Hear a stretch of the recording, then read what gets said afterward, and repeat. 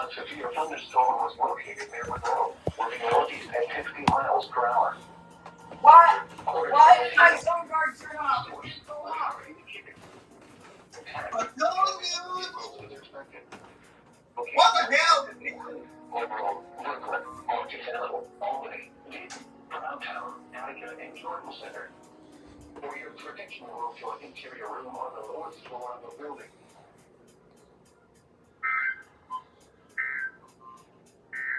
The National Weather Service in Lincoln has issued a severe thunderstorm warning for northeastern Vermilion County until 1:15 p.m.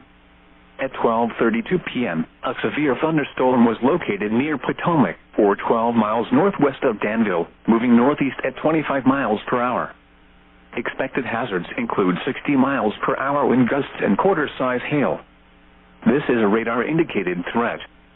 The following impacts are expected. Hail damage to vehicles is expected. Expect wind damage to roofs, siding, and trees. This severe thunderstorm will be near Rossville around 12:45 p.m. Other locations in the path of this severe thunderstorm include Hoopeston. This includes Interstate 74 between mile markers 209 and 219. The following...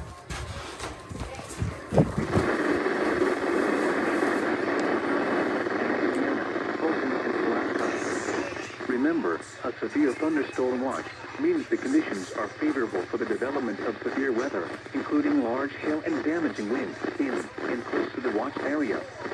While severe weather may not be imminent, persons should remain alert for rapidly changing weather conditions and listen for later statements and possible warnings. Stay tuned to NOAA Weather Radio, commercial radio and television outlets, or internet sources for the latest severe weather information. The National Weather Service has issued Severe Thunderstorm Watch number 354, effective until 10 p.m. Eastern Daylight Time. This watch includes the following counties in Indiana: Clark, Jackson, Jefferson, Jennings, Lawrence, Scott, and Washington, and the following counties in Kentucky: Henry, Oldham, and Trimble. Remember, a severe thunderstorm watch means the conditions are favorable for the development of severe weather, including large hail and damaging winds in and close to the watch area. While severe weather may not be imminent, persons should remain alert for rapidly changing weather conditions and listen for later statements and possible warnings. Stay tuned to NOAA Weather Radio, broadcast radio and television outlets, or internet sources for the latest severe weather information.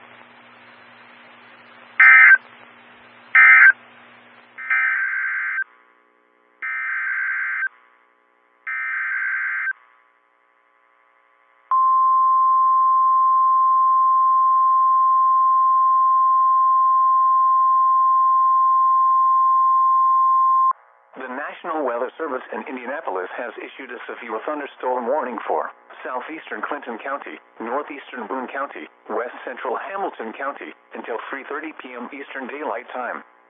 At 2:55 p.m. Eastern Daylight Time, a severe thunderstorm was located over Lebanon, or 14 miles south of Frankfort, moving east at 20 miles per hour.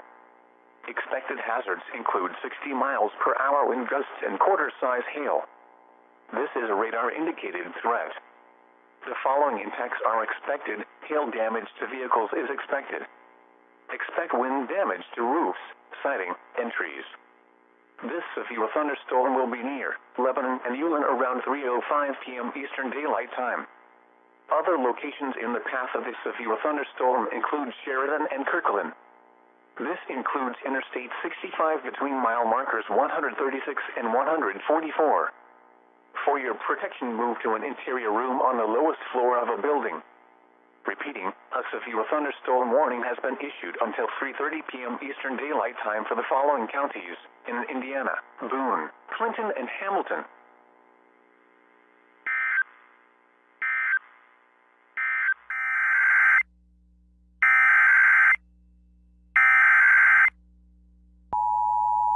The National Weather Service in Caribou, Maine has issued a severe thunderstorm warning for north central Aroostook County in northern Maine until 3:45 p.m.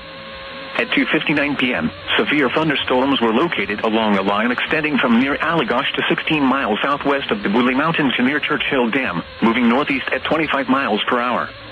Hazard, 60 miles per hour wind gusts and quarter-size hail. Source, radar indicated. Impact, minor hail damage to vehicles is possible. Expect wind damage to trees and power lines.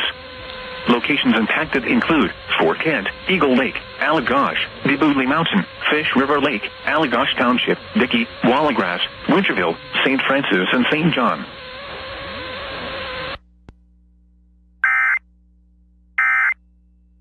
At 2:16 p.m., a severe thunderstorm was located near Maisel, or 7 miles west of Sauk City, moving east at 35 miles an hour. Hazard, quarter-size hail. Source, radar indicated. Impact, damage to vehicles is expected. Locations impacted include Eastern Madison, Sun Prairie, Waunakee, Portage, Windsor, Sauk City, Lake Wisconsin, DeForest, Lodi, Gwinnett, Maisel, Black Earth, Dane, Arlington, Merrimack, Harmony Grove, Morrisonville, Token Creek, Ockee, and Interstate 90/94 interchange. This includes the following locations: Gibraltar Rock Natural Area County Park. For your protection, move to an interior room on the lowest floor of a building.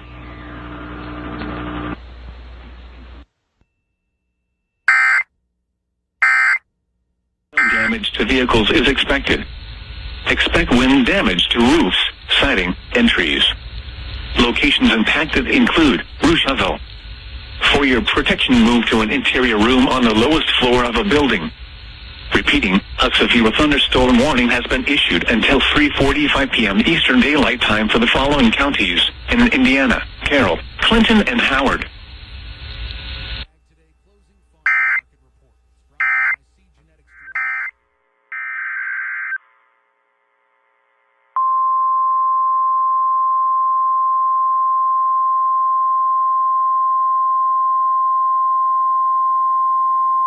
The National Weather Service in Indianapolis has issued a severe thunderstorm warning for northeastern Boone County, southwestern Hamilton County, until 4 p.m. Eastern Daylight Time. At 3:26 p.m. Eastern Daylight Time, a severe thunderstorm was located near Lebanon, or 17 miles southeast of Frankfort, moving east at 20 miles per hour. Expected hazards include 60 miles per hour wind gusts and quarter-size hail. This is a radar-indicated threat. The following impacts are expected. Hail damage to vehicles is expected. Expect wind damage to roofs, siding, and trees. Locations impacted include Sheridan and Westfield. For your protection, move to an interior room on the lowest floor of a building. Repeating, a severe thunderstorm warning has been issued until 4 p.m. Eastern Daylight Time for the following counties in Indiana: Boone and Hamilton.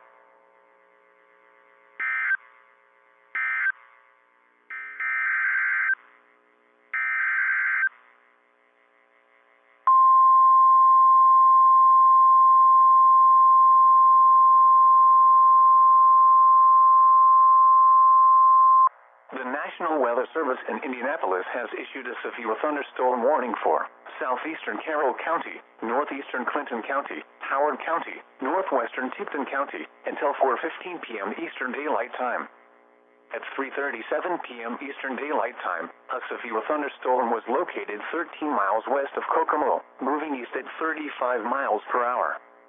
Expected hazards include 60 miles per hour wind gusts and quarter-size hail. This is a radar-indicated threat. The following impacts are expected. Hail damage to vehicles is expected. Expect wind damage to roofs, siding, and trees. This severe thunderstorm will be near Rushville around 3:45 p.m. Eastern Daylight Time. Other locations in the path of the severe thunderstorm include Kokomo and Indian Heights. For your protection, move to an interior room on the lowest floor of a building. Large hail and damaging winds and continuous cloud-to-ground lightning is occurring with this storm. Move indoors immediately. Lightning is one of nature's leading killers.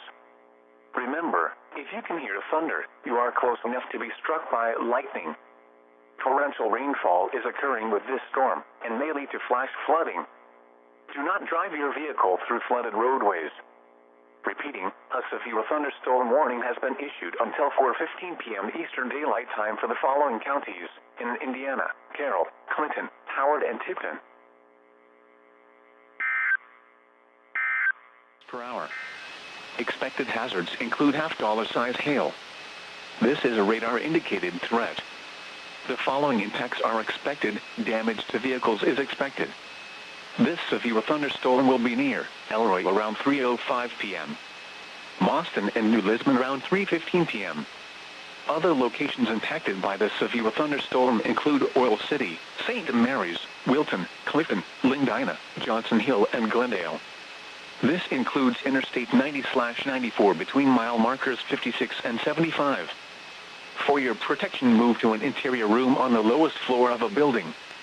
Repeating, a severe thunderstorm warning has been issued until 3:30 p.m. for the following counties in Wisconsin: Juneau and Monroe.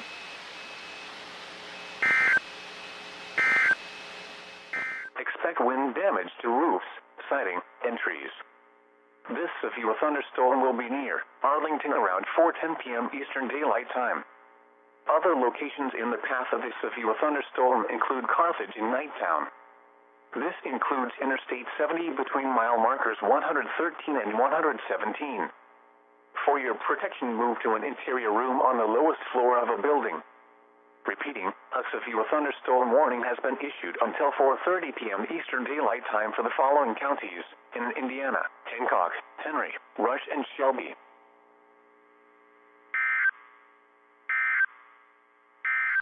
The National Weather Service in Milwaukee-Sullivan has issued a severe thunderstorm warning for Eastern Dane County in south-central Wisconsin, Jefferson County in southeastern Wisconsin, Southern Dodge County in southeastern Wisconsin, until 4:15 p.m. At 2:59 p.m., a severe thunderstorm was located over Windsor, moving east at 40 miles an hour. Hazard, golf ball-size hail and 60 miles an hour wind gusts. Source, radar indicated.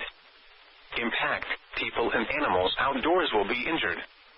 Expect hail damage to roofs, siding, windows, and vehicles. Expect wind damage to roofs, siding, and trees. Locations impacted include Eastern Madison, Sun Prairie, Fitchburg, Watertown, Stoughton, Fort Atkinson, Oregon, Jefferson, McFarland, Monona, Lake Mills, Marshall, Waterloo, Cottage Grove, Johnson Creek, Deerfield, Cambridge, Lake Ripley, Hudsonia, and Rome. For your protection, move to an interior room.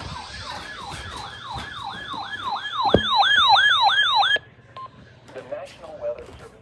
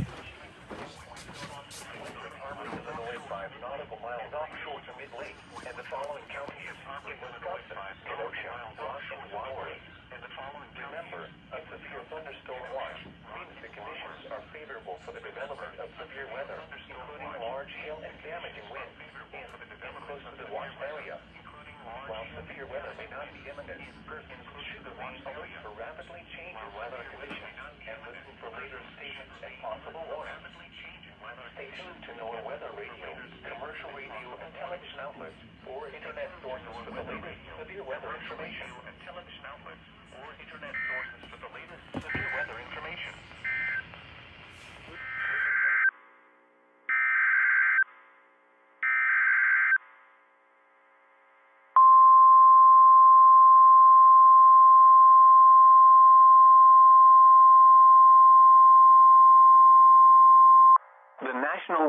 Service in Indianapolis has issued a flash flood warning for northern Hancock County until 7:15 p.m. Eastern Daylight Time. At 4:08 p.m. Eastern Daylight Time, Doppler radar indicated thunderstorms producing heavy rain across the warned area. Between 1 and 2 inches of rain have fallen. Additional rainfall amounts of 1 to 1.5 inches are possible in the warned area. Flash flooding is ongoing or expected to begin shortly. Expected hazards include flash flooding caused by thunderstorms. Source: radar.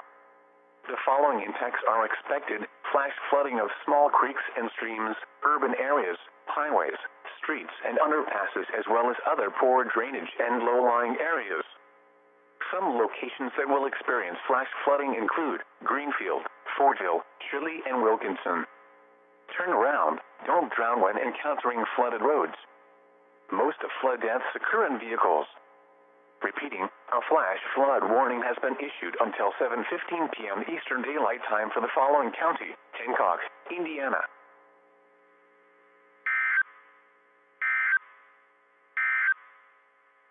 The National Weather Service in Indianapolis has issued a severe thunderstorm warning for northeastern Shelby County, southeastern Hancock County, northwestern Rush County, southwestern Henry County, until 4:30 p.m. Eastern Daylight Time. At 3:59 p.m. Eastern Daylight Time, a severe thunderstorm was located 9 miles southeast of Greenfield, or 10 miles northeast of Shelbyville, moving east at 25 miles per hour. Expected hazards include 60 miles per hour wind gusts and quarter-size hail. This is a radar-indicated threat. The following impacts are expected: hail damage to vehicles is expected. Expect wind damage to roofs, siding, and trees. This severe thunderstorm will be near Arlington around 4:10 p.m. Eastern Daylight Time. Other locations in the path of the severe thunderstorm include Carthage and Nighttown. This includes Interstate 70 between mile markers 113 and 117. For your protection, move to an interior room on the lowest floor of a building. Repeating, a severe thunderstorm warning has been issued until 4:30 p.m. Eastern Daylight Time for the following counties in Indiana: Hancock, Henry, Rush, and Shelby. Repeating, a severe thunderstorm warning has been issued until 4:15 p.m. for the following counties in Wisconsin: Adams and Juneau.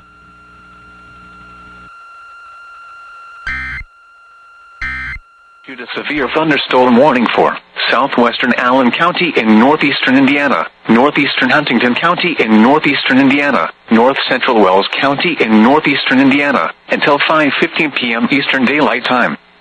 At 4:34 p.m. Eastern Daylight Time, a severe thunderstorm was located near Huntington, moving east at 35 miles per hour.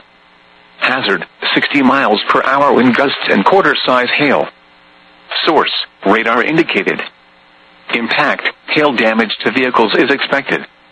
Expect wind damage to roofs, siding, and trees. Locations impacted include Markle, Boyd, Roanoke, Zanesville, Bowerstown, Mayen, and Noblesville. This includes the following highways: Interstate 469 between mile markers 7 and 8. Interstate 69 in Indiana between mile markers 286 and 300. For your protection, move to an interior room on the lowest floor of a building. Repeating, a severe thunderstorm warning has been issued until 5:15 p.m. Eastern Daylight Time for the following counties in Indiana: Allen, Huntington, and Wells.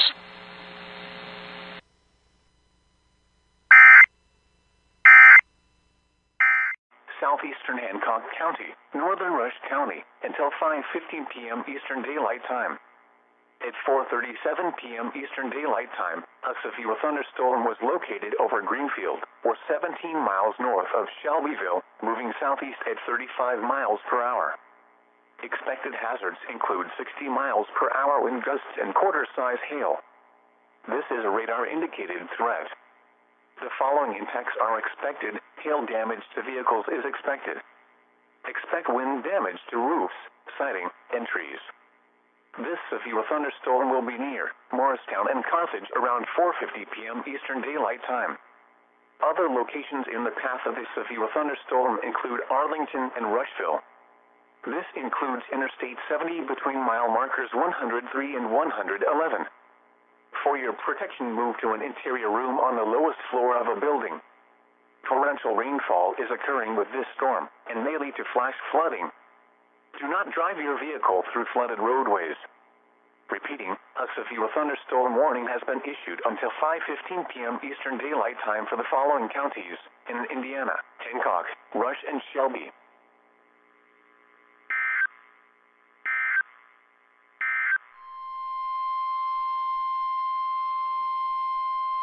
The National Weather Service in Milwaukee-Sullivan has issued a severe thunderstorm warning for Waukesha County in southeastern Wisconsin until 4:45 p.m.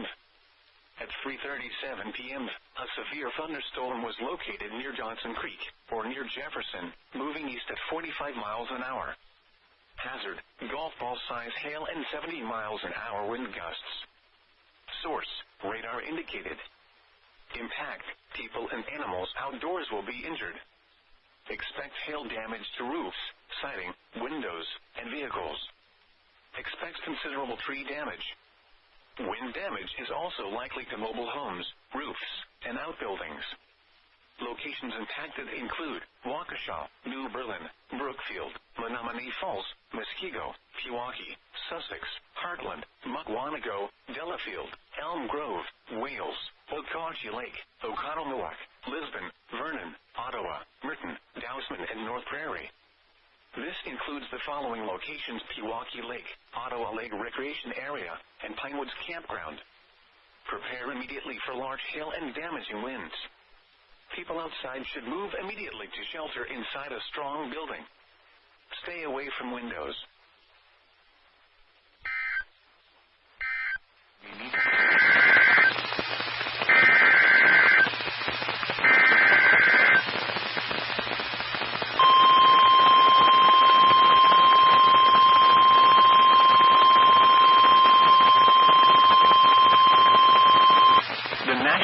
Service in Wilmington has issued a severe thunderstorm warning for northern Franklin County, Wayne County, Union County, Indiana, Fayette County, Indiana, until 5:45 p.m.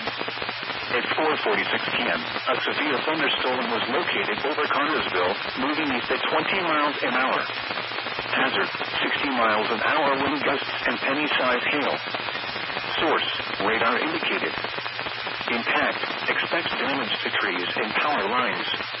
Locations impacted include Richmond, Connersville, Brookville, Centerville, Cambridge City, Liberty, Hagerstown, Dublin, West College Corner, Glenwood, Salem, Waterloo, Blooming Grove, Columbia, Metamora, Bunker Hill, Abington, Brownsville, Laurel and Greensport.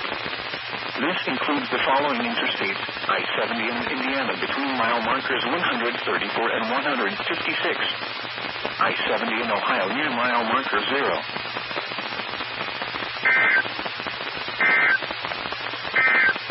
Only 5 nautical miles offshore to mid-lake. Remember, a severe thunderstorm watch means the conditions are favorable for the development of severe weather, including large hail and damaging winds in and close to the watch area. While severe weather may not be imminent, persons should remain alert for rapidly changing weather conditions and listen for later statements and possible warnings. Stay tuned to NOAA Weather Radio, commercial radio and television outlets, or internet sources for the latest severe weather information. This is the NOAA Weather Radio KEC 60 in Milwaukee.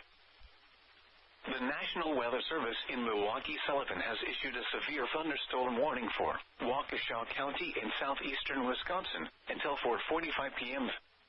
At 3:37 p.m., a severe thunderstorm was located near Johnson Creek, or near Jefferson, moving east at 45 miles an hour.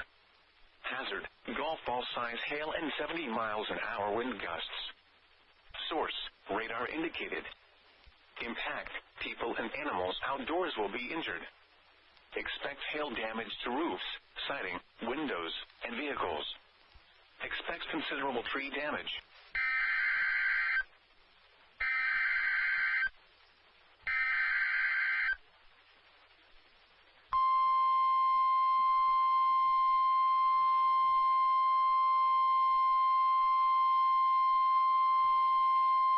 The National Weather Service in Milwaukee-Sullivan has issued a special marine warning for Lake Michigan near shore and open waters to mid-lake from Port Washington, Wisconsin to Wind Point, Wisconsin until 5:30 p.m. At 3:54 p.m., severe thunderstorms were located along a line extending from 23 nautical miles west of Milwaukee to 27 nautical miles west of Oak Creek, moving east at 40 knots. Hazard, wind gusts 34 knots or greater and large hail. Source, radar. Impact, small craft could be damaged and briefly higher winds and suddenly higher waves. Large hail could result in structural damage. Severe thunderstorms will remain over mainly open waters. Move to safe harbor until hazardous weather passes.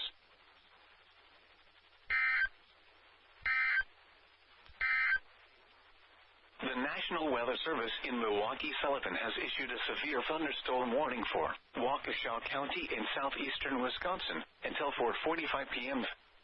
At 3:37 p.m., a severe thunderstorm was located near Johnson Creek, or near Jefferson, moving east at 45 miles.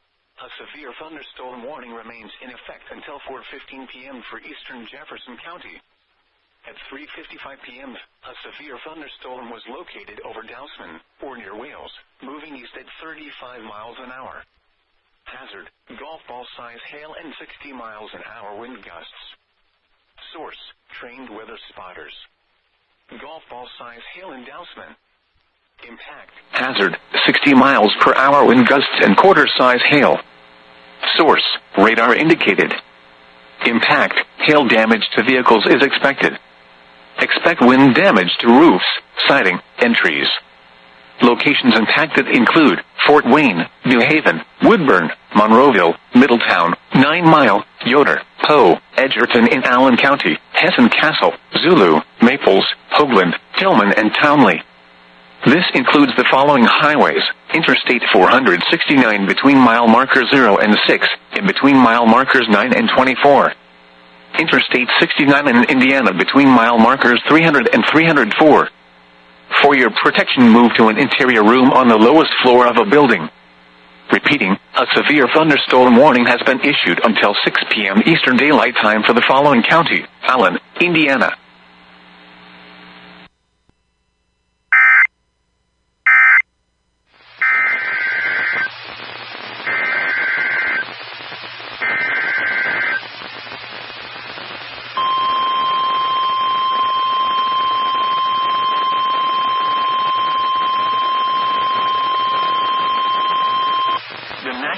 Service in Wilmington has issued a severe thunderstorm warning for northern Franklin County, Wayne County, Union County, Indiana, Fayette County, Indiana, until 6 p.m.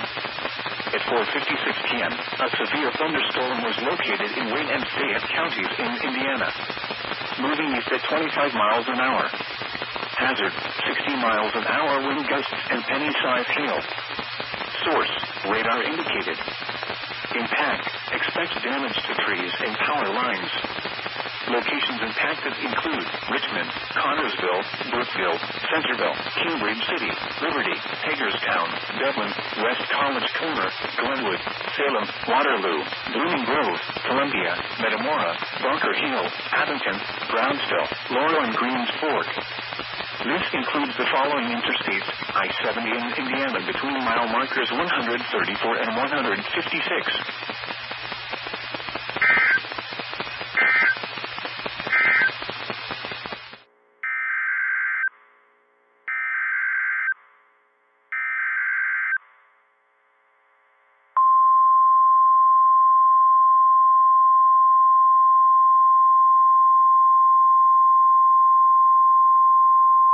The National Weather Service in Indianapolis has issued a severe thunderstorm warning for Rush County, northern Decatur County, until 6 p.m. Eastern Daylight Time. At 5:02 p.m. Eastern Daylight Time, severe thunderstorms were located along a line extending from near Glenwood to 8 miles northwest of Rushville, moving southeast at 30 miles per hour. Expected hazards include 60 miles per hour wind gusts and nickel-size hail. This is a radar-indicated threat. The following impacts are expected. Expect damage to roofs, siding, and trees. Severe thunderstorms will be near Glenwood around 5:10 p.m. Eastern Daylight Time. Other locations in the path of these severe thunderstorms include Moscow, Milroy, New Salem, Sandusky, Clarksburg, Lake Santee, and New Point. This includes Interstate 74 between mile markers 125 and 144. For your protection, move to an interior room on the lowest floor of a building. Torrential rainfall is occurring with these storms and may lead to flash flooding.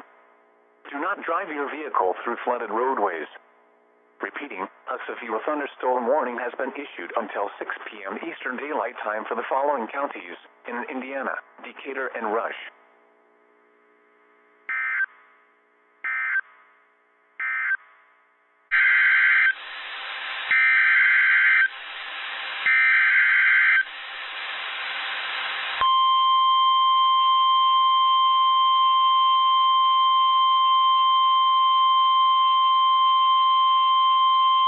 The National Weather Service in Greenville-Spartanburg has issued a severe thunderstorm warning for Central Transylvania County in western North Carolina, Eastern Jackson County in western North Carolina, Southeastern Haywood County in western North Carolina, until 5:45 p.m. Eastern Daylight Time. At 5:03 p.m. Eastern Daylight Time, a severe thunderstorm was located 9 miles south of Waynesville, or near Blue Ridge Parkway. Balsam Gap to Black Balsam area, moving southeast at 10 miles per hour. Hazard, 60 miles per hour wind gusts and quarter-size hail. Source, radar indicated. Impact, minor hail damage to vehicles is expected. Expect wind damage to trees and power lines. Locations impacted include Brevard, Rosman, Lake Tuxaway, Graveyard Fields, Blue Ridge Parkway. Black Balsam to Mount Pisgah, Blue Ridge Parkway. Balsam Gap to Black Balsam area, Black Balsam area, Balsam Grove, Wolf Mountain, and Sunburst. For your protection, move to an interior room on the lowest floor of a building. Please report damaging winds, hail, or flooding to the National Weather Service by calling toll-free 1-800-267-8101 or by posting on our Facebook page or tweet it using hashtag NWSGSP. Your message should describe the event and the specific location where it occurred. Repeating, a severe thunderstorm warning has been issued until 5:45 p.m. Eastern Daylight Time for the following counties in North Carolina, Haywood, Jackson, and Transylvania.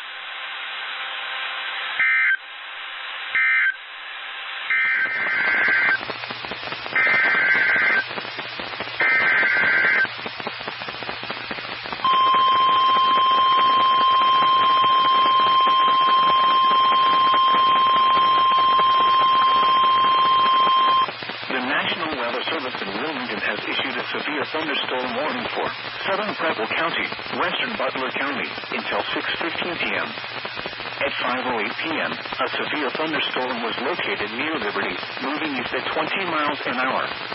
Hazard, 60 miles an hour wind gusts and penny-sized hail. Source, radar indicated. Impact, expect damage to trees and power lines. Locations impacted include Hamilton, Fairfield, Oxford, Eaton, Ross, Camden, West Alexandria, Gladys, 7 Mile, Guttown, Dunlap, Riley, Millville, Scipio, College Corner, Somerville, West Elkton, Jacksonburg, Collinsville, and Morning Sun.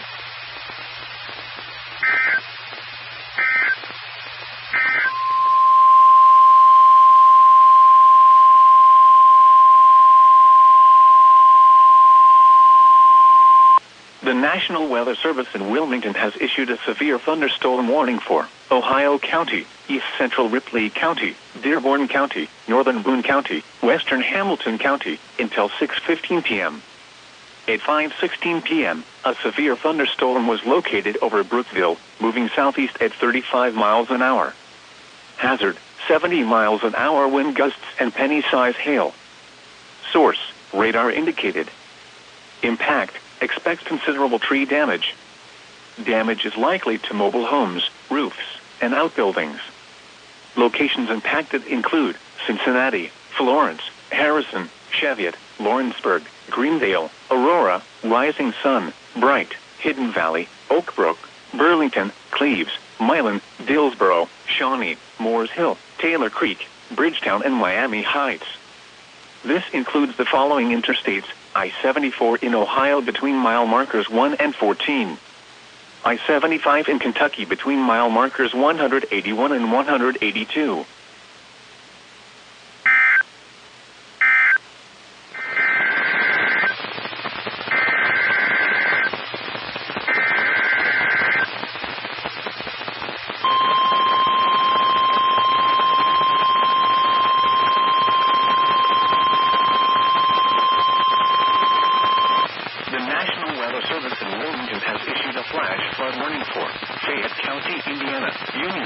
Indiana, southwestern Wayne County, northern Franklin County, northwestern Butler County, southwestern Preble County, until 8:15 p.m.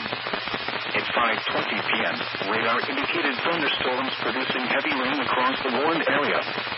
Between 0.5 and 1.5 inches of rain has fallen.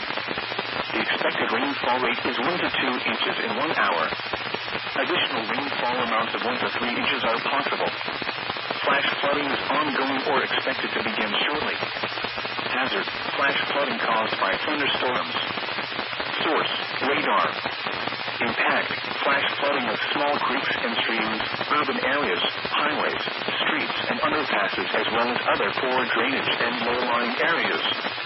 Some locations that may experience flash flooding include Hamilton, Oxford, Connersville, Boothville, Liberty, West College Corner, Glenwood, Dartown, Salem, Riley, Waterloo, Blooming Grove, Columbia, Metamora, Bunker Hill, Brownsville, Millville, Laurel, Milton, and College Corner.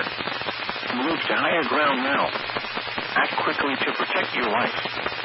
To report flash flooding, go to our website at weather.gov/ILN and submit your report via social media. You can do so safely.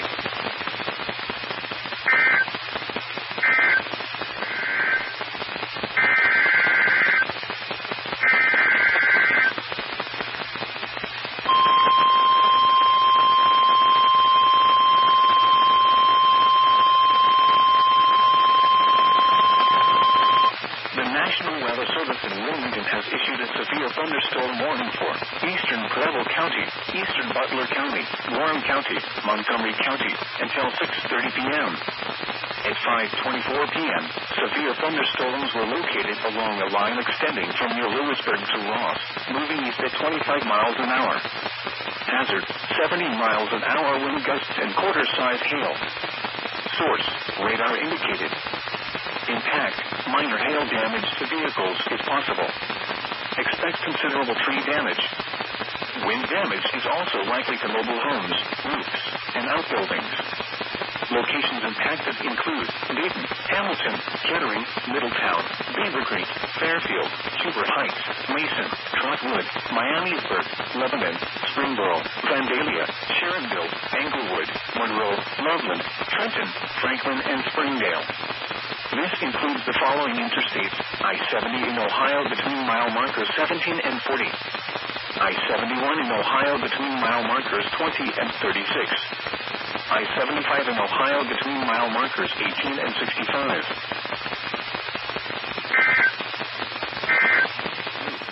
Roofs and outbuildings. Locations impacted include Cincinnati, Covington, Independence, Norwood, Forest Park, Erlanger, Fort Thomas, Newport, Sharonville, Blue Ash, Loveland, Springdale, Reading, Montgomery, North College Hill, Madera, Edgewood, Alexandria, Ellesmere, and Wyoming. This includes the following interstates: I-71 in Ohio between mile markers 0 and 19. I-74 in Ohio between mile markers 14 and 19. I-75 in Kentucky between mile markers 184 and 191. I-75 in Ohio between mile markers 0 and 17.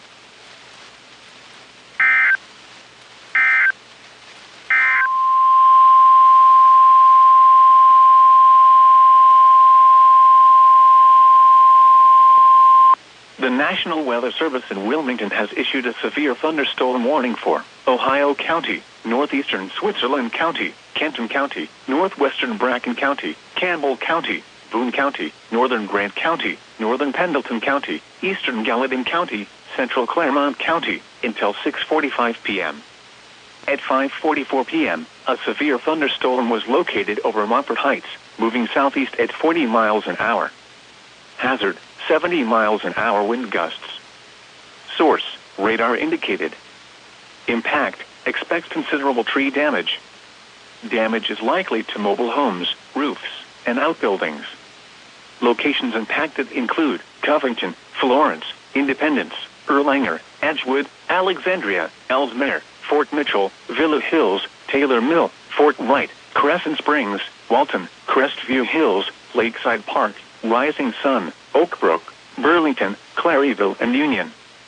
This includes the following interstates: I-71 in Kentucky between mile markers 63 and 77.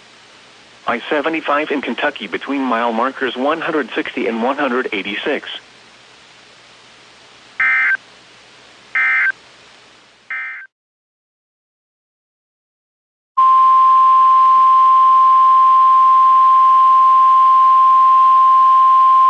The National Weather Service in Wilmington has issued a severe thunderstorm warning for eastern Warren County, Clinton County, Greene County, until 6:45 p.m.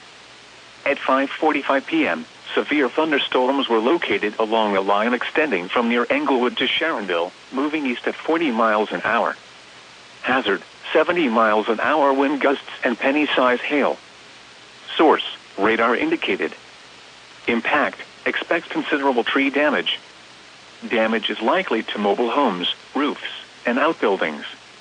Locations impacted include Beaver Creek, Huber Heights, Fairborn, Xenia, Wilmington, Bellbrook, Blanchester, Yellow Springs, Wright-Patterson Air Force Base, Cedarville, Waynesville, Jamestown, Lynchburg, New Vienna, Marl, Wilberforce, New Jasper, Woodville, Clarksville, and Harveysburg. This includes I-71 in Ohio between mile markers 35 and 61.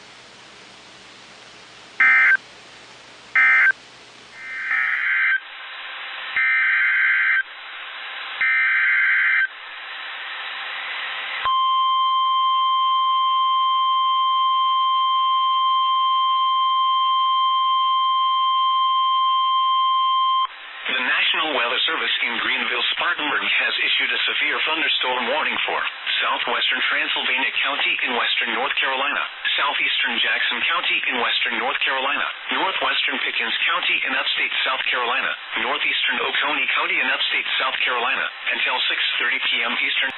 At 5:46 p.m. Eastern Daylight Time, a severe thunderstorm was located 14 miles southwest of Brevard, or near Lake Tuxaway, moving south at 15 miles per hour. Hazard, 60 miles per hour wind gusts and quarter-size hail. Source, radar indicated. Impact, minor hail damage to vehicles is expected. Expect wind damage to trees and power lines. Locations impacted include Rosman, Cashers, Lake Tuxaway, Lake Jocassee, Gorges State Park, Balsam Grove, Bad Creek, Wolf Mountain, Rocky Bottom, and Sunset. For your protection, move to an interior room on the lowest floor of a building.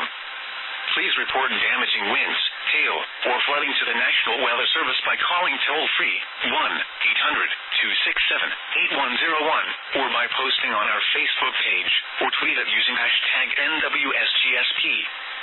Your message should describe the event and the specific location where it occurred. Repeating, a severe thunderstorm warning has been issued until 6:30 p.m. Eastern Daylight Time for the following counties in North Carolina, Jackson and Transylvania, and the following counties in South Carolina, Oconee and Pickens.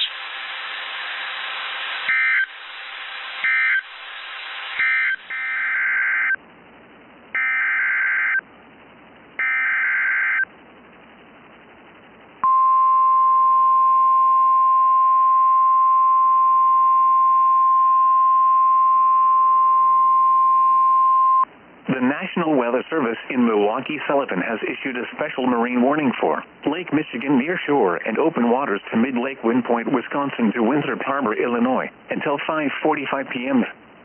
At 4:49 p.m., severe thunderstorms were located along a line extending from 16 nautical miles east of South Milwaukee to near Wind Point, moving east at 45 knots.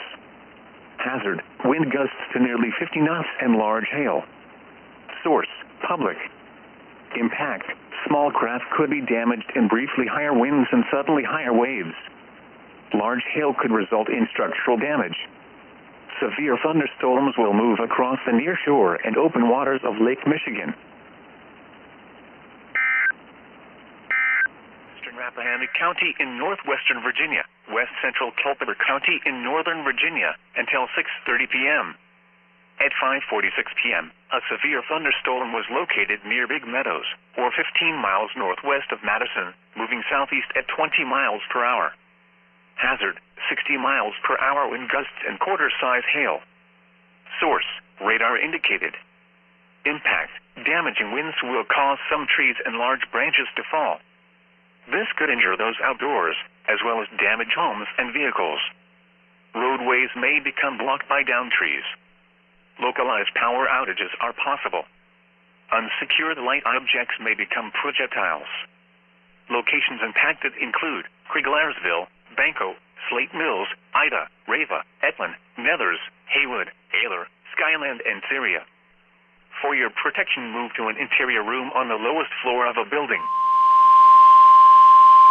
The National Weather Service in Wilmington has issued a severe thunderstorm warning for eastern Claremont County, northwestern Brown County, southwestern Highland County, until 7 p.m. At 5:55 p.m., a severe thunderstorm was located over Loveland, moving east at 20 miles an hour. Hazard, 60 miles an hour wind gusts. Source, radar indicated. Impact, expects damage to trees and power lines.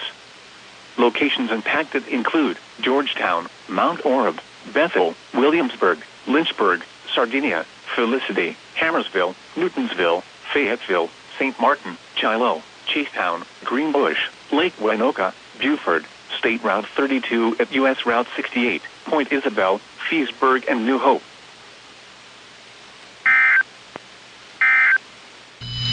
The following hazards are expected: 60 miles per hour wind gusts.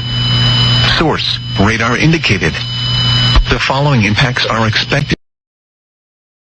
Expects damage to trees and power lines. Locations impacted include Eastover, Gadsden, and Wedgwood.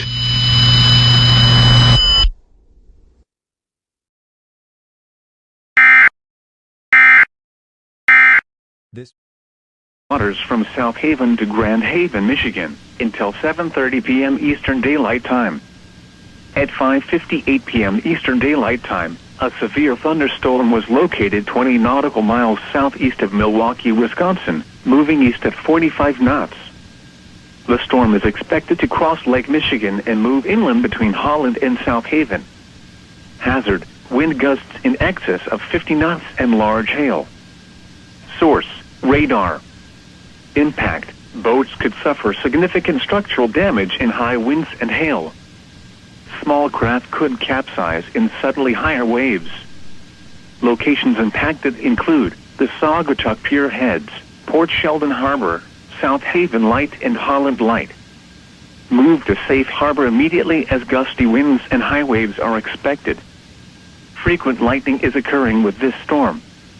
If caught on the open water, stay below deck if possible. Keep away from ungrounded metal objects.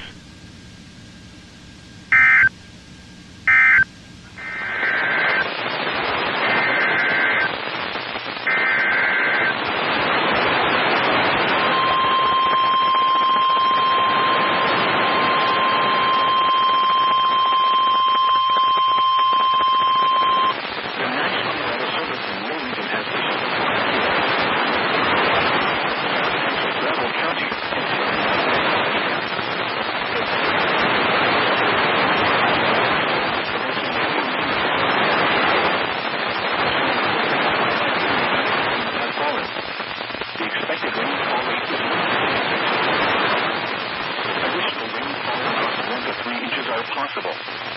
Flash flooding is ongoing or expected to begin shortly. Flash flooding by thunderstorms. Source, radar. Impact, flash flooding of small creeks and streams, urban areas, highways, streets, and underpasses, as well as other poor drainage and road.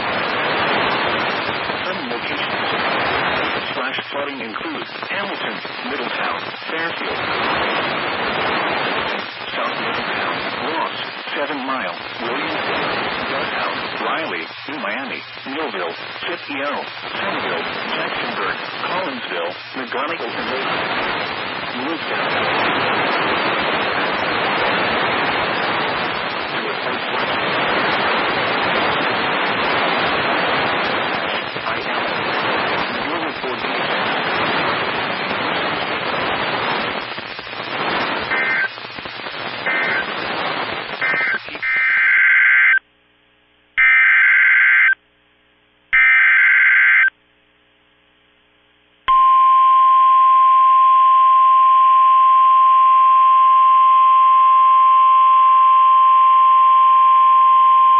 The National Weather Service in Wilmington has issued a severe thunderstorm warning for Fayette County, Ohio, northeastern Clinton County, southern Clark County, Highland County, southern Madison County, northwestern Ross County, until 7:15 p.m. At 6:11 p.m., severe thunderstorms were located along a line extending from near Zenith to Blanchester, moving east at 45 miles an hour. Hazard, 70 miles an hour wind gusts and penny-size hail. Source, radar indicated. Impact, expects considerable tree damage. Damage is likely to mobile homes, roofs, and outbuildings.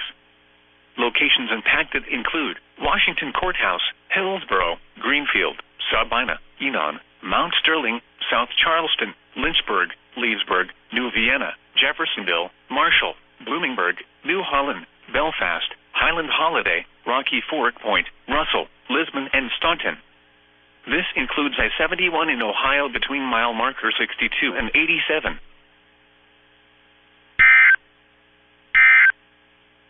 The National Weather Service in Glasgow has issued a severe thunderstorm warning for southeastern Webull County in northeastern Montana until 5:15 p.m. Mountain Daylight Time.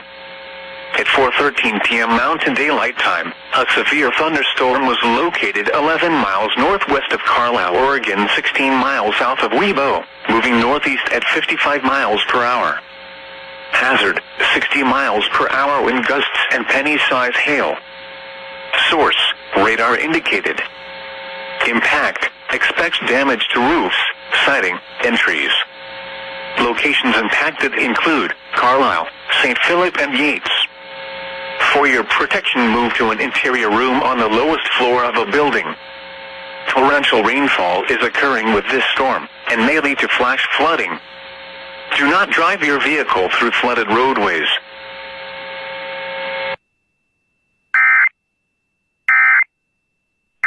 A severe thunderstorm watch remains in effect until 10 p.m. and now includes the following counties in Ohio: Clark, Fairfield, Fayette, Franklin, Hocking, Madison, and Pickaway. Remember, a severe thunderstorm watch means the conditions are favorable for the development of severe weather, including large hail and damaging winds, in and close to the watch area. While severe weather may not be imminent, persons should remain alert for rapidly changing weather conditions and listen for later statements and possible warnings. Stay tuned to NOAA Weather Radio, commercial radio and television outlets, or internet sources for the latest severe weather information.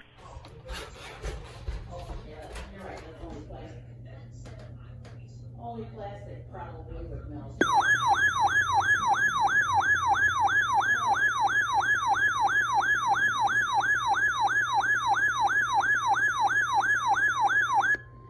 This is a severe thunderstorm warning. The National Weather Service has issued severe thunderstorm watch number 356, effective at 11 p.m. Central Daylight Time or midnight Eastern Daylight Time Tuesday. This watch includes the following counties in Indiana: LaPorte, Marshall, St. Joseph, and Starr, and the following counties in Michigan: Berrien and Cass, and the following: New Buffalo, Michigan to St. Joseph, Michigan, Michigan City, Indiana to New Buffalo, Michigan, and Lake Michigan from Michigan City, Indiana to St. Joseph, Michigan, 5 nautical miles offshore to mid-lake. Remember, a severe thunderstorm watch means the conditions are favorable for the development of severe weather, including large hail and close to the watch area. While severe weather may not be imminent, persons should remain alert for rapidly changing weather conditions and listen for later statements and possible warnings. Stay tuned to NOAA Weather Radio, commercial radio and television outlets, or internet sources for the latest severe weather information. South Central Frederick County in North Central Maryland, northeastern Loudoun County in Northern Virginia, until 7:15 p.m. At 6:31 p.m., a severe thunderstorm was located near Poolsville, moving southeast at 20 miles per hour. Hazard, 60 miles per hour wind gusts and quarter-size hail. Source, radar indicated. Impact, damaging winds will cause some trees and large branches to fall. This could injure those outdoors, as well as damage homes and vehicles. Roadways may become blocked by downed trees. Localized power outages are possible. Unsecured light objects may become projectiles. Locations impacted include Germantown, Lansdowne, Poolsville, Boyds, Belmont, Barnesville, Dickerson, Bealsville, Tuscarora, and Luckett's. For your protection, move to an interior room on the lowest floor of a building. The National Weather Service in Greenville-Spartanburg has issued a severe thunderstorm warning for northeastern Raven County in northeastern Georgia, southwestern Transylvania County in western North Carolina, south central Jackson County in western North Carolina, western Pickens County in upstate South Carolina, Oconee County in upstate South Carolina, until 7:15 p.m. Eastern Daylight Time. At 6:30 p.m. Eastern Daylight Time, a severe thunderstorm was located 10 miles north of Walhalla, or 4 miles northwest of Salem, moving south at 25 miles per hour. Hazard, 60 miles per hour wind gusts and quarter-size hail. Source, radar indicated. Impact, minor hail damage to vehicles is expected. Expect wind damage to trees and power lines. Locations impacted include Seneca, Walhalla, Westminster, Cashers, Salem, Lake Keowee, Lake Jocassee, Devil's Fork State Park, Gorges State Park, and Keowee-Tugsaway State Park. For your protection, move to an interior room on the lowest floor of a building. Please report damaging winds, hail, or flooding to the National Weather Service by calling toll-free 1-800-267-8101 or by posting on our Facebook page or tweet it using hashtag NWSGSP. Your message should describe the event and the specific location where it occurred. Repeating, a severe thunderstorm warning has been issued until 7:15 p.m. Eastern Daylight Time for the following county, Raven, Georgia, and the following counties, in North Carolina, Jackson and Transylvania, and the following counties, in South Carolina, Oconee and Pickens. The National Weather Service in Charleston, West Virginia has issued a severe thunderstorm warning for northeastern Boyd County in northeastern Kentucky, southeastern Lawrence County in southeastern Ohio, northwestern Cabell County in central West Virginia, north central Wayne County in western West Virginia, until 7 p.m. Eastern Daylight Time. At 6:36 p.m. Eastern Daylight Time, a severe thunderstorm was located near Coal Grove, moving northeast at 20 miles per hour. Hazard, 60 miles per hour wind gusts and quarter-size hail. Source, radar indicated. Impact, hail damage to vehicles is expected. Expect wind damage to roofs, siding, and trees. Locations impacted include Huntington, Ashland, Chesapeake, Proctorville, Barboursville, Kenova, Cadletsburg, Cerrito, South Point, Burlington, Ade, Athalia, Skotown, and Pea Ridge. This includes the following highways: Interstate 64 in Kentucky near mile marker 191. Interstate 64 in West Virginia between mile markers 1 and 20. Here is a weather bulletin for the following counties in Kentucky: Boyd, Carter, Greenup, and Lawrence, and the following counties in Ohio: Gallia and Lawrence, and the following counties in West Virginia: Cabell and Wayne. What? Dangerously hot conditions with heat index values up to 110 possible. Where? Portions of southeast Ohio, northeast Kentucky, and western and southwestern West Virginia. When? From Tuesday afternoon through Thursday evening. Impacts: extreme heat and humidity will significantly increase the potential for heat-related illnesses, particularly for sensitive populations and those working or participating in. The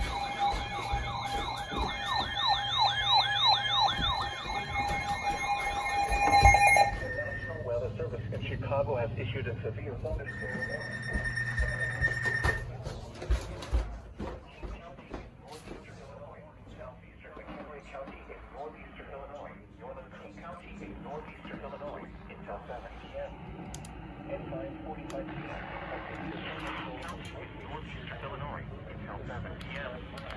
At 5:45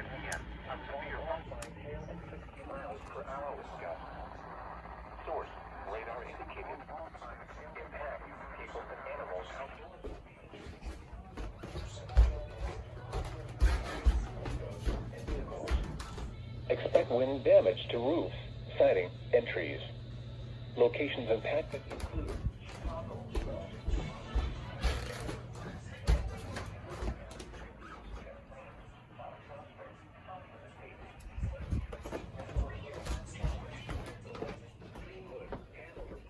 Carpentersville, Wheeling, Park Ridge, and Northbrook, including the following interstates: Interstate 90 between mile markers 38 and 83, Interstate 94 between mile markers 16 and 42, Interstate 290 between mile markers 1 and 4, Interstate 290. A producing waterspouts was located 21 nautical miles northwest of South Haven Light, moving east at 45 knots.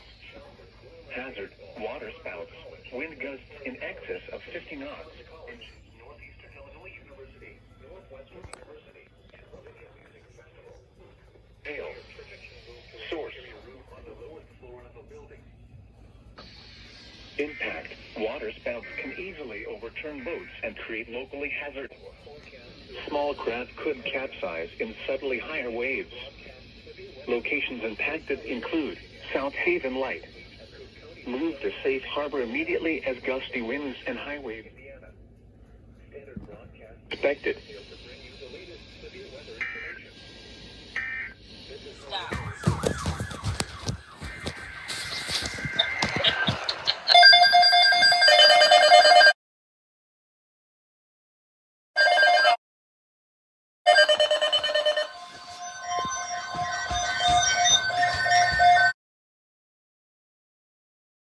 Weather Service has issued tornado watch number 357, effective until 11 p.m. This watch includes the following counties in Illinois: Boone, Cook, DeKalb, DuPage, Kane, Kankakee, Kendall, Lake, McHenry, and Will, and the following counties in Indiana: Jasper, Lake, Newton, and Porter, and the following: Winthrop Harbor to Wilneck Harbor, Illinois; Wilneck Harbor to Northerly Island, Illinois; Northerly Island to Calumet Harbor, Illinois; Calumet Harbor, Illinois to Gary, Indiana; Gary to Burns Harbor, Indiana; Burns Harbor to Michigan City, Indiana; Lake Michigan from Winthrop Harbor to Wilneck Harbor, Illinois, 5 nautical miles offshore to Mid-Lake; and Lake Michigan from Wilneck Harbor, Illinois to Michigan City, Indiana, 5 nautical miles offshore to Mid-Lake. Remember, a tornado watch means the conditions are favorable for the development of severe weather, including tornadoes, large hail, and damaging winds in and close to the watch area. While severe weather may not be imminent, persons should remain alert for rapidly changing weather conditions and listen for later statements and possible warnings. What did you Tune to do? our weather radio, commercial radio, and television outlets for internet weather information.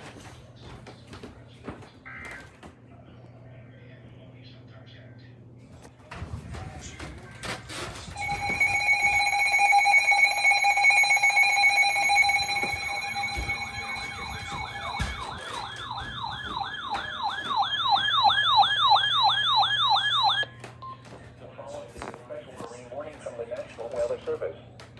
The National Weather Service in Chicago has issued a special marine warning for nearshore waters from Winthrop Harbor to Northerly Island, open waters from Winthrop Harbor to Michigan City out to Mid-Lake until 8:45 p.m.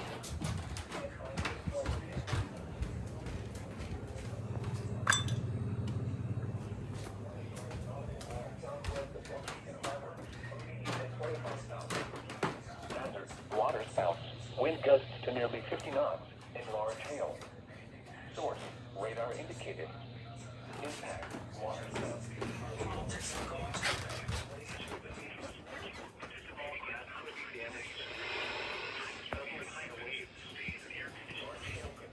Structural damage.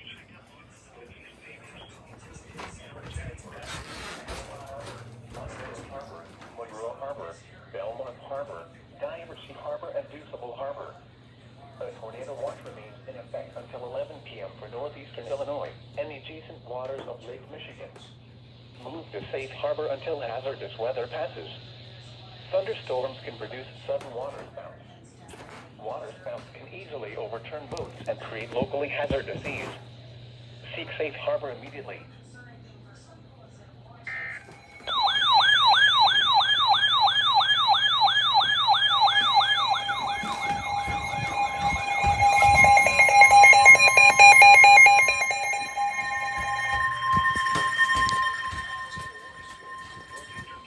This might be for us. Yo, is your mother hacking your account? No, my cell phone. Oh, because I was on your... Chicago! It's not for me, it's very close. Because I saw that someone was hacking your... I saw on Minecraft Live. Mobile homes will be damaged or destroyed. You catch the rock? Mobile homes will be damaged or destroyed. Damage to roofs, windows, and vehicles will occur. Tree damage is likely. This dangerous storm will be near Barrington Hills and East Dundee around 6 p.m. Other locations in the path of this tornadic thunderstorm include Barrington, Streamwood, Inverness, Hanover Park, Schaumburg, and Palatine. This includes Schaumburg, Boomers Baseball, including the following Interstate 90.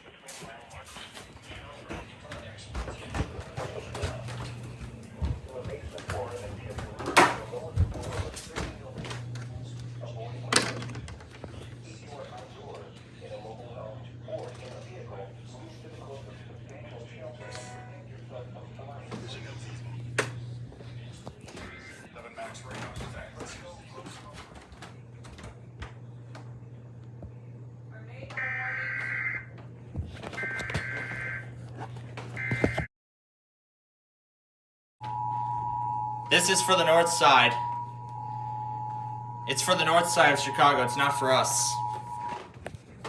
The National Weather Service in Chicago has issued a tornado warning for northeastern King County in northeastern Illinois, northwestern Cook County in northeastern Illinois until 6:45 p.m.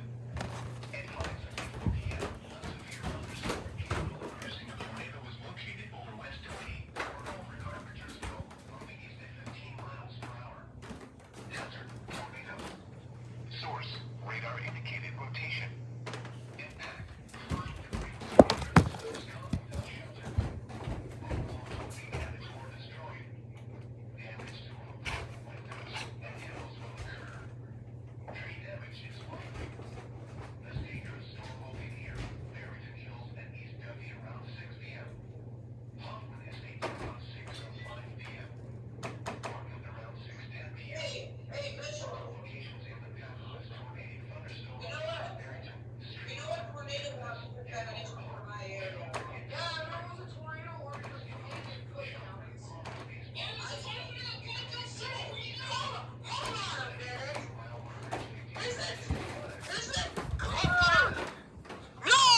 It's on TV! on the lowest floor of a sturdy building. Wait, Plainfield, can you talk or not? Outdoors, in a mobile home or in a vehicle, move to the closest substantial shelter and protect yourself from flying debris. It's on the TV again? Yeah, it's going again. What the hell? It's probably pulling it from another station. Most likely, it's probably pulling Chicago this time. Wait, Plainfield, do your grandparents live in Kendall County too as well? No, this is in Cook County. At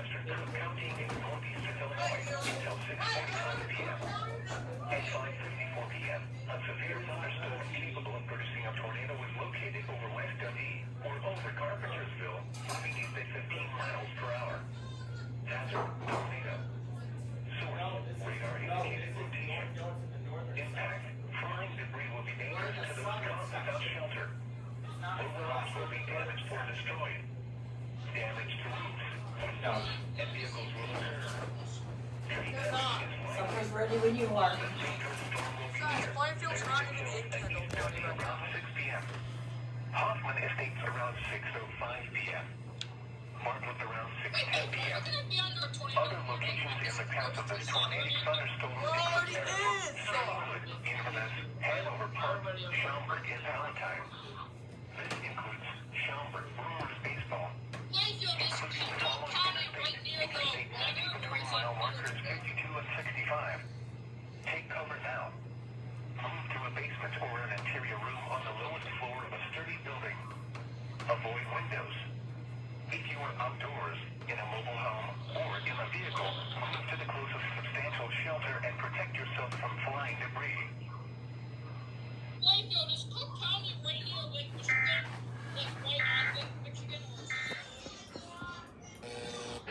At 7:07 p.m. Eastern Daylight Time, a severe thunderstorm was located over Barbersville, or near Proctorville, moving east at 25 miles per hour.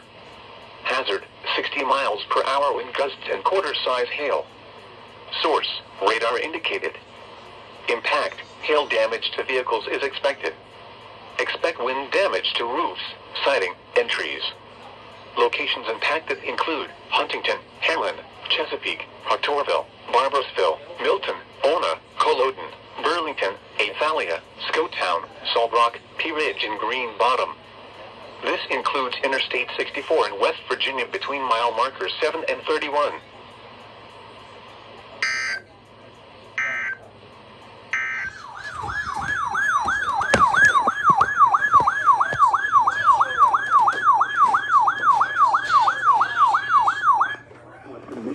Until 8:15 p.m. Eastern Daylight Time. At 7:11 p.m. Eastern Daylight Time, a severe thunderstorm was located 9 miles west of Van Buren ST, moving southeast at 50 miles per hour. Hazard, 70 miles per hour with gusts and half-dollar-sized hail. Source, radar indicated. Impact, hail damage to vehicles is expected. Expect considerable tree damage. Wind damage is also likely to local homes. Buildings. Locations impacted include Benton Harbor, Coloma, Lake Michigan Beach, Riverside, St. Corners, and Millburn. This includes the following highways: Interstate 196, 3-mile marker 0 and 3-mile markers 33 and 42. Remain alert for a possible tornado. Tornadoes can develop quickly from severe thunderstorms. You can spot a tornado zone once into the basement or small central room in a study structure. Prepare immediately for large hail and damaging winds. People outside should move immediately inside a strong building. Stay away from windows. Report to the weather or contact the nearest law enforcement agency. They will send a report to the National Weather Service Office in Northern Indiana. A severe thunderstorm warning has been issued until 8:15 daylight time for the following counties: Darien, Michigan. Tornado warning! Whoa! For Pike County, Ohio! Wow. Oh my God.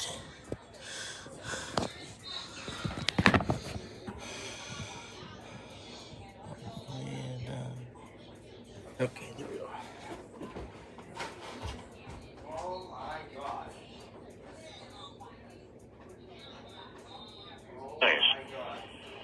The Mid-Ohio Regional Planning Commission has issued an air quality alert for... I think this is for us. Oh no! Plainfield! DuPage and Cook! Still not for us. It's still not for us. It's still not for us.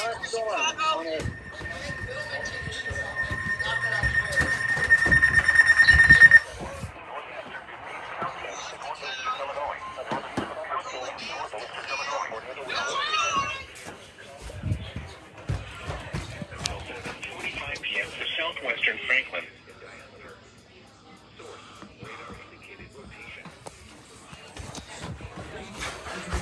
This new tornado warning is not for us yet. It's like Cook County. It's not for our area.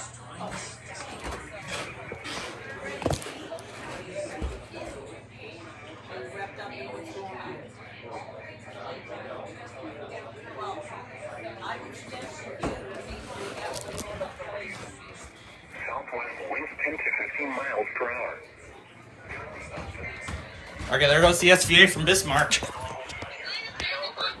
Meadows and Bloomingdale around 6:20 p.m. London Heights and Roselle around 6:25 p.m. Heights, Addison, Elm Grove Village, Yale and Itasca around 6:30 p.m. Other locations in the Severe thunderstorm watch for the following counties: Villa Park, Elmhurst, Goshen Airport, Park Ridge, Niles, Franklin Park, Bensonville, Northlake, Rosemont, Westchester, Norwich, Bellwood, Schiller Park, Hillside, Austin, Melrose Park, Maywood, Brookfield, Elmwood Park, LaGrange Park, River Forest, River Grove, Harwood Heights, Broadview, Berwyn, Hope Park, Belmore Cragen, Dunning Lions, and Riverside. This includes Oakville Zoo.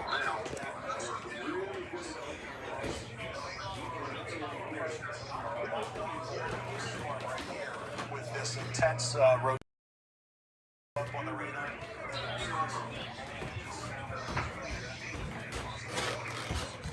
Stay tuned to NOAA Weather Radio, commercial radio and television outlets, or internet sources for the latest severe weather information.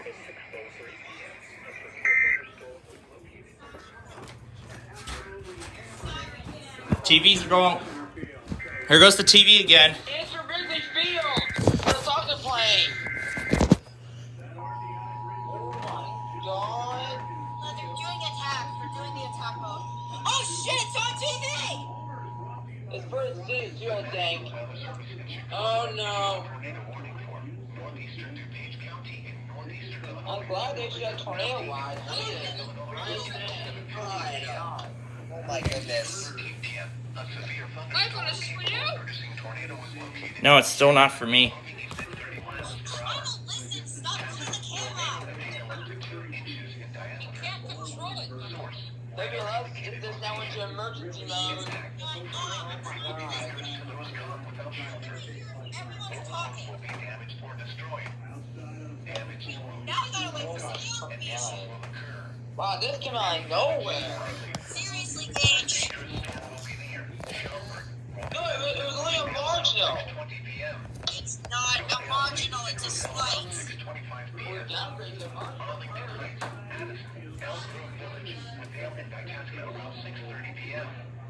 Other locations in the path of this tornadic thunderstorm include Des Plaines, Actually, we're seeing the alerts.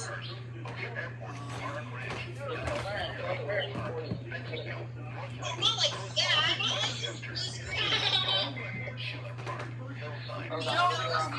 Calm down, Skeleton. Updates SVR, still 2 inches at 70 miles an hour.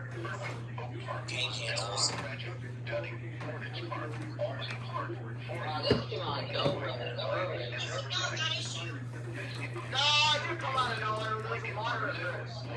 Not big area. He's in the slide. Oh, well. By the way, guys, you see the flash flood running earlier? No, you didn't get it. I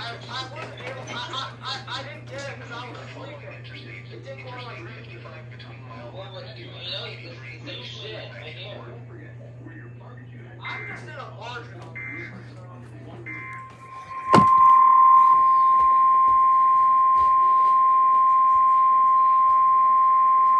The National Weather Service in Bismarck has issued a severe thunderstorm warning for northeastern Dunn County in southwestern North Dakota, northwestern McLean County in south central North Dakota, southeastern Montreal County in northwestern North Dakota until 7:30 p.m. Central Daylight Time or 6:30 p.m. Mountain Daylight Time. At 6:24 p.m. Central Daylight Time or 5:24 p.m. Mountain Daylight Time, a severe thunderstorm was located 7 miles southeast of Mandaree or 19 miles north of Killdeer, moving northeast at 45 miles per hour. Expected hazards include 60 miles per hour wind gusts and quarter-size hail. This is a radar-indicated threat. The following impacts are expected. Hail damage to vehicles is expected. Expect wind damage to roofs, siding, and trees. Locations impacted include partial and plaza.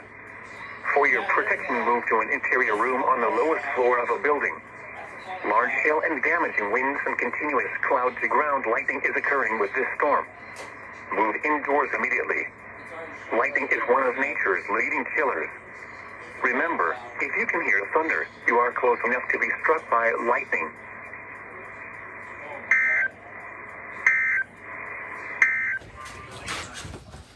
At 7:28 p.m. Eastern Daylight Time, a severe thunderstorm was located near Hartford, or 11 miles south of South Haven, moving southeast at 45 miles per hour.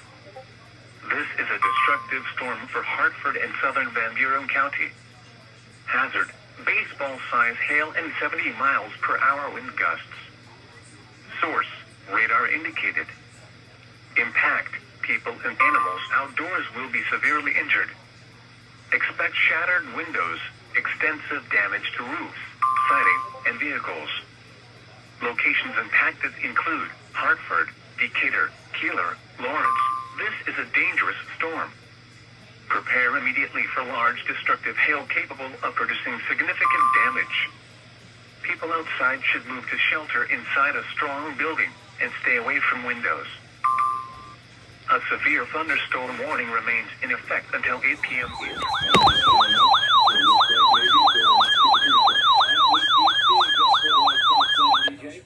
The following is a special marine warning from the National Weather Service.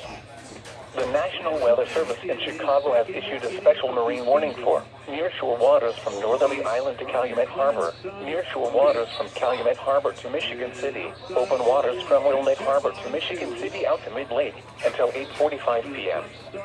At 6:40 p.m., a severe thunderstorm capable of producing waterspouts was located over O'Hare Airport or 11 nautical miles west of Montrose Harbor, moving east at 30 knots. Hazard, waterspouts, wind gusts to nearly 50 knots, and large hail. Source, radar indicated. Impact, waterspouts can easily overturn boats and create locally hazardous seas. Small craft could be damaged in briefly higher winds and suddenly higher waves. Large hail could result in structural damage. Locations impacted include Calumet Harbor, Michigan City, Indiana Harbor, 31st Street Harbor, Burns Harbor, Marina Shores at New Harbor, Burnham Harbor, 59th Street Marina, Cameron Marina, and Jackson Park Harbor. A tornado watch remains in effect until 11 p.m. for northeastern Illinois, northwestern Indiana, and the adjacent waters of Lake Michigan. Move to safe harbor until hazardous weather passes. Thunderstorms can produce sudden waterspouts. Waterspouts can easily overturn boats and create locally hazardous seas. Seek safe harbor immediately. Well, it's a little older than Tucker. Let's see who has the advantage of the French ship. The inside cutter. 1-1.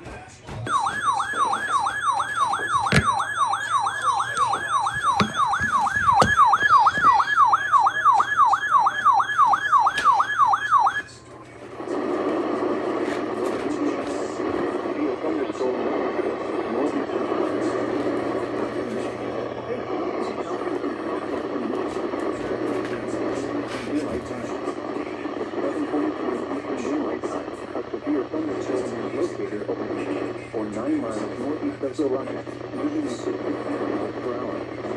Hazard, all-time hail and 70 miles per hour wind gusts. Source, radar indicated. Impact, people can see how four will be injured. Expect hail damage to roofs, planks, windows, and vehicles. Expect considerable tree damage. Wind damage is also likely to mobile homes, streets, and outbuildings. Locations impacted include Three Rivers, Centerville, Marcellus, Colon, Nottawa, Flyfield, Fawn River, Leonidas, Memphis, Burrow, Wichita, Moore Park, Fisher Gate, Fairfax, Corey Lake, Collegeville, Lafayette, Fair Lake, and Finley. Remain alert for a possible tornado. Tornado from severe thunderstorms. Tornado Joe is one state of the big or small prepare immediately for large hail and damaging winds.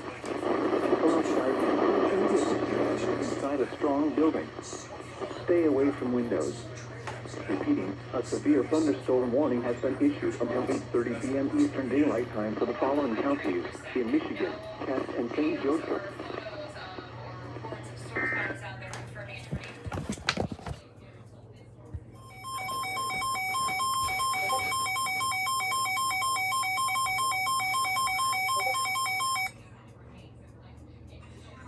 Weather Service in Grand Rapids has issued a severe thunderstorm warning for Kalamazoo County in southwestern Michigan until 8:45 p.m. Eastern Daylight Time. At 7:47 p.m. Eastern Daylight Time, a severe thunderstorm was located 8 miles west of Kalamazoo, moving southeast at 35 miles per hour. Hazard, 60 miles per hour wind gusts and penny-sized hail. Source, radar indicated. Impact, expects damage to roofs, siding, and trees. Locations impacted include Kalamazoo, Portage, Vicksburg, Mydalawn, Schoolcraft, Comstock Northwest, Westwood, Alamo, Fulton, Oshtemo, Comstock, Scotts, Cooper. For your protection, move to an interior room on the lowest floor of a building.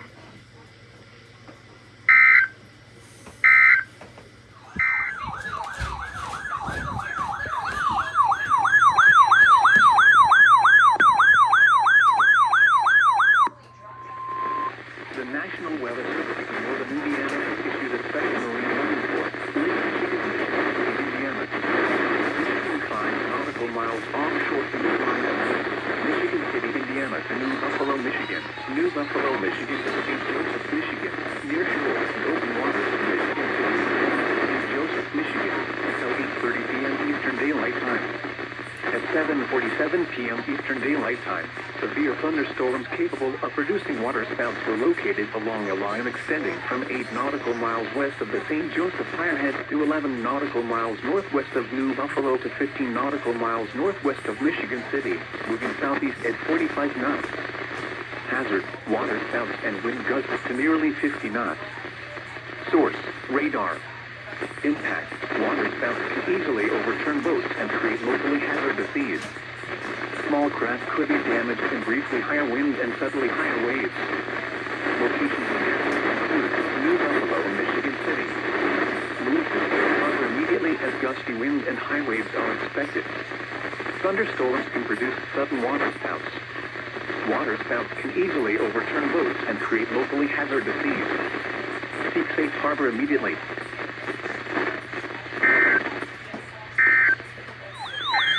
That's for us! It's for us! It's for us! It's for us! It's for us! It's for us!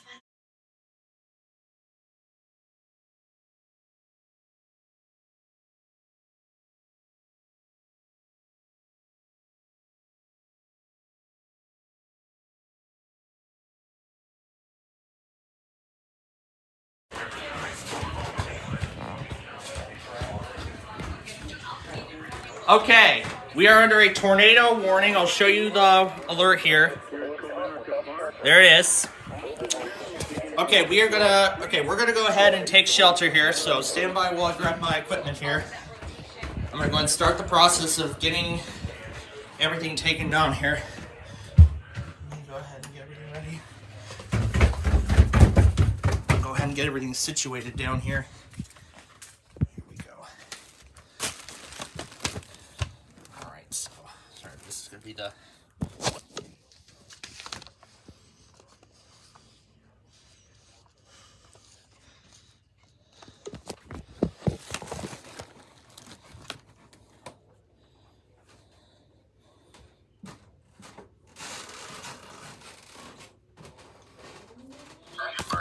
Sirens are going off! Sirens are going off!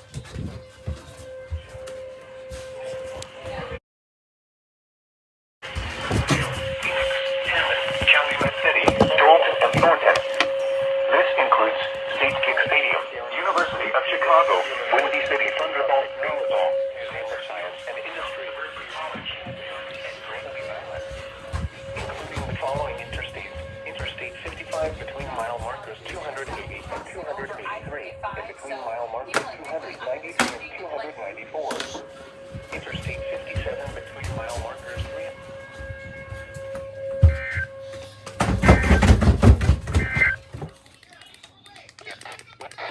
County in southwestern daylight time.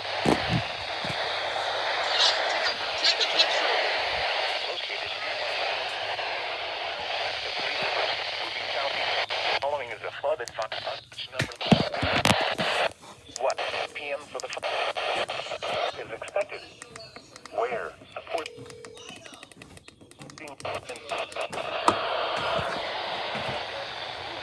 siding, windows, and vehicles.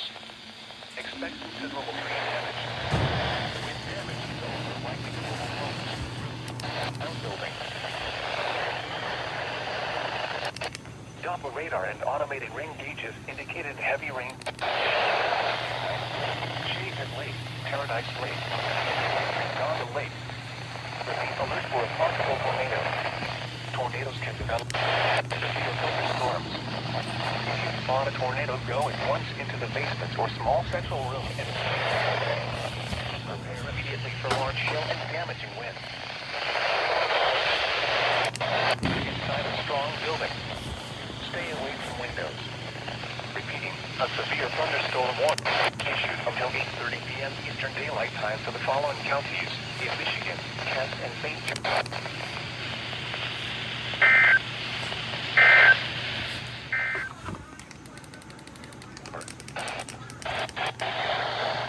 Elkhart County, Gwinnett County in northeastern Indiana, until 9 time. At 8:21 p.m. Eastern Daylight Time. Storm was located over White Pigeon for 9. Moving southeast at 20 miles per hour. Hazard, Gulf all time 70 miles per hour. Source, radar indicated. People and animals outdoors will be hit. 290, 190, Interstate 57, and wind damage is also likely to mobile homes, roofs, and outbuildings. Locations impacted include Elkhart, Goshen, Range, Dunlap, Simonton Lake, Middlebury, Bristol, Hunterville, Brushy Prairie, Big Long Lake, Howe, Plato, Newport Mills, Stroh, and Brighton. This includes Interstate 80 in Indiana between mile 93 and 132. Remain alert for a possible tornado. Tornadoes develop quickly from severe thunderstorms.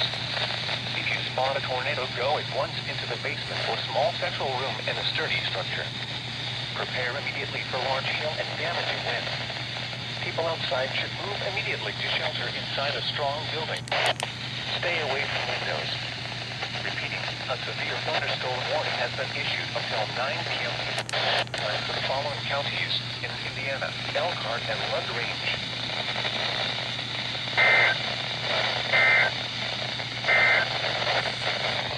Sterling, Virginia has issued a severe thunderstorm warning for southwestern Fairfax County in northern Virginia, the city of Manassas Park in northern Virginia, southeastern Prince William County in northern Virginia, the northeastern city of Manassas in northern Virginia, until 9:15 p.m.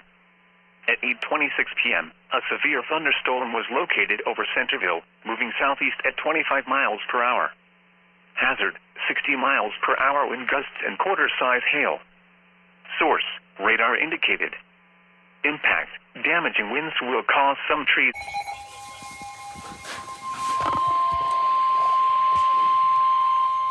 The National Weather Service in Chicago has issued a tornado warning for northern Porter County in northwestern Indiana, northern Lake County in northwestern Indiana, until 8:15 p.m.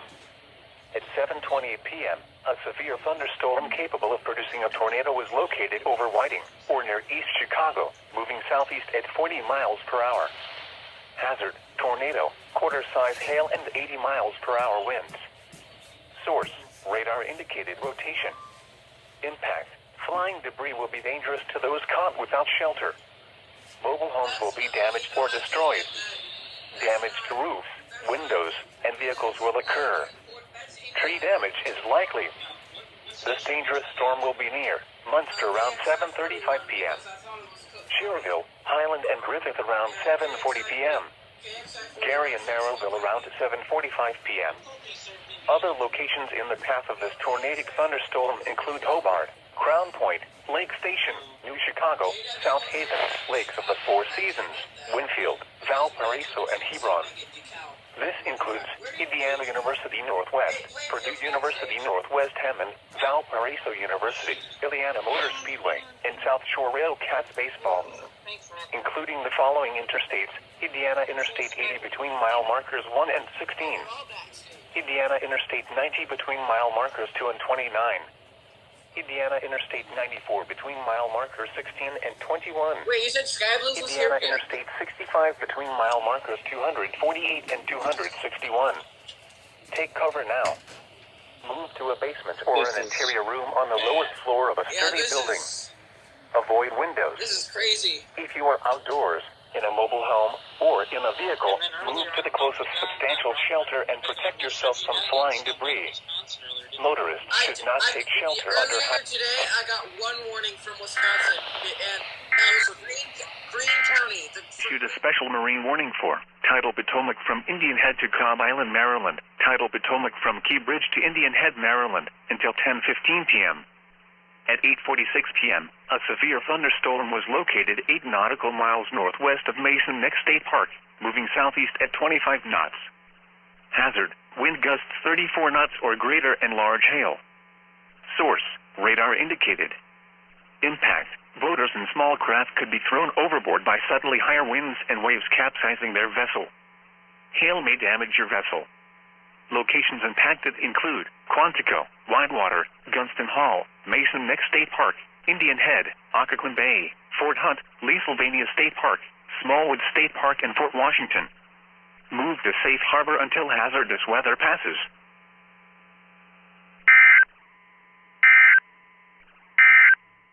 gusts and quarter-size hail. Source, radar indicated. Impact, hail damage to vehicles is expected.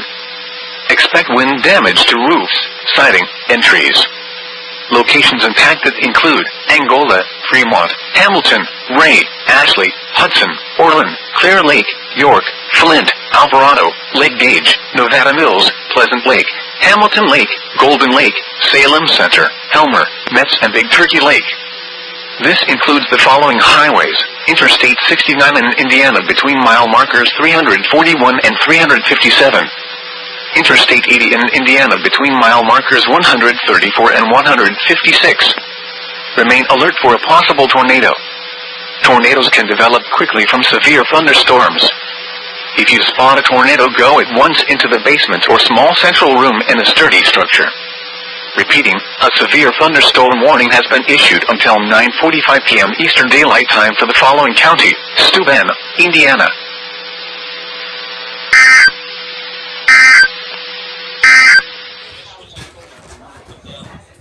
Hazard, 60 miles per hour wind gusts. Source, radar indicated. Expect damage to roofs, siding, and trees. The radio that just went off is a WR4. Include South Bend, Elkhart, Mishawaka, Goshen, Georgetown, Over South Bend itself. Simonton Lake, Middlebury, Osceola, Wakarusa, Bristol, Edwardsburg, Millersburg, New Paris, Benton, Indian Village, Adamsville, Genomic, and Jimtown. This includes Interstate 80 in Indiana between mile markers 78 and 105. For your protection, move to an interior room on the lowest floor of a building. Repeating, a severe thunderstorm warning has been issued until 9:45 p.m. Eastern Daylight Time for the following counties in Indiana: Elkhart and St. Joseph, and Cass, Michigan.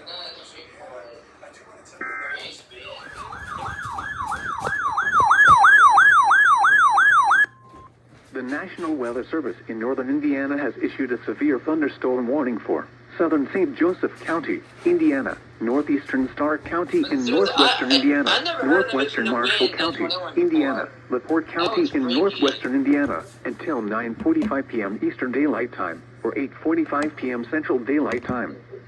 At 9:01 p.m. Eastern Daylight Time, or 8:01 p.m. Central Daylight Time, severe thunderstorms were located along a line extending from near New Buffalo to near Chesterton, moving southeast at 50 miles per hour.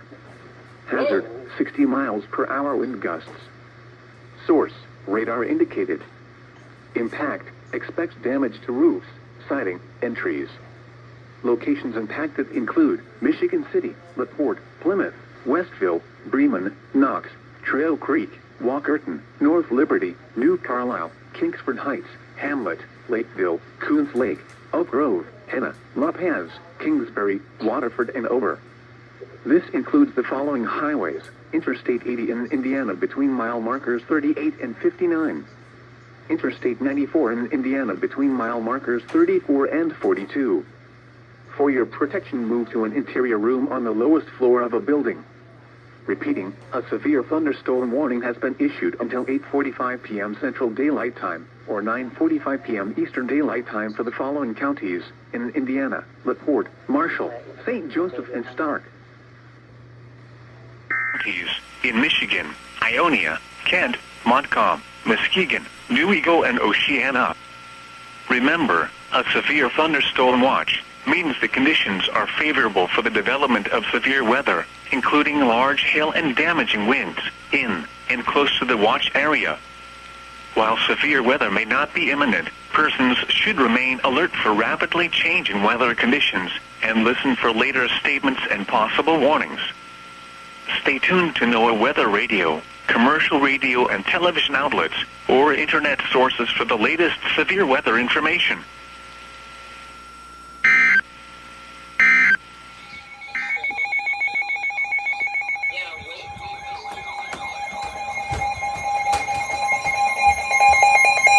The National Weather Service in northwestern Indiana until 8:30 p.m. At 8:09 p.m., a severe thunderstorm was located near Valparaiso, moving southeast at 40 miles per hour. Hazard 70 miles per hour.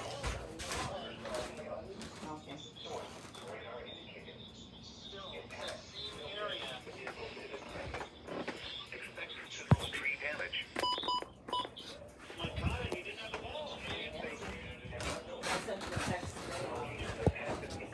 Valparaiso, Counts, Malden, Dunsbridge, and Boone Grove. This includes Porter County Fairgrounds. A tornado watch remains in effect until 11 p.m. for northwestern Indiana. For your protection, move to an interior room on the lowest floor of a building. A tornado watch remains in effect until 11 p.m. for northwestern Indiana.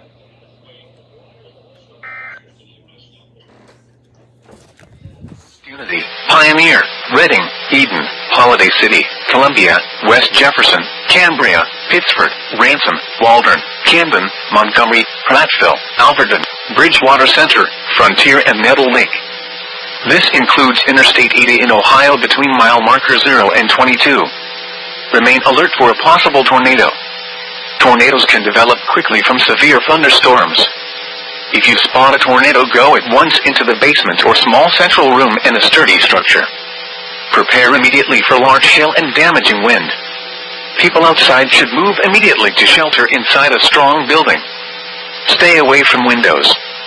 Repeating, a severe thunderstorm warning has been issued until 10 p.m. Eastern Daylight Time for the following county: Hillsdale, Michigan, and Williams, Ohio.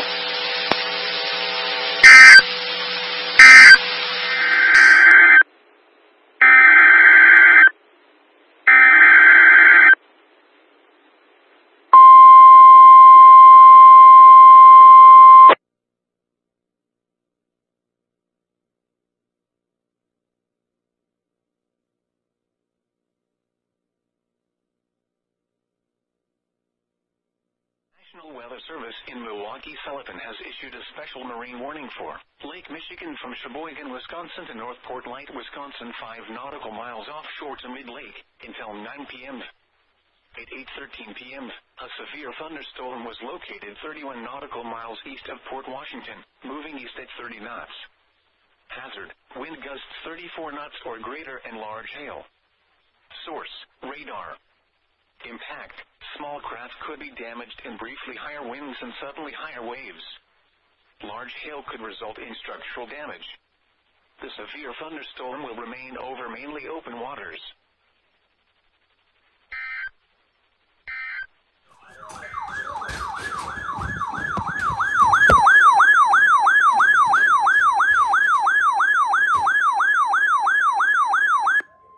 The National Weather Service in northern Indiana has issued a severe thunderstorm warning for north central Pulaski County in northwestern Indiana, Stark County in northwestern Indiana, southwestern LaPorte County in northwestern Indiana until 10 p.m. Eastern Daylight Time or 9 p.m. Central Daylight Time. At 9:17 p.m. Eastern Daylight Time or 8:17 p.m. Central Daylight Time, a severe thunderstorm was located over Wanata or near Malden, moving southeast at 50 miles per hour. Hazard, 70 miles per hour wind gusts and quarter-size hail. Source, radar indicated. Impact, hail damage to vehicles is expected. Expect considerable tree damage. Wind damage is also likely to mobile homes, roofs, and outbuildings. Locations impacted include Knox, North Judson, Wanata, La Crosse, Oak Grove, Henna, Thomaston, Lomax, Ober, English Lake, South Winnetaw, Denham, Brems, Toto, Winema, Bass Lake, and Haskell. This is a dangerous situation. The storm has produced widespread wind damage across northwest Indiana. Seek shelter now inside a sturdy structure and stay away from windows. This thunderstorm is capable of producing all types of severe weather, including extremely large hail, destructive straight-line wind, and tornadoes. Move quickly to a safe shelter such as an interior room, a bathroom, closet, or basement. Repeating, a severe thunderstorm warning has been issued until 9 p.m. Central Daylight Time or 10 p.m. Eastern Daylight Time for the following counties in Indiana: LaPorte, Pulaski, and Stark.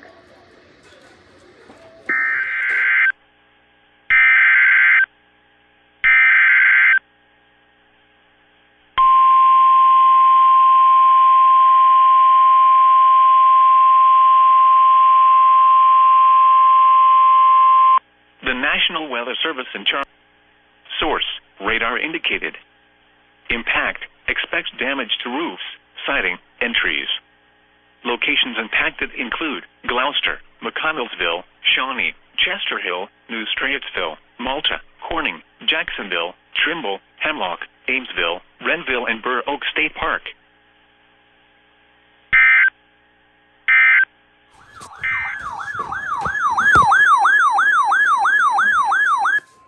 The National Weather Service in northern Indiana has issued a severe thunderstorm warning for southern Elkhart County, Indiana, southwestern Noble County in northeastern Indiana, northeastern Kosciuszko County, Indiana, southwestern LaGrange County in northeastern Indiana until 10 p.m. Eastern Daylight Time. At 9:25 p.m. Eastern Daylight Time, severe thunderstorms were located along a line extending from Goshen to near Wakarusa, moving southeast at 50 miles per hour. Hazard, 70 miles per hour wind gusts and penny-size hail. Source, radar indicated. Impact, expects considerable tree damage. Damage is likely to mobile homes, roofs, and outbuildings. Locations impacted include Goshen, Napanee, Ligonier, Syracuse, Albion, Wakarusa, Milford, North Webster, Millersburg, New Paris, Benton, Cromwell, Big Barbie Lake, Whitinger Lake, Irish Lake, Foraker, Lake Wawasee, Gravelton, Waterford Mills, and Bear Lake. This is a dangerous situation. These storms are producing widespread wind damage across northern Indiana. Seek shelter now inside a sturdy structure and stay away from windows. These thunderstorms are capable of producing all types of severe weather, including extremely large hail, destructive straight-line wind, and tornadoes. Move quickly to a safe shelter such as an interior room, a bathroom, closet, or basement. Repeating, a severe thunderstorm warning has been issued until 10 p.m. Eastern Daylight Time for the following counties in Indiana: Elkhart, Kosciuszko, LaGrange, and Noble.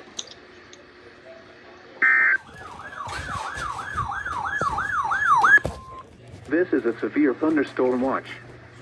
Severe thunderstorm watch number 356 remains in effect until midnight Eastern Daylight Time Tuesday, and now includes the following counties in Indiana: Fulton and Pulaski. Remember, a severe thunderstorm watch means the conditions are favorable for the development of severe weather, including large hail and damaging wind, in and close to the watch area. While severe weather may not be imminent, persons should remain alert for rapidly changing weather conditions and listen for later statements and possible warnings. Stay tuned to NOAA Weather Radio, commercial radio and television outlets, or internet sources for the latest severe weather information. Eastern Daylight Time. At 9:33 p.m. Eastern Daylight Time, a severe thunderstorm was located 7 miles southeast of Edgerton, or 7 miles southwest of Bryan, moving southeast at 70 miles per hour.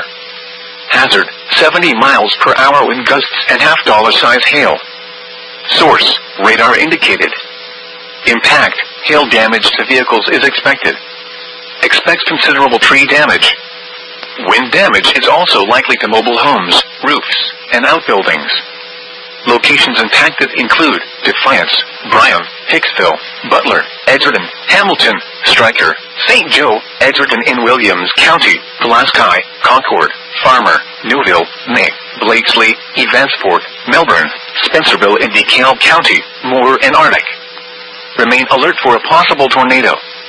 Tornadoes can develop quickly from severe thunderstorms. If you spot a tornado, go at once into the basement or small central room in a sturdy structure. Prepare immediately for large hail and damaging wind. People outside should move immediately to shelter inside a strong building. Stay away from windows. Repeating, a severe thunderstorm warning has been issued until 10:15 p.m. Eastern Daylight Time for the following county: DeKalb, Indiana, and the following counties in Ohio: Defiance and Williams.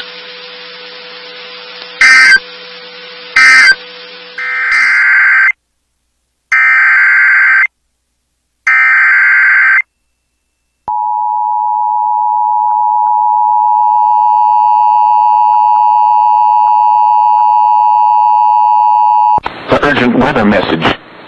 The National Weather Service in Cleveland has issued a severe thunderstorm warning for Ottawa County in northwestern Ohio, western Sandusky County in northwestern Ohio, Wood County in northwestern Ohio, Lucas County in northwestern Ohio, until 10:45 p.m. Eastern Daylight Time. At 9:38 p.m. Eastern Daylight Time, severe thunderstorms were located along a line extending from near Blissfield to near Swanton to near Napoleon, moving southeast at 45 miles per hour. Hazards: 60 miles per hour wind gusts and penny-size hail. Source: radar indicated. Impact: expect damage to trees and power lines. Locations impacted include Toledo, Bowling Green, Perrysburg, Oregon, Sylvania, Rossford, Waterville, Northwood, White House, Gibsonburg, Genoa, Woodville, Holland, Weston, Elmore, Maumee, Ottawa Hills, Walbridge, Pemberville, and Millbury. For your protection, move to an interior room on the lowest floor of a building. Torrential rainfall is occurring with these storms, and may lead to flash flooding. Do not drive your vehicle through flooded roadways. Repeating, a severe thunderstorm warning has been issued until 10:45 p.m. Eastern Daylight Time for the following counties in Ohio: Lucas, Ottawa, Sandusky, and Wood.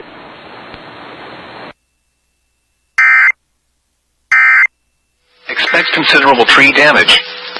Wind damage is also likely to mobile homes, roofs, and outbuildings. Locations impacted include Napoleon, Deshler, Liberty Center, Hallgate, McClure, Chandler, Texas, Melinda, Florida, New Bavaria, Gallup, Grelton, Ridgeville Corners, Gerald, Pleasant Bend, Colton, Okolona, Ellery, and Stanley. Remain alert for a possible tornado. Tornadoes can develop quickly from severe thunderstorms. If you spot a tornado, go at once into the basement or small central room in a sturdy structure. Prepare immediately for large hail and damaging wind. People outside should move immediately to shelter inside a strong building. Stay away from windows. Repeating, a severe thunderstorm warning has been issued until 10:30 p.m. Eastern Daylight Time for the following counties in Ohio: Defiance and Henry. For Allen County in northeastern Indiana, southwestern Noble County in northeastern Indiana, Woodley County in northeastern Indiana, northeastern Huntington County in northeastern Indiana, east central Kosciuszko County, Indiana, until 10:30 p.m. Eastern Daylight Time.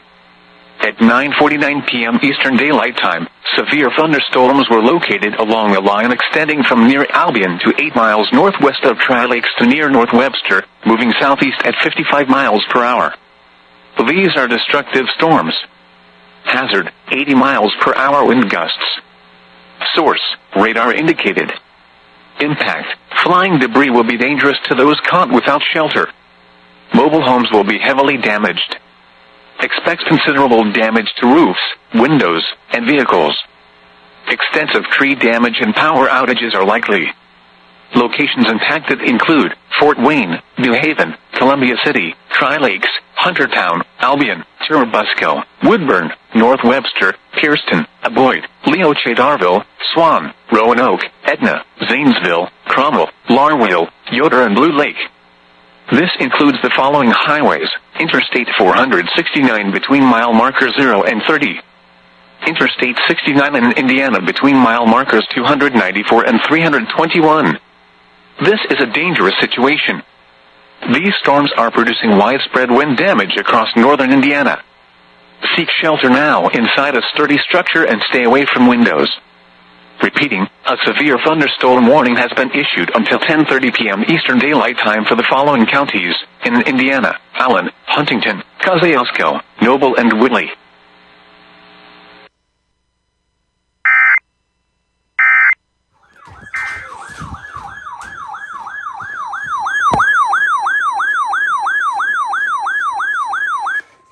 The National Weather Service in northern Indiana has issued a severe thunderstorm warning for northwestern Wabash County, Indiana, northeastern Pulaski County in northwestern Indiana, Fulton County, Indiana, northwestern Miami County, Indiana, southeastern Stark County in northwestern Indiana, southwestern Marshall County, Indiana, until 10:45 p.m. Eastern Daylight Time, or 9:45 p.m. Central Daylight Time.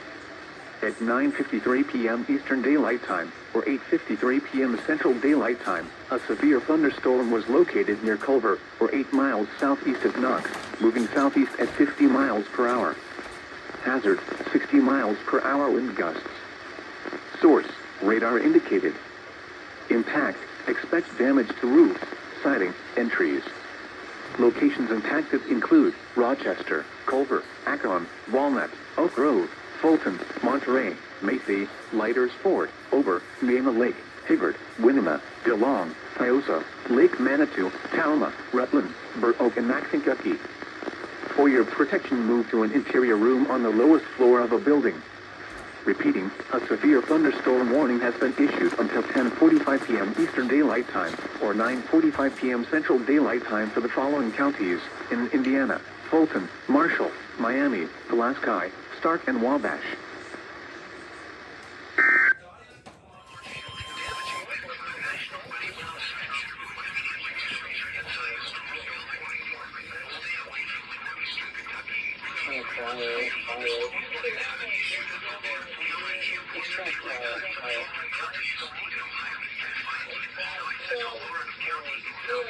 Southwest Michigan will be conducting a monthly test at 12:50 a.m. and 3 a.m. Binghamton, New York will be conducting a required monthly test.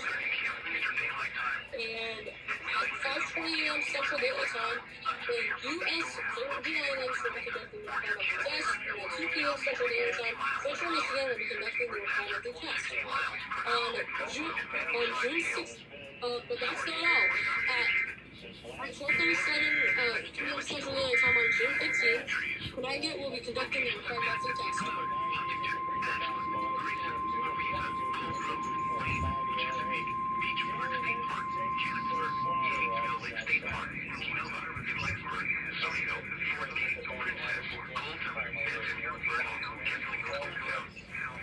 And then at 3:30 a.m. Central Daylight Time, that's really late.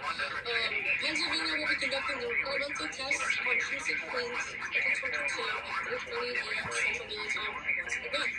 And at 3:50 a.m. Central Daylight Time, Indiana will be conducting the required monthly test. And at 9:55 a.m. Central Daylight Time, Maine will be conducting the required monthly test. And at 2:50 p.m. Central Daylight Time, Kentucky will be conducting the required monthly test.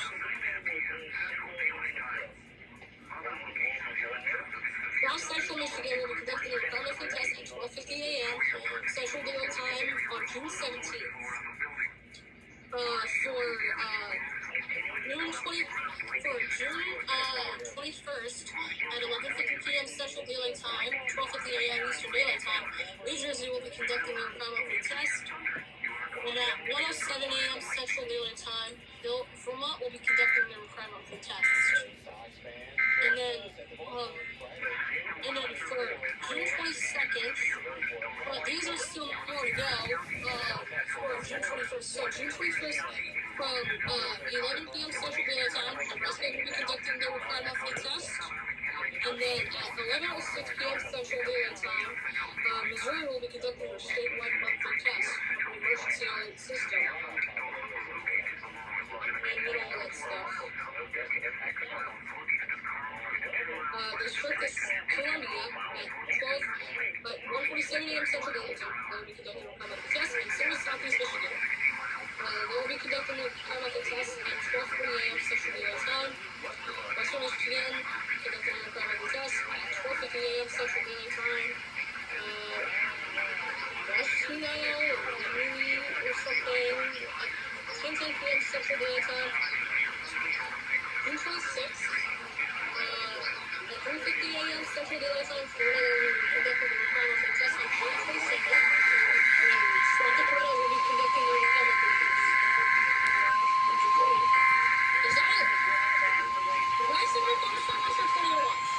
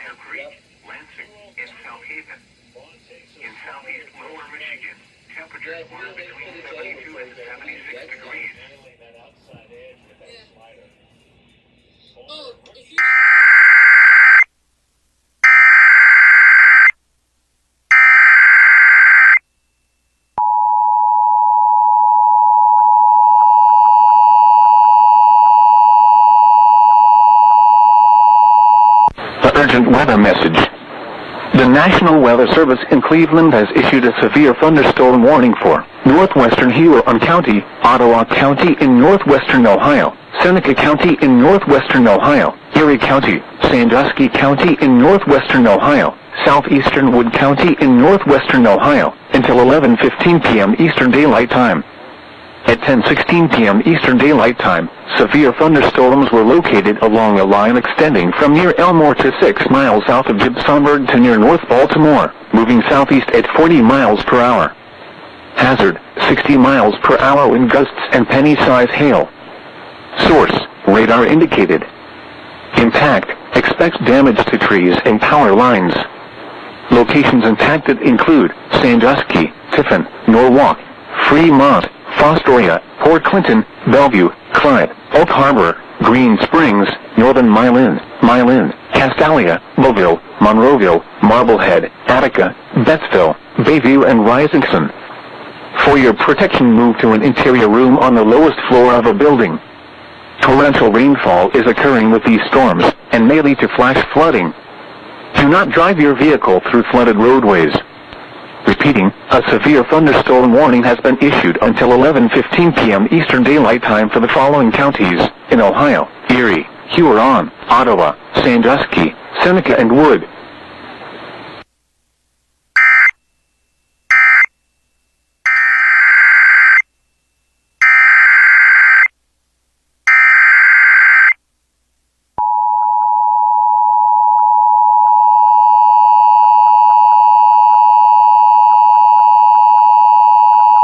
Urgent weather message. The National Weather Service in Cleveland has issued a severe thunderstorm warning for southern Seneca County in northwestern Ohio, Wyandotte County in northwestern Ohio, southwestern Wood County in northwestern Ohio, Hancock County in northwestern Ohio, until 11:15 p.m. Eastern Daylight Time. At 10:19 p.m. Eastern Daylight Time, a severe thunderstorm was located near Macomb, or 11 miles northwest of Findlay, moving southeast at 60 miles per hour. Hazard, 70 miles per hour wind gusts and quarter-size hail. Source, radar indicated. Impact, minor damage to vehicles is possible. Expects considerable tree damage. Wind damage is also likely to mobile homes, roofs, and outbuildings. Locations impacted include Findlay, Tiffin, Fostoria, Upper Sandusky, Bluffton, North Baltimore, Macomb, Forest, Arlington, Bloomville, Sycamore, Arcadia, Rawson, Van Loo, Van Buren, New Regal, Cerri, Attica, Nevada, and Bloomdale. For your protection, move to an interior room on the lowest floor of a building. Large hail and damaging winds and continuous cloud-to-ground lightning is occurring with this storm. Move indoors immediately. Lightning is one of nature's leading killers. Remember, if you can hear thunder, you are close enough to be struck by lightning. Repeating, a severe thunderstorm warning has been issued until 11:15 p.m. Eastern Daylight Time for the following counties in Ohio: Hancock, Seneca, Wood, and Wyandotte.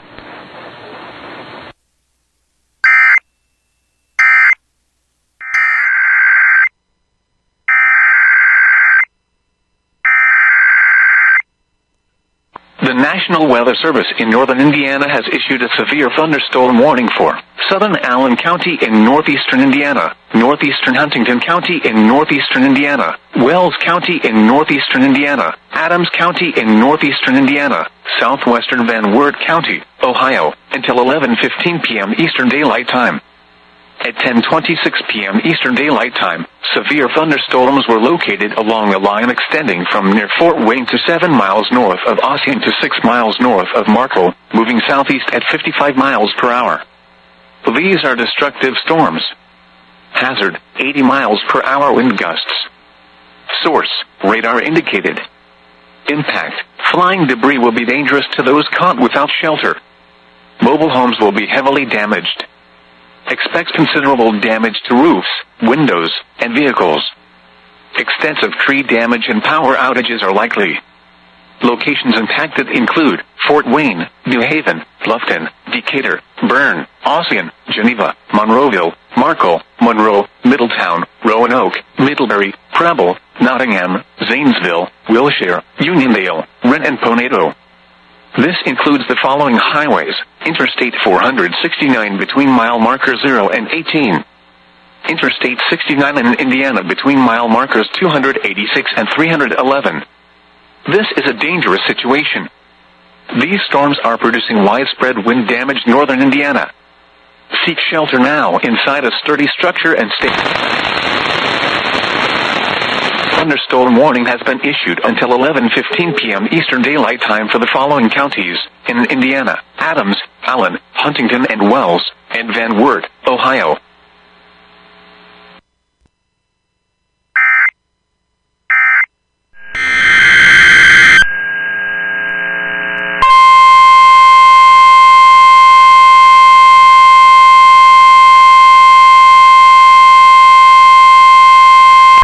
The National Weather Service in Rapid City has issued a severe thunderstorm warning for southwestern Meade County in west central South Dakota, north central Custer County in southwestern South Dakota, south central Pennington County in west central South Dakota, until 9:30 p.m. Mountain Daylight Time. At 8:32 p.m. Mountain Daylight Time, a severe thunderstorm was located 4 miles south of Hayward, or 14 miles east of Custer, moving northeast at 50 miles per hour. Expected hazards include 60 miles per hour wind gusts and quarter-size hail. This is a radar-indicated threat. The following impacts are expected. Hail damage to vehicles is expected. Expect wind damage to roofs, siding, and trees. This severe thunderstorm will be near Walkerville, Hart Ranch, and Bear Country around 8:45 p.m. Mountain Daylight Time. Rapid City, Black Gap, and Reptile Gardens around 8:50 p.m. Mountain Daylight Time. Other locations in the path of this severe thunderstorm include Rapid Valley, Rapid City Airport, Ellsworth Air Force Base, Box Elder, and Hereford. This includes Interstate 90 in South Dakota between mile markers 47 and 81. For your protection, move to an interior room on the lowest floor of a building. Repeating, a severe thunderstorm warning has been issued until 9:30 p.m. Mountain Daylight Time for the following areas in South Dakota: Central Pennington, Custer, Eastern Pennington, Southern Meade, Western Meade, and Western Pennington.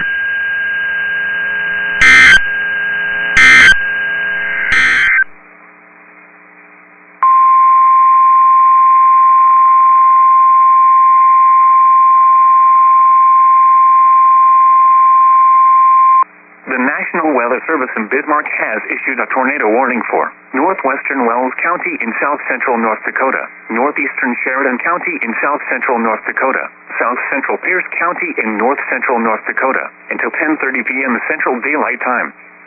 At 9:53 p.m. Central Daylight Time, a severe thunderstorm capable of producing a tornado was located over Martin, or 7 miles west of Harvey, moving northeast at 40 miles per hour. Expected hazards include tornado and half-dollar-size hail. This is a radar-indicated threat. The following impacts are expected. Flying debris will be dangerous to those caught without shelter. Mobile homes will be damaged or destroyed. Damage to roofs, windows, and vehicles will occur. Tree damage is likely. This dangerous storm will be near Harvey around 10 p.m. Central Daylight Time. Other locations impacted by this tornadic thunderstorm include Heimdall, Wellsburg, and Sells. Take cover now. Move to a basement or an interior room on the lowest floor of a sturdy building. Avoid windows. If you are outdoors, in a mobile home, or in a vehicle, move to the closest substantial shelter and protect yourself from flying debris.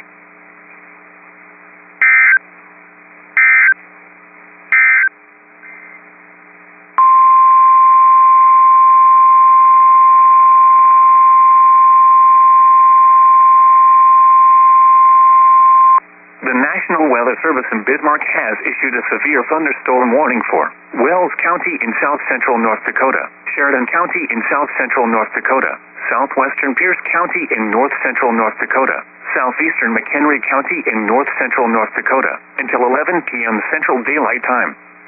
At 9:54 p.m. Central Daylight Time, severe thunderstorms were located along a line extending from 5 miles southwest of Esmond to 7 miles north of Goodrich to 6 miles northwest of Regan, moving east at 40 miles per hour. Expected hazards include 70 miles per hour wind gusts and half-dollar-size hail. This is a radar-indicated threat. The following impacts are expected. Hail damage to vehicles is expected. Expect considerable tree damage. Wind damage is also likely to mobile homes, roofs, and outbuildings. Locations impacted include Fessenden and Hertzfield. A tornado watch remains in effect for the warned area. Tornadoes can develop quickly from severe thunderstorms. Although a tornado is not immediately likely, if one is spotted, act quickly and move to a place of safety inside a sturdy structure such as a basement or small interior room. For your protection, move to an interior room on the lowest floor of a building. Intense thunderstorm lines can produce brief tornadoes and widespread significant wind damage. Although a tornado is not immediately likely, it is best to move to an interior room on the lowest floor of a building. These storms may cause serious injury and significant property damage. Large hail and damaging winds and continuous cloud-to-ground lightning is occurring with these storms. Move indoors immediately. Lightning is one of nature's leading killers. Remember, if you can hear thunder, you are close enough to be struck by lightning.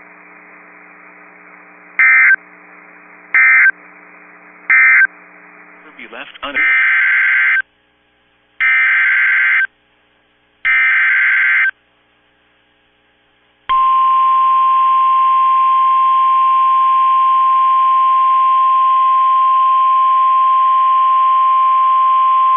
The National Weather Service in Wilmington has issued a severe thunderstorm warning for northeastern Logan County, Delaware County, southeastern Hardin County, northern Union County, Ohio, until 12:15 a.m.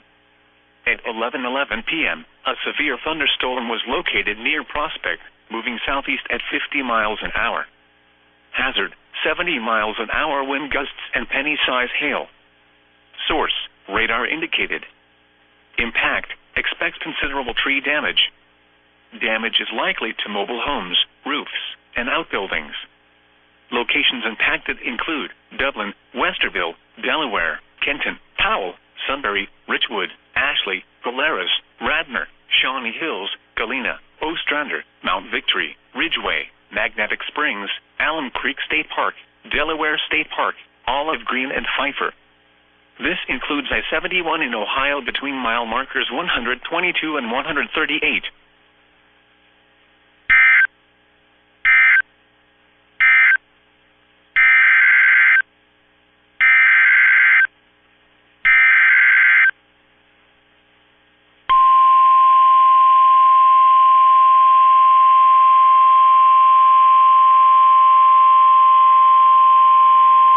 The National Weather Service Service in Cleveland has issued a severe thunderstorm warning for Richland County, southern Ashland County, Morrow County, Knox County, until midnight. At 11:11 p.m., severe thunderstorms were located along a line extending from Crestline to 7 miles northwest of Mount Gilead to near Marion, moving southeast at 75 miles an hour. Hazard, 70 miles an hour wind gusts and quarter-size hail. Source, radar indicated. Impact, minor damage to vehicles is possible. Expect considerable tree damage. Wind damage is also likely to mobile homes, roofs, and outbuildings. Locations impacted include Mansfield, Ashland, Mount Vernon, Mount Gilead, Ontario, Lexington, Crestline, Loudonville, Fredericktown, Gambier, Cardington, Belleville, Centerburg, Ashley, Danville, Hayesville, Chesterville, Sparta, Waterford, and Butler.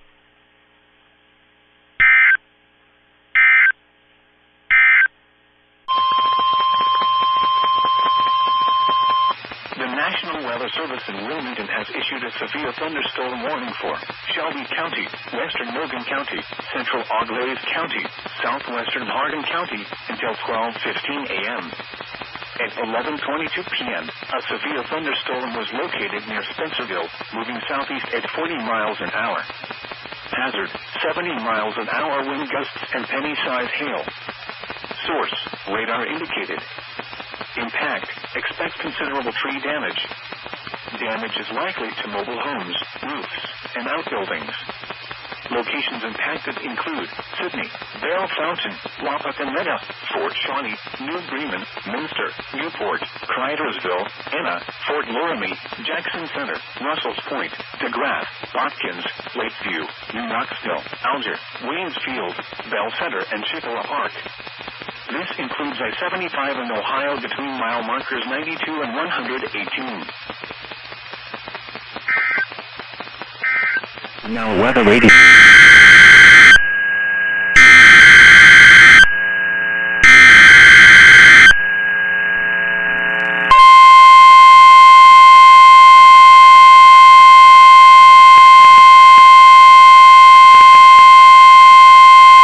The National Weather Service in Rapid City has issued a severe thunderstorm warning for South Central Meade County in west central South Dakota, eastern Custer County in southwestern South Dakota, northwestern Oglala Lakota County in southwestern South Dakota, northeastern Fall River County in southwestern South Dakota, southeastern Pennington County in west central South Dakota, until 10:30 p.m. Mountain Daylight Time.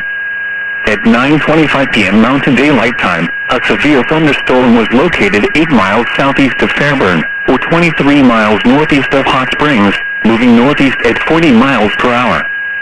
This is a destructive storm for Fairburn and Redshirt. Expected hazards include baseball-sized hail and 60 miles per hour wind gusts. This is a radar-indicated threat. The following impacts are expected: people and animals outdoors will be severely injured. Expect shattered windows, extensive damage to roofs, siding, and vehicles. This severe thunderstorm will be near Redshirt around 9:40 p.m. Mountain Daylight Time. Other locations in the path of this severe thunderstorm include Folsom, Railroad Buttes, and Oronga. This includes Interstate 90 in South Dakota between mile markers 74 and 85. This is a dangerous storm. Prepare immediately for large destructive hail capable of producing significant damage. People outside should move to shelter inside a strong building and stay away from windows. Repeating, a severe thunderstorm warning has been issued until 10:30 p.m. Mountain Daylight Time for the following areas: in South Dakota, Central Pennington, Custer, Eastern Pennington, Fall River, Oglala Lakota, Southern Meade, Western Meade, and Western Pennington.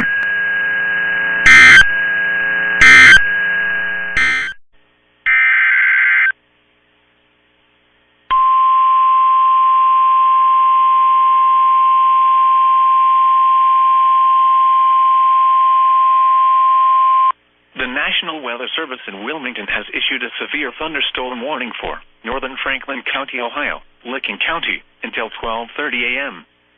At 11:31 p.m., a severe thunderstorm was located over Centerburg, moving southeast at 60 miles an hour. Hazard, 70 miles an hour wind gusts and penny-size hail. Source, radar indicated. Impact, expects considerable tree damage. Damage is likely to mobile homes, roofs, and outbuildings. Locations impacted include Columbus, Newark, Dublin, Westerville, Reynoldsburg, Upper Arlington, Gahanna, Hilliard, Worthington, Bexley, Heath, Granville, Pawhuska, Johnstown, Buckeye Lake, Hebron, Utica, Minerva Park, Hanover, and Martin. This includes the following interstates: I-70 in Ohio near mile marker 111, in between mile markers 114 and 142, and near mile marker 144. I-71 in Ohio between mile markers 112 and 121.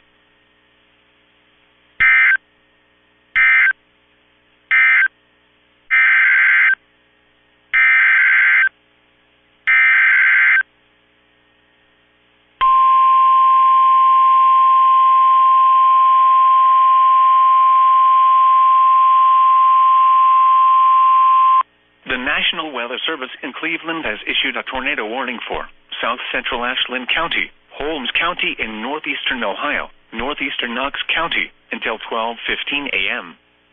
At 11:42 p.m., severe thunderstorms capable of producing both tornadoes and extensive straight-line wind damage were located near Loudounville, or 16 miles west of Millersburg, moving southeast at 55 miles an hour. Hazard, tornado and quarter-size hail. Source, radar indicated rotation. Impact, flying debris will be dangerous to those caught without shelter. Mobile homes will be damaged or destroyed. Damage to roofs, windows, and vehicles will occur. Tree damage is likely. These dangerous storms will be near Nashville around 11:45 p.m. Glenmont around 11:50 p.m. Kilbuck around 11:55 p.m.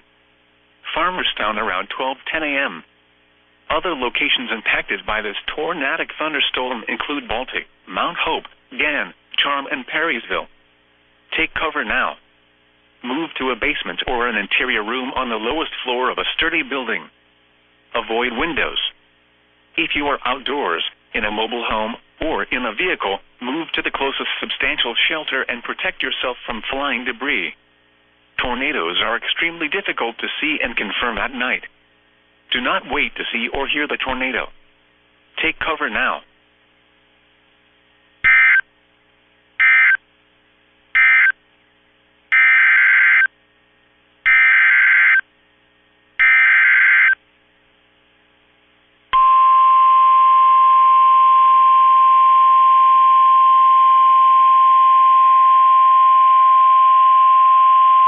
The National Weather Service in Pittsburgh has issued a severe thunderstorm warning for western Guernsey County, Coshocton County, Muskingum County, western Carroll County, Tuscarawas County, until 12:45 a.m.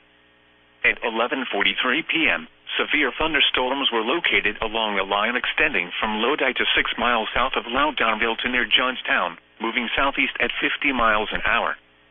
Hazard, 70 miles an hour wind gusts and nickel-size hail. Source, radar indicated. Impact, trees snapped and uprooted. Power outages can be expected. Locations impacted include Zanesville, New Philadelphia, Dover, Coshocton, Cambridge, Richville, Newcomerstown, Minerva, Denison, Strasburg, New Concord, and Gainesville.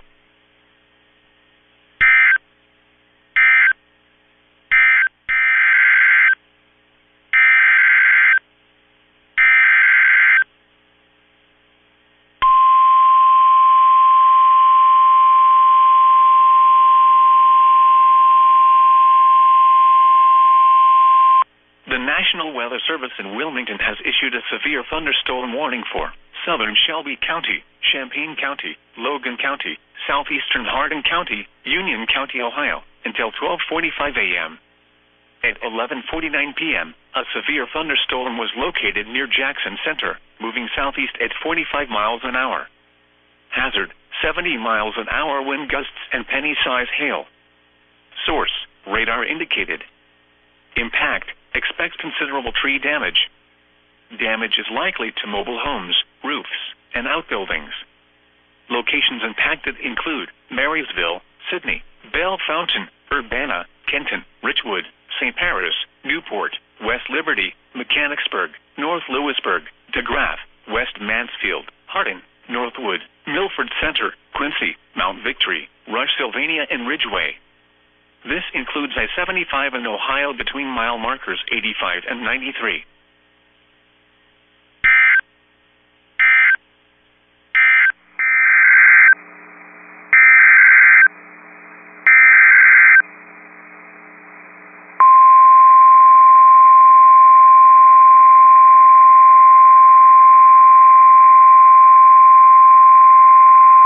The National Weather Service in Bismarck has issued a severe thunderstorm warning for Wells County in south-central North Dakota until 11:30 p.m. Central Daylight Time. At 10:55 p.m. Central Daylight Time, a severe thunderstorm was located 6 miles east of Fessenden, or 21 miles northwest of Carrington, moving northeast at 35 miles per hour. Expected hazards include 60 miles per hour wind gusts and half-dollar-size hail. This is a radar-indicated threat.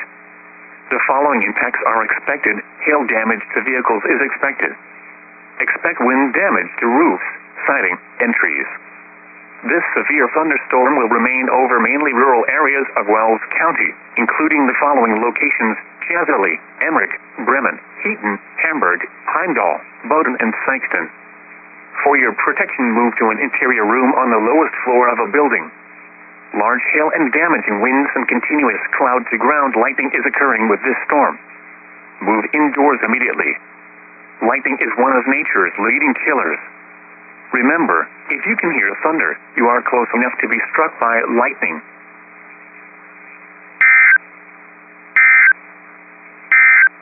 The National Weather Service in Grand Rapids has issued a severe thunderstorm warning for northeastern Barry County in southwestern Michigan, Eden County in south-central Michigan, until 1:15 a.m. Eastern Daylight Time. At 12:08 a.m. Eastern Daylight Time, a severe thunderstorm was located 6 miles southeast of Lake Odessa, or 11 miles east of Hastings, moving southeast at 50 miles per hour. Hazard: ping-pong ball-size hail. Source: radar indicated. Impact: people and animals outdoors will be injured. Expect damage to roofs, siding, windows, and vehicles. Locations impacted include Lansing, Charlotte, Eaton Rapids, Potterville, Nashville, Colombo, Olivet, Brookfield, Dimondale, Vermontville, Sunfield, Mulliken, Woodland, Gresham, Woodbury. For your protection, move to an interior room on the lowest floor of a building.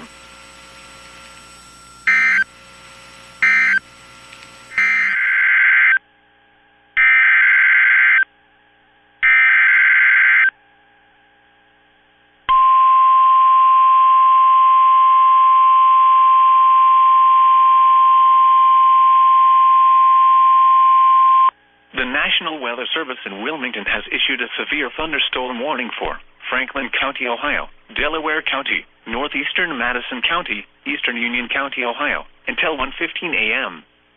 At 12:11 a.m., a severe thunderstorm was located near North Lewisburg, moving east at 65 miles an hour. Hazard: 70 miles an hour wind gusts and penny-size hail. Source: radar indicated. Impact: expect considerable tree damage. Damage is likely to mobile homes, roofs, and outbuildings. Locations impacted include Columbus, Dublin, Westerville, Reynoldsburg, Delaware, Upper Arlington, Gahanna, Hilliard, Marysville, Worthington, Bexley, Powell, Sunbury, Plain City, West Jefferson, Ashley, Minerva Park, New California, Polaris, and The Ohio State University. This includes the following interstates: I-70 in Ohio between mile markers 82 and 111. I-71 in Ohio between mile markers 104 and 138.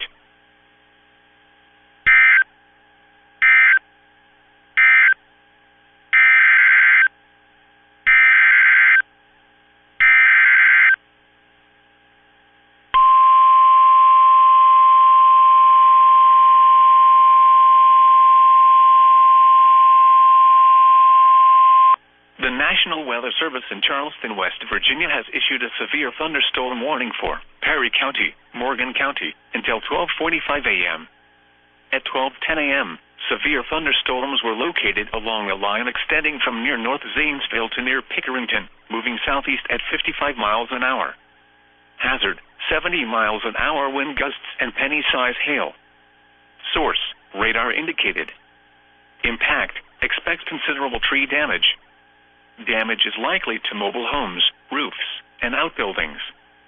Locations impacted include New Lexington, McConnellsville, Somerset, Shawnee, Perry State Forest, Crooksville, Thornville, Junction City, New Straightsville, Malta, Corning, Bristol, Glenford, Hemlock, Renville, Burr Oak State Park, Hackney, and Eagleport.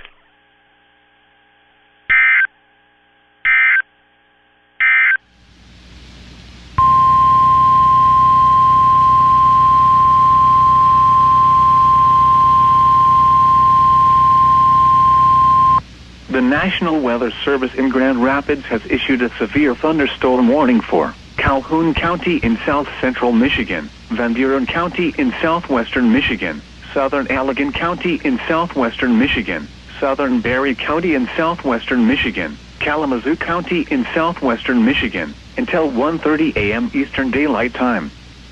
At 12:21 a.m. Eastern Daylight Time, severe thunderstorms were located along a line extending from near Bellevue to near Galesburg to near Van Buren State Park, moving southeast at 35 miles per hour. Hazard, 60 miles per hour wind gusts and quarter-size hail. Source, radar indicated. Impact, hail damage to vehicles is expected. Expect wind damage to roofs, siding, and trees. Locations impacted include Kalamazoo, Portage, Albion, Marshall, Battle Creek, South Haven, Paw Paw, Otsego, Plainwell, Vicksburg, Hartford, Galesburg, Matewan, Lawton, Bangor, Decatur, Homer, Union City, Schoolcraft, Climax. For your protection, move to an interior room on the lowest floor of a building.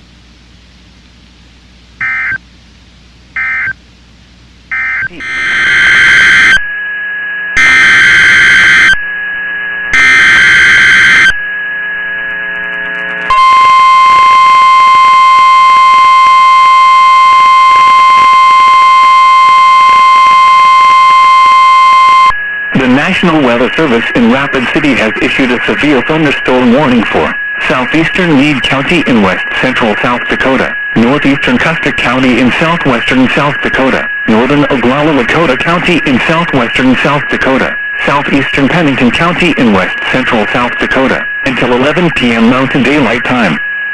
At 10:26 p.m. Mountain Daylight Time, severe thunderstorms were located along a line extending from near Olanka to 7 miles east of Badlands National Park to 7 miles west of Lonesome Valley, moving northeast at 40 miles per hour. Expected hazards include golf ball-size hail.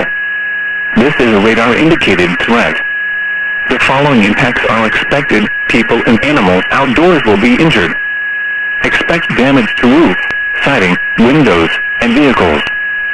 Severe thunderstorms will be near Olanka around 10:30 p.m. Mountain Daylight Time. Wasta around 10:40 p.m. Mountain Daylight Time. Chemicals Ranger Station around 10:45 p.m. Mountain Daylight Time. Other locations in the path of these severe thunderstorms include Delta 9 Missile Silo and Quinn. This includes Interstate 90 in South Dakota between mile markers 93 and 122. These storms are producing large hail. Seek shelter now inside a sturdy structure and stay away from windows. Large hail and continuous cloud-to-ground lightning is occurring with these storms. Move indoors immediately. Lightning is one of nature's leading killers. Remember, if you can hear thunder, you are close enough to be struck by lightning. Torrential rainfall is occurring with these storms, and may lead to flash flooding. Do not drive your vehicle through flooded roadways. Repeating, a severe thunderstorm warning has been issued until 11 p.m. Mountain Daylight Time for the following areas: in South Dakota, central Pennington, Custer,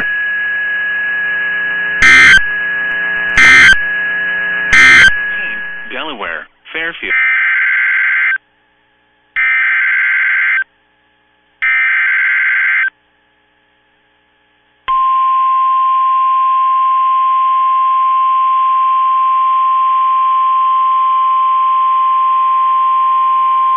The National Weather Service in Wilmington has issued a severe thunderstorm warning for southeastern Franklin County, Ohio, Fairfield County, northeastern Pickaway County, Licking County, until 1:45 a.m.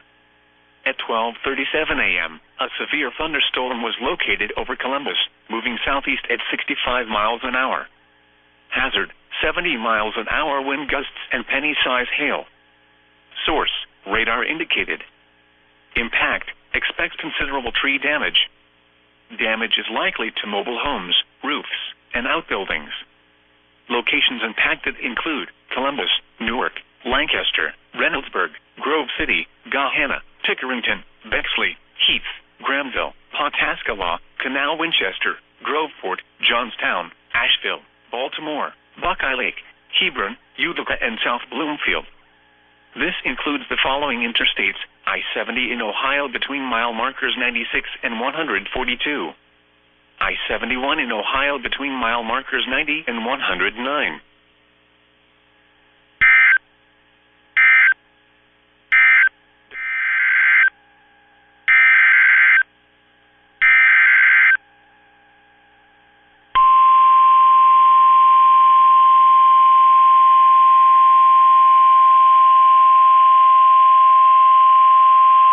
The National Weather Service in Pittsburgh has issued a severe thunderstorm warning for southern Guernsey County, western Monroe County, southeastern Muskingum County, southwestern Belmont County, Noble County, until 1:30 a.m. At 12:42 a.m., severe thunderstorms were located along a line extending from 6 miles southeast of Gesville to 6 miles west of McConnellsville, moving east at 50 miles an hour. Hazard, 60 miles an hour wind gusts and quarter-size hail. Source, radar indicated. Impact, minor hail damage to vehicles is possible. Expect wind damage to trees and power lines, resulting in some power outages. Locations impacted include Woodsfield, Caldwell, Gesville, Dudley, Quaker City, Senecaville, Pleasant City, Bealsville, Cumberland, Lower City, Old Washington, and Summerfield.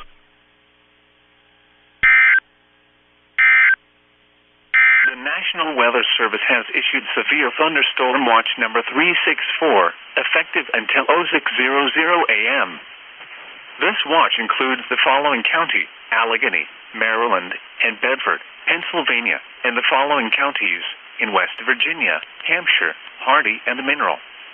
Remember, a severe thunderstorm watch means the conditions are favorable for the development of severe weather, including large hail and damaging winds, in and close to the watch area. While severe weather may not be imminent, persons should remain alert for rapidly changing weather conditions and listen for later statements and possible warnings.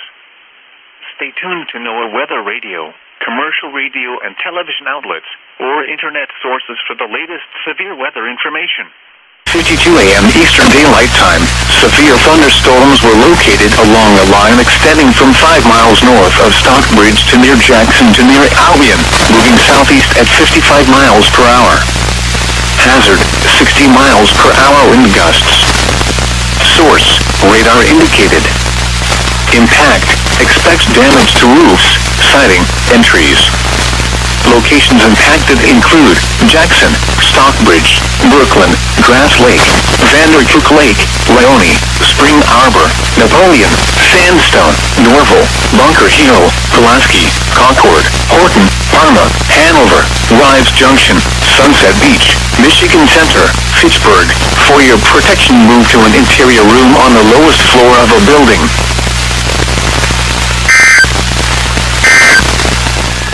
The National Weather Service in Rapid City has issued a severe thunderstorm warning for southwestern Hockin County in west central South Dakota, northwestern Jackson County in southwestern South Dakota, east central Pennington County in west central South Dakota, until 11:45 p.m. Mountain Daylight Time. At 10:49 p.m. Mountain Daylight Time, severe thunderstorms were located along a line extending from 4 miles east of Osta to 2 miles northeast of Delta 9 missile silo to 6 miles southwest of Delta 1 launch facility, moving northeast at 45 miles per hour. Expected hazards include tennis ball-size hail and 70 miles per hour wind gusts. This is a radar-indicated threat. The following impacts are expected. People and animals outdoors will be injured. Expect hail damage to roofs, siding, windows, and vehicles. Expect considerable tree damage. Wind damage is also likely to mobile homes, roofs, and outbuildings. Severe thunderstorms will be near Cactus Flat, Delta One Launch Facility, and Minuteman Missile Visitors Center around 11 p.m. Mountain Daylight Time. Cottonwood around 11:05 p.m. Mountain Daylight Time. Other locations in the path of these severe thunderstorms include Grindstone, Phillip, Grindstone Butte, Billsburg, and Milesville. This includes Interstate 90 in South Dakota between mile markers 111 and 134. Prepare immediately for large hail and damaging winds. People outside should move immediately to shelter inside a strong building. Stay away from windows. Repeating, a severe thunderstorm warning has been issued until 11:45 p.m. Mountain Daylight Time for the following areas in South Dakota, eastern Pennington, Hawken, and Jackson.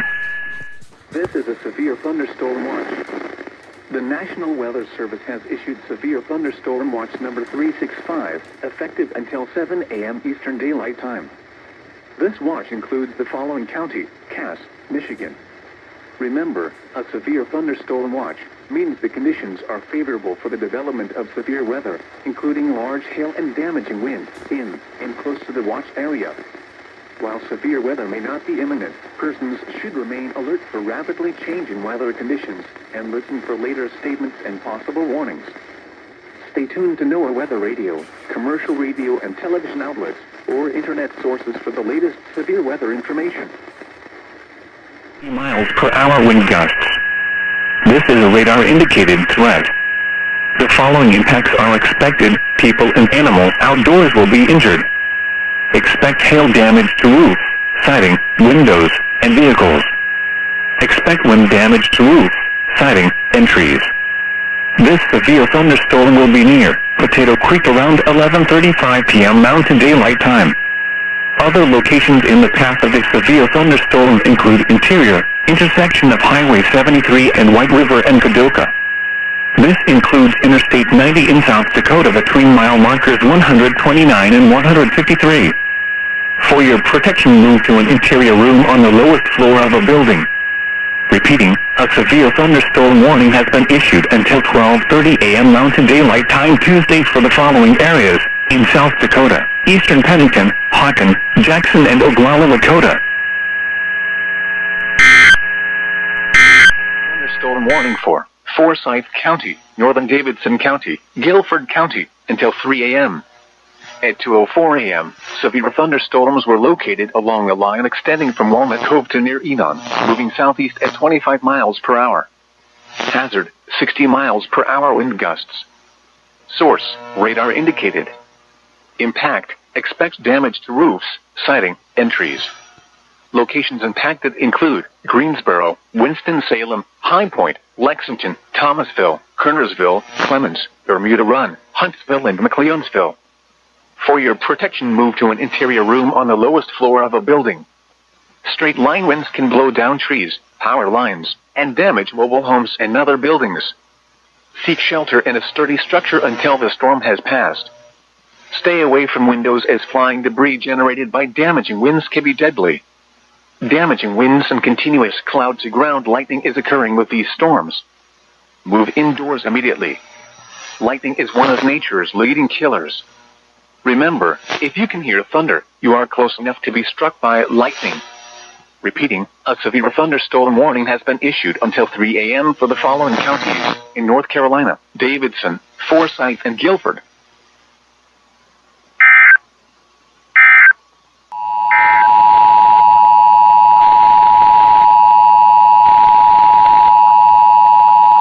A flash flood warning for the following counties in Ohio: Lucas, Ottawa, Sandusky, Seneca, and Wood. The National Weather Service in Cleveland has issued a flash flood warning for Lucas County in northwestern Ohio, Ottawa County in northwestern Ohio, western Sandusky County in northwestern Ohio, northwestern Seneca County in northwestern Ohio, Wood County in northwestern Ohio, until 6:45 a.m. Eastern Daylight Time. At 2:03 a.m. Eastern Daylight Time, Doppler radar indicated thunderstorms producing heavy rain across the warned area. Between 1 and 2 inches of rain have fallen. Additional rainfall amounts of 1 to 2.5 inches are possible in the warned area. Flash flooding is ongoing or expected to begin shortly. Hazard: flash flooding caused by thunderstorms. Source: radar. Impact: flash flooding of small creeks and streams, urban areas, highways, streets and underpasses, as well as other poor drainage and low-lying areas. Some locations that will experience flash flooding include Toledo, Bowling Green, Perrysburg, Oregon, Sylvania, Rossford, Waterville, Northwood, White House, Gibsonburg, Genoa, Woodville, Holland, Weston, Elmore, Maumee, Ottawa Hills, Walbridge, Pemberville and Millbury. Turn around, don't drown when encountering flooded roads. Most flood deaths occur in vehicles. Be especially cautious at night when it is harder to recognize the dangers of flooding. Be aware of your surroundings and do not drive on flooded roads. Please report observed flooding to local emergency services or law enforcement and request they pass this information to the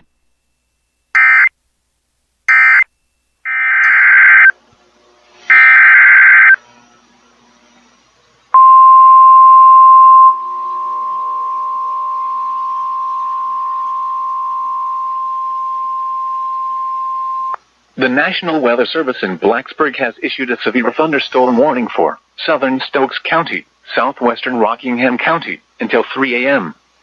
At 2:07 a.m., a severe thunderstorm was located over Pine Hall, or near Walnut Cove, moving southeast at 30 miles per hour. Hazard: 60 miles per hour wind gusts. Source: radar indicated. Impact: expect damage to roofs, siding, and trees. Locations impacted include Reedsville, Wentworth, Mayodan, Madison, Walnut Cove, King, and Pine Hall. Prepare immediately for damaging winds. For your safety, move to an interior room on the lowest floor of a sturdy building. Stay away from windows. When it is safe to do so, please send your reports of hail of any size, as well as reports of any wind damage, including downed trees or large limbs, to the National Weather Service by calling toll-free at 1-866-215-4324. Reports and pictures can also be shared on the National Weather Service Blacksburg Facebook page and on Twitter. Repeating, a severe thunderstorm warning has been issued until 3 a.m. for the following counties in North Carolina: Rockingham and Stokes. County in northwestern Ohio, northeastern Hancock County in northwestern Ohio, until 3 a.m. Eastern Daylight Time. At 2:07 a.m. Eastern Daylight Time, a severe thunderstorm was located near Gibsonburg, or 10 miles east of Bowling Green, moving southeast at 40 miles per hour. Hazard: 60 miles per hour wind gusts and quarter-size hail. Source: radar indicated. Impact: minor damage to vehicles is possible. Expect damage to trees and power lines. Locations impacted include Bowling Green, Tiffin, Fremont, Fostoria, Bellevue, Clyde, Oak Harbor, Gibsonburg, Genoa, Woodville, Elmore, Green Springs, New Regal, Belleville, Pemberville, Lucky, Bradner, Wayne, Bloomdale, and Bettsville. For your protection, move to an interior room on the lowest floor of a building. Repeating, a severe thunderstorm warning has been issued until 3 a.m. Eastern Daylight Time for the following counties in Ohio: Erie, Hancock, Huron, Ottawa, Sandusky, Seneca, and Wood.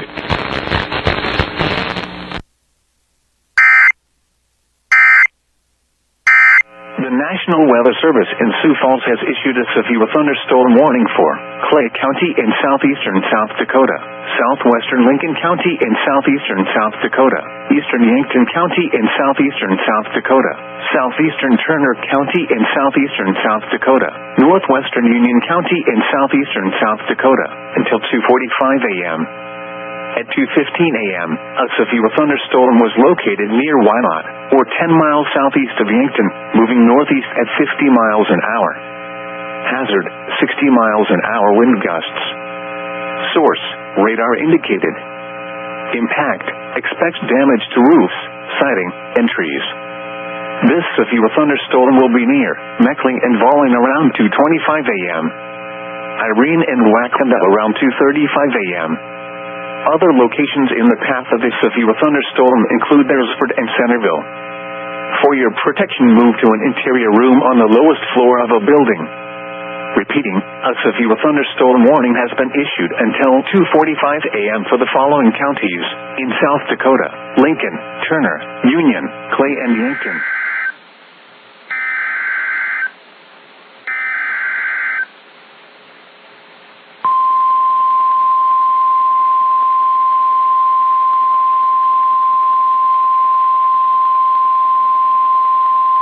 The National Weather Service in Sioux Falls has issued a severe thunderstorm warning for southwestern Sioux County in northwestern Iowa, north central Dixon County in northeastern Nebraska, eastern Clay County in southeastern South Dakota, south central Lincoln County in southeastern South Dakota, northern Union County in southeastern South Dakota, until 3 a.m.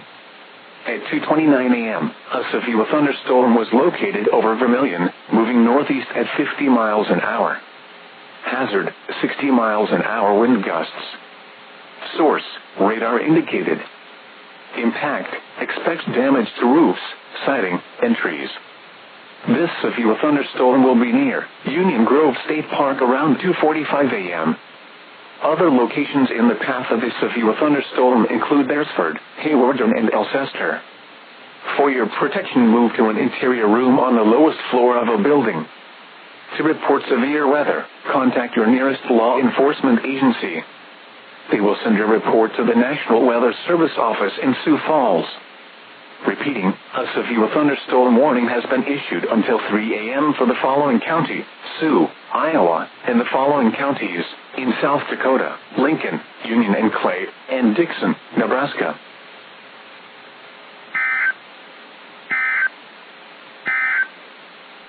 The National Weather Service in Cleveland has issued a severe thunderstorm warning for southern Richland County, central Ashland County, Morrow County, southern Wayne County in northeastern Ohio, Holmes County in northeastern Ohio, Knox County, until 4:15 a.m. At 3:30 a.m., severe thunderstorms were located along a line extending from Polk to Cardington, moving southeast at 60 miles an hour. Hazard, 60 miles an hour wind gusts.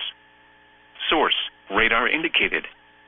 Impact, expects damage to trees and power lines. Locations impacted include Mansfield, Worcester, Ashland, Mount Vernon, Mount Gilead, Millersburg, Berlin, Lexington, Walnut Creek, Loudonville, Fredericktown, Gambier, Cigar Creek, Cardington, Belleville, Centerburg, Shreve, Ashley, Danville, and Kilbeck. Impact, people and animals outdoors will be injured. Expect hail damage to roofs, siding, windows, and vehicles. Expect considerable tree damage. Wind damage is also likely to mobile homes, roofs, and outbuildings. This severe thunderstorm will be near Swiftward and Swiftward Day School around 1:45 a.m. Mountain Daylight Time. Woodlocks Bay Rec Area around 2:50 a.m. Central Daylight Time. Remain alert for a possible tornado.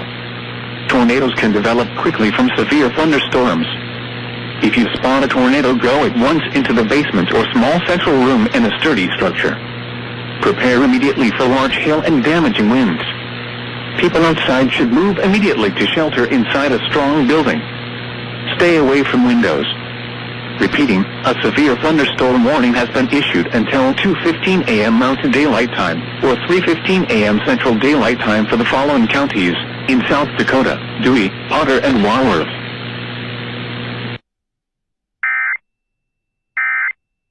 Expects damage to trees and power lines, resulting in some power outages.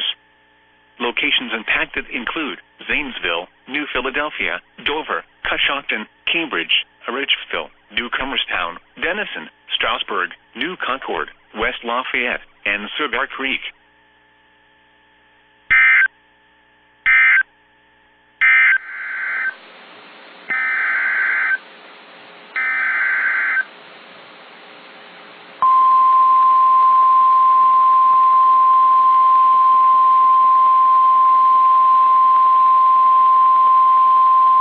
The National Weather Service in Sioux Falls has issued a severe thunderstorm warning for southwestern Lyon County in northwestern Iowa, northwestern Sioux County in northwestern Iowa, northern Clay County in southeastern South Dakota, Lincoln County in southeastern South Dakota, northeastern Yankton County in southeastern South Dakota, Turner County in southeastern South Dakota, northwestern Union County in southeastern South Dakota, east central Hutchinson County in southeastern South Dakota, until 3:30 a.m.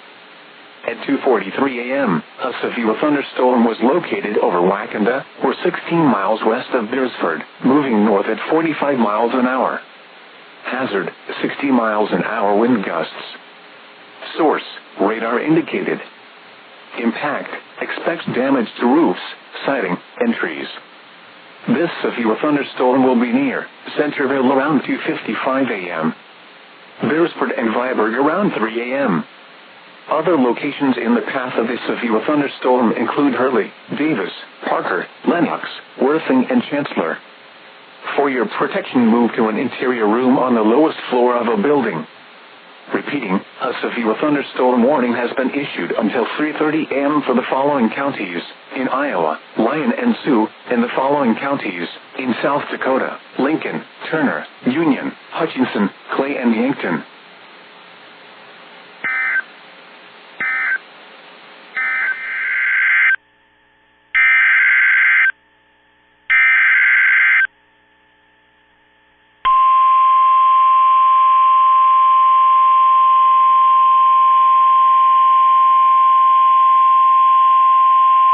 The National Weather Service in Cleveland has issued a flash flood warning for Ashland County, southeastern Crawford County, eastern Huron County, Knox County, southwestern Lorain County, eastern Marion County, Morrow County, Richland County, western Holmes County in northeastern Ohio, southwestern Medina County in northeastern Ohio, Wayne County in northeastern Ohio, until 10 a.m. Tuesday. At 3:59 a.m., Doppler radar indicated thunderstorms producing heavy rain across the warned area. The expected rainfall rate is 1 to 2.5 inches in 2 hours. Additional rainfall amounts of 1 to 2 inches are possible in the warned area.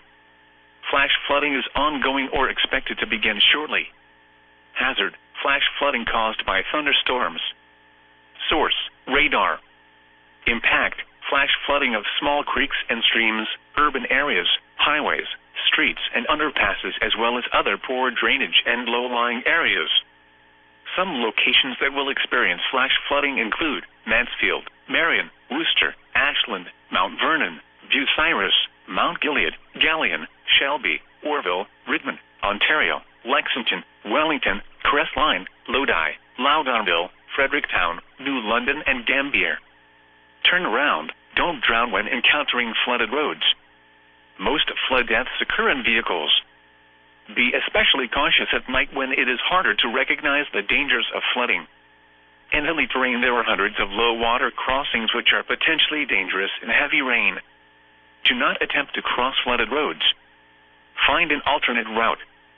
Please report observed flooding to local emergency services or law enforcement and request they pass this information to the National Weather Service when you can do so safely.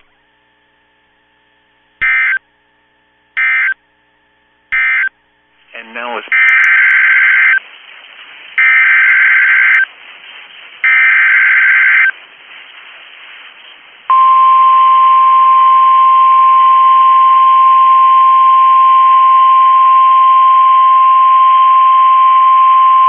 The National Weather Service in Sterling, Virginia has issued a severe thunderstorm warning for Washington County in north central Maryland, northern Jefferson County in the panhandle of West Virginia, northeastern Morgan County in the panhandle of West Virginia, Berkeley County in the panhandle of West Virginia, until 4:45 a.m.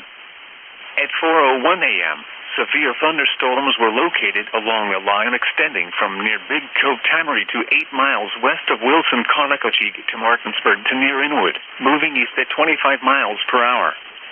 Hazard, 60 miles per hour wind gusts and quarter-size hail. Source, radar indicated. Impact, damaging winds will cause some trees and large branches to fall.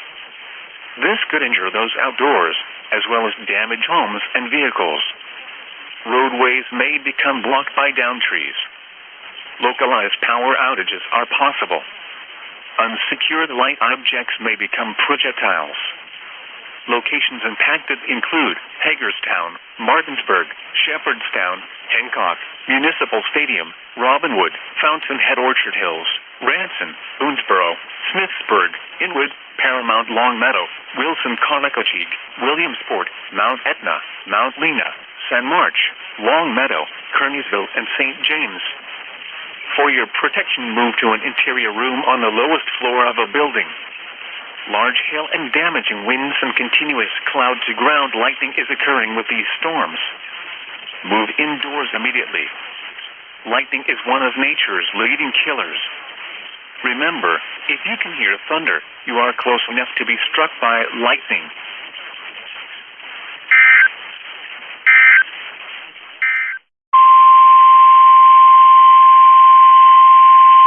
The National Weather Service in State College, Pennsylvania has issued a severe thunderstorm warning for southern Franklin County in south-central Pennsylvania, southeastern Fulton County in south-central Pennsylvania, until 4:45 a.m. At 4:06 a.m., a severe thunderstorm was located over Big Cove Tannery, moving east at 25 miles per hour. Hazard, 60 miles per hour wind gusts and quarter-size hail. Source, radar indicated. Impact, hail damage to vehicles is expected. Expect wind damage to roofs, siding, and trees. This severe thunderstorm will be near Big Cove Tannery around 4:10 a.m. Mercersburg and Clown Lake around 4:30 a.m. Greencastle, Marion, and St. Thomas around 4:40 a.m.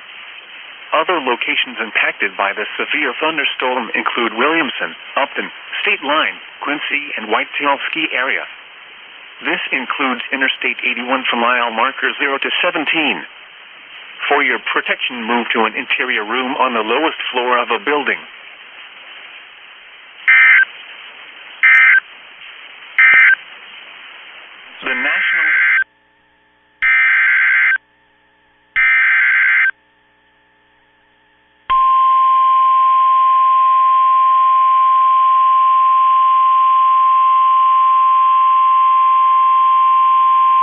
The National Weather Service in Pittsburgh has issued a severe thunderstorm warning for southwestern Guernsey County, southeastern Muskingum County, Noble County, until 4:45 a.m. At 4:06 a.m., a severe thunderstorm was located over New Concord, or 10 miles west of Cambridge, moving southeast at 60 miles an hour.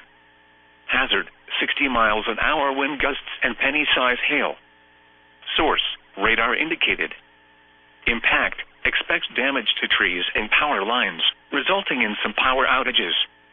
Locations impacted include Cambridge, Caldwell, New Concord, Desville, Dudley, Philo, Quaker City, Senecaville, Pleasant City, Cumberland, Lower City, and Old Washington.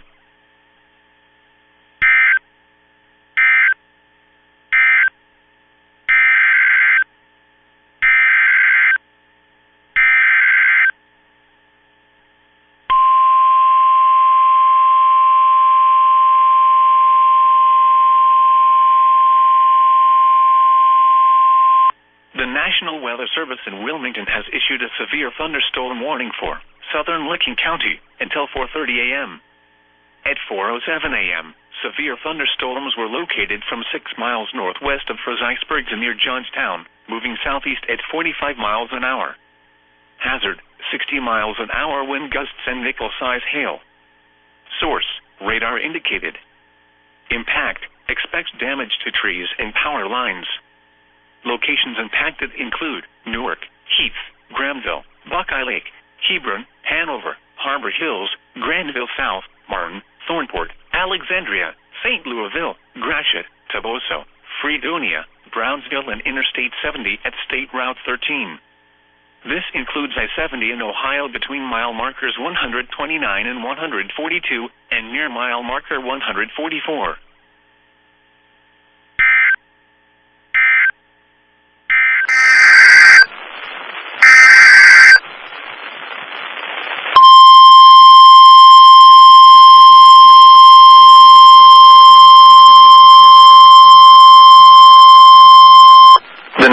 Weather Service in Aberdeen has issued a severe thunderstorm warning for western Edmonds County in north-central South Dakota, northeastern Potter County in north-central South Dakota, southeastern Walworth County in north-central South Dakota, until 4:15 a.m. Central Daylight Time. At 3:13 a.m. Central Daylight Time, a severe thunderstorm was located 10 miles south of Lowry, or 12 miles north of Gettysburg, moving northeast at 40 miles per hour. Hazard, 60 miles per hour wind gusts and half-dollar size hail. Source, radar indicated. Impact, hail damage to vehicles is expected. Expect wind damage to roofs, siding, and trees. This severe thunderstorm will be near Lowry around 3:25 a.m. Central Daylight Time. Other locations in the path of the severe thunderstorm include Hohen, Bowdle, Roscoe, and Hosmer.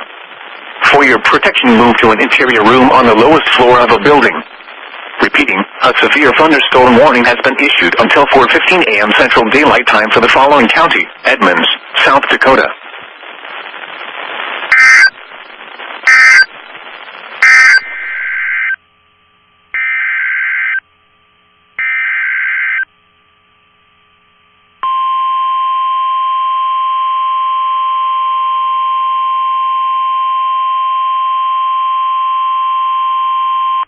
National Weather Service in State College, Pennsylvania has issued a severe thunderstorm warning for central Adams County in south-central Pennsylvania, southwestern Cumberland County in south-central Pennsylvania, east-central Franklin County in south-central Pennsylvania, until 5 a.m.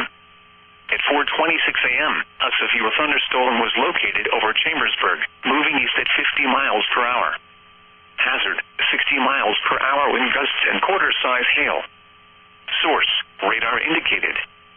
Impact, hail damage to vehicles is expected. Expect wind damage to roofs, siding, and trees. This severe thunderstorm will be near Scotland, Guilford, and Fayetteville around 4:30 a.m. Shippensburg and Wilmette Bottom around 4:40 a.m. Pine Grove, Furnace, and Cashtown around 4:50 a.m. Aspers, Hampton, and Lake Mead around 5 a.m. Other locations impacted by this severe thunderstorm include Orrstown, Arendsville, Heidlersburg, Biglerville, and Emmetstown. This includes Interstate 81 for mile markers 12 to 32. For your protection, move to an interior room on the lowest floor of a building. Repeating, a severe thunderstorm warning has been issued until 5 a.m. for the following counties: Adams, Cumberland, and Franklin.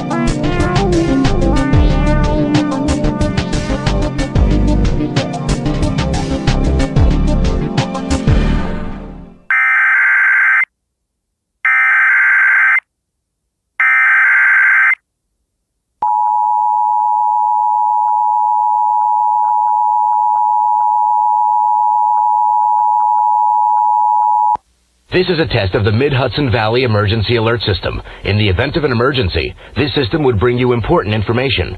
This test of the Emergency Alert System is now concluded.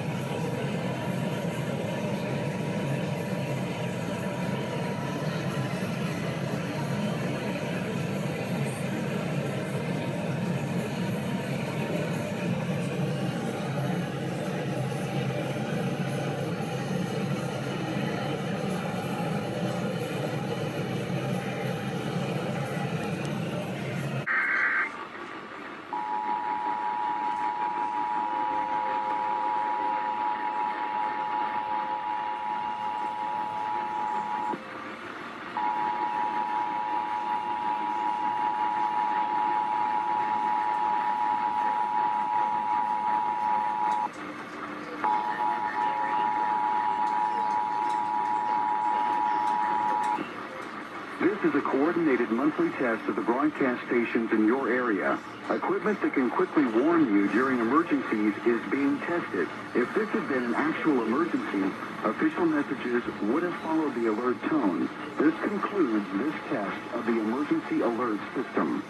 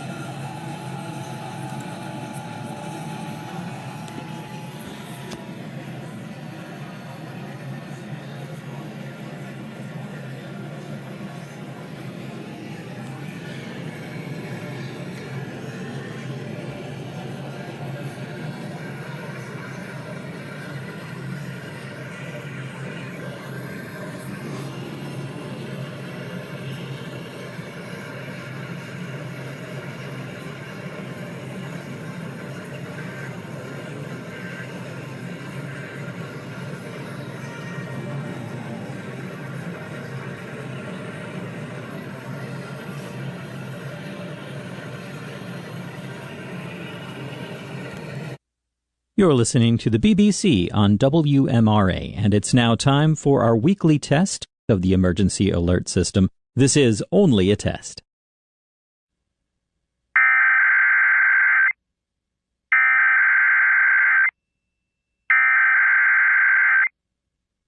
This is a test of the emergency alert system. This is only a test.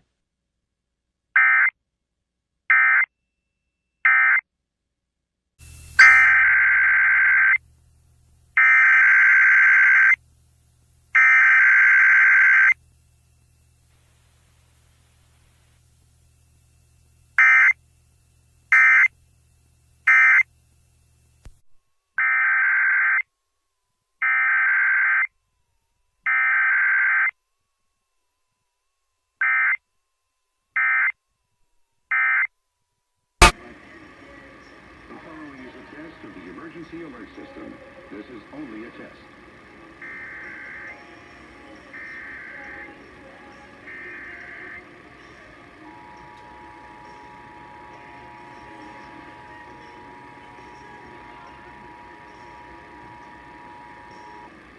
This is a statewide test of the Ohio Emergency Alert System, originating from the State Emergency Operations Center in Columbus. This is only a test. The Ohio Emergency Alert System is designed to provide the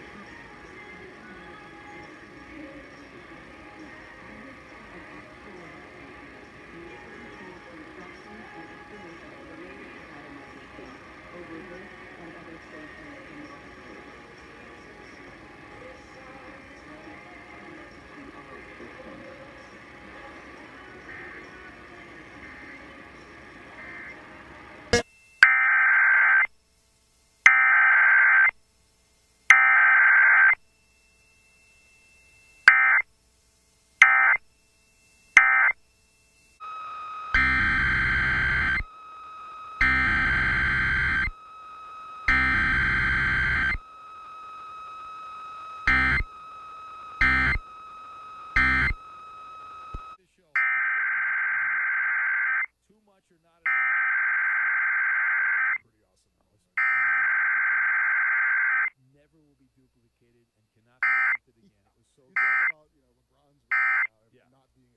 This is WSPC Albemarle. The following is a test of the emergency alert system. This is only a test.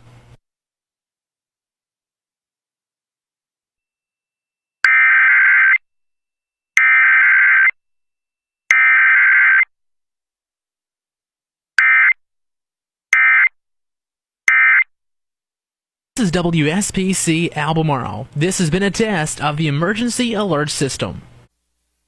Oh, say, can you see by the dawn's early light what so proudly we hailed at the twilight's last gleaming, whose broad stripes and bright stars through the perilous fight o'er the ramparts we watched were so gallantly streaming, and the rocket's red glare, the bombs bursting in air, gave proof through the night that our flag was still there. Oh, say, does that star-spangled banner yet wave o'er the land of the free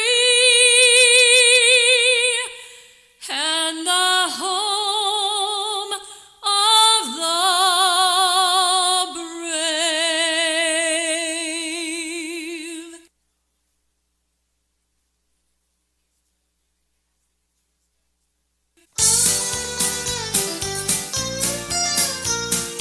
K236CK Warrenton. KWRE, Warrenton, Troy, Winsville.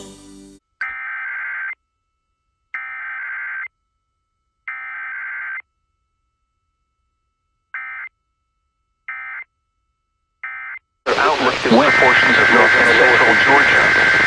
For today and tonight, no hazardous weather is expected at this time. And now the expected outlook for the period Thursday through Tuesday. The probability for widespread hazardous weather is low. Isolated thunderstorms will be possible late Thursday and Friday.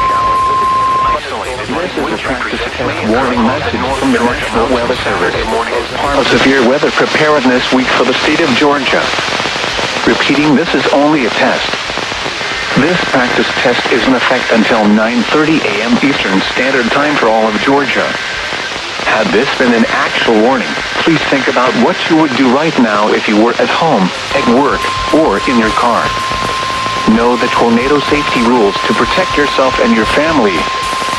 This test warning is conducted annually during Severe Weather Preparedness Week to allow schools, businesses, emergency managers, and the public to exercise their tornado safety procedures. This practice test warning message will remain in effect until 9:30 a.m. Eastern Standard Time. There will be no follow-up statements issued. This concludes the test warning message from the National Weather Service.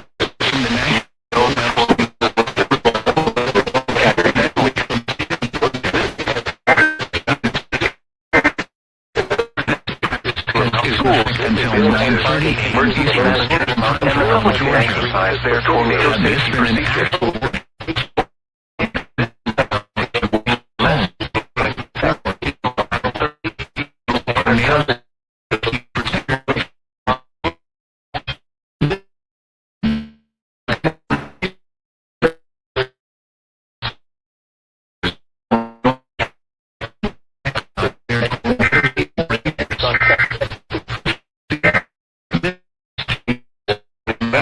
Until 9:30 a.m. Eastern Weather southwestern proportions of north and central Georgia, Stevens issued for today and tonight. This concludes the weather warning message from the National Weather Service. Now the extended we now return to our normal state broadcasting. The probability for widespread hazardous weather is low. Isolated thunderstorms will be possible late Thursday and Friday. Waters from Mexico Beach to Apalachicola, 20 to 60 nautical miles. Today, southeast winds 10 to 15, diminishing to 10 to 15 knots in the afternoon. Seas 3 to 5 feet with a dominant period of 7 seconds. Protected waters choppy.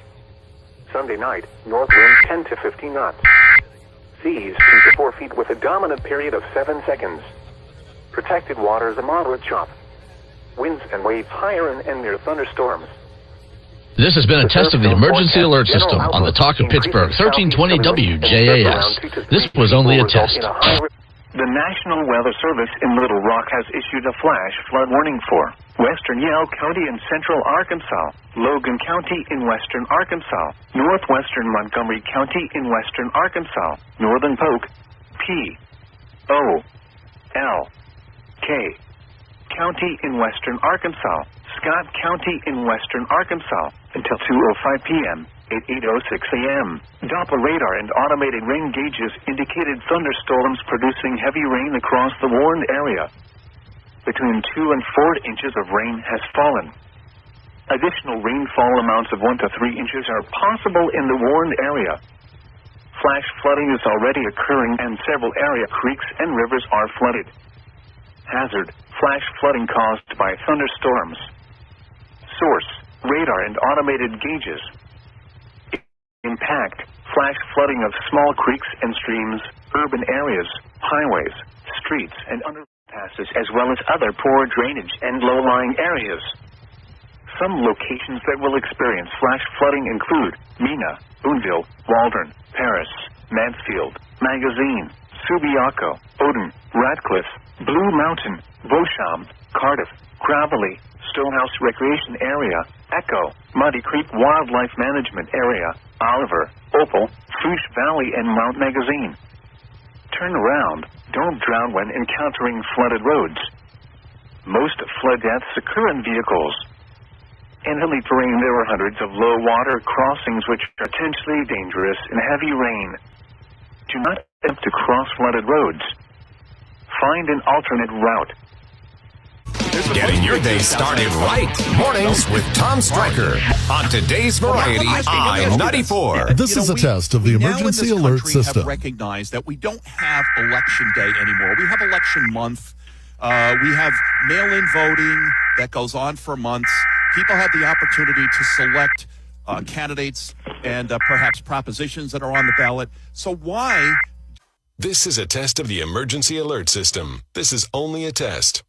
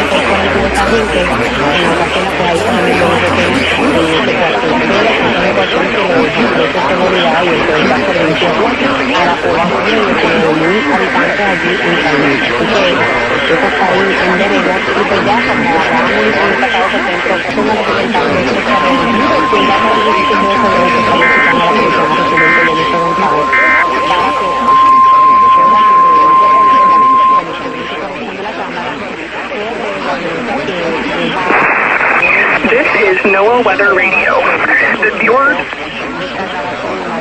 24-hour voice of the National Weather Service.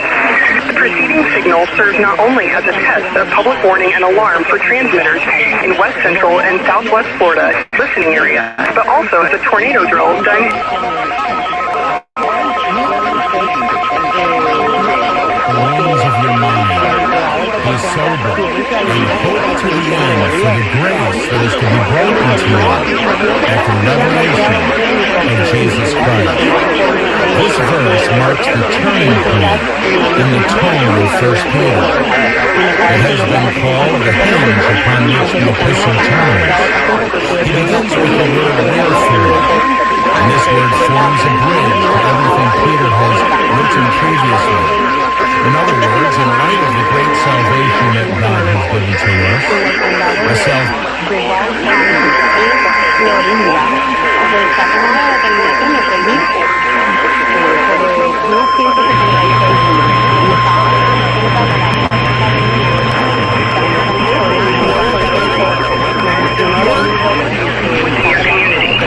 This drill was also conducted to test the same system, which will alert only the county or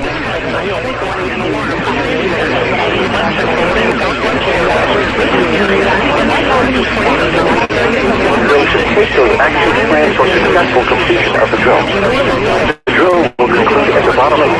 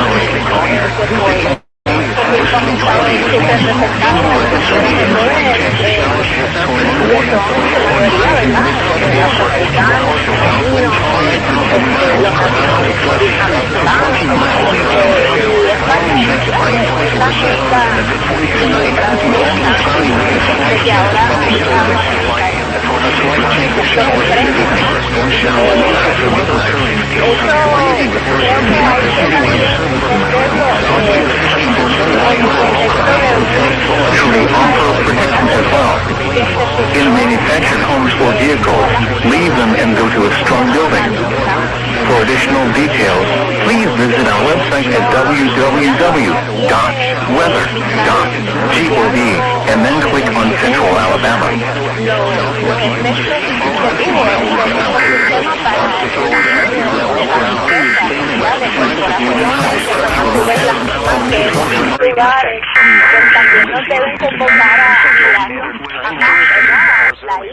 This is a required weekly test of the Southwestern Michigan Emergency Alert System originating from the Cerri County Emergency Operations Center. If this has been a national emergency, such as a tornado, a toxic material release, nuclear plant incident, widespread phone or power outages, or other state or local emergency that affects your safety, official messages would have followed the alert tone. This includes this test of the Emergency Alert System. Ni siquiera aceptar de que aquí existe racismo cuando sí existe. Comienza con el sentido. Mira, a mí me preocupa muchísimo esto que está ocurriendo en Florida. Lo primero que me preocupa es que Florida es el estado, ¿verdad? This is the National Weather Service in Mobile, Alabama. The preceding signal was a test of the NOAA radio warning alarm device for stations KEAS 61 Mobile, KEAS 86 Milton, WWS 55 Jackson, KEAS 59 Joshua, WNG 646 Woodson, WNG 640 Lakeville, and WNG 607 Greenville. During potentially dangerous weather situations, specially built receivers can be automatically activated to warn of impending hazards. The test of the signal and the receiver's performance are normally conducted by the National Weather Service between 6 and 10 a.m. and between 6 and 8 p.m. each Wednesday. If there is a threat of or existing severe weather within the area, Wednesday, the test will be postponed until the next available good weather day. Reception of this broadcast, and especially the warning alarm, will vary at any given location. This variability, which is normally more noticeable at greater distances from the transmitter, can occur even if you are using a good quality receiver, which is in good working order. The warning alarm will be activated for hazardous watches and warnings, which affect the following counties: in Alabama, Baldwin, Butler, Kearsarge, Clark, Coffee, Conecuh, Covington, Crenshaw, Escambia, Geneva, Lowndes, Mobile, Monroe, Heights, Washington, and Wilcox. This has been a test of the NOAA Weather Radio Warning Alarm device. We now return you to our normal program.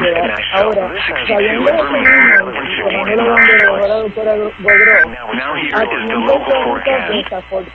Wind advisory in effect from 9 p.m. this evening to 9 a.m. Central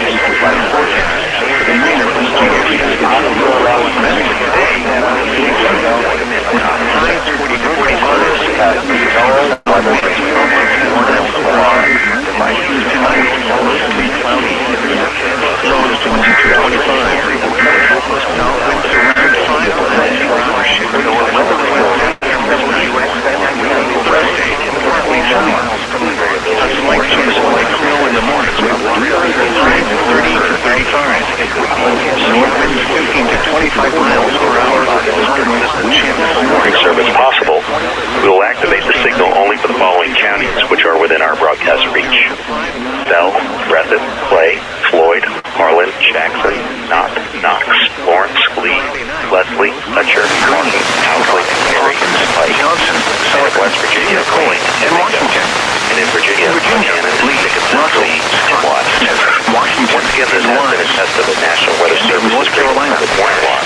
We now return to recorded programming. Watauga, Yancey. This statement is for the Kentucky Weather Radio Station.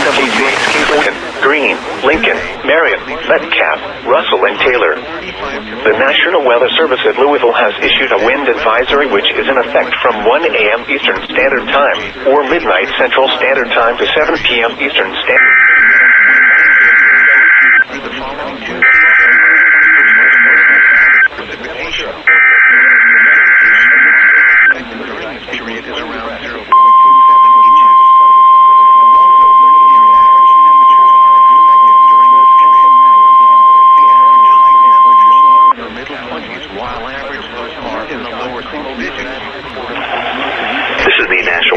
office in Jackson, Kentucky. We have just activated the public warning alarm tone as a test of our weather radio stations. Relative humidity of 1 only a test. The winds were south at 5 miles an hour. The pressure was 29.9 inches extended. It was fair. The temperature was 26 degrees, the dew point 23, with a relative humidity of 88%. The wind was southeast at 6 miles, and the reception received a wind chill of 91. The pressure was 29.95 inches and steady. Across Minnesota, it was 39 and 33 earlier, and 23 and 45. It was fair, with a temperature of 21 at Bonn, 26 at Buckhead, 30 at Washington, and 19 at International Falls. Under fair skies, reported 28, Detroit Lakes reported 27, and Minneapolis reported 32. Across southern Canada, skies ranged from partly sunny to cloudy. It was 28.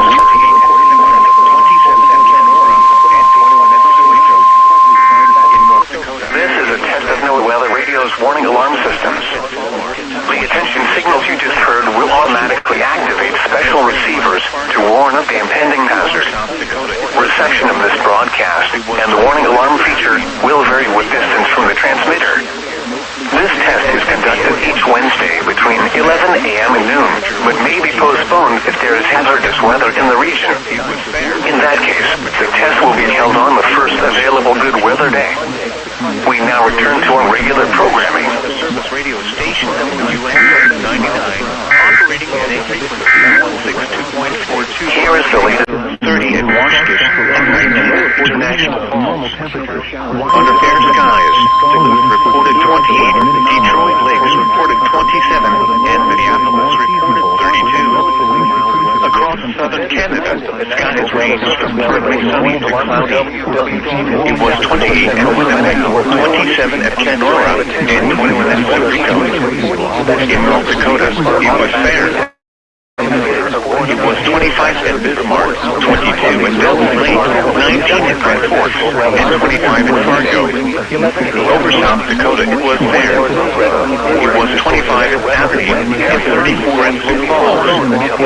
Once again at 10 a.m. in Village, it was fair, and the temperature was 27. At Park Raptors, it was fair, and the temperature was 26, with a wind chill of 19. Now here is the hazardous weather outlook for portions of eastern North Dakota, west central and northwest Minnesota. For today and tonight, the probability for widespread hazardous weather is low.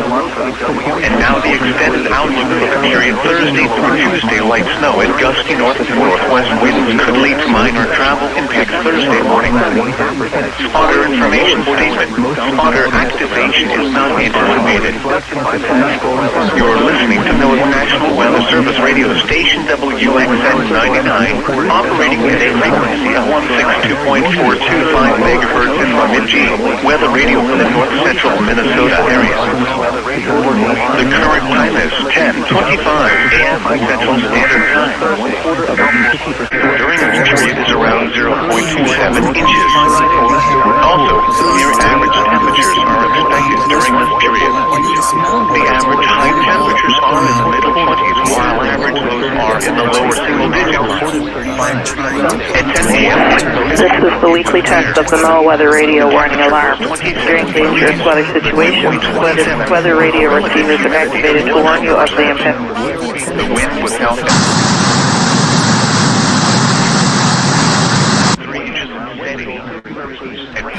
On Wednesday, the test will be canceled. The warning alarm is activated for short fuse weather watches and warnings affecting Michigan's northern lower peninsula, the eastern upper peninsula, and the adjacent coastal waters of the Great Lakes, including Whitefish Bay, Saginaw Bay, and the St. Mary's River system.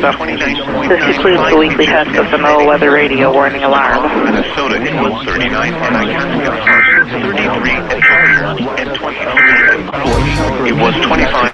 In Aberdeen, in 34 at Sioux Falls. Once again at 10 a.m. at Bemidji, it was fair, and the temperature was 27. At Parker Rapids, it was fair, and the temperature was 26, with a wind chill of 19. You're listening to NOAA's National Weather Service radio station, the test of the NOAA Radio Warning Alarm. 3.6 points for weather. Weather radio warning are normally conducted by the National Weather Service every Wednesday between 11 and 2. Here's your area weather outlook for weather on Wednesday. Another Wednesday post-holiday further available good weather day. Mostly sunny this morning for the previous broadcast and warning alarm. While your system will bring a slight chance of variability, normally more noticeable at greater otherwise winds from Thursday will occur even during the weekend and clouding the northern portion of the nation. The tower will be activated for watches this morning in the following counties.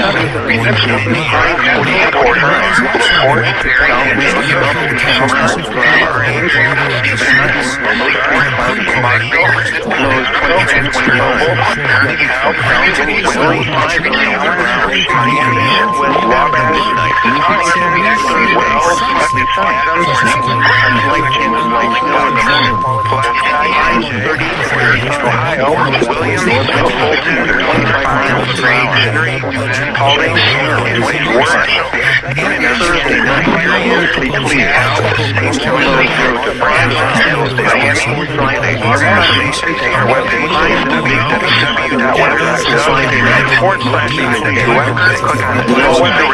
under local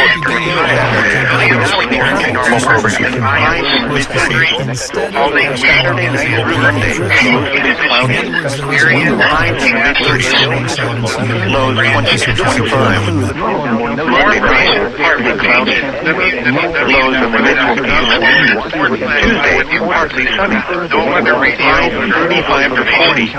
It's the extended weather outlook for northwest Minnesota, including the Bemidji, Thief, River Falls, and Bogdan areas. For next Wednesday, February 15th through the following Tuesday, February 21st is for above average precipitation. Precipitation normally expected during this period is around 0.27 inches. Also, near average temperatures are expected during this period. The average high temperatures are in the middle 20s, while average lows are in the lower single digits. At 10 a.m. in Bemidji, it was fair. The temperature was 27 degrees, the dew point 27, with a relative humidity of 100%. The wind was down at 5 miles an hour. The pressure was 29.93 inches and steady. It was fair. The temperature was 26 degrees, the dew point 23, with a relative humidity of 88%. The wind was southeast at 6 miles an hour. Producing a wind chill of 19. The pressure was 29.5 inches. Weather radio alarm system. The NOAA National Weather Service normally conducts this test every Wednesday between 11:30 a.m. and 3 p.m. The test will not be conducted. This test is conducted to give you the opportunity to ensure that your radio alarm system is in good working order. This has been a test. Across southern Canada, skies ranged from partly sunny to cloudy. Was fair. It was 25 at Aberdeen and 34 at Sioux Falls. miles an hour. Once again at 10 a.m. at Bemidji, it was fair and the temperature was 28. is a test of NOAA radio's warning device. During potentially dangerous weather situations, specially built receivers are automatically activated to warn of impending hazards. When there is a threat of or existing severe weather, the test is postponed until the first available good weather day. Reception of this broadcast and the warning alarm will vary at any given location. This variability, normally more noticeable at greater distances from the transmitter, may occur even though you are using a good quality receiver in perfect working order. The warning alarm will be activated for warnings in selected watches affecting locations in portions of West Kentucky, southeast Missouri, southern Illinois, southwest Indiana, and northwest Tennessee. This concludes this test of NOAA radio's warning device. We now return to our regular programming. The forecast for the greater Bloomington area. Rest of today,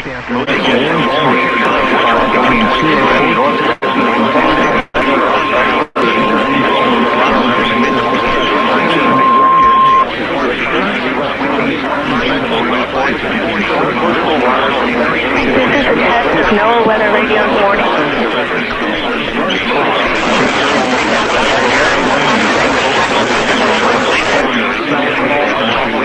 This test is conducted each Wednesday between 10 a.m. and 4 p.m. but may postpone. In that case, the test will be held on the first available good weather day.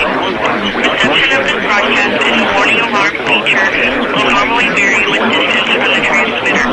This may occur even if you are using a good quality receiver in good working order. We now return to regular programming.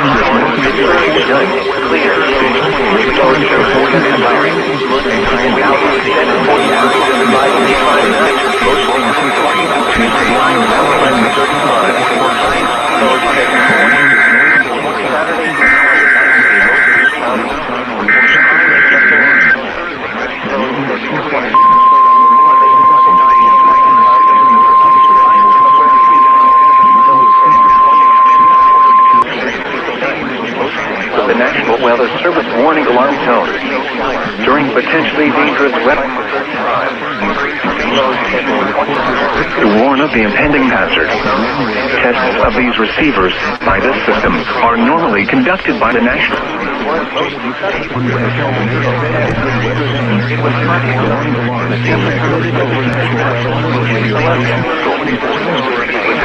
On Wednesday, the test is postponed until the next available good weather day. The warning alarm transmitted over.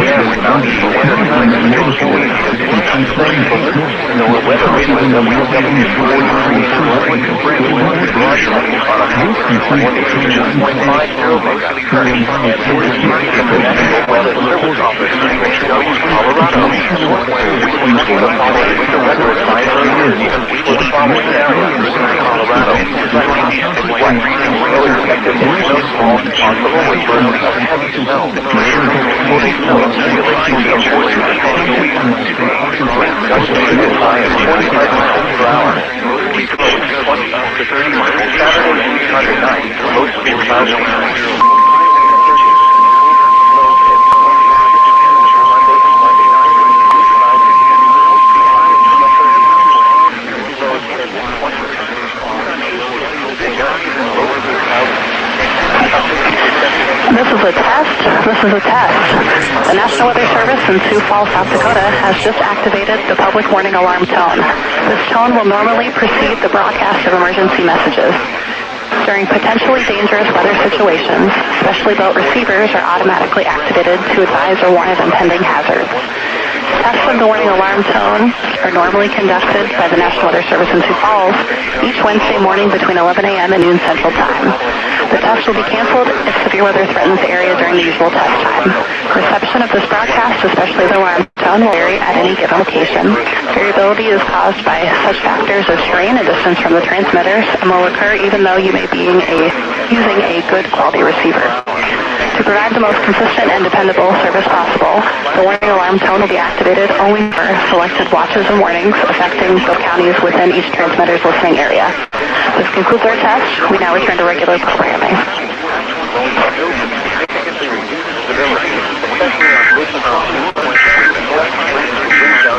The relative humidity was 79%. Wind was southeast at 7 miles an hour. The pressure was 30.10 inches and rising. Elsewhere in northwest Iowa, Morris was fair and 32. In Sheldon, the temperature was missing. Cherokee was sunny and 36. Spencer was sunny and 34. Other conditions across the northern plains, farther east in Iowa, temperatures were between 39 and 43 degrees.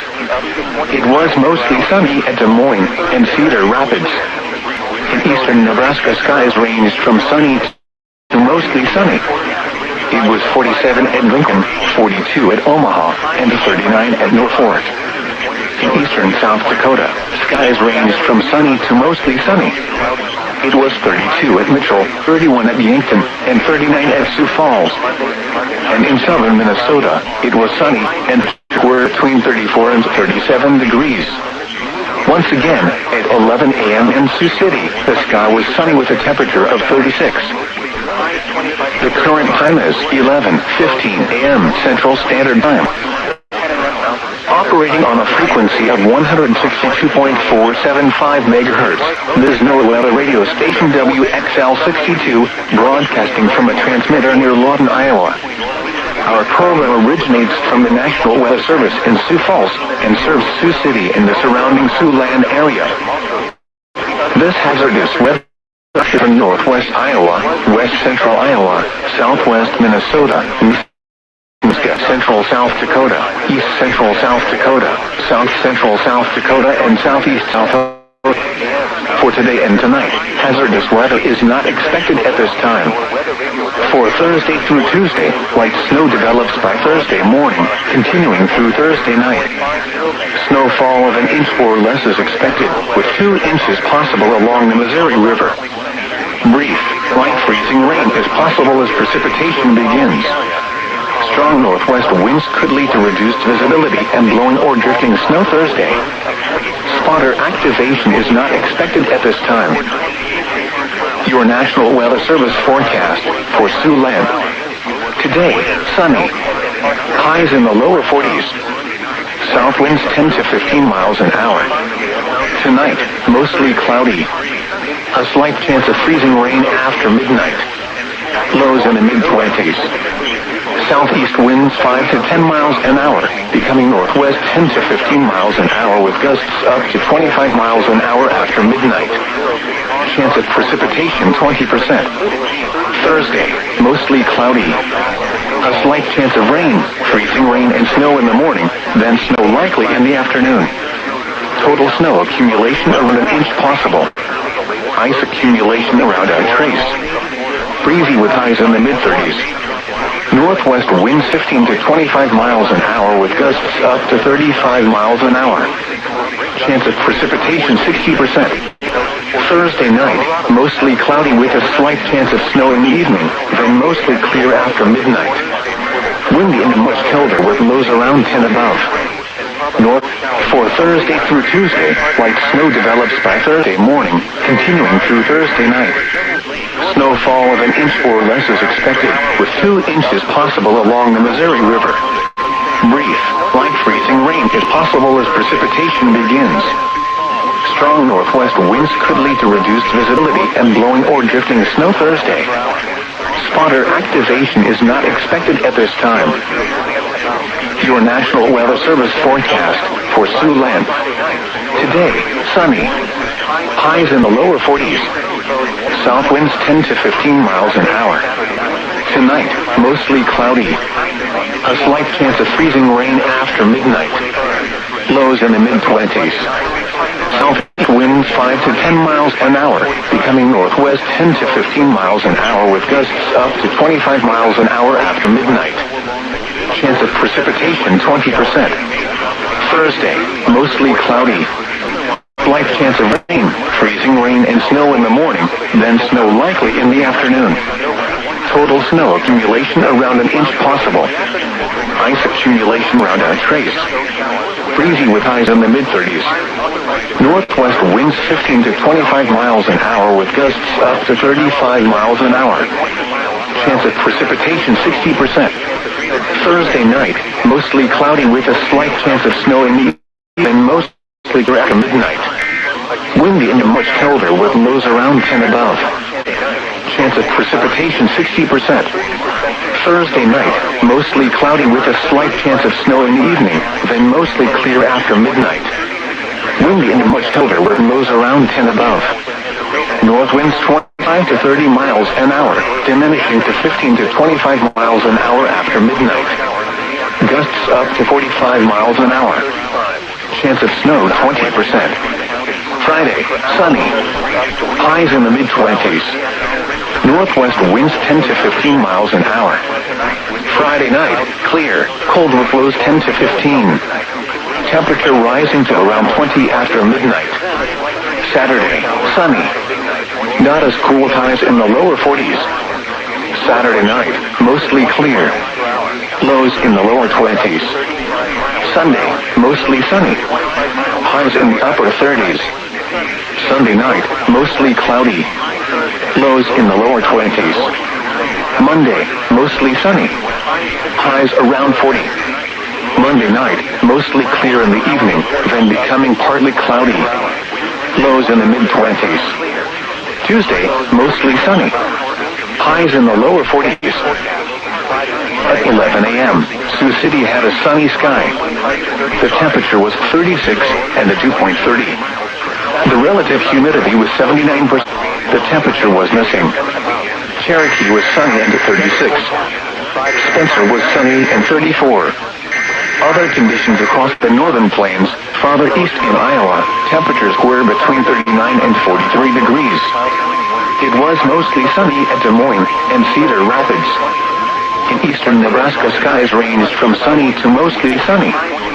It was 47 at Lincoln, 42 at Omaha, and 39 at Norfolk. In eastern South Dakota, skies ranged from sunny to mostly sunny. It was 32 at Mitchell, 31 at Yankton, and 39 at Sioux Falls. And in southern Minnesota, it was sunny, and temperatures were between 34 and 37 degrees. Once again, at 11 a.m. in Sioux City, the sky was sunny with a temperature of 36. The current time is 11:34 a.m. Central Standard Time. Operating on a frequency of 162.475 megahertz, this is NOAA Weather Radio Station WXL62, broadcasting from a transmitter near Lawton, Iowa.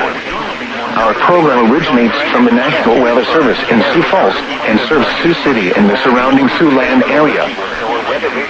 This hazardous weather outlook is for northwest Iowa, west central Iowa, southwest Minnesota, northeast Nebraska, central South Dakota, east central South Dakota, south central South Dakota, and southeast South Dakota. For today and tonight, hazardous weather is not expected at this time. For Thursday through Tuesday, light snow develops by Thursday morning, continuing through Thursday night. Snowfall of an inch or less is expected, with 2 inches possible along the Missouri River. Brief, light freeze, a slight chance of rain, freezing rain and snow in the morning, then snow likely in the afternoon. Total snow accumulation around an inch possible. Ice accumulation around a trace. Breezy with highs in the mid-30s. Northwest winds 15 to 25 miles an hour with gusts up to 35 miles an hour. Chance of precipitation 60%. Thursday night, mostly cloudy with a slight chance of snow in the evening, then mostly clear after midnight. Windy and much colder with lows around 10 above. North winds 25 to 30 miles an hour, diminishing to 15 to 25 miles an hour after midnight. Gusts up to 45 miles an hour. Chance of snow 20%. Friday, sunny. Highs in the mid-20s. Northwest winds 10 to 15 miles an hour. Friday night, clear, cold with lows 10 to 15. Temperature rising to around 20 after midnight. Saturday, sunny. Not as cool, highs in the lower 40s. Saturday night, mostly clear. Lows in the lower 20s. Sunday, mostly sunny. Highs in the upper 30s. Sunday night, mostly cloudy. Lows in the lower 20s. Monday, mostly sunny. Highs around 40. Monday night, mostly clear in the evening, then becoming partly cloudy. Lows in the mid-20s. Tuesday, mostly sunny. Highs in the lower 40s. At 11 a.m., Sioux City had a sunny sky. The temperature was 36 and the dew point 30. The relative humidity was 79%. Wind was southeast at 7 miles an hour. The pressure was 30.10 inches and rising. Elsewhere in northwest Iowa, Morris was fair and 32. In Sheldon, the temperature was missing. Cherokee was sunny and 36. Spencer was sunny and 34. Other conditions across the northern plains, farther east in Iowa, temperatures were between 39 and 43 degrees. It was mostly sunny at Des Moines and Cedar Rapids with 79%.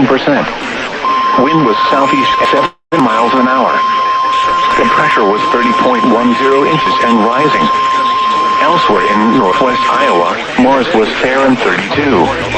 In Sheldon, the temperature was missing. Cherokee was sunny and 36. Spencer was sunny and 34. Other conditions in the northern plains, farther east in Iowa, temperatures were between 39 and 43 degrees. It was mostly sunny at Des Moines and Cedar Rapids. In Nebraska, skies ranged from sunny to mostly sunny. It was 47 at Lincoln, 42 at Omaha, and 39 at North Fork. In eastern South Dakota, ranged from sunny to mostly sunny. It was 32 at Middle, 31 at Yankton, and 30 at Sioux Falls. And in southern Minnesota, it was sunny, and temperatures were between 34 and 30s. Once again, at 11 a.m. in Sioux City, the was sunny with a temperature of 36. The current time is 11:49 a.m. Central Standard Time. Operating on a frequency of 162.475 megahertz. This is Nova Radio Station WXL6, broadcast transmitter near Lawton, Iowa. Our program originates from the National Weather Service in Sault and serves Sioux City and the surrounding Siouxland area. This hazardous weather outlook is for northwest Iowa, west central Iowa, southwest Minnesota, northeast Nebraska, central South Dakota, east central South Dakota.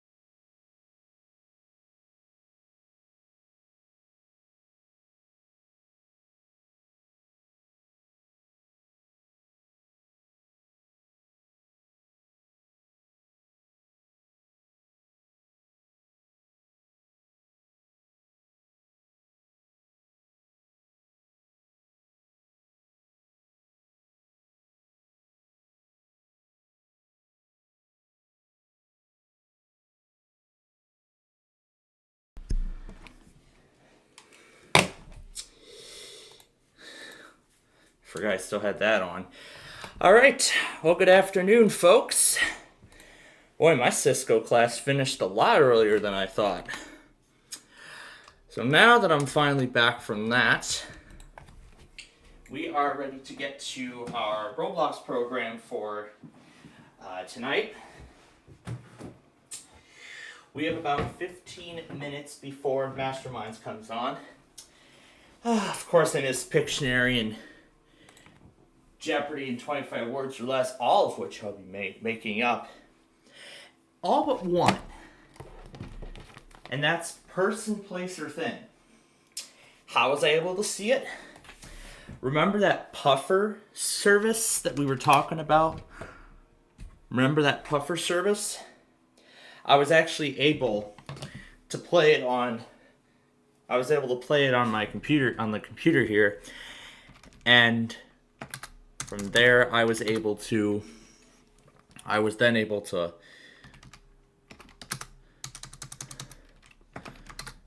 So I was able to play it right then and there.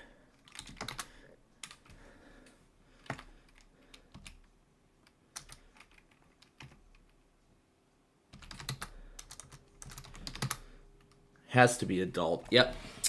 That is our Wordle word of the day for today. Now, give me a few moments and then we'll get started.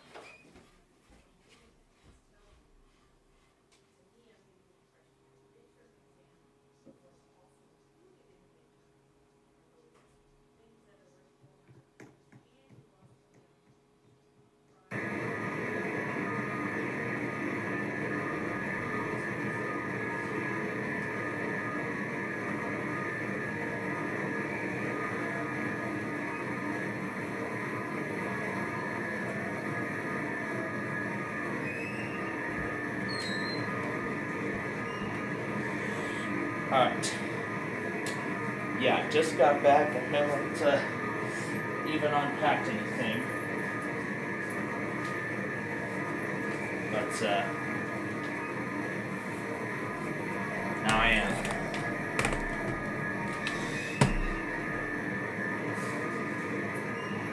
Yeah, that's right, this thing is still on.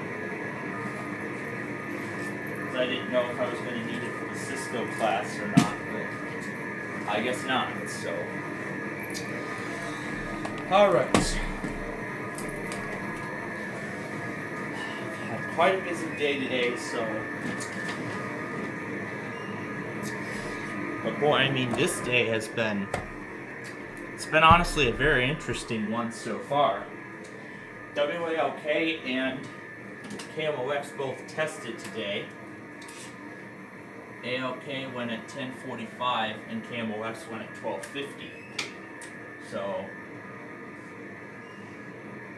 I'll update the board really quickly before we go any further. Alright, there we go. So that now makes it 4 out of 16 done for this week.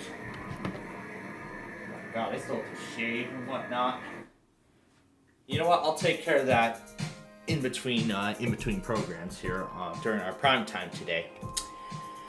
So now with that out of the way, ready to de-stress from that very hectic day and enjoy and just have some fun. Of course, that's what tonight's going to be all about. It's going to be all about fun. It's going to be all about fun.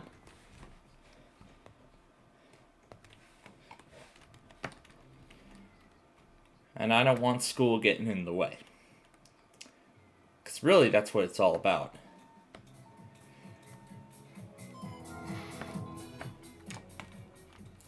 Now, we usually start at like 4 o'clock. So, and since I got home much later, again, as I said, we're starting at a new time. So that means we're going to have to move through quickly here through our credits. So that means limiting a lot of the games that we usually do. Alright.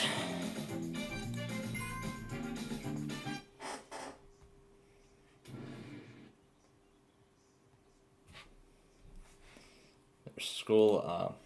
There's a CPKC went to Bensonville. Forgot Alex C was able to start on here. I was questioning whether I would start ALK on there, but I should have. At least I got KMOX though, almost live. But it wasn't until I finished my lunch today that I was able to see it. Because of course, in addition to lunch, I finished a communications assignment. And then once that was finished, well, then I just went through John's locker. And of course, John, again, ignored almost every single IPOS test. Even Santa Barbara he ignored. And of course, I didn't expect Missouri to do their IPOS test today because tonight is the monthly test for Missouri. And yes, I can see Brennan's message. I even saw it too. Yes, DC is also tonight. So, WIDA and TOP are the primaries. So we're going to be doing... I might do just TOP.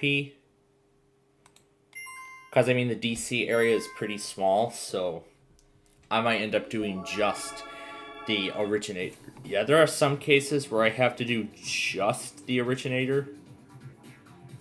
And, yeah, this is one of those cases.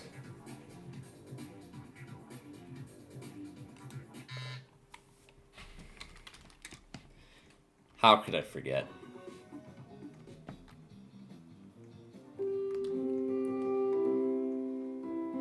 So we're going to have to move quickly through a lot of these games here. So, actually, I think we do have time to play Micro Squared. Because we would usually start it immediately after...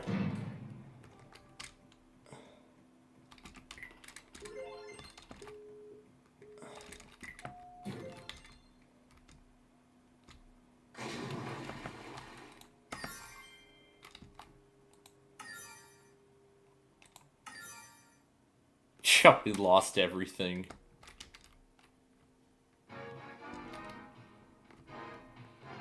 Won absolutely nothing.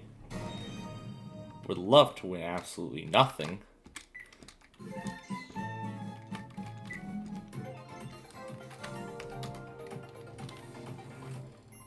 Alright. Well, let's get to our deal or no deal game here. Again, we're going to have to move. Again, we're going to have to move quickly because there's only 10 minutes between here and Masterminds. Of course, we'll get the Louisville Tuesday test.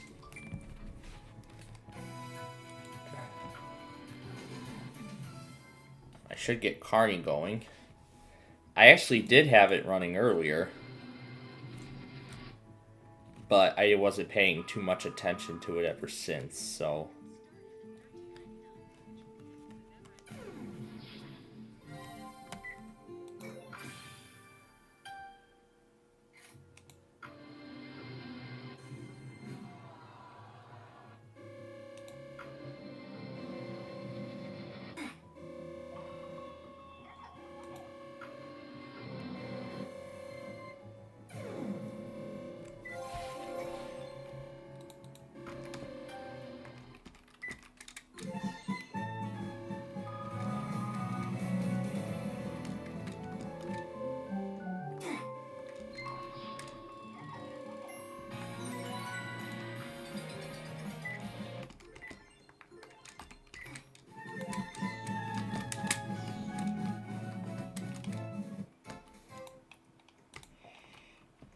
Alright. As I said already, we do have time to do Micro Squared, but again, we're going to need to go quickly here because only 8 minutes remain until Masterminds comes on.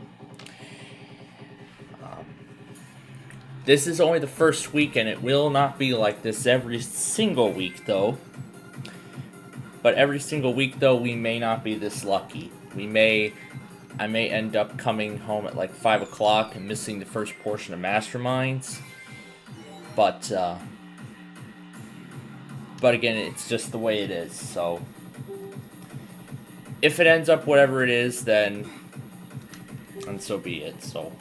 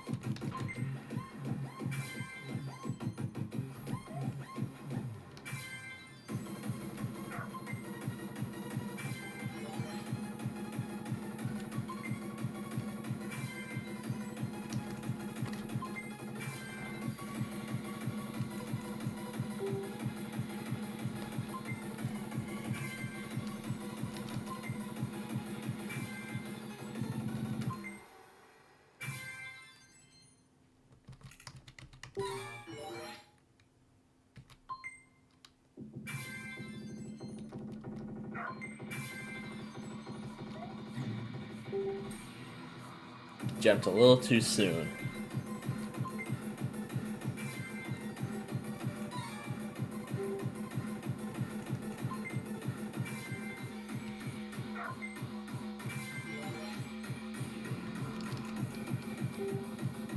You see, that's what throws us off a lot. Is that many stars are clumped together.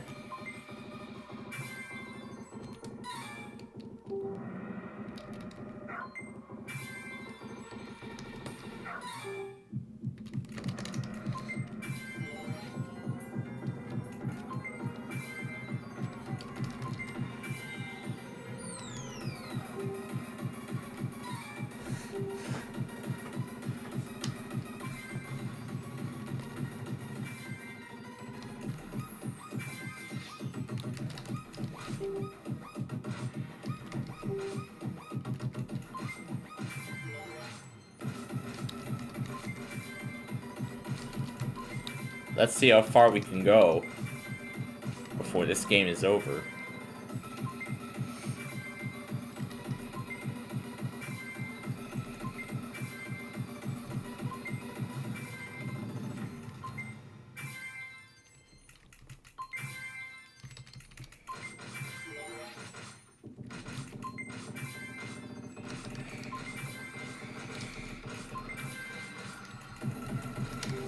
That's it. Did 51 in total. Okay. Well, it is about time for our first check of Hawaii Public Radio for today.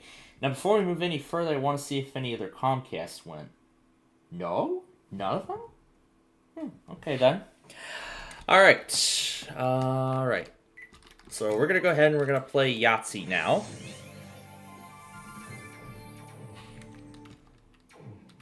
Alright.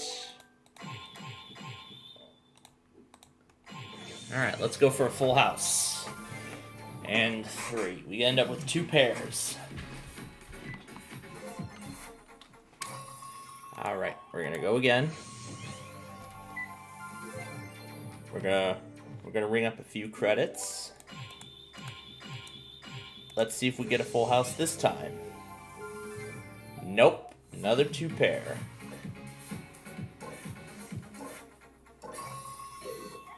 So we gotta play within 3 games. So I'll ring up another credit. Alright, let's try for a straight. And we got 3 of a kind.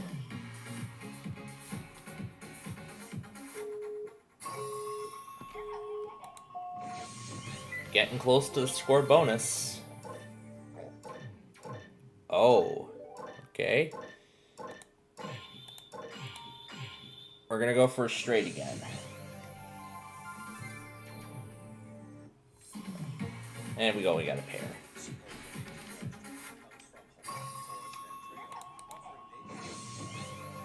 This is the last game we can play. Oh yeah, 3 of a kind.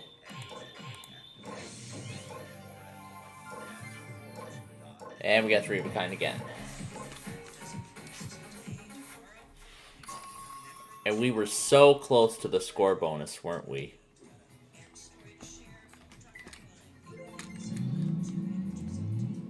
Alright. Now again, I would like to get to Arcade Island before the end of Masterminds.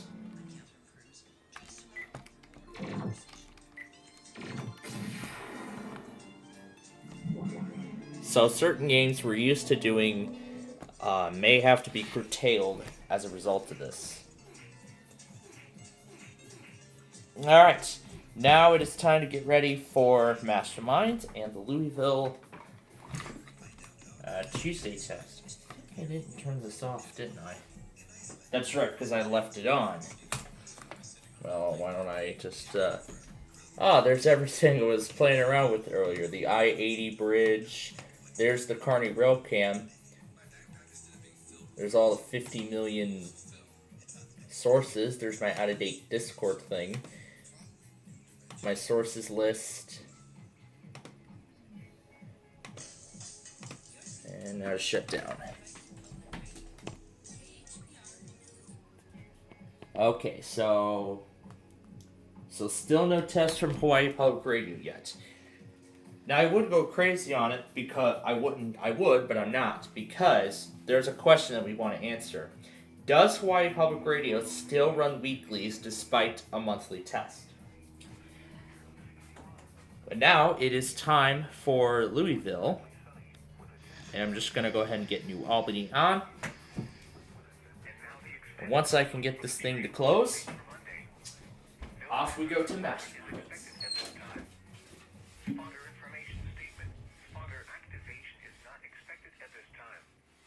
More information, along with other weather, hydrological, and climate information can be found at weather.gov/Louisville. And now here is the 8 to 14-day outlook for the region. This forecast is valid for the period from October 25th to 31, 2023. For Kentucky, temperatures and precipitation are forecast to be above normal. For Indiana, temperatures and precipitation are forecast to be above normal. For Tennessee, temperatures and precipitation are forecast to be above normal. This long-term outlook is updated on NOAA Weather Radio around 5 p.m. Eastern Time each day. Now for the official National Weather Service forecast for north central Kentucky and south central Indiana, including the Louisville metro area. Tonight, mostly cloudy until midnight, then becoming partly cloudy. Lows in the upper 40s. South winds up to 5 miles an hour. Wednesday, mostly sunny. Highs around 70. South winds up to 10 miles an hour. Wednesday night, mostly cloudy. Scattered rain showers after midnight. Lows in the mid-50s.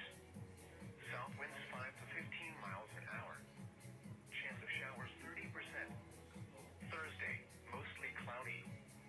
Scattered rain showers in the morning, then numerous rain showers in the afternoon. Highs in the upper 60s. South winds 10 to 15 miles an hour. Chance of showers 60%. Thursday night, numerous rain showers and isolated thunderstorms. Lows in the lower 50s. Southwest winds 5 to 10 miles an hour. Chance of precipitation 70%. And now the extended forecast for the radio listening area. Friday and Friday night, mostly cloudy. Scattered rain showers. Highs in the lower 60s. Lows in the mid-40s. Chance of showers 50%. Saturday and Saturday night, mostly clear. Isolated rain showers. Highs in the mid-60s. Lows in the lower 40s. Chance of showers 20%. Sunday and Sunday night, mostly clear. Highs in the mid-60s. Lows in the lower 40s. Monday and Monday night, mostly clear. Highs in the mid-60s. Lows in the mid-40s. Tuesday and Tuesday night, partly cloudy. Highs in the lower 70s. Lows in the mid-50s. The current time is 6:01 p.m. Eastern Daylight Time. 5 p.m. Eastern Daylight Time weather conditions across north central Kentucky and south central Indiana. At Louisville International, it was cloudy. The temperature was 57 degrees, the dew point 43, and the relative humidity 59%. The wind was calm. The pressure was 30.10 inches and steady. At Bowman Field, it was cloudy. The temperature was 55 degrees, the dew point 44, and the relative humidity 66%. The wind was south at 3 miles an hour. The pressure was 30.10 inches and steady. At Jasper, it was partly sunny. The temperature was 63 degrees, the dew point 46, and the relative humidity 54%. The wind was southeast at 6 miles an hour. The pressure was 30.08 inches and steady. Once again, at Louisville International, it was 57 degrees under cloudy skies. Elsewhere around the region, at Paducah, it was sunny with a temperature of 68. At Indianapolis, it was mostly sunny.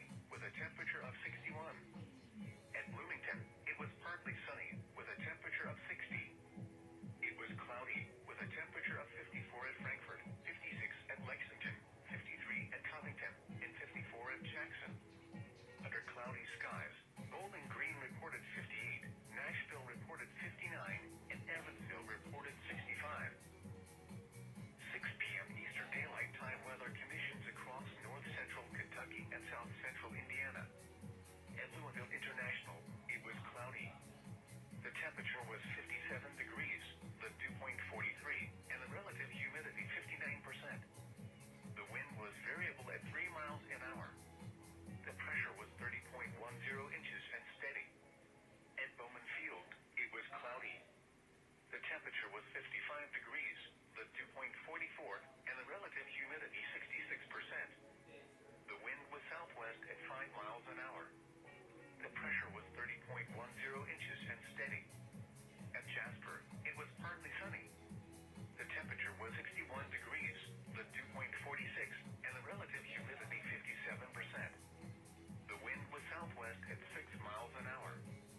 The pressure was 30.08 inches and steady. Once again, at Louisville International, it was 57 degrees under cloudy skies.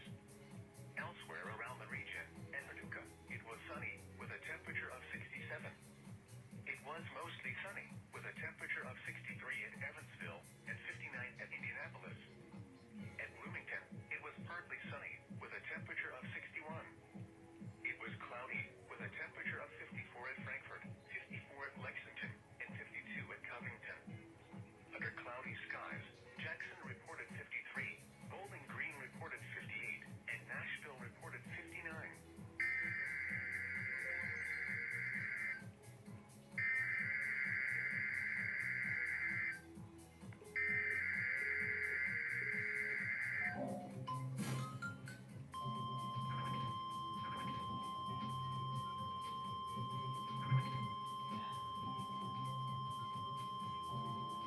This is a test of the NOAA radio warning alarm device and the emergency alert system.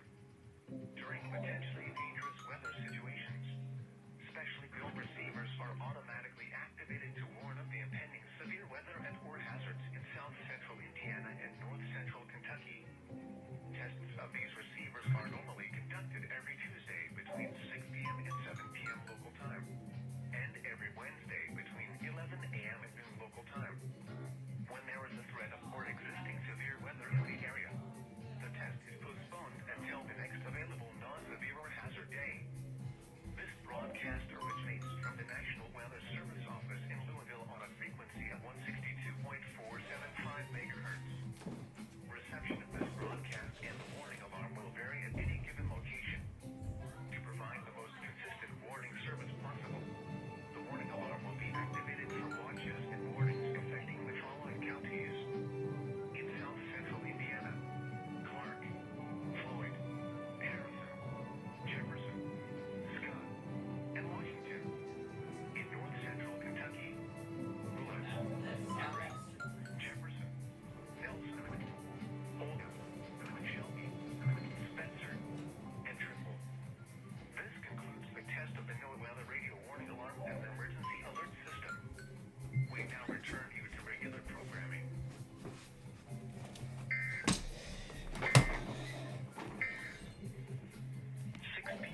Oh, great. There go my bingo games. All right. Now, as I said, we're going to move quickly through these games here. So we may not have enough time to play many of our favorites, but it is what it is.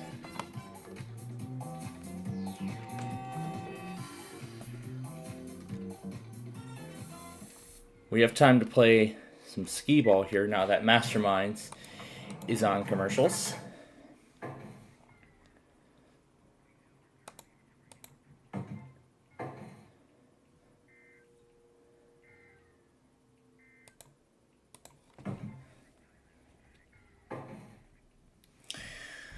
Okay.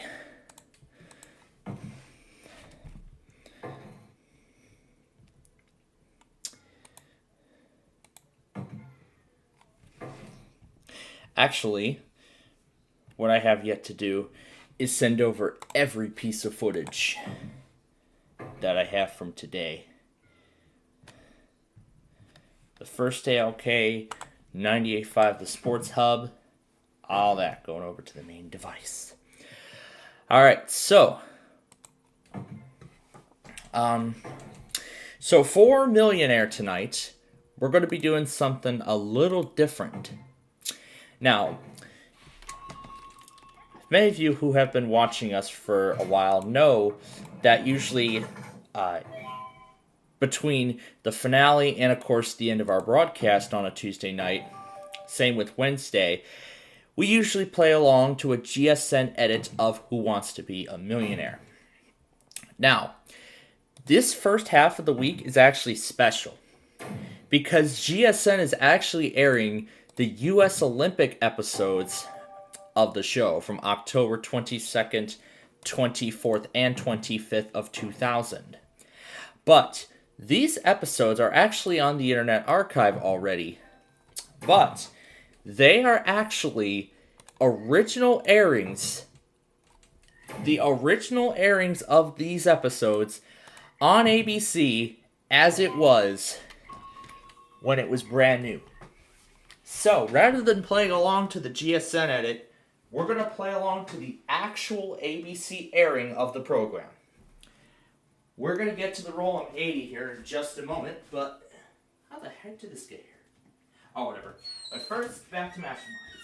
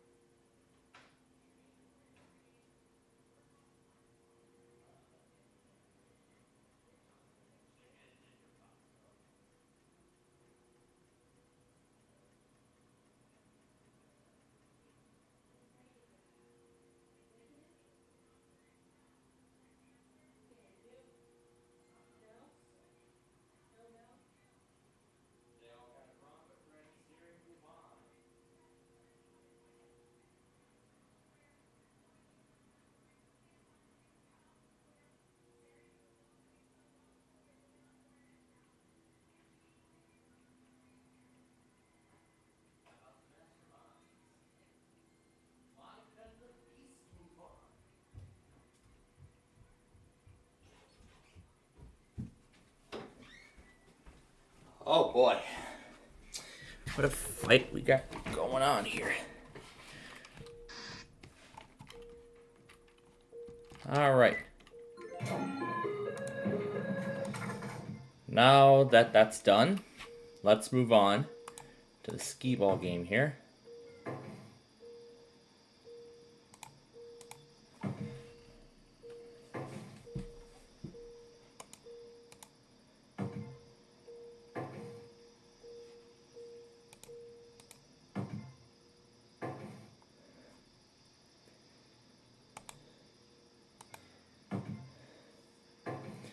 Looks like somebody won the jackpot on the Roll 'em 3000 already.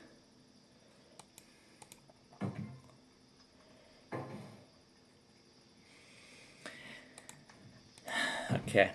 And now because we are a little and since we are pressed for time, we're gonna actually instead watch a taping of, we're gonna watch from the audience an episode of the Brain Game.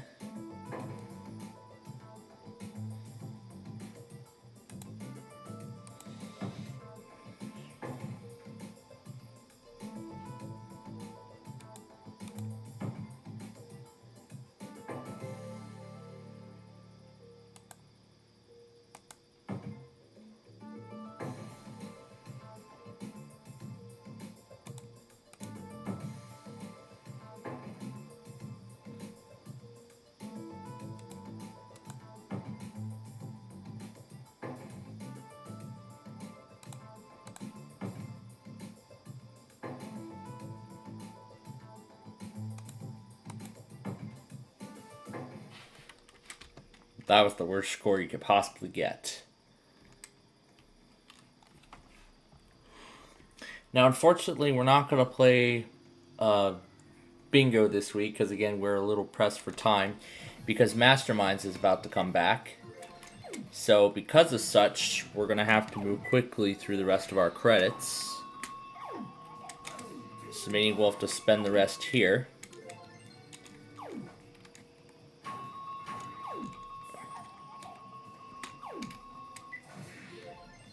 So we're down to 12. Once we finish the rest, we'll head back to Masterminds. I'll get Arcade Island up, and then we'll head back to Masterminds. Insert for more. You bet I'm going to insert for more.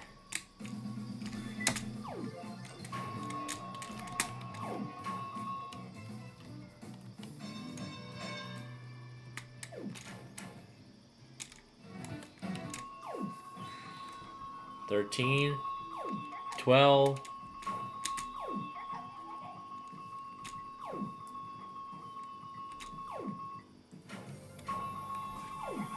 I think the only other thing we can do is pet the dog twice with these last 2 credits and then be done with it. So, 5. Oh, did I just hit the mega bonus?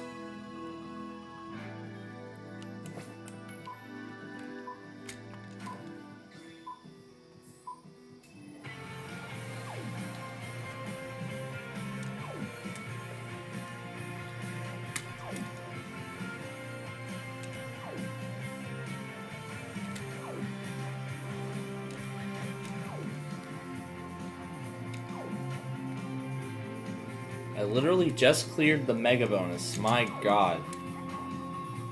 Look at all the tickets counting up. Look at that. 2,500 tickets out of that. Wow.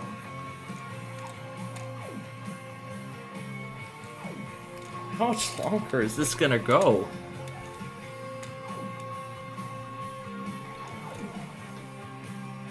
What? Depending on how much time is left.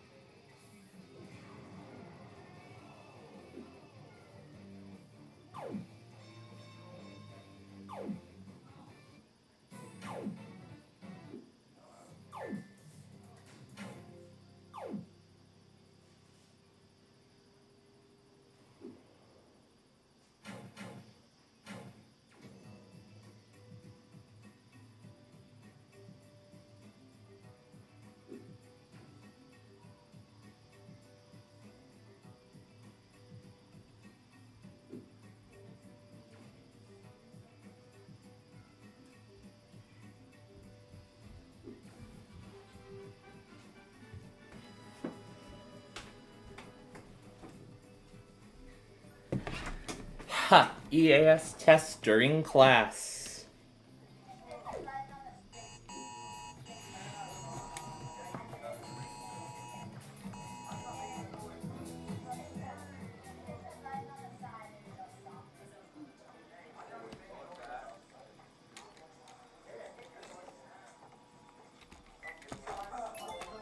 Alright, this is the last thing we're doing.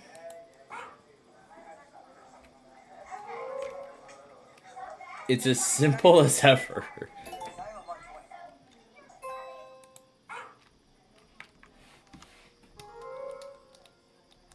Yep, it's the simplest thing ever. Okay. Now to Arcade Island. What is that? Cars versus trains? We'll have to check it out.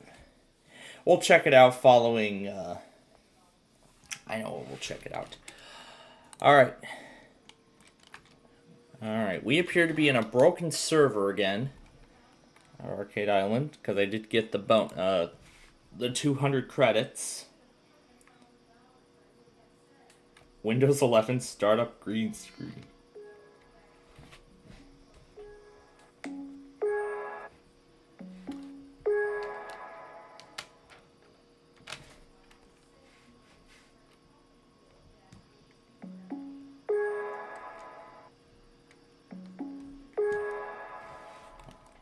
There we go. Now we have the proper environment for gameplay.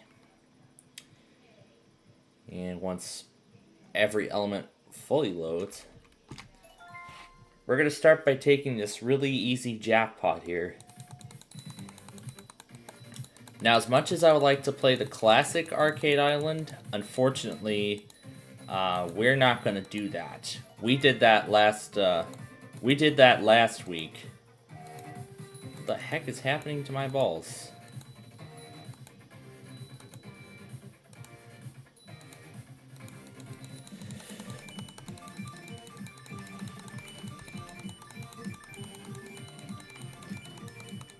There we go. That was an easy jackpot.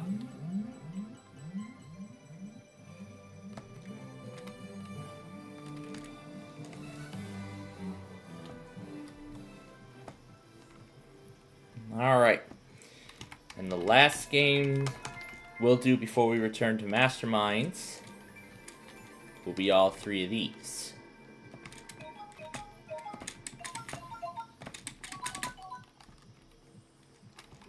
And maybe we'll play this too.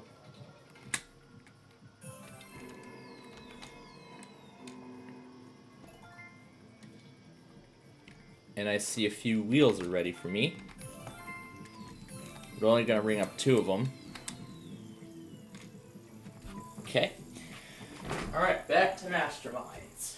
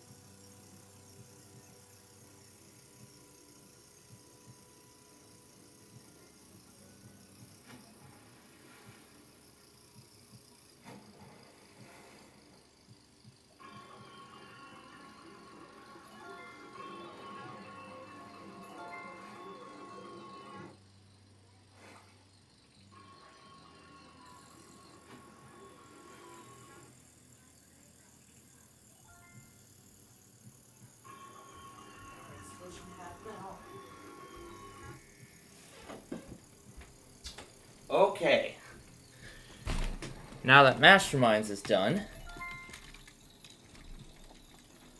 remember, we're going to get through this as quickly as we can.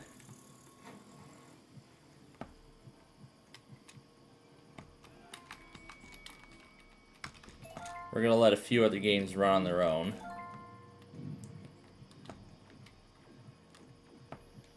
To save time, and I better be careful how much I have rung up. Let's see, I have 4 rung up right now. So I have 4 rung up at this time. So I think I can ring up around... Yeah, I'm only going to ring up 1 at a time. Let's see, because now I have 3, 4... This will be number 5.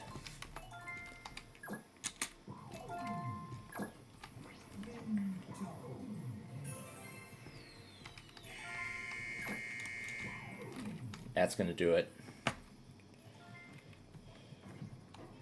I still have 5 rung up.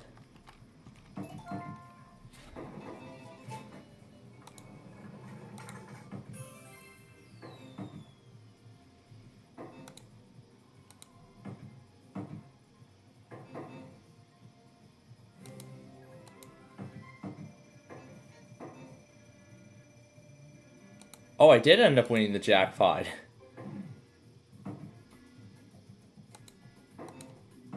The quintuple was enough.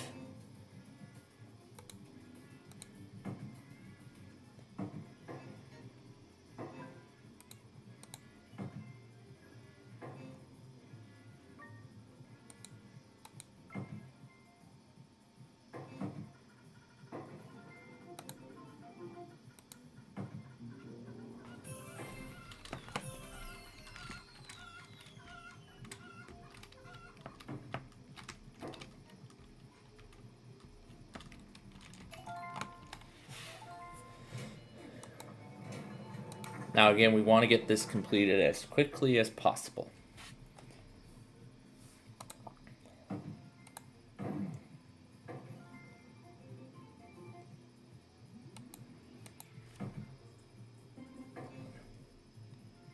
I was going to take the bonus balls. There we go. Achieved what I needed to achieve. Oh, we may end up winning the jackpot. Yeah, we got the jackpot, definitely.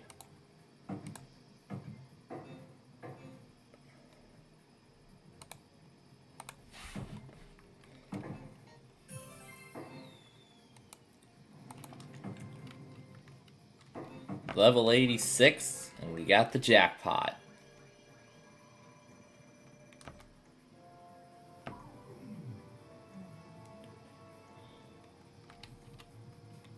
Did this just start? I think it just began.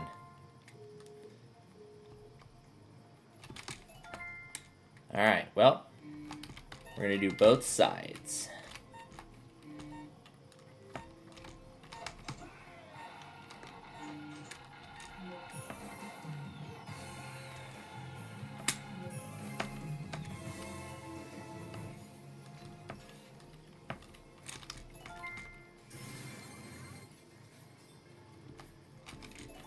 The black hole is completely automated, so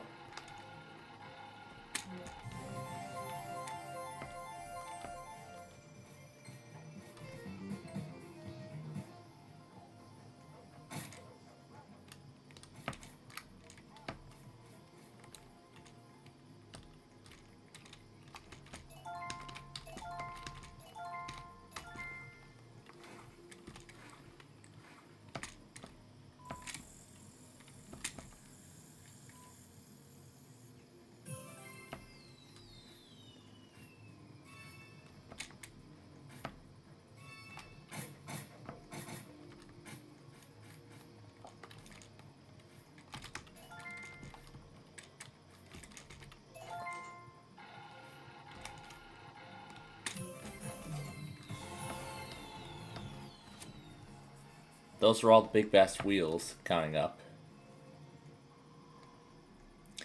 Yeah, this week we're being limited on game choices because, well, again, I got back home very late today. Well, again, because of that new class. Now, as I should mention this, it isn't going to be like this every single week.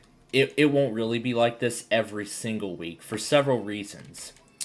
Number one, you know, the time I get out of class actually does vary depending on what is planned, like what kind of lesson is planned for the day. And secondly, there is a huge amount of time in when one of my staff members comes home to take me back here to the studio so we can get started with the game. It could be just after 5 o'clock, which means I may miss the first portion of Masterminds.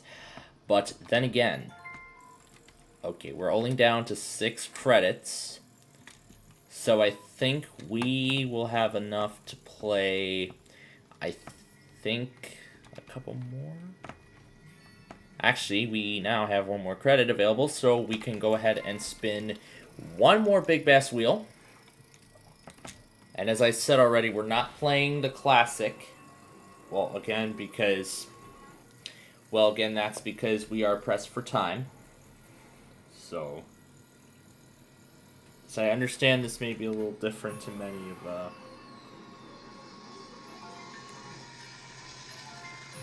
Alright, and that is going to do it for Arcade Island this week. But I want to check this before we go over to the brain game. Before we go over to the brain game, let's see what this Cars versus Trains is. Let's do the classic spawn first. Alright, so let's see.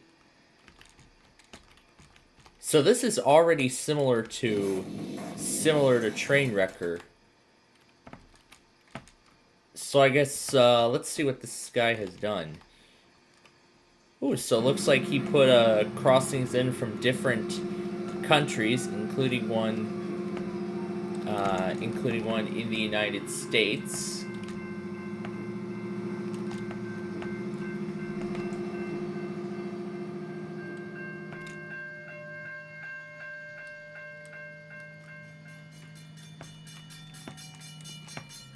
They're all very, wow, they're all very realistic.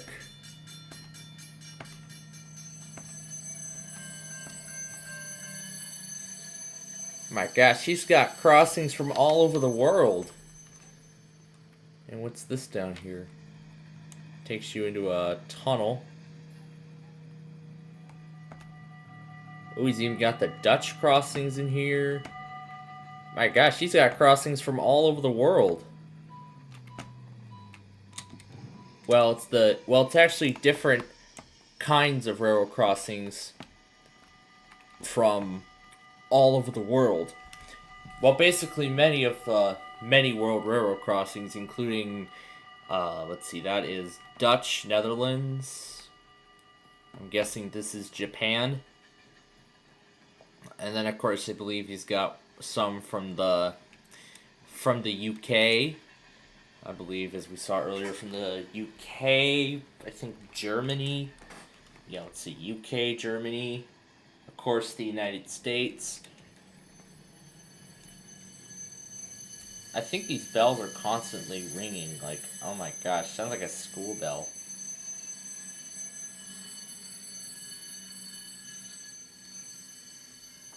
This is Canada.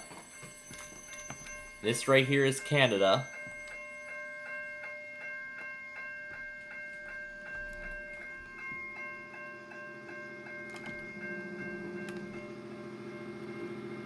And then over here is the United States. I'm not sure what this is right here, but Server A, Server H.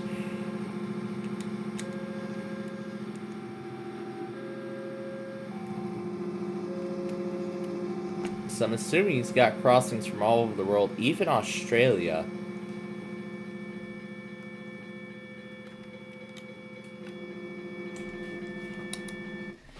That's so cool. You could drive around railroad crossings from all over the world.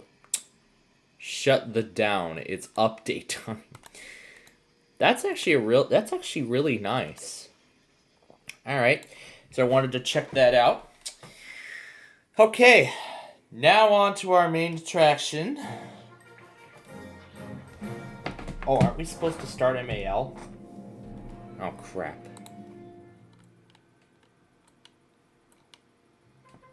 Who ignored a high wind warning? Someone ignored a high wind warning.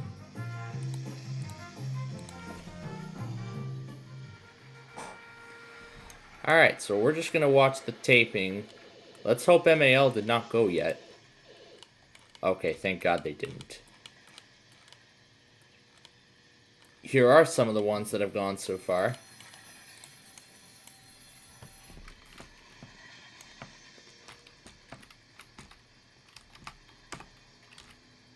Alright. So how about this? We'll watch the taping of this program. Let's let you all watch a live taping of the show while I go do my business. Update board first. Oh, in this. There we go. In what year did Martin Luther King Jr. make his famous I Have a Dream speech? Alright. We'll let you all watch. I know you can't see the question, the answers, but That works for me. let's just watch the tape.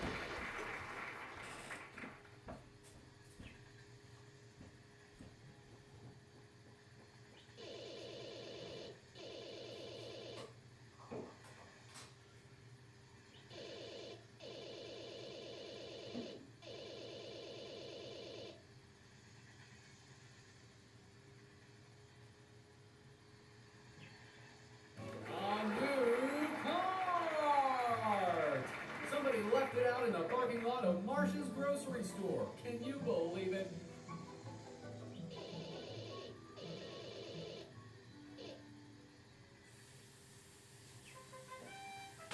Well, it's just you here by yourself, so I guess you win by default. That brings this episode's show is bringing to a close. Give me a few minutes to scrounge up a grand prize for the next round, then we'll be back for another episode.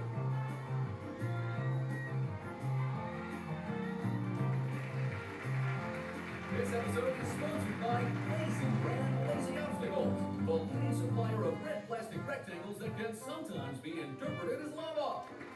Speaking of which, you should play my hobby sometime. I worked really hard on it.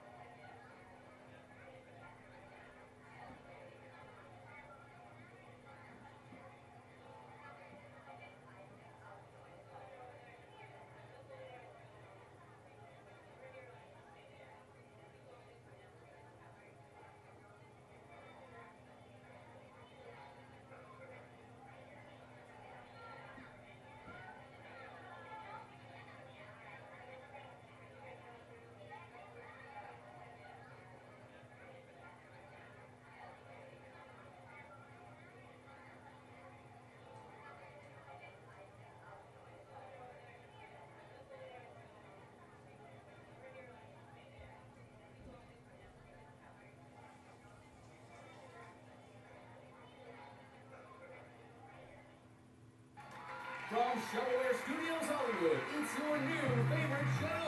Welcome to Shovelware's Brain Game. He's about to make a scene. It's the dancing banana.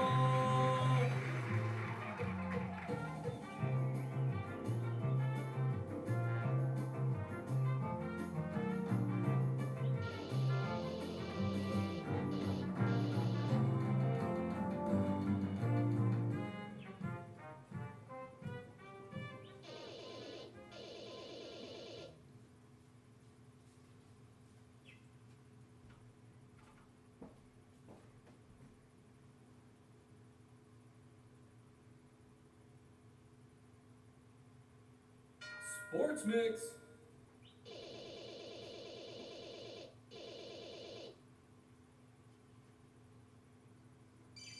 Hello? Oh, Ma, I told you not to call me. I'm doing a thing. Sorry about that. In tennis, what is the word used to describe having 0 points, games, or sets?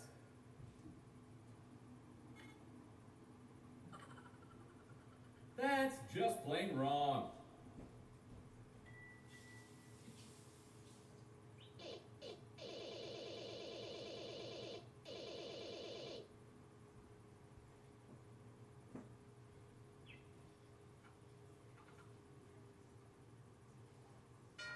Zoo Pals. I'm looking forward to seeing the famous flightless dodo when I next go birdwatching. And what's that? There aren't any more? There haven't been for hundreds of years? Oh, well, what's the word used to describe when the population of a species is completely wiped out? It starts with an E.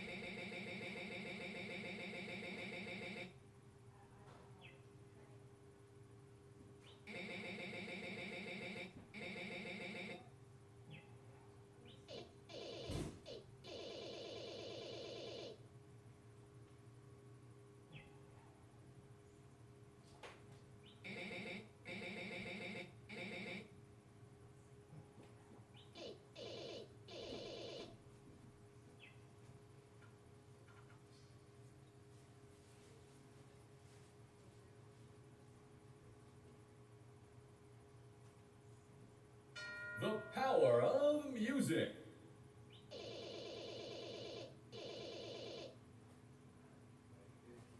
Hey, want to hear how high-pitched I can make my voice? Check it out.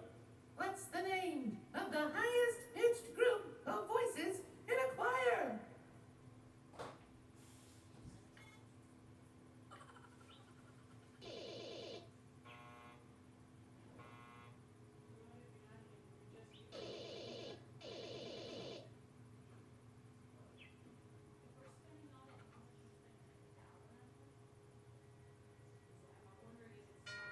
Amazing Space.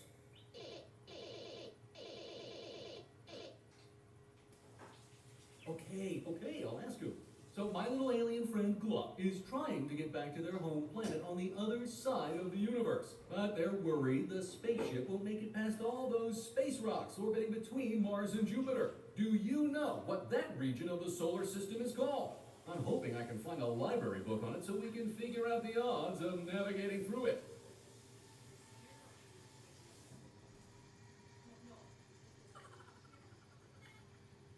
Not from my perspective.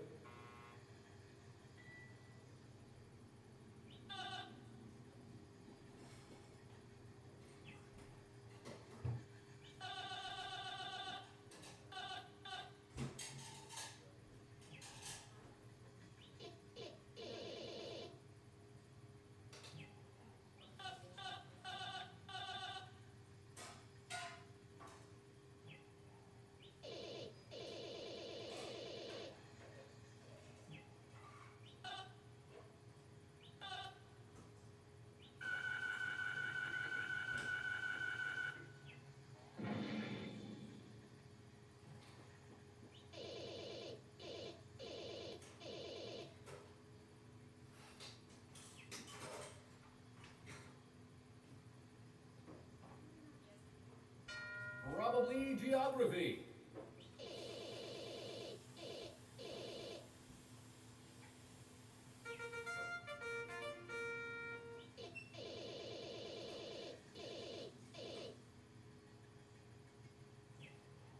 You'll be saying Mamma Mia when you display this skillfully carved, finely painted, handmade wooden boy.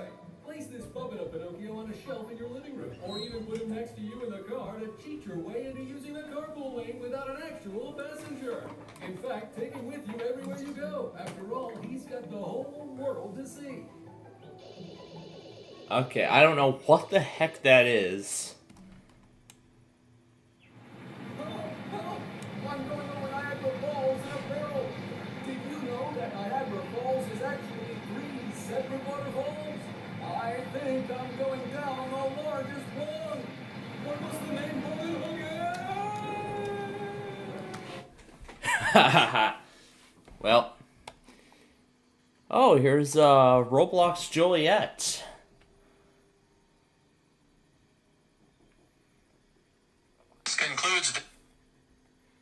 This concludes this test. Okay. All right.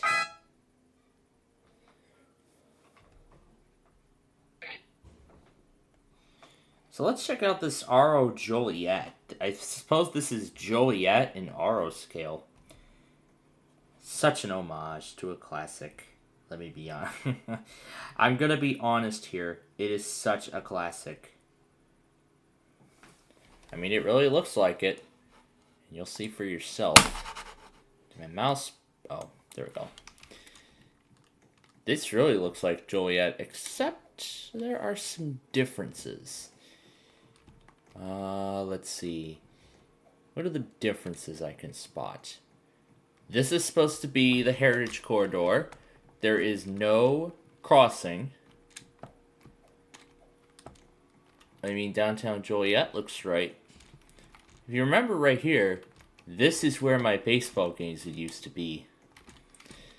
However, there is no baseball field, and I don't see any trains to place down. So, let's see if I can spot anything. I see right there, that's I-80. I can see right here, that is Interstate 80 through Joliet. So that's Interstate 80. And then this would be the Des Plaines River with that little, with this very interesting wall. Well, so far everything about this screams accuracy, except the Des Plaines Bridge is missing on I-80. The drawbridges are missing. Well, at least this bridge is here. At least this bridge is here. But, not really as accurate as I thought. But, oh well. It'll work. Alright. Ready to go on a cart ride around absolutely nothing at all. No? Why don't we do it? Well, after all, I am going back on WGON, getting everything that I missed. I already have a snippet of WALK, so we'll just put on the logo to indicate that they did test in that hour. So, from all of this, I should take notes as to which tests John ignored and which tests he acknowledged. This was the WRON test. Was I in time for this one? Kind of was, so. Station.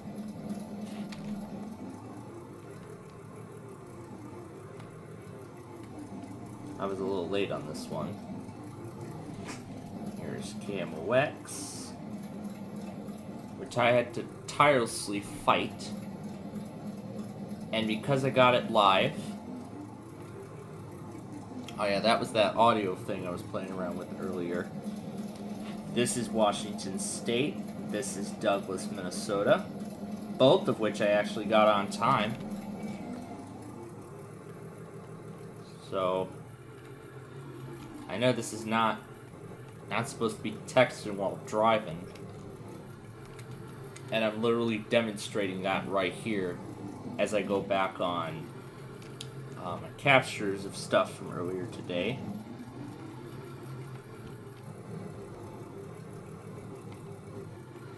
So it is going to be very rare that both communications and the Cisco get canceled.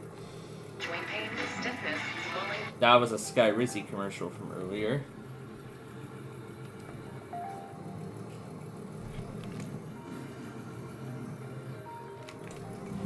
Oh my gosh.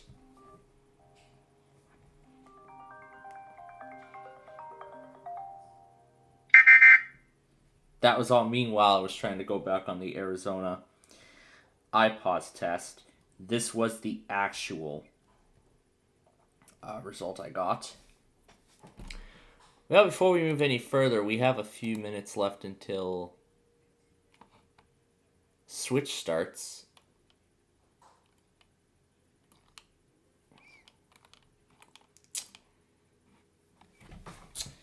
Well. I thought we weren't going to hear anything out of KGLP ever again.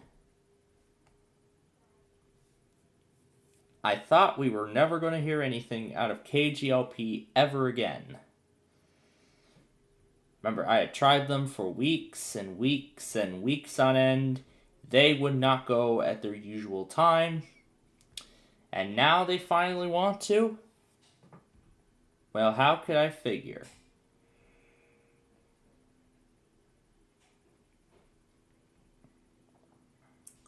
Alright, where's my video of ALK? There it is. I'm just going to take a random snip of the station. Just going to take a random silent snip. Mute the audio. And I'm going to throw this thing right before CAMOX to indicate they did test. That's to indicate they tested.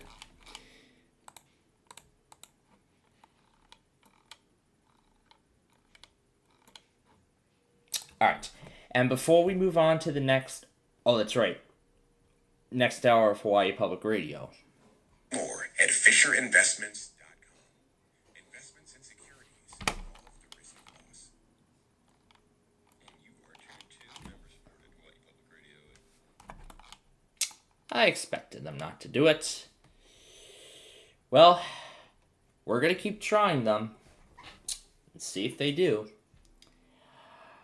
Alright, now before we head over to Switch and start the next game, I want to go back on this first. Let's start with this. Let's start with this. The thing wasn't all the way down.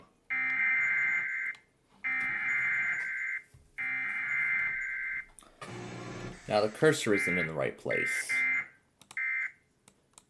Alright, here we go.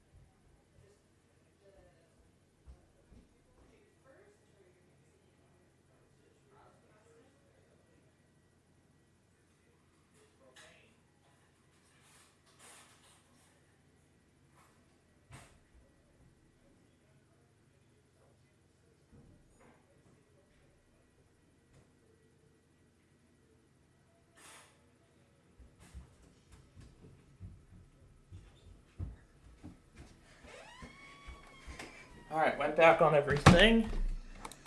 I'm going to quickly start the game, and then head back to Switch.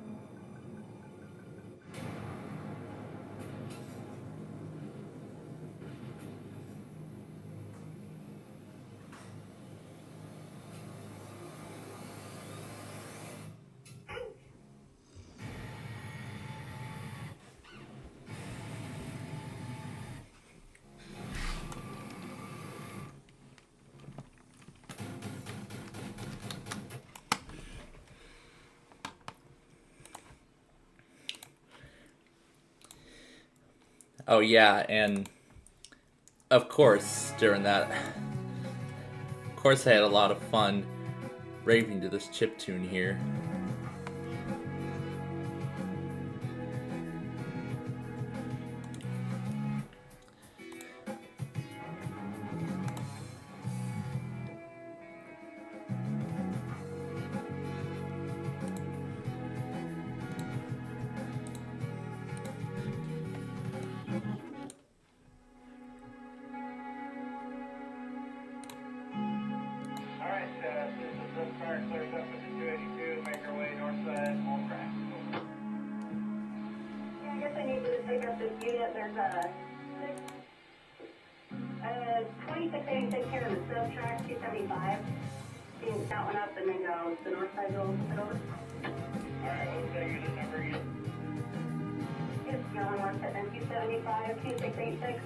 Oh, it sounds great in this low pitch.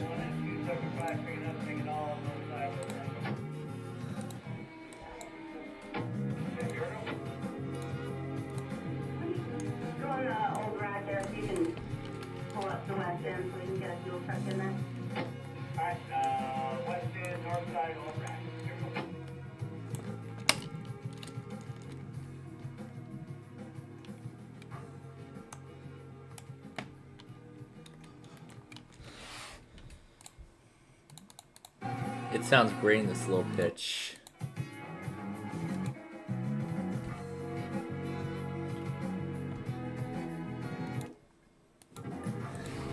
And here it is on low tone.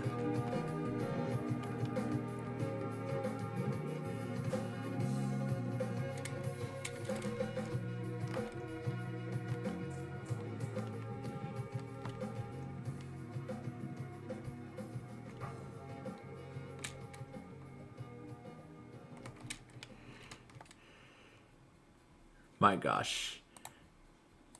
You know what? Let's try it in the normal pitch just for tonight.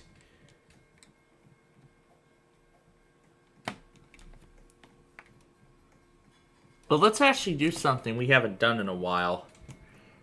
Railfan Rails Unlimited.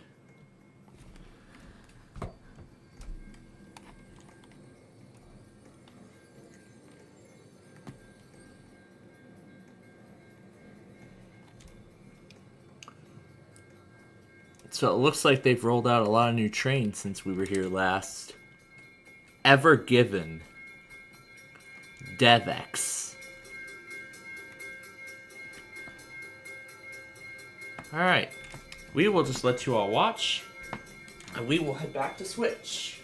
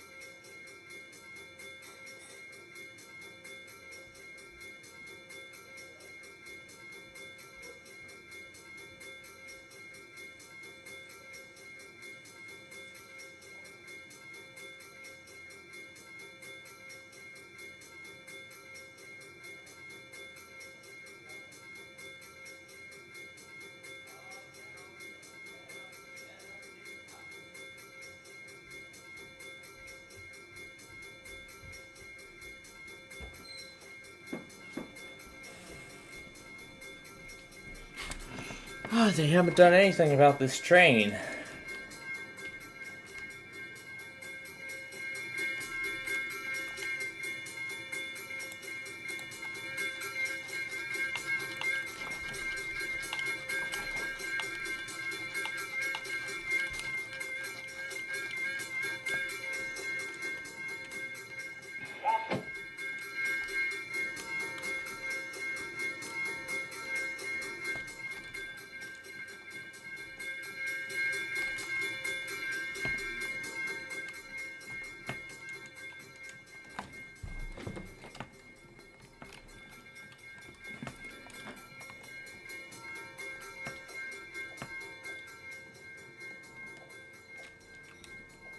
There's the front of the train.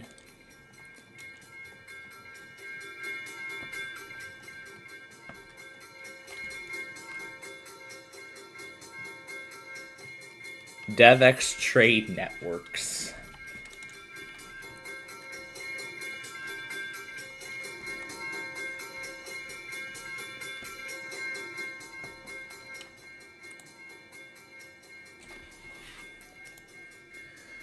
I can't believe WJON ignored a high wind warning.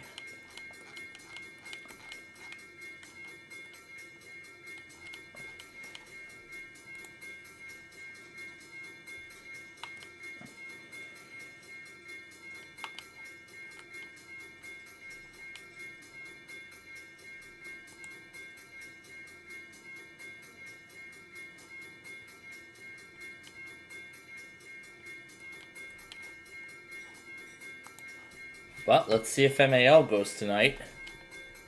They actually haven't went as of yet, but we're waiting patiently.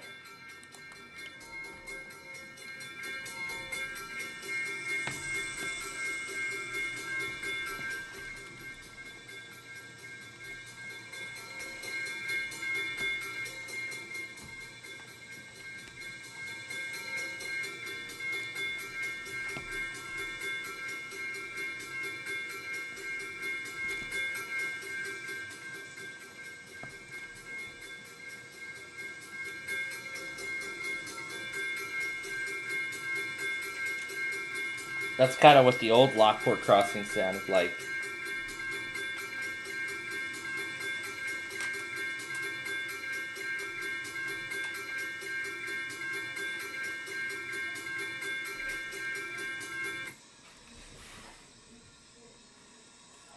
That is great.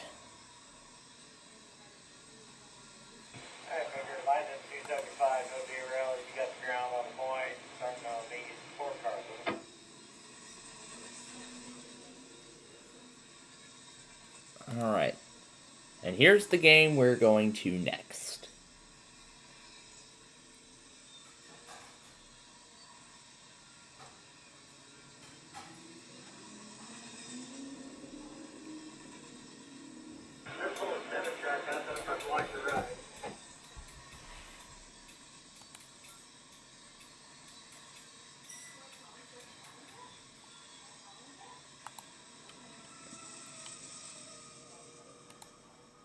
Now, since we cannot do railfan mode, this is the closest we can get to it. Alright, so I'm going to find a place to go, and we will start the BNSF railfanning adventure. And we'll watch right over here, right in front of this building. Okay, let's go back to Switch. See who goes to play for 10,000.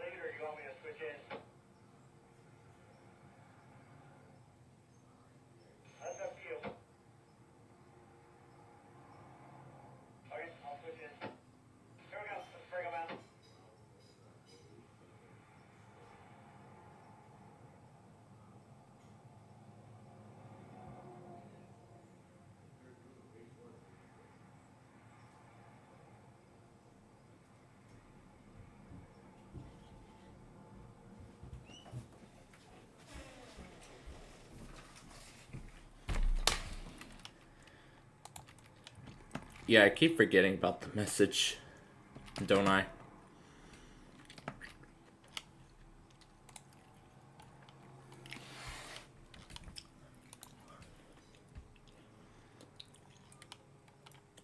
Yay, John actually took something. I can't believe John ignored the other one. Still no word on MAL. We'll see if they go.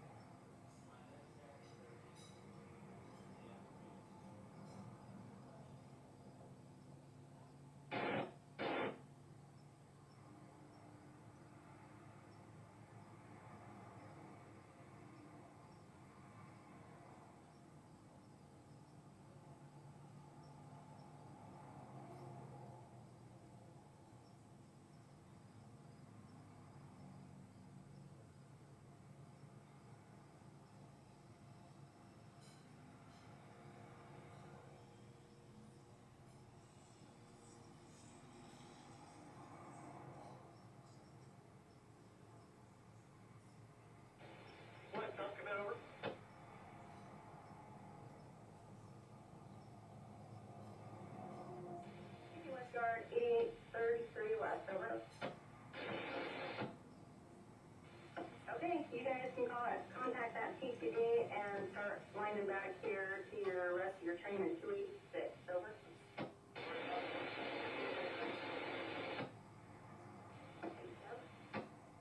Hey guys, same location to the old there, over. Alright.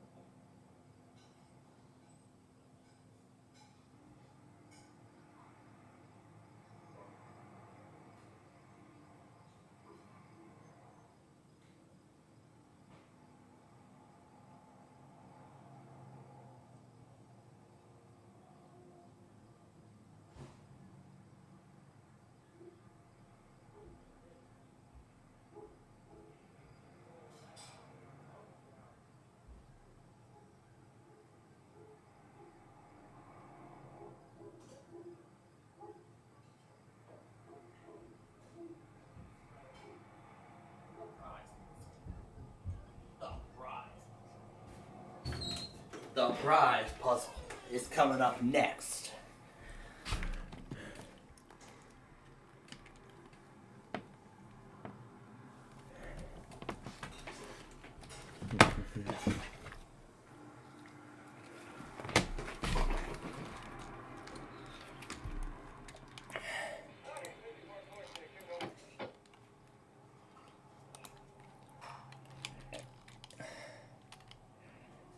Why does his weather scan fail everything?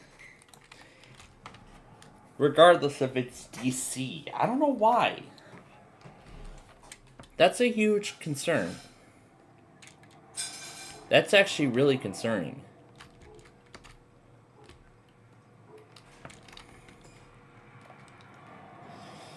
You know, I actually would like to come back to Downers Grove someday. And do the whole real fanning adventure, you know, all over again. Maybe do a season 2 of Real Fanning Downers Grove. Because those 15 episodes kind of made up the first season. I mean, those episodes have kind of already made up the first season of the show, of that program or series of videos. Now we could do a second season very soon. But now let's go back to Meal for the Prize.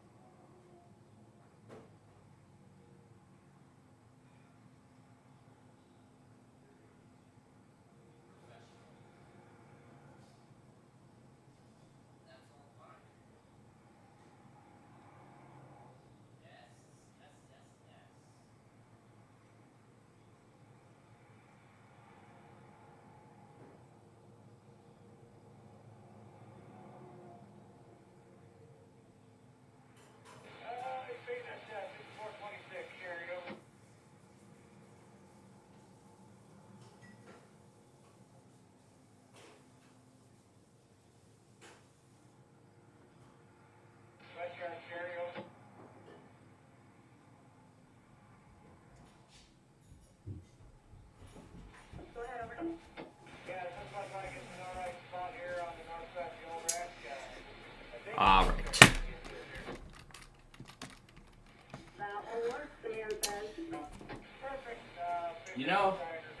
I definitely need a trip to Costa Rica right now.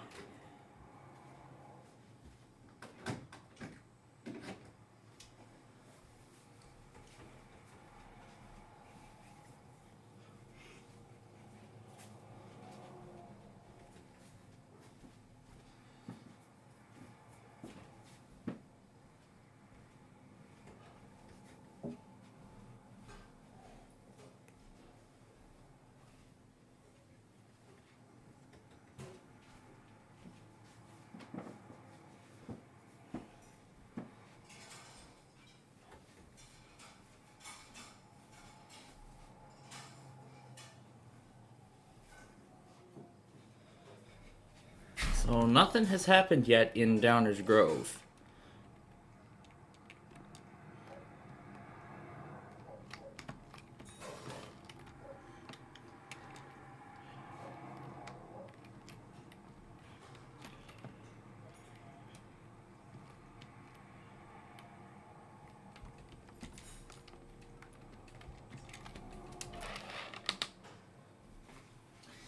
So, we still have not heard anything from WMAL or Hawaii Public Radio.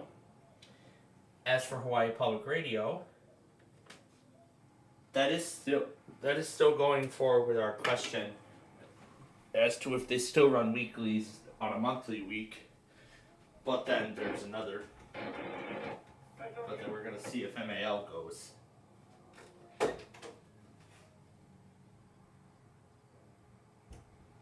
And now let's head back to Wheel of Fortune and the triple toss-up.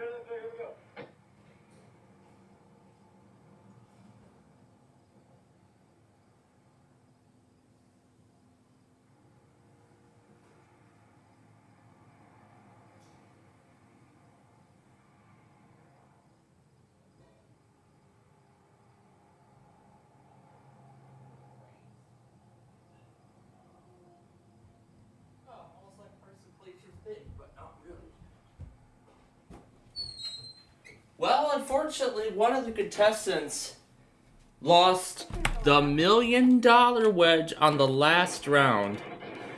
As much as it hurts me to say, that is totally unfortunate. You know, we always like to see big winners on the show, but you know, $1 million winners, it has not been seen in almost a decade. Because again, the last $1 million winner that Wheel of Fortune had was back in 2014. 2014 was the last time a contestant on Wheel won $1 million. And no one has done that again since then. I'm actually having too much fun with this, but I actually like the low-pitched version. I actually like the low-pitch variant that I did of this, but I'm actually going to leave it at its normal pitch for the purposes of our finale tonight. Speaking of the finale tonight, with the time we have before the bonus round, this finale sequence is going to be done a little differently this evening. We are going to actually be playing, we're going to be doing Card Sharks and Bubble Guppies both at the same time. Because again, Buzzer is doing their Bobtober festivities tonight. Trivia Trap will be starting in a few minutes, but later tonight will be our main attraction, Card Sharks. Of course, I had a lot of fun playing it this morning prior to KVSH and all that good stuff. But that's awesome. AOK, KMOX, all in the books. Now we just wait for MAL, or maybe some of the others. So right now, we will be 6 out of 16. We'll have 6 out of 16 done. Actually, now 7 out of 16 done for the week by the end of that particular point. We should be getting ready for Hawaii Public Radio's next test. So this will be their third attempt today. We're going to keep checking them at their usual time slot every day until Friday. If they don't go this week, then we can confirm that they do not test on monthly weeks. That they do not run a weekly on a monthly week. That's what I meant to say. All right.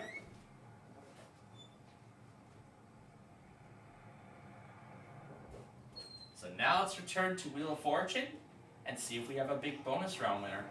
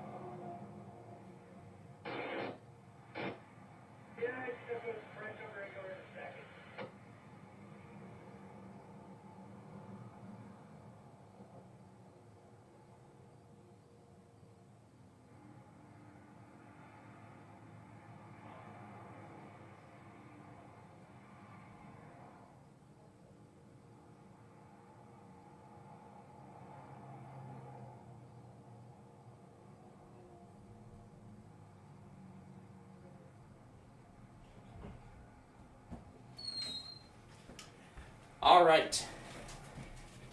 It is about time to play Name That Tune. Let me get Hawaii Public Radio going for the third time today. And meanwhile, I'm going to go ahead and switch to the good old LaGrange. I remember the days when I used to go down to the Gilbert Avenue Railroad crossing to watch the racetrack in the rush hour. Oh my gosh. And even just looking at that crossing now, it's never the same as it was.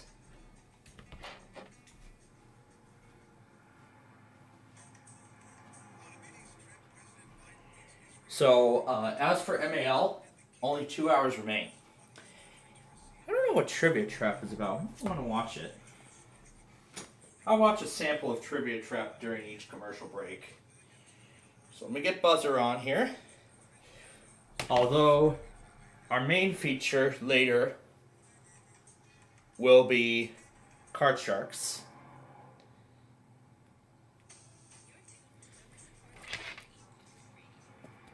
So far our claim as to Hawaii Public Radio not testing on a monthly week is true. So I'll cross out both 659 and 7 on MAL. Alright. And now, oh, that's right, the Phillies are about to start. Oh, yikes, I don't even know where to put the game. You know what, I'll figure it out in the commercial. Alright, it is time to name that tune.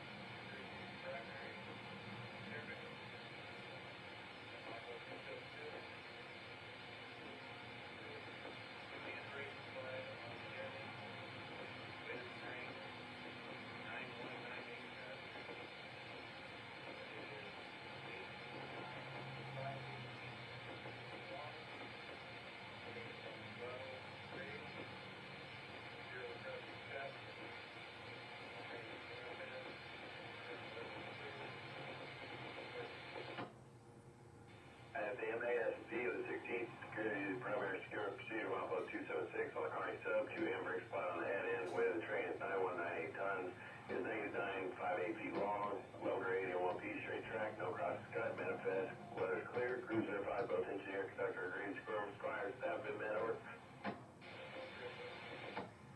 Alright, got it. I just got off the phone with the dog crew as well. They were going to see if there's a wireless bands left yet. They might just hop in it. Come trade out with you.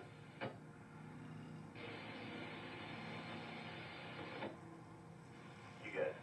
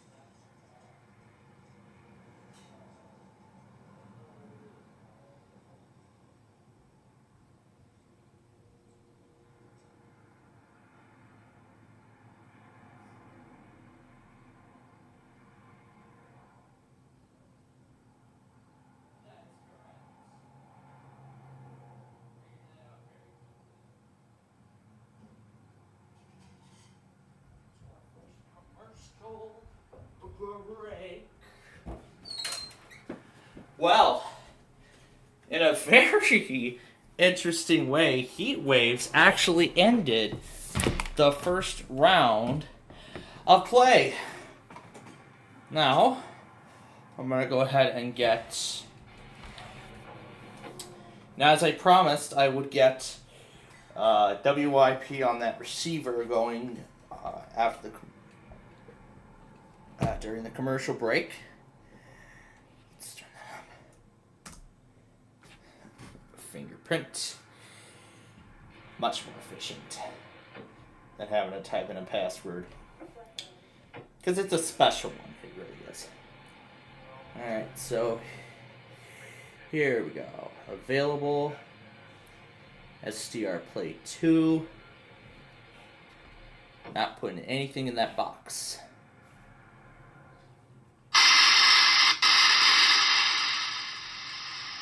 Get that out of here. And here is WIP. And here we go with game number 2 of the National League Championship Series. The Phillies won last night, if you remember, by a final score of... Yeah. I already seem to have forgotten. Well, let's take a look.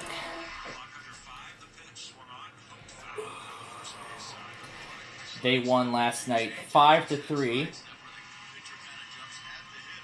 The Phillies win tonight. They are halfway to the pennant, and we could be, we could already be getting close to a pennant winner, depending on how this goes tonight. Now, in the world of Comcast, let's see if anything else has happened. No, nothing since this morning. Wow. I am honestly surprised. No Comcast have happened. I need to start making, I have been forgetting about Comcast. If you remember last week, we debuted Comcast and had it run alongside Verizon Mania. Apparently, I don't know why my staff want the second laptop that we used for a third of the whole Verizon Mania thing. I don't know why the heck they want it. But we're going to go back. Let me reposition the view first. And now back to Name That Tune and see who gets their shot at the Golden Medley for $100,000.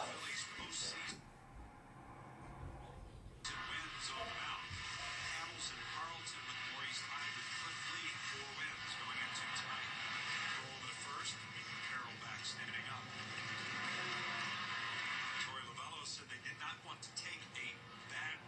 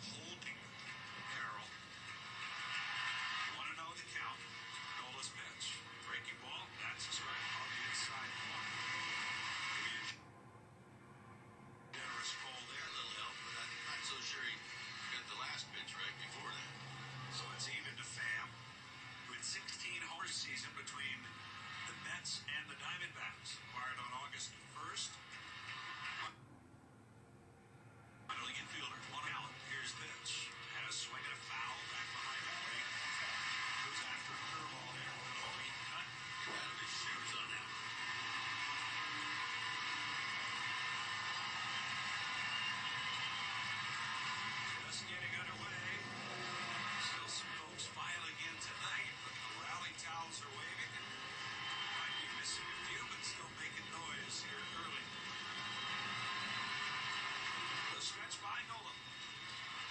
Long set, he'll throw to first again. That's the second disengagement. And with the count 1 and 2, we'll see if Carroll is off to the races now that Nola can no longer throw over. First time. And if he wants to, but First time Nola threw over, he went back standing up easily. This time he dodged back, making me think maybe he's leaning a little bit towards second.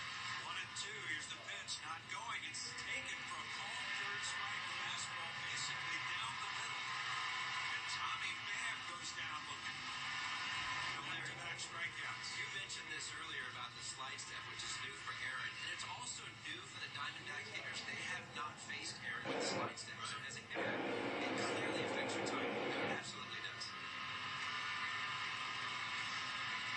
Christian Walker, the batter, Norristown native, stands in from the right side. Carroll dancing off of first. Walker takes the first pitch, a curve outside. 1 ball and no strikes. 33 home runs during the season. He's got 1 so far this postseason. One under the count. Nola's pitch, swing and a miss. High fastball, top of the zone. This time he goes with the regular Yeah, I want to know how bad we're on the old way right now. It's might be sweet, unless you've got some nice trick we can do here. Strike. The stretch. And Nola's pitch. Breaking ball. Check swing. Pop up. Right side. Stop calling. Reaching left. He's there. He makes the catch. And the early error. No problem for Aaron Nola. 2 strikeouts and an infield. And the Diamondbacks are down in the first. Look on the bottom of the first. It's Arizona nothing in the place. Delaware is over 2,600 acres of trails and gardens. Get linked up, so as soon as he's done and clears, then we can take that through the old way. I mean, either way, you're going to probably be waiting because the new way, he's blocking that as well.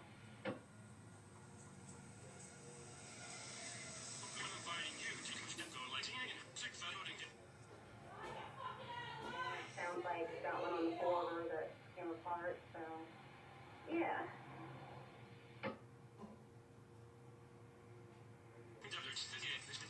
Chevy Equinox from Team Chevrolet. Only can you show off your sporty side with a full blacked out grill and red RS badging. You can stay comfortable inside with limited seating and a red stitching accents. For great offers on the street, inspire Equinox RS. And to find your closest dealer, visit a.com.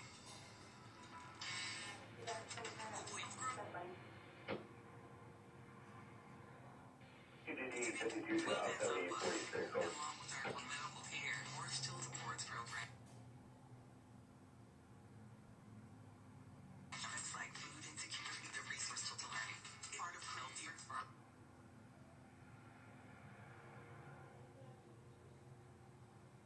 children. Oh, being a remedy. Well, yeah. Work.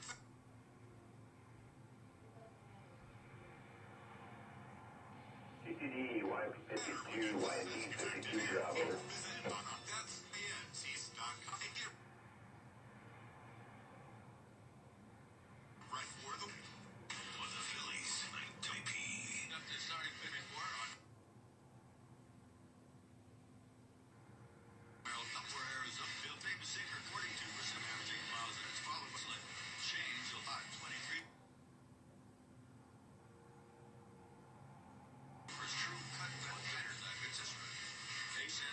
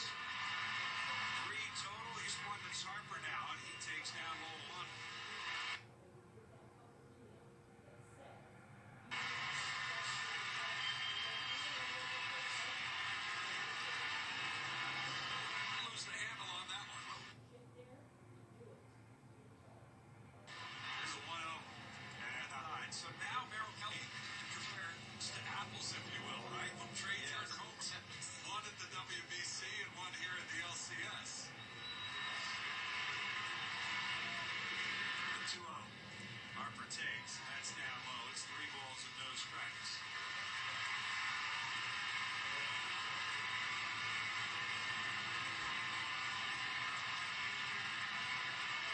Kelly raises the glove up in front of his chin to wind up the 3-0, and that's taken. Check swing. The pitch was in off the plate. He did not go around. Harper draws a 4-pitch walk. Kelly's fastball in the postseason air has ticked up a little bit.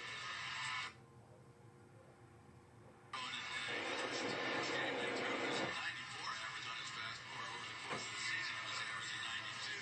Probably a little bit of adrenaline, or a lot of adrenaline, causing that.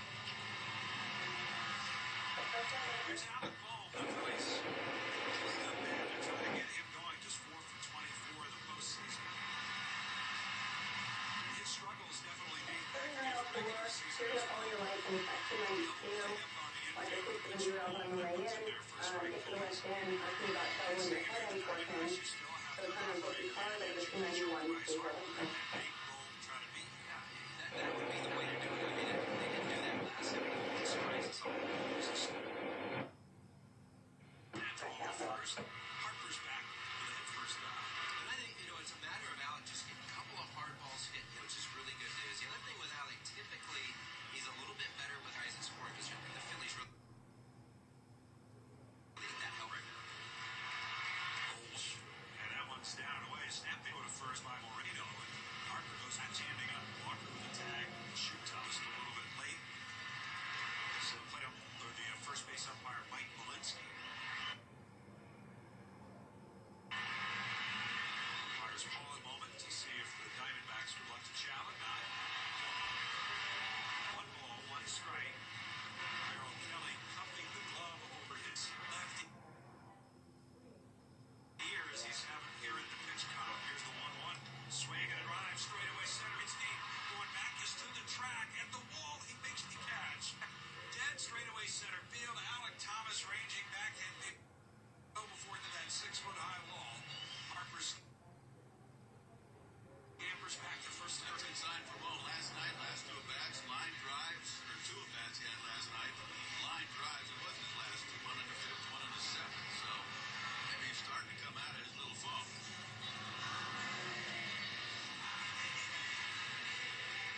Thomas had a long way to go to get back on that one as Bryson Stott will stand in now. 1-0 Phillies. Man on at first, the pitch. And it's a strike called the Turner home run, the 11th straight solo home run hit by the Phillies. That's just unfortunate. I mean, it's great, but it's unfortunate at the same time.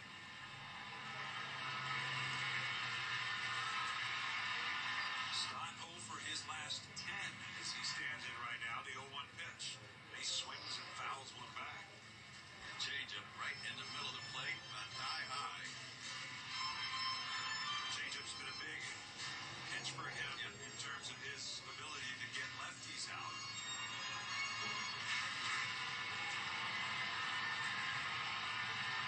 0-2, he's ahead of Bryson Stott. And the runner goes from first. The pitch swung on him, fouled straight back.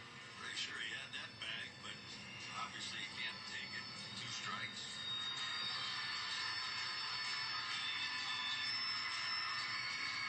Christian Walker at first, Ketel Marte at second. Geraldo Perdomo, very good glove man at shortstop, is shaded up the middle. Evan Longoria, veteran over at third base. Gurriel, Thomas, and Carroll left, center, and right.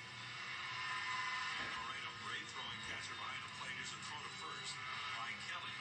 Harper dives back in. Not sure what happened to Perdomo's shoes. Maybe they weren't lucky for him. Just going with white cleats. Yeah. That's right. Yesterday with a chartreuse. I don't know what. Yellow, bright yellow. Bright yellow. Yeah. Like a yellow highlighter. No balls, 2 strikes. And a pitch. Harper's not moving, and the pitch is high and wide. 1 ball and 2 strikes.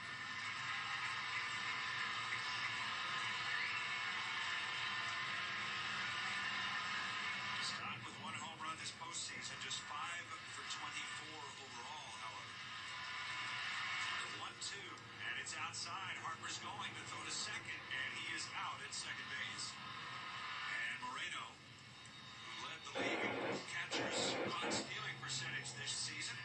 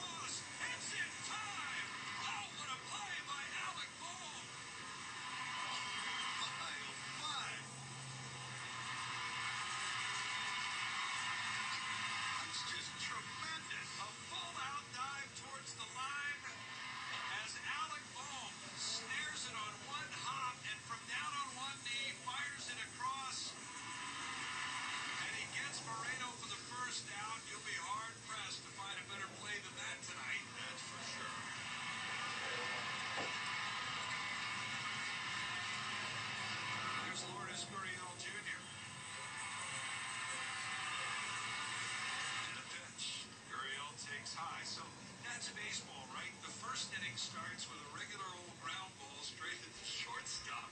The second inning starts with that smoke one hopper down the line. Here's the 1-0 pitch. Breaking ball stays inside. It's 2-0 to Gurriel. Gurriel 5 out of 25 at the plate. So far this postseason, that's a 200 average with 1 home run. Hey, 2-0. A swing and a bounce for foul. That was way in on him, and he swung at it anyways.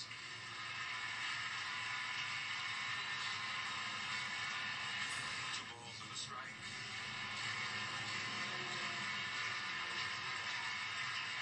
Gurriel and Moreno came in the same trade from Toronto last offseason. 2-1 pitch, and that's outside. 3 balls and a strike. Basically, that was a trade for offense for defense, right? Toronto needed some defensive outfielders. Arizona wanted more contact guys at the plate.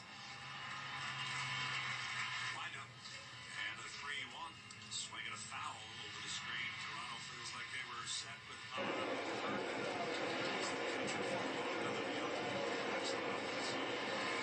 Park with Moreno. Diamondbacks love that.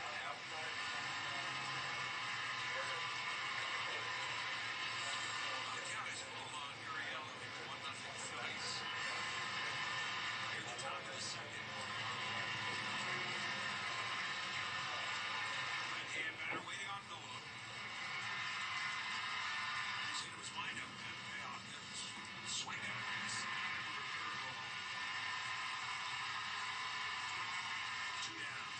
And the fact that he throws a 2-0 fastball and a 2-1 fastball, I think he go to 3-2. I think Gurriel's sitting there waiting on a fastball and he gets the curveball.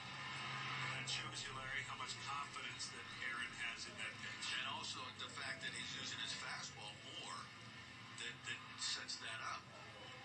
Becomes much less predictable. Here's Alec Thomas, and the pitch is over for a cold strike. Double curveball. Thomas just a 190 average so far this postseason. Windup and Nola's pitch, and that one is down a little bit low. The Diamondbacks definitely have some defense first guys towards the bottom of this lineup.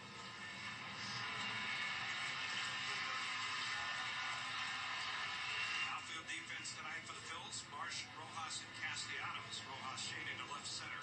Thomas swings and rolls one to second. Stott gloves it, and he'll flip to first. Thomas an easy out for out number 3. Great play by Alec Bohm to start the frame. It's a 1-2-3 second. We'll go to the bottom half of the inning. Phillies 1 and the D-backs nothing. In your last month's spending consists mostly of Phillies merch and hot dogs. Sounds like you've got Phantomonia. Other signs consist of one of your vacations, travel games, or your jersey collection reflecting the roster. At Citizens, we support your Phantomonia. So go ahead and merch like Phillies watching. Grab your crew a handful of hot dogs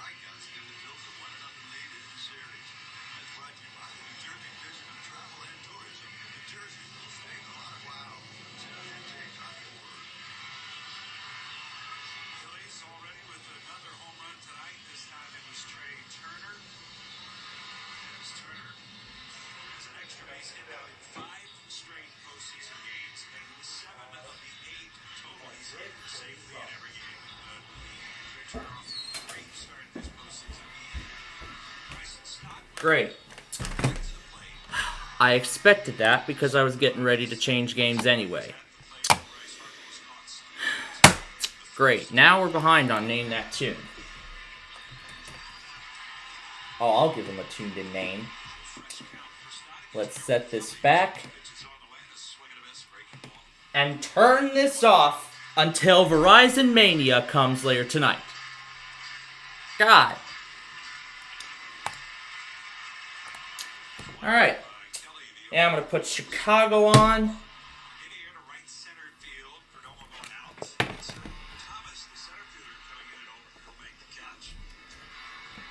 I'm going to wait for it to join, and then we're going to return to Name That Tune.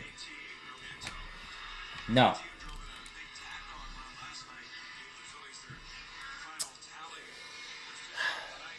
Sunday all over again. I thought it was over.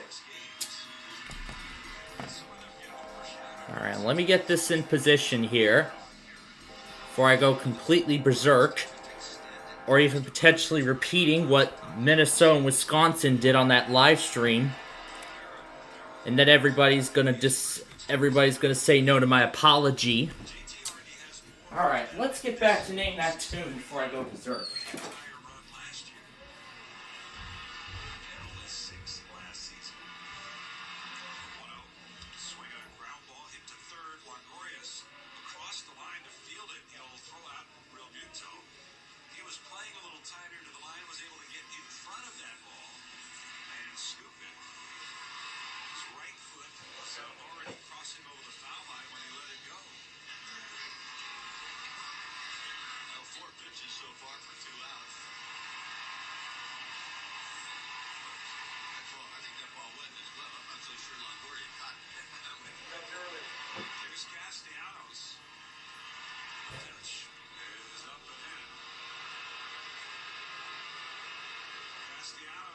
Something that only one other player in Major League history has done.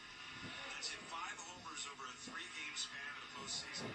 And that's down away for a ball. 2-0. That was Mr. October himself, Reggie Jackson. 1977. 1-0 Phillies here in the bottom of the second. Kelly with a windup. The 2-0 pitch. Castellanos takes the strike. Fastball. Philly 24 pitches, 11 balls, 13 strikes so far.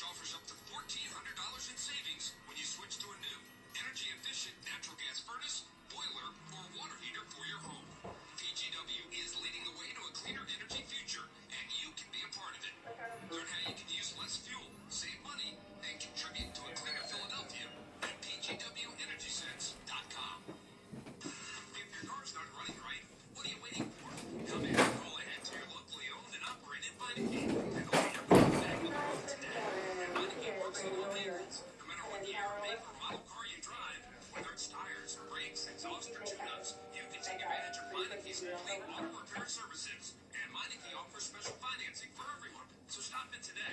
Whatever car repairs you need, brakes, exhaust, tires, or air conditioning, choose Meineke because Meineke does car care right. Fans, if you're headed to Citizens Bank Park to cheer on the Phillies, be sure to visit the CP Rankin rooftop on Ashford Alley for the best view of the ballpark. CP Rankin roofing experts are a proud partner of the Philadelphia Phillies. Let's go, Phils. Please play here. Sports Radio 94 WIP. Line host, your next corporate social or fundraising event at Citizens Bank Park. Park offers a selection of beautiful indoor and outdoor space available for non-game day events with customization options for outdoor experiences. Visit Phillies.com/special events or call 215-218-5100 to get planning or next year. Going to the top of the third inning, Aaron Nola going back to work here. It's the Phillies 1 and the Diamondbacks nothing. Diamondbacks are headed out right after the game tonight. They go back to Arizona. The Phillies are going to fly tomorrow. First thing tomorrow morning.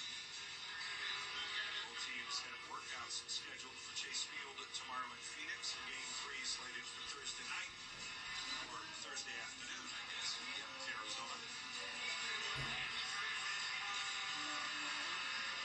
Evan Longoria leads off here for the Diamondbacks. Longoria, Perdomo, and Carroll go up here against Nolan.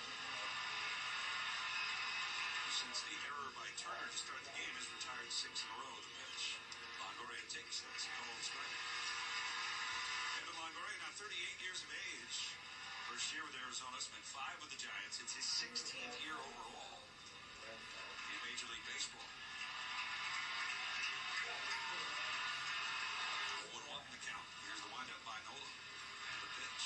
Swing hits. For all the young talent on this team, Longoria has been a steady presence for them here, especially late in the season.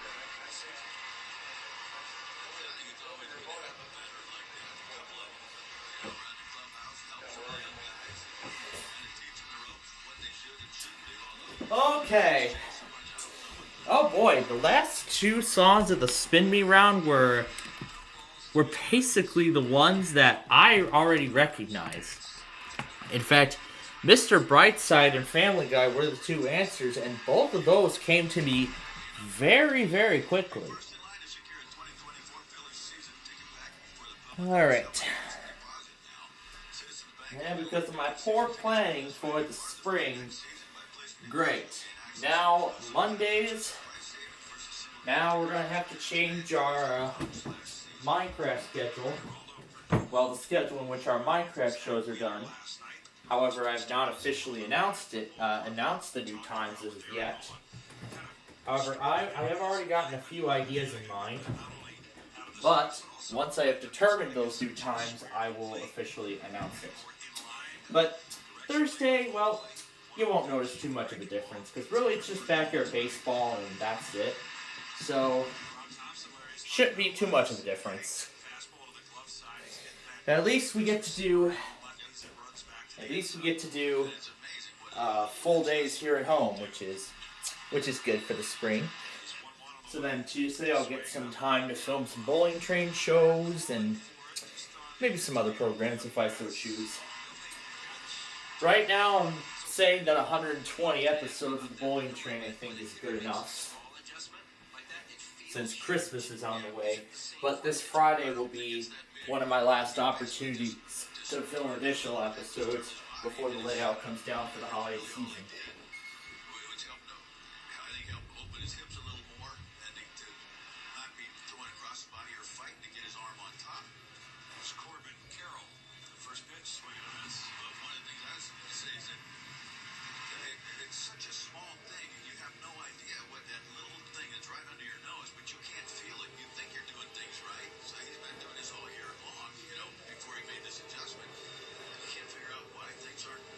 What the problem is, because he feels like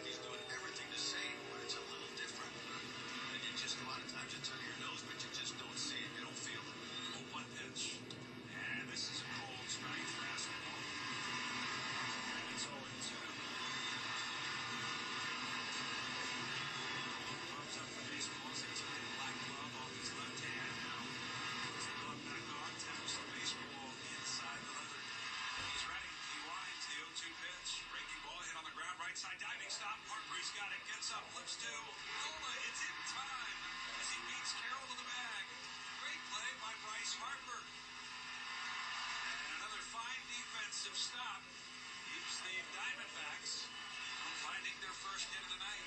1-2-3 inning. And we'll go to the bottom of the third. Phillies 1, Arizona nothing.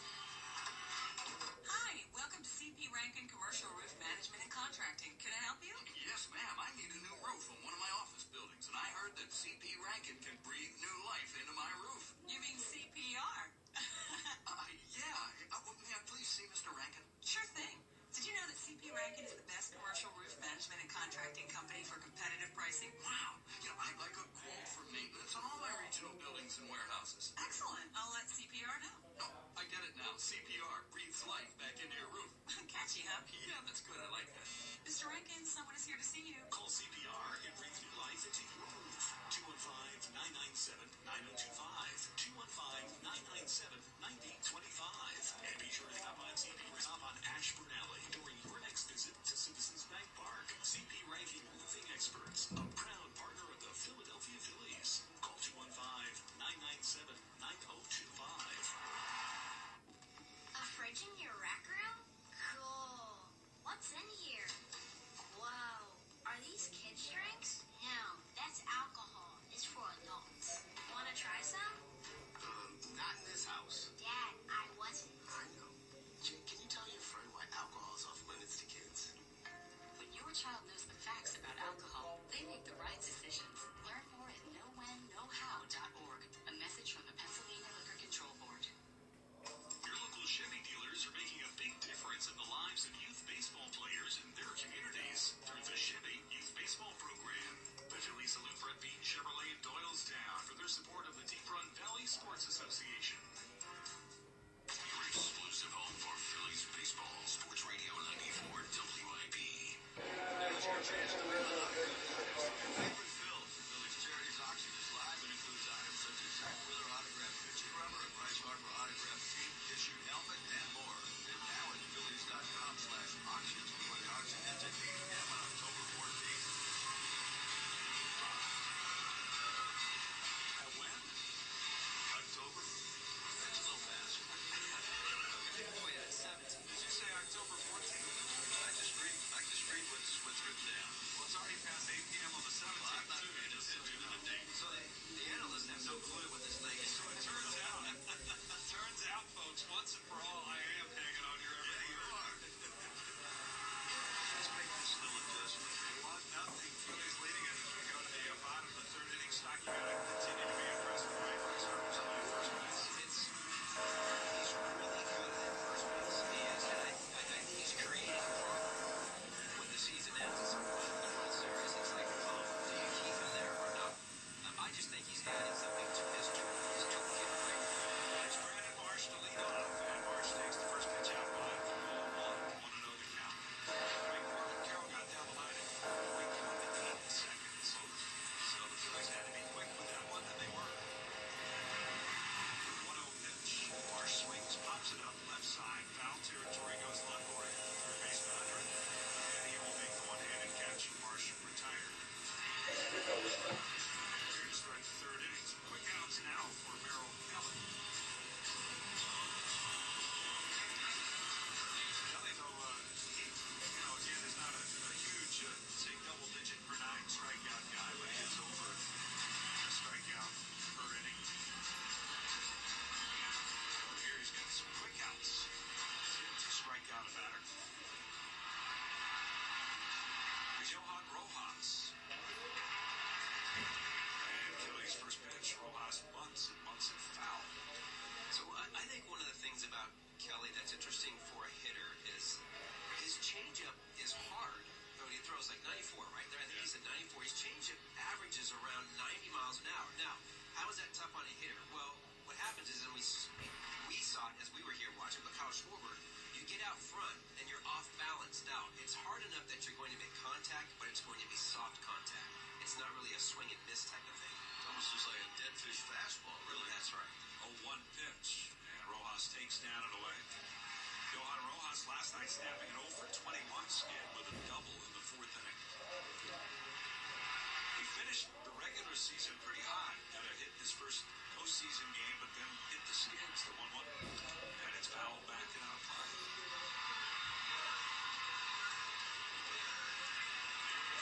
2 strikes.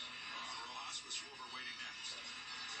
Merrill Kelly is 34 years of age. He was coming up in the Diamondbacks organization. And got an offer after spending a year and a half in AAA to go pitch in Korea, which he took and made some money and in his words really grew as a pitcher.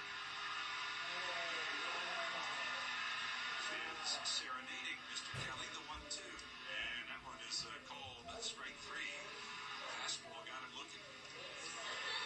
Much down the middle, I think. We're seeing a lot of players both sides take some fastballs. We see the Diamondbacks do a lot of sort of not balls that aren't necessarily right on the corner. There's Kyle Schwarber.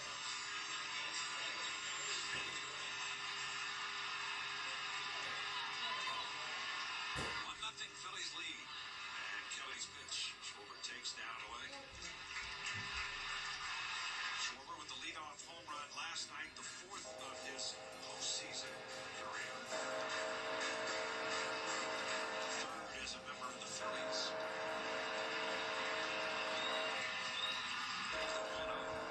He swings, lines with deep to right. This one's got a chance. Carroll turns, and he looks up, and it's gone. Oh my goodness, what an amazing finale to the Phillies lead 2-0.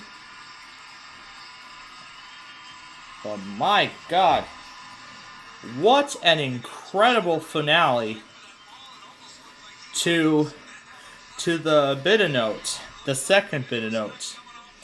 What an amazing finale that was. Because Steve O, because Rachel actually could guess it in 10 notes, Steve brought it down to just one singular note. He brought it down to one note. Safe travel, Chief, by 3. Ah, frick, I missed it. I usually miss it every single day. I don't care. Well, nothing at the back.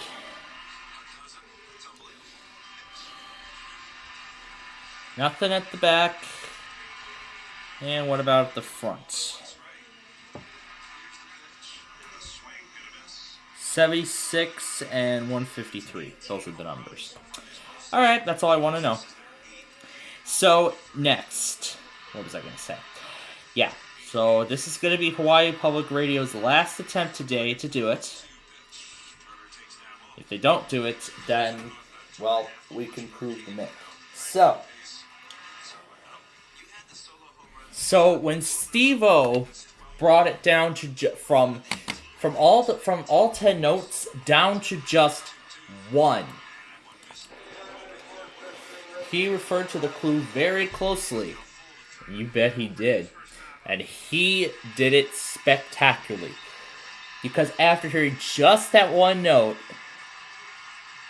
he guessed Iron Man, and he was right. Wow. That was an absolutely unbelievable finale to that. That was something, let me tell you. That was absolutely incredible. And now we're going to head back to the game, and we are going to watch the Golden Medley, and we're going to see if Steve can walk away with another $100,000 for his charity.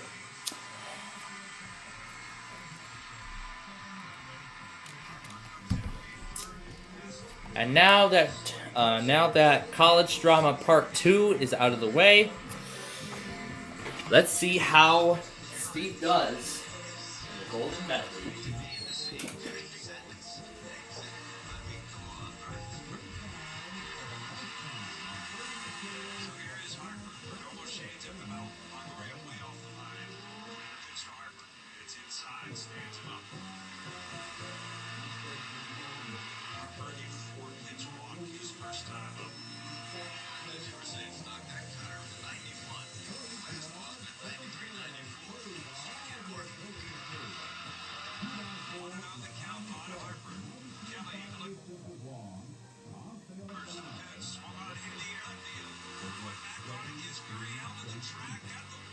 He makes the catch with his back up against the padding. Harper gave it a ride, but not quite enough. That led to third. Phillies tack on a run on the home run by Schwarber, his second in as many nights. We're headed to the fourth. Tom McCarthy will join you with a play-by-play after 3. Phillies lead 2-0. My friend Tom's family only has wireless for home internet, so it can be bad slow when everyone's online. But we get fast, reliable internet from Xfinity, so I can game with basically no interruptions. But just leveled up. Now through October 17th, get fast Xfinity internet for $50 a month for 2 years with no annual contract, Wi-Fi equipment included, and you get a free line of unlimited mobile. Go to Xfinity.com/10G, call 1-800-XFINITY, or visit a store today. Requires paperless restrictions apply. Taxes and fees extra. After promo, regular rates apply. Actual speeds vary. I'm always striving to live my healthiest life, so I need a health plan that has my back. With Independence Blue Cross, I get access to the largest network of doctors and hospitals in the region, and free virtual doctor visits 24/7. Plus, premiums as low as $0 per month. I can stay on top of my health and keep my budget in check. Independence has given me coverage I can count on, and they'll do the same for you. Learn more about your coverage options at IBX.com. There are no fans like Philly fans. No teams that are fighting in Red October. And Foods serve your family meals. Bring flavor to the table with Hatfield's variety of American pork, ground pork and sausage, ham, bacon, and your favorite, Hatfield Philly Franks. With over 24 distinct flavors that can be ready in minutes, it's food you'll feel good about serving. At home or at the ballpark, find your flavor with Hatfield, the official pork provider of the Phillies. Visit simplyhatfield.com for recipes and retailers near you. Philly fans like Gian Dallas sucks, but Philly business owners know that hackers suck. Visit PhillyTrustTelesystem.com and find out why the leading businesses in Philadelphia trust Telesystem for their cybersecurity, networking, and communication needs. IT is about trust. With the Phillies, 94 WIP. You know, it's my mother's birthday, Larry. Happy birthday, Mom. Yeah, I know exactly what to get her and my mom, Lou. Because Red October is here, and as the Phillies battle the D-backs of the NLCS, get all of your Red October and other postseason merchandise only at the New Era Phillies team store. New apparel and novelty items celebrating the 2023 postseason are available daily. Visit Phillies.com/New Era for store hours. She liked Red Wars. She does like Red Wars. I know who's listening. Yes, she does like Red Wars, and I did not order. Yeah, I'm on it, Mom. I apologize. Happy birthday. Yeah, I guess I better be supporting. Work on getting you a win. Well, Cattell Marte will lead things off here in the top of the fourth. Let's pause 10 seconds for station identification. This is the Phil's Radio Network. 94 WIP HD1 Philadelphia. Run by the Tasty Cake Studios. Home of the Phillies. 94 WIP. An Odyssey station. Phillies up 2-0 in the first pitch to Martinez. Taken outside. No strikes. He struck out his first time up. Larry Anderson, Kevin Stocker, Scott Fransky up top. McCarthy. The Phillies have had 2 solo home runs tonight. What's new, right?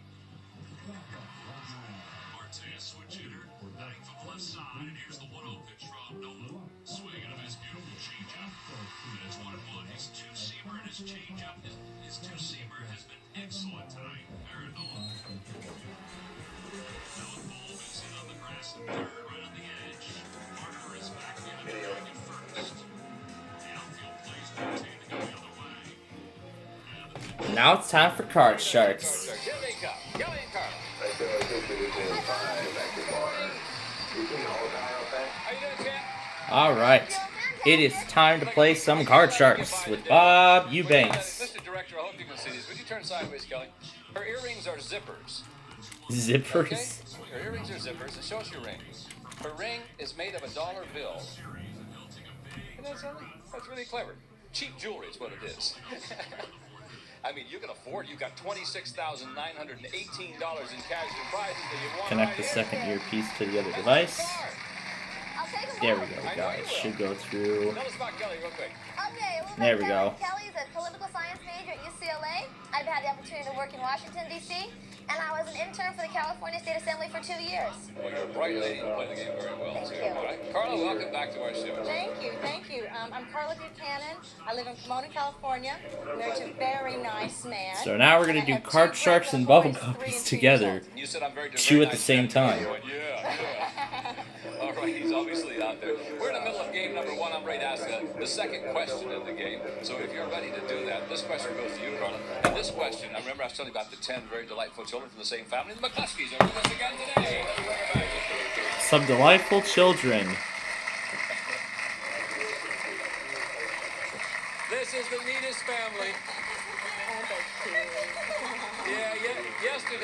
Yesterday, the little guy, Casey, he decided he wanted to trade one of his brothers for a puppy. So, nice to have you back with us. Here's the question, Carla. Before the show, we ask our 10 kids, has your mother ever cooked something so awful that you refuse to eat it? How many of these 10 kids have refused to eat something their mother cooked? Oh, I think these guys look like their mom makes some pretty good food. I can just tell. They look like a nice, happy family. But I would think with that many children and that many meals to fix, that the mom would probably come up with something that they didn't like. I think that'd be a pretty high number. I'm going to go with 8. 8 of them, you Number, think? All right. okay, 8 of them. Lower than 8. No, that's So- gonna be lower. Kelly thinks it's lower. Even though the kids might not like it, that's a little put down for the mother. I don't think she'd do that to So us. Kelly I thinks think it's going to be lower. it's going to be lower. The actual number of these Actual kids number who refuse to eat something their mother cooked is 8 of them on the nose. 8 of them right on the nose. Nice. She gets some bonus cash. Probably liver or something. Which 8 of you kids have refused to eat something? Raise your hand for me, please. All right, all 8 of you have just refused. Kristen, what was it? It was a zucchini and squash casserole. And I didn't really like it, so my family wasn't looking at me. I shoved it in my napkin and gave it to the cat, but the cat didn't eat it either. Cat wouldn't eat it either. So I threw it away. Did the rest of you kids like it? So it was all of the kids and one cat that refused to eat the zucchini casserole. All right, thank you very much. We're glad you're back with us. Thank you. Okay, Carla. We got the 3 and we're on our way. All right, let's go higher. Let's go. All right, higher than the 3, it's a 5. Higher than the 5, it's a 3. All right, Kelly's going to have a chance to play off her 3. Higher than the 3, it's a 10. Lower than the 10, it's an 8. Gonna freeze on the 8. Okay. Now we're gonna go to another question. We'll pause for these words and we'll be right back. Oh, they're gonna go on commercials.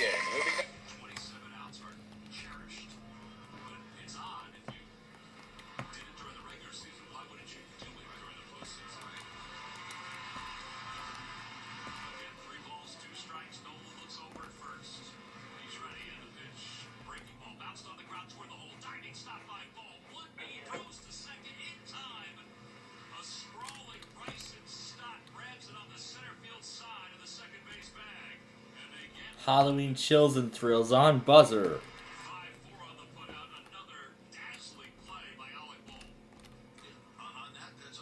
Gotta try and find the waiting for the Cass County evening test if that's gonna happen.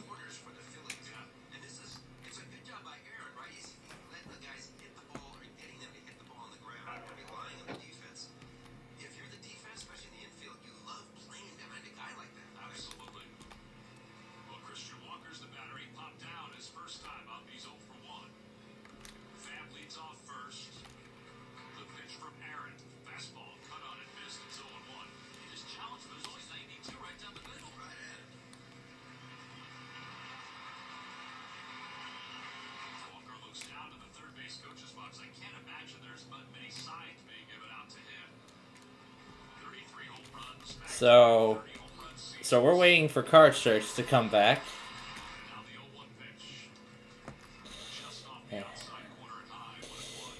Boy, I was in for one heck of a show earlier today on this morning's Card Sharks. I don't know if we're gonna play. I don't know if we're gonna play Card Sharks some more later tomorrow morning during the weekly test program. I highly doubt it. Oh, great.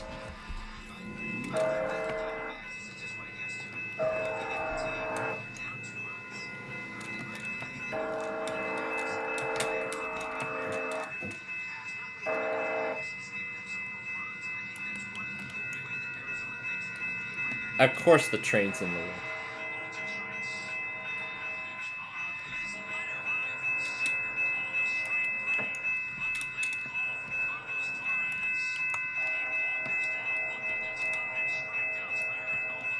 So we're waiting for Card Sharks to return. Okay, now we're stuck. Now we're freaking stuck.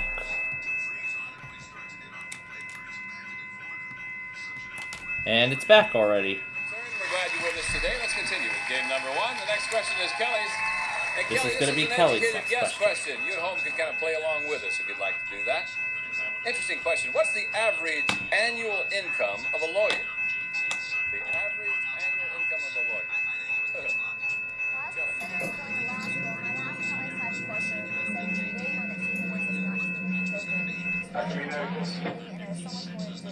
So it can't be that great. It can't be that bad. So average amount, say $80,000. $80,000. Carla, higher or lower than 80,000? I think 80,000 sounds like an awful lot. I know a lot of them start out not making a lot, so I'm going to say that's not good.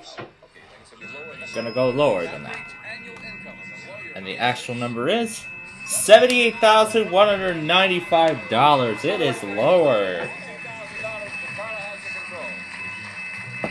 Alright, Carla's gonna play off the 3. It's gonna go higher, it's a queen. Lower than the queen, it's a 2. Higher than the 2, it's a king. For game 1 of the match, the lower than the king, it's a queen.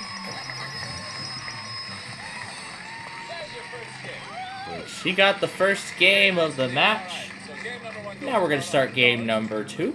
Most importantly, you win the game, win the next one. You're the champion. Let's start like game number 2. Susanna's going to deal out the cards on the same deck. We're on our way. There you go. We're saying the cards, and now we're gonna start with this question. Remember Lady Godiva? Sure. So here we go. She rode to her clothes. Remember that?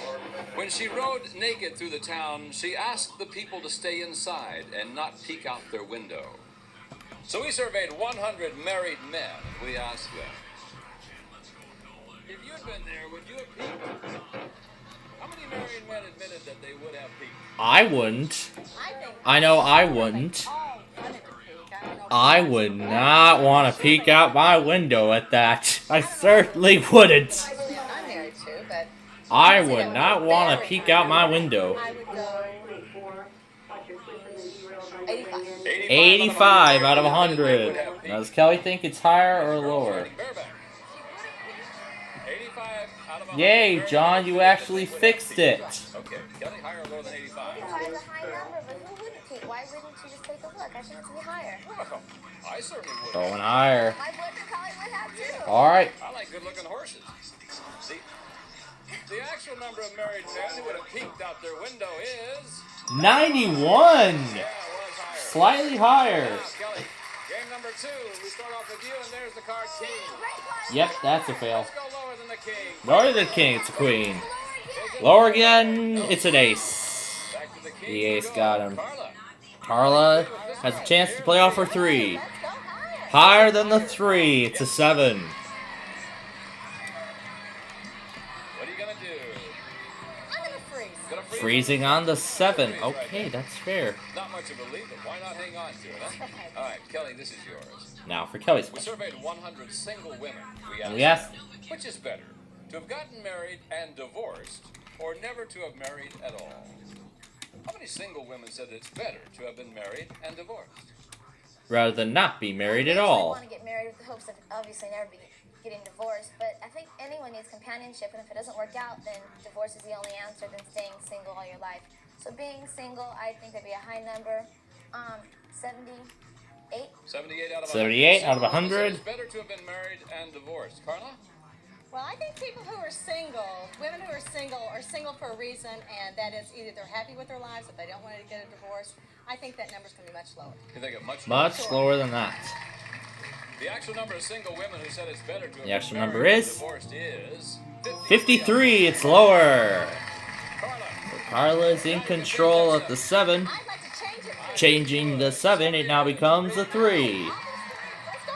Higher than the 3, it's another 7. Good call. Freezing on that 7. You're hanging on to your lead, I'll tell you that. We'll pause with these words. We'll be right back to find out who our champion is going to be. Carla or Kelly? Yep. Been a good game so far. Been a great game so far. Oh no, that's the last of my cards. Great, that's the last of my cars.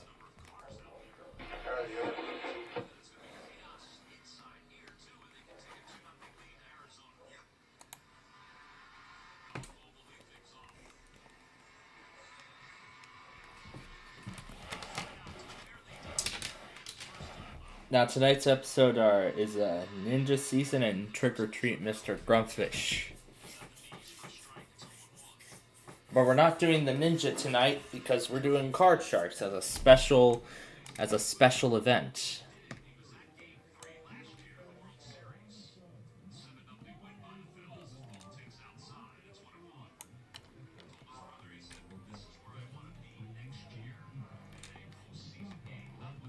And we're back already. Alright, we have returned. Now, Susanna's got the cards all filled out. We're in the middle of game number 2 to find out who our champion is going to be.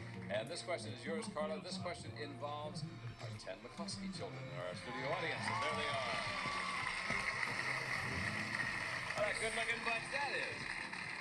Before the show, we asked these 10 kids, since you woke up this morning, have you had to wait for a family member to get out of the bathroom before you could get in? How many of these 10 kids did have to wait for the bathroom today? Carla? I'm sure with 10, I know they don't have 12 bathrooms. Somebody's going to have to wait, but if there's one person that didn't have to wait because it got there first. I've always said that. So I would think 4 of them had to wait. 4 of them. 4 of them? Kelly will be higher or lower than 4? I wait for the bathroom all the time, and also living at the dorm, it's always gonna wait for the bathroom. It's gonna be higher than 4. They'll be higher. Gotta go higher. The actual number. Who had to wait for the bathroom today is 4. All 4! Carla got it on the nose again. Wow. She won $200 in one show. Very nice. There were the 4. I see. Okay, Cameron. Okay. What happened? Well, I had to wait for my dad, and then after my dad, my other brother, Carl, snuck in, and then he snuck in, Bryce, Kenneth, and then I was last, and I got a cold shower. He got last. You hide the dessert in the bathroom, so you didn't mind. Oh, gosh. Thank you, gang. Nice to have you back with us. Oh, my gosh. Okay. So, Carla's going to play off the 7. She's going to change it to a queen. Lower than the queen, it's a 5. Freezing on the 5. Okay, how fair. She just needs 1 card to win the match. So, last question. Someone must win on this play of the cards. Somebody must win on this play of the cards. We surveyed 100 policemen. We asked them, have you ever had to arrest a personal friend? How many policemen said that they have? Well, that's a tough one.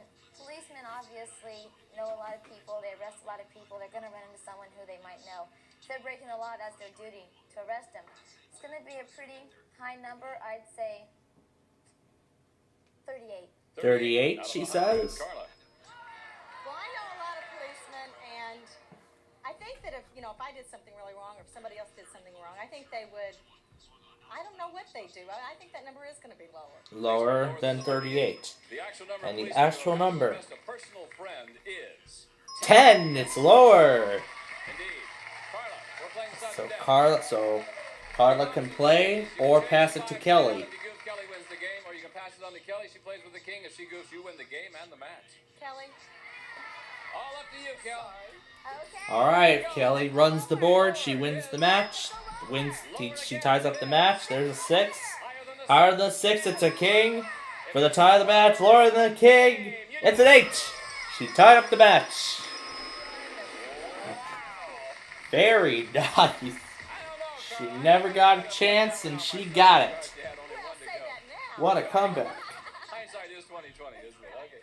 1 game for each one of our contestants. We'll set up for a tiebreaker game to find out who the champ will be. Kelly took a big deep breath. She's still in it. We'll be back to see who wins it. Don't go away. All right, to commercials again.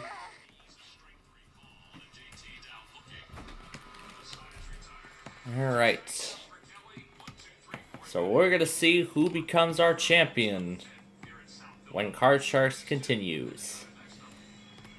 And I'll be watching that tonight instead of Concentration with Jack Norris, like I have been watching this morning. Or this afternoon, I should say, during my lunch hour.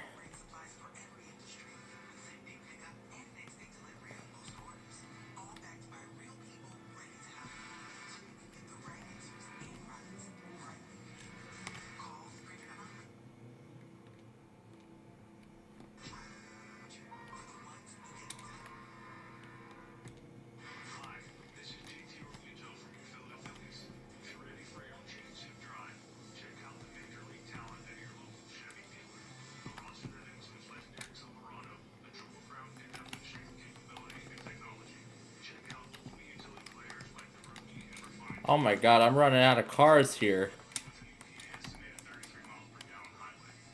Oh my god, I am running out of cars. I am just about out of cars.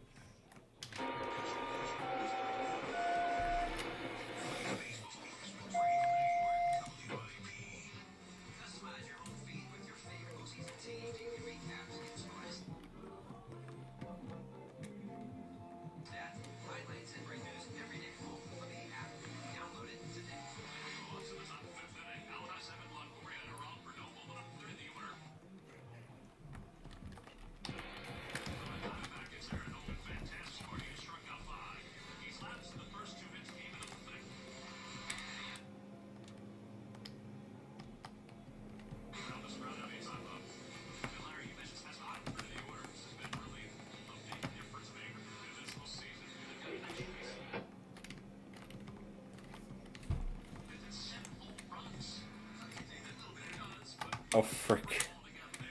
Oh my god, I am out of cars. There are like so many cars, I can't even move them. There are like so many cars wasted. I literally can't even move them out. What's this? Hammer. And it's back. So here we go.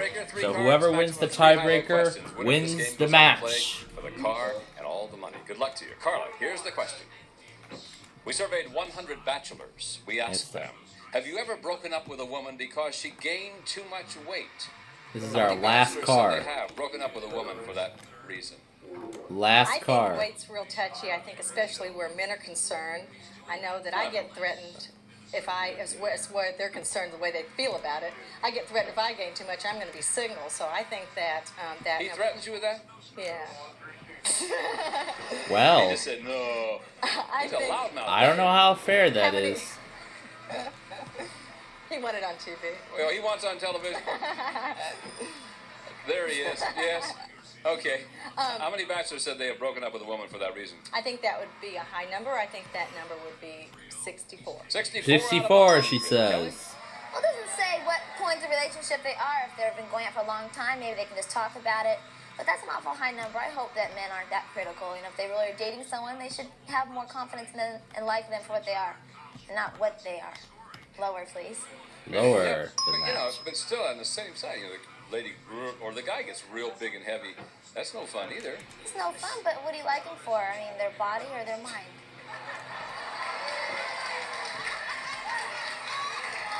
Okay. Well. Well then. The actual number of bachelors who have broken up with a woman because she gained too much weight is 16! Way lower. Here we go, Kelly.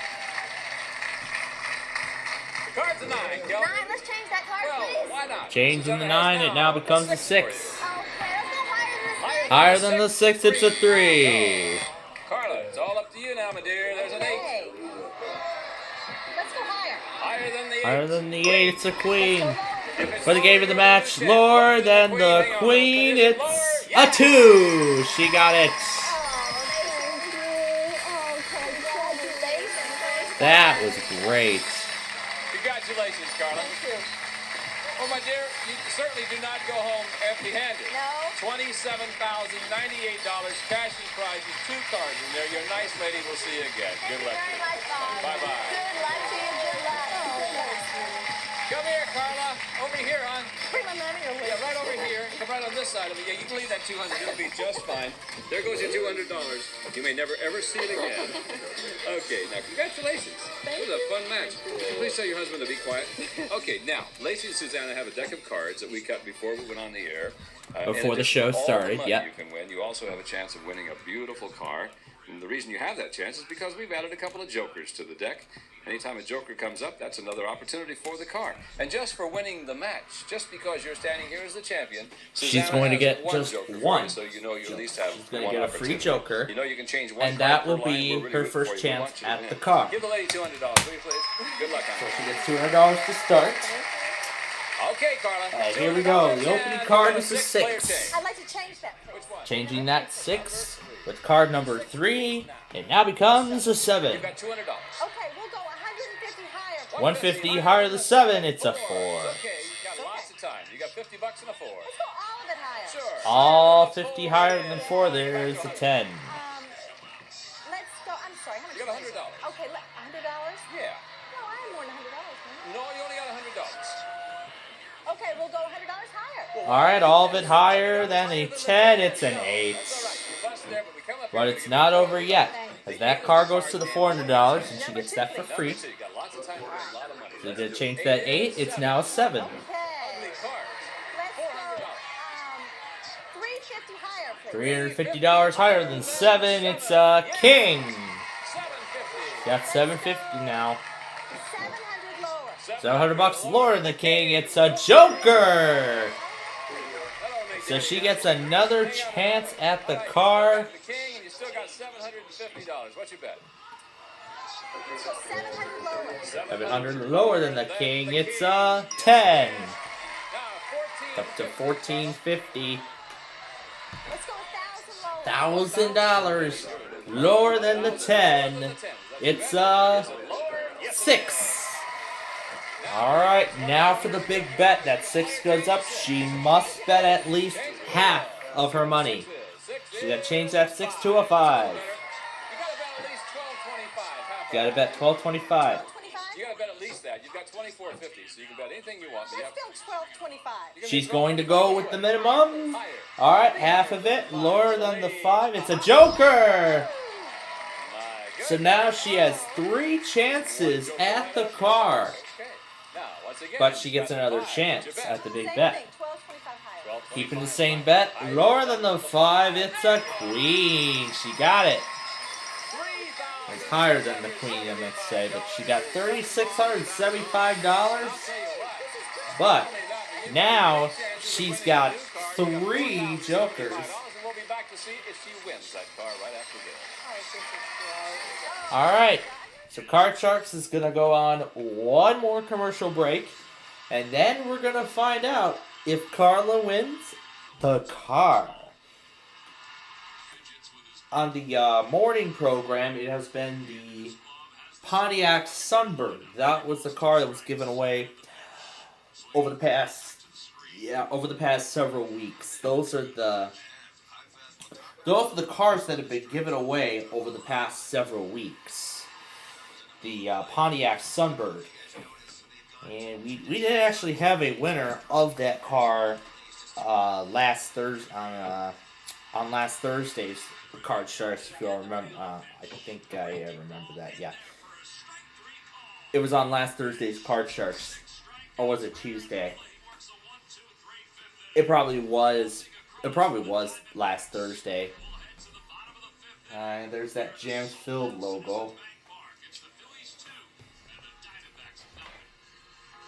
2-0 Phillies right now.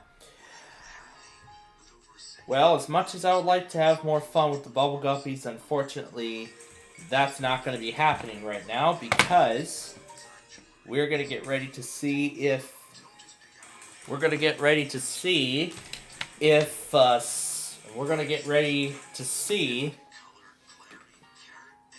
if she can win a car. And then we're going to get ready for another exciting game of Card Sharks. We'll play episode 2 of Card Sharks, play another game, and then it'll be time to press your luck. And while I'm at it, I have to choose this week's episode, and it is back. We have to make a correction.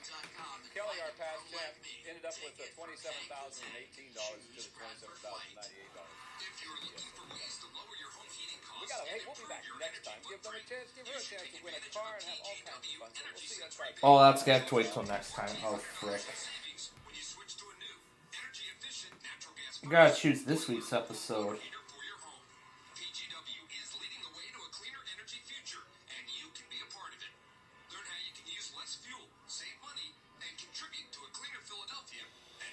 Not sure what to do yet.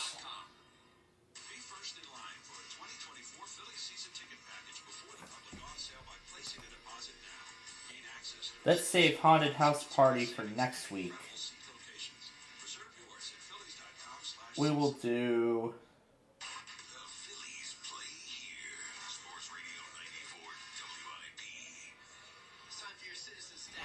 Let's do Australia, because, I mean, it is getting ready to be summer in the Southern Hemisphere. So we'll do Australia this week. Alright.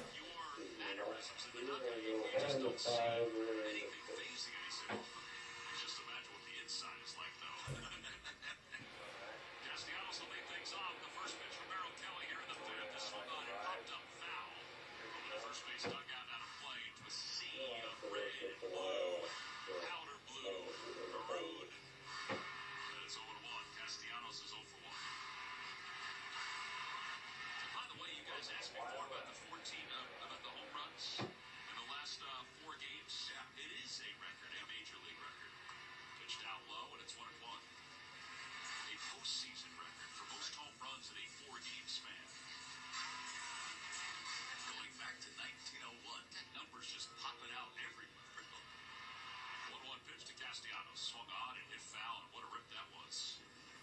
I have a hard time when the stats come out. That's a cool stat. Yeah. But I have a hard time getting past like 1930. Just because it was such a different game. I don't think that's probably not fair. You know, I know that a lot of times when we do records, it'll be in the modern era or it'll be things like that. But it's just hard to envision that far back what it was like. 1-2 to Castellanos. Phillies up 2-0 here in the bottom of the 5th inning. Merrill Kelly, the right-hander in the wide, and the pitch. Swung on, hit foul off the first base side. And out of play. He's getting some pitches he likes here. A little bit. Every time he swings and makes contact, I look down to see what Liam's doing, and he's not jumping yet. No, he's not.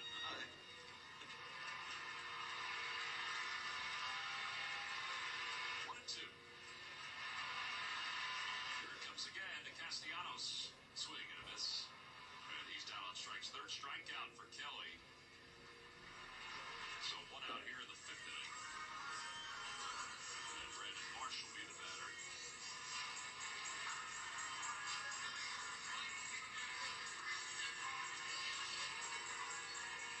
Marsh popped out his first time up.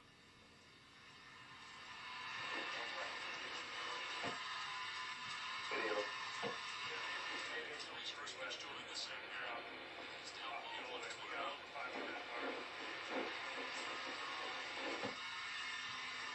He's got a solo home run in the first inning and a solo home run in the 3rd inning. That's it, though. Each team with just 2 hits.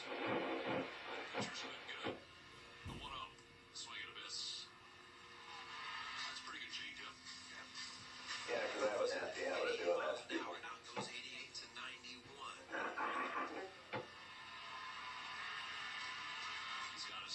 outs, and the pitch to Marsh, cut on and missed.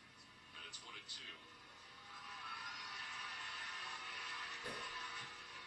Kelly last year, he threw his cutter less than 2 for every 10 pitches. Now this year, I mean, he's almost doubled it in his last couple starts. 2-0, called it more of a cut fastball than a true cutter. 1-2. And that one is at the knees, a called strike 3. That was a curveball. So 3 straight strikeouts for Kelly. And there are 2 outs here in the 5th inning. And now Johan Rojas. Rojas went down looking his first time up. It's kind of quieted the crowd a little bit, but they're still standing everywhere on the pitch. Is it foul behind home plate? This is something that is just not talk anymore. And I guess it's part of one of the things that they don't agree with, the analytics. That, 2 quick outs.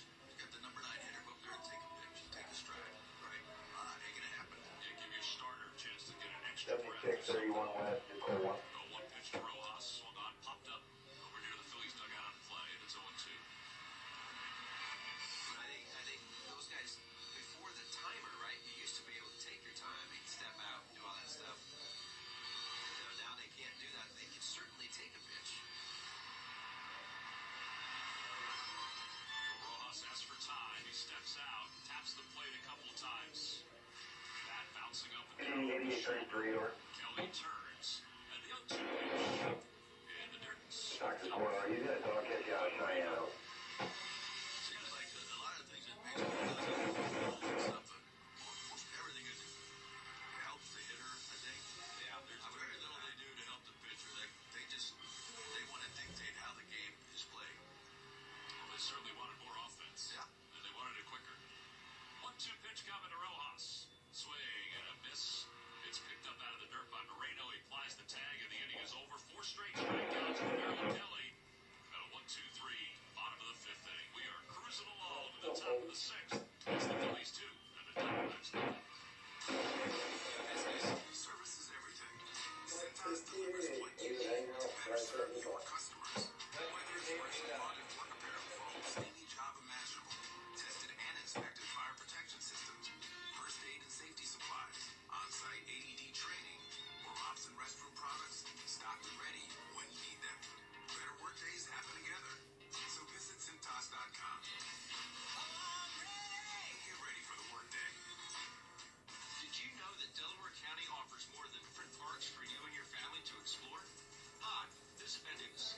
My journey to Big started right here in Delco, and I'm inviting you to enjoy Delco like me and my family do. From parks to putt-putt, running to rock climbing, and archery to ice skating, there's something for every side of you and your family to discover in Delco. Plan your trip today at visitdelcopa.com. That's visitdelcopa.com. Who will your town grow to be? Well, that depends on all of us. That's why, along with our groundbreaking medical care, Nemours Children's Health supports programs that address issues like food insecurity and the resources essential to learning. It's all part of creating a healthier future for all children. So, they can grow up to be whoever they want to be. Nemours Children's Health. Well, beyond medicine. Fans, if you're headed to Citizens Bank Park to cheer on the Phillies, be sure to visit the CP Rankin Rooftop on Ashford Alley for the best view in the ballpark. CP Rankin Roofing experts are a proud partner of the Philadelphia Phillies. Let's go, Phils! Your exclusive home for Phillies baseball. Sports Radio 94 WIP. Independence Blue Cross player spotlight. How about Kyle Schwarber? 4th leadoff home run last night. It was the 4th leadoff home run of his postseason career last night, moving him past Derek Jeter and Jimmy Rollins for most in Major League Baseball postseason history. Independence Blue Cross. Learn more at IBX.com. It is an amazing thing to have that leadoff home run to start a game, particularly like last night. When people were settling into their seats, and all of a sudden it's like, bam! What just happened? Yeah. Even tonight, with Trey Turner hitting one in the first inning, is the number 2 batter. Stellar. All right, so we go to the top of the 6th inning. It'll be the top of the order for the Max Corbin Carroll can tell Marte and Tommy Pham. Phillies are up 2-0, and Aaron Nola, he's got it going right now. Yes, he does. Carroll wears number 7.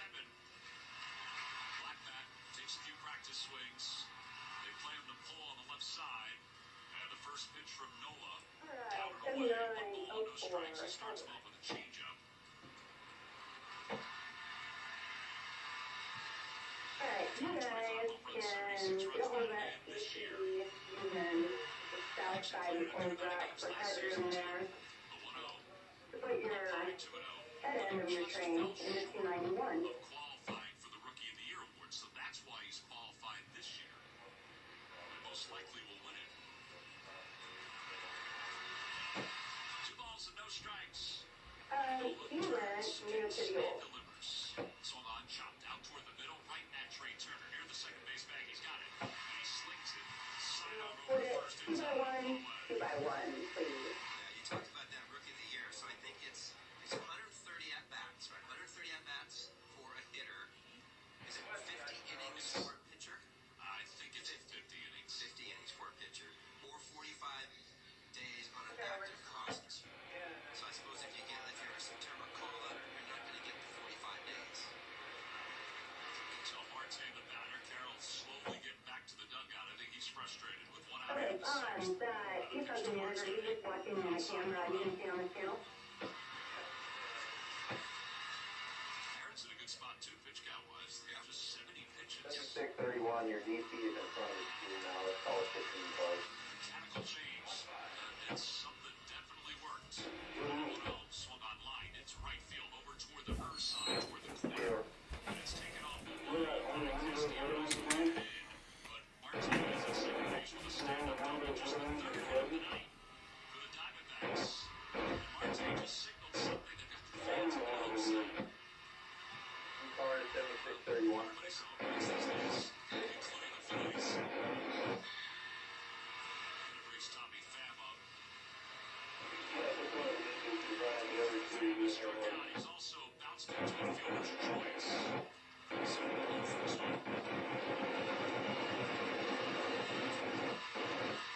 Marte leads off second. Decent lead in the pitch. 631-3 card. Swing. He went around. Says the home plate umpire. All off. Every hitter this inning, well, for 3 hitters this inning, all started with the changeup. 2 lefties and a righty now. Every pitcher has talked about JT and how he's called these games. Just how he has figured out the other team. 2 balls and 1 strike.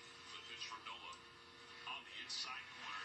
He dropped a sinker on the inner half, and it's 0-2. And Pham, he looks around as if he is confused about everything that's coming to the plate. He's going to get ready to move here, I would think.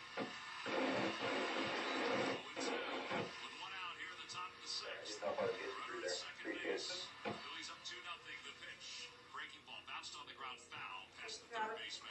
88-33, let us know when you're stopped and where you're going to stop so that we can send someone out there. So his hands start high, but he drops them really low when he hits, right? Now to do that, you drop it low. A lot of times you can expect a pitcher to try to come in under those hands, which he did to get ahead. Let's see what he does here. No balls, 2 strikes. Another curveball hit on the ground toward third. Backhanded by Bohm. He's got it near the bag. Throws to first. He tied. And Pham barely running up the first base line is an easy target. And they hold the runner at second base. Another 2 outs here in the 6th inning. And Christian Walker will be the batter. You get a sense that they're going back to the dugout frustrated, don't you? Yeah, I do. Yep.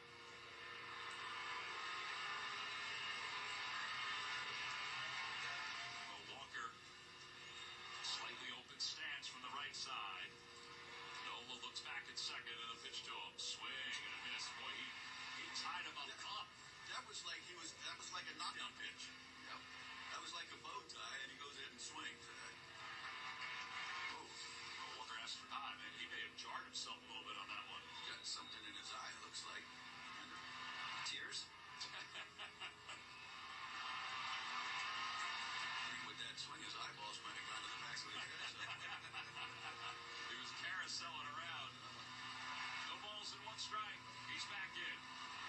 In practice swings. Nola's set. The 0-1. Curveball on the inside corner. And it's 0-2. Taken for strike 2. And now this crowd has to get to their feet. They were already on their feet. Red rally towels whipping around. 0-2. Nola to the high set. And the pitch. A little bit high, 1-2. Great sound effects in the background. Cheering, cheering. I'd like seeing that fastball there. I just like to have seen it down. He went up with it. He'll try again with the count 1-2. The pitch swinging a foul back toward the Hall of Fame club to our right. And it remains 1-2.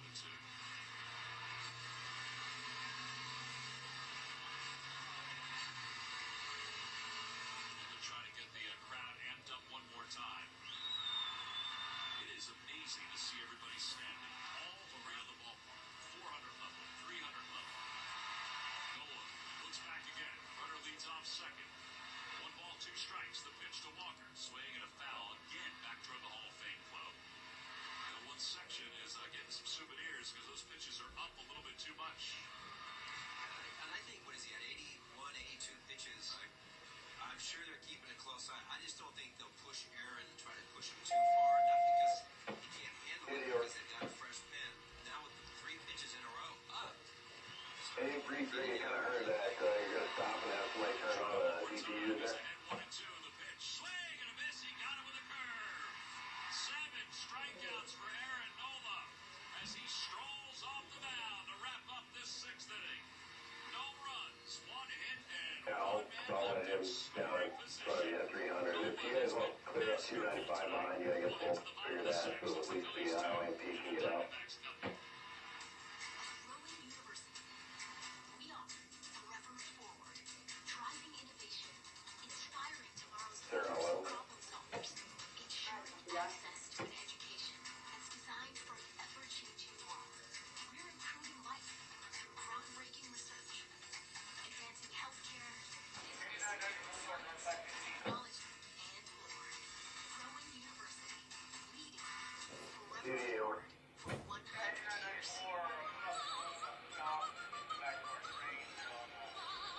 New Jersey might be small, but there's a lot of wow packed into this little Hey, state. let's talk to you outbound coordinator to get it out to a bloom, but what to do for your location bloom, new clip file.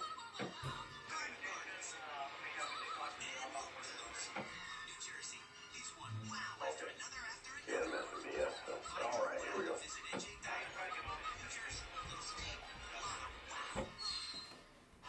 How about paying attention to the crews that gets better when I do the outbound coordinator? All right, here we go. All right, I'm back. Every Saturday, What's his favorite cartoon? Scooby-Doo and Smurfs. The Scooby-Doo and the Smurfs. Nice. I'm so embarrassed for you, Mr. McCluskey. But you know what? I like them both too, so don't feel bad.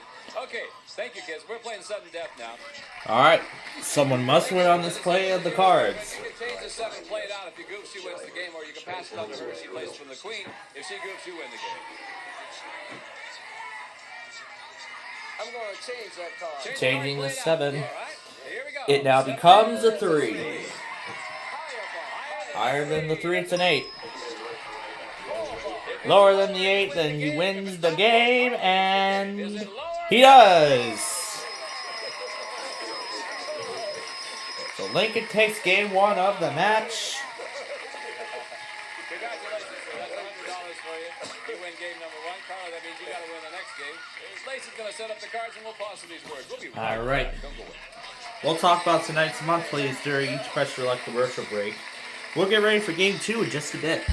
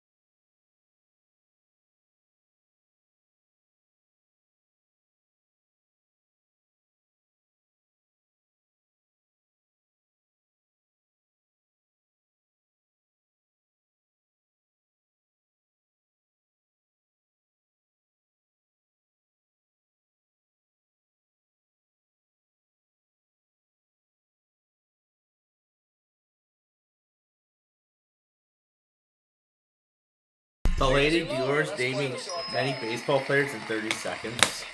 You must understand, these ladies have never been thrown out at home, and it's very difficult to get to first base with it. Well, anyway. I'll tell you what, let's do. Let's roll the tape and see how well they did. Take a look. All right, here we go. Joe DiMaggio, Mickey Mantle, Hank Aaron, This is a tape they pre-recorded. oh God, Jackie Robinson,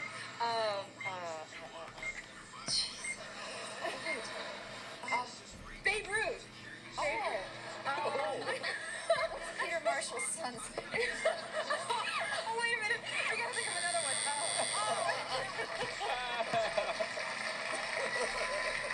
So, Well, you can count for yourself. The actual number they came up with was 5, so it definitely was lower, Lincoln. You were right. only came up with 5. What I want to know is, there's Susanna standing there with Mickey Mouse all over her chest, and you didn't think of Mickey Mantle? Was he a baseball player? Yeah. Mickey Mantle was a baseball player, yeah. He was. Minor leagues, but that's okay. Yeah, that's why I didn't know. That's a batting average of about 104. Do you know what that means? Oh, it's good. Is it? Yeah. Oh, You well, trust I'll me. remember this. Whatever I tell you, believe. Now on, okay? Ha ha ha ha. Lincoln. Yes. Here we go. There's your card. Opening Lincoln. card is a queen. Good card. Law. Lower than the queen, it's a 7.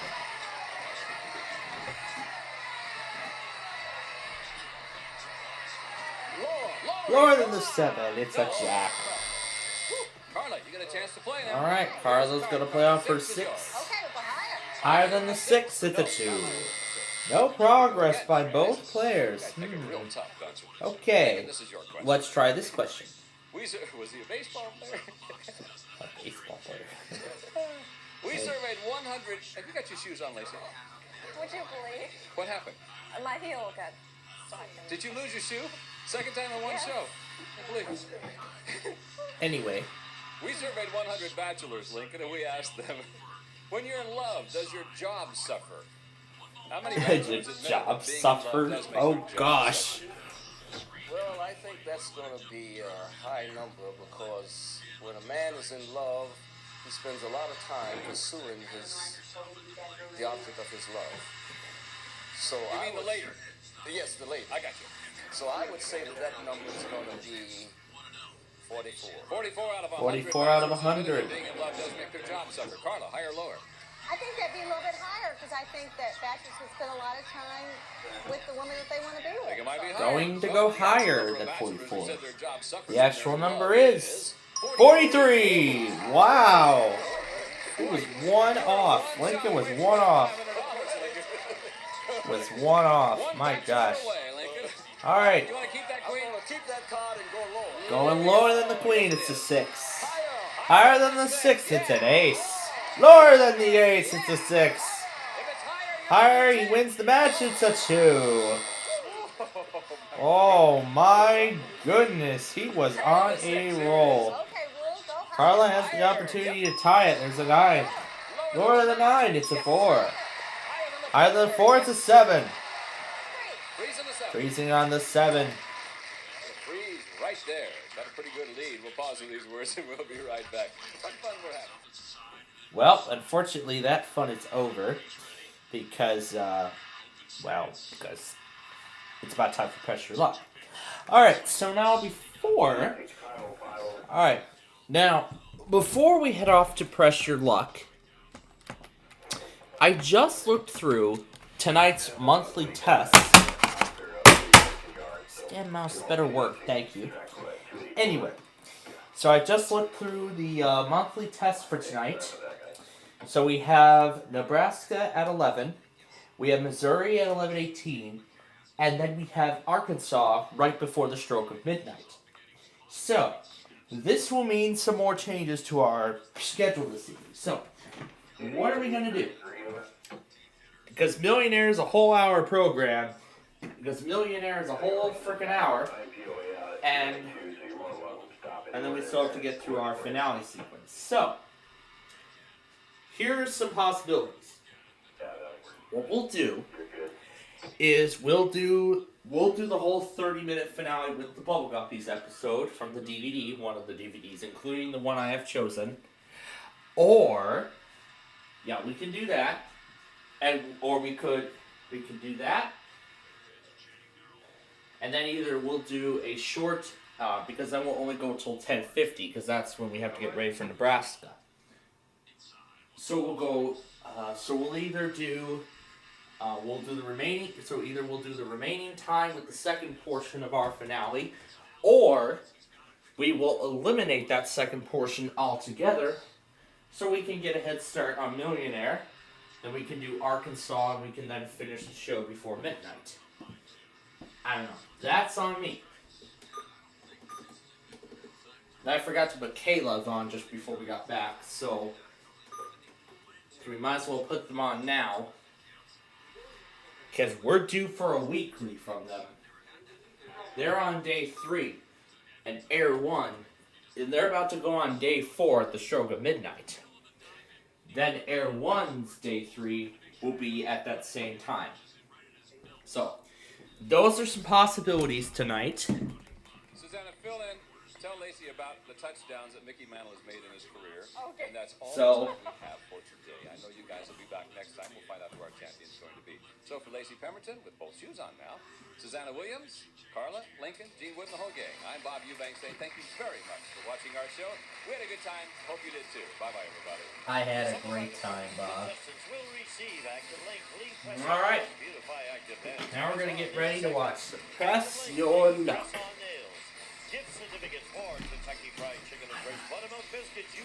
Alright, so a quick rundown. Tonight we have Nebraska at 11, Missouri at 11:18, Arkansas at 11:55. Then also we have DC at 1:45, and then Georgia in the following hour. So, that's a rundown of tonight.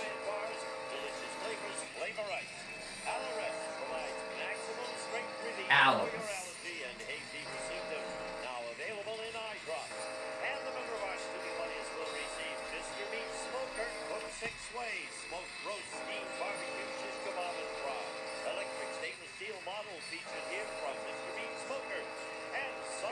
Of this week's polling group will receive Hitachi's portable mini AM FM stereo cassette player, 100% solid state automatic shutoff, plays regular cassettes with stereo headphones from Hitachi.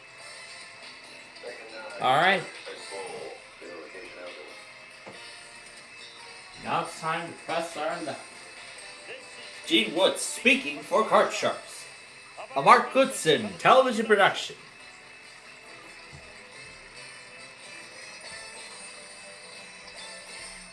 That's a long credit sequence. Alright, it's time to press your luck. Let's go.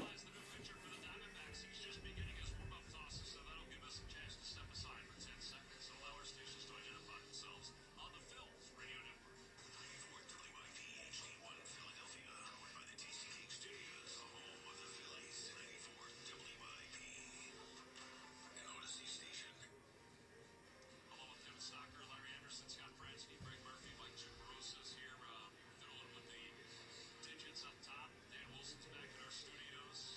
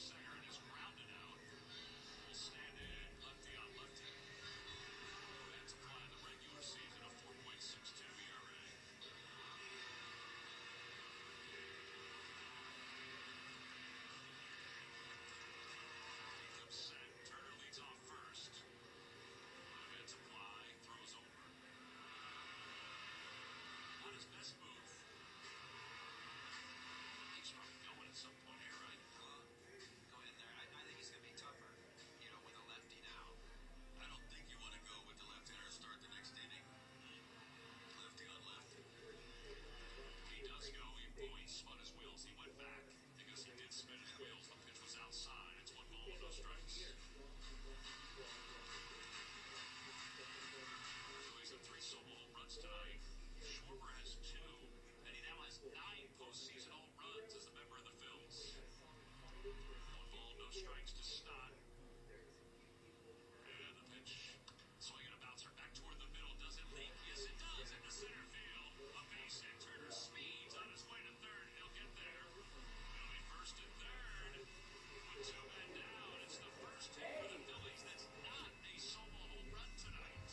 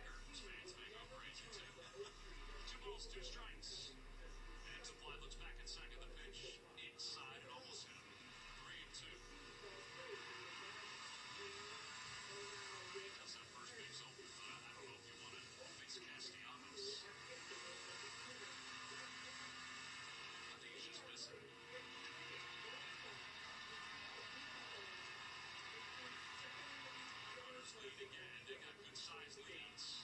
3 balls, 2 strikes, the pitch. Swing and a line drive out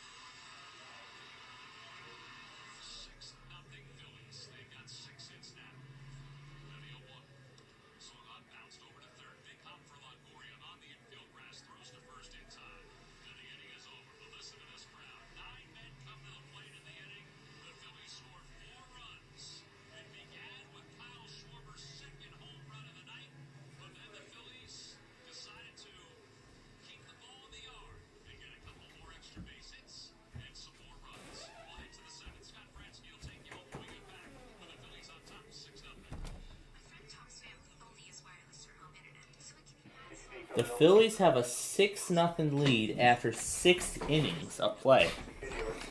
Wow.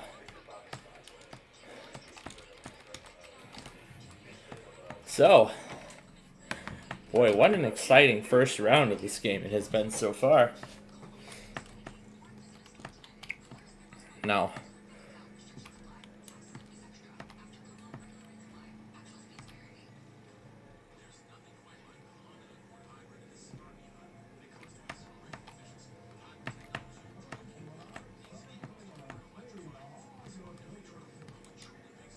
this is the last car. This is the last car. If I screw this up,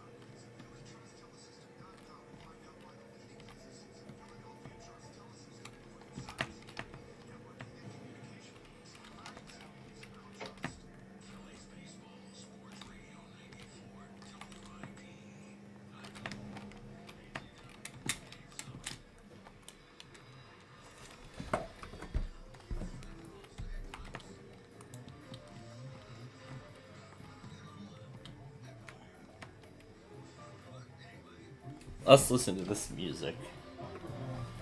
Alright, back to Press Your Luck for question round number 2.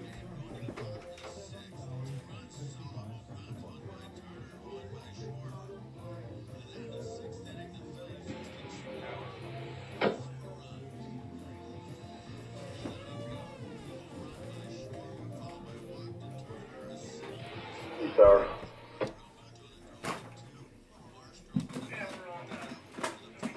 I love great buys on everything.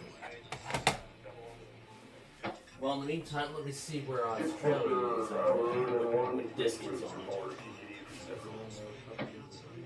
Yes, it is. Alright, I don't know what the heck that sound was. Was that a security alarm? Well, whatever it is. Back to Press Your Luck.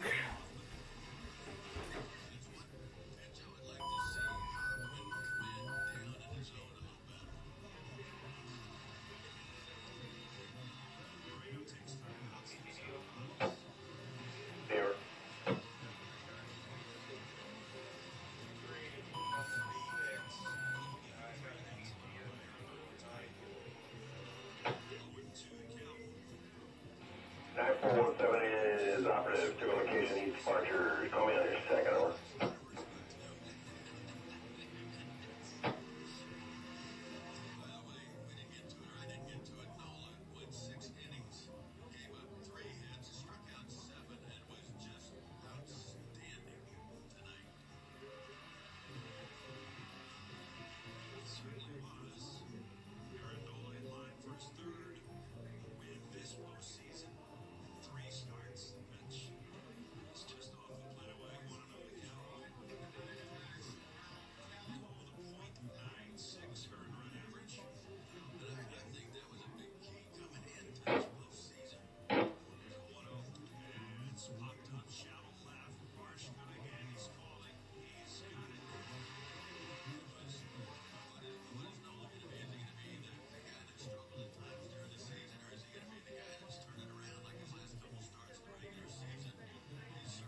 West Yard lights out, new full 5. Full 5.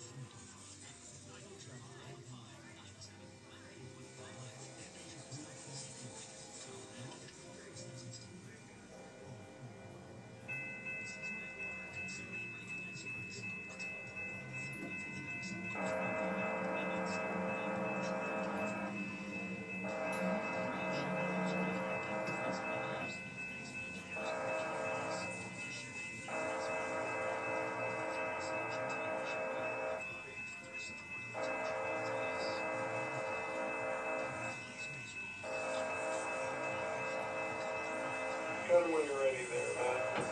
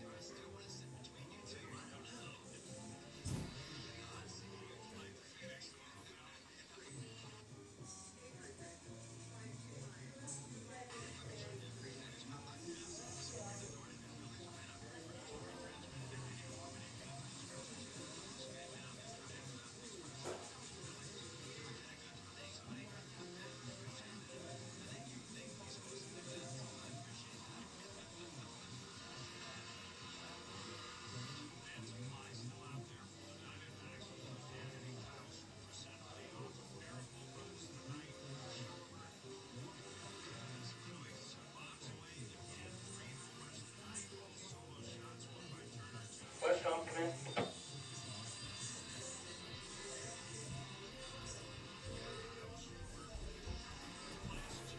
Well, down there I am. Because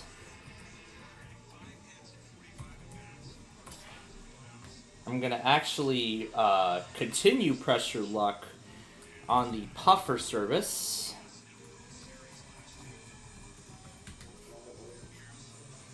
See if I can stream it. We're going to switch it to KGO. Is this actually what's on right now?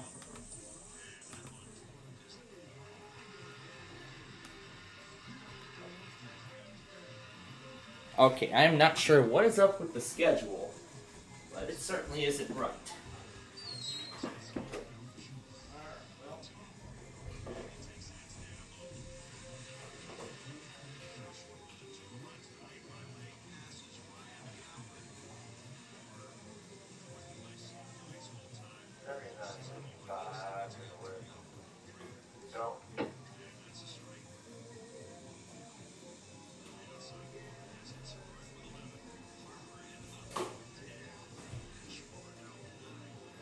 West Tom, come in.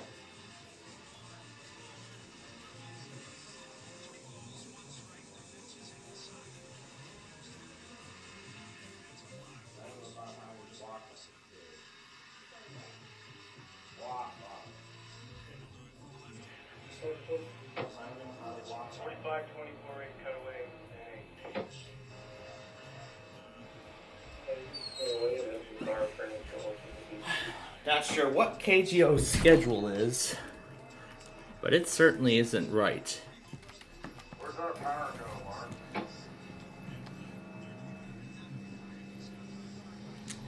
Well, there went my last car.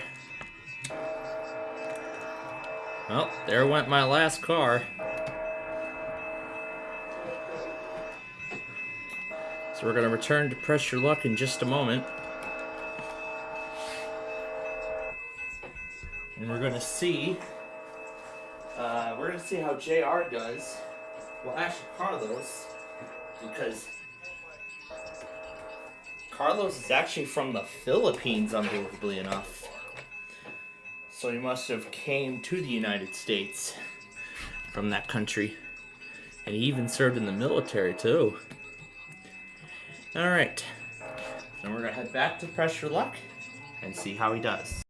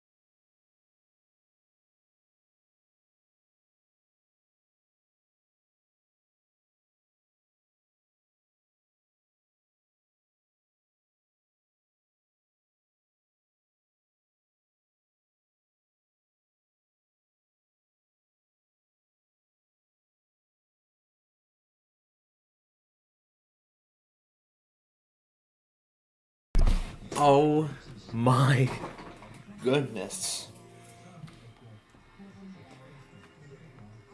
Let's go to the game hub.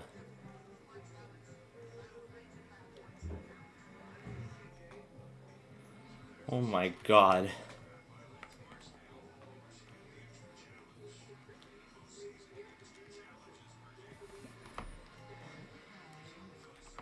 Oh my gosh.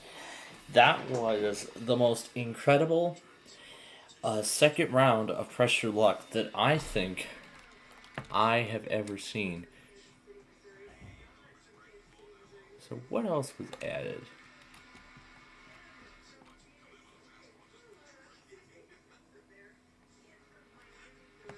Ooh, they put Rochelle in here.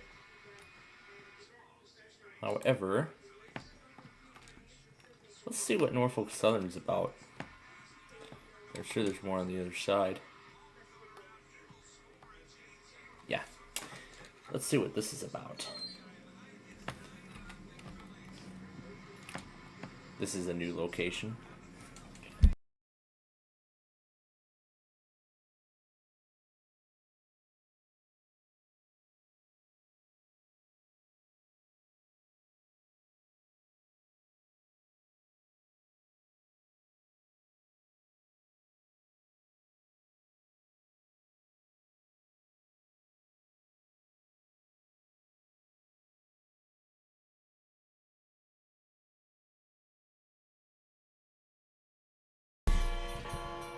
Let's check out a little bit of these other locations too.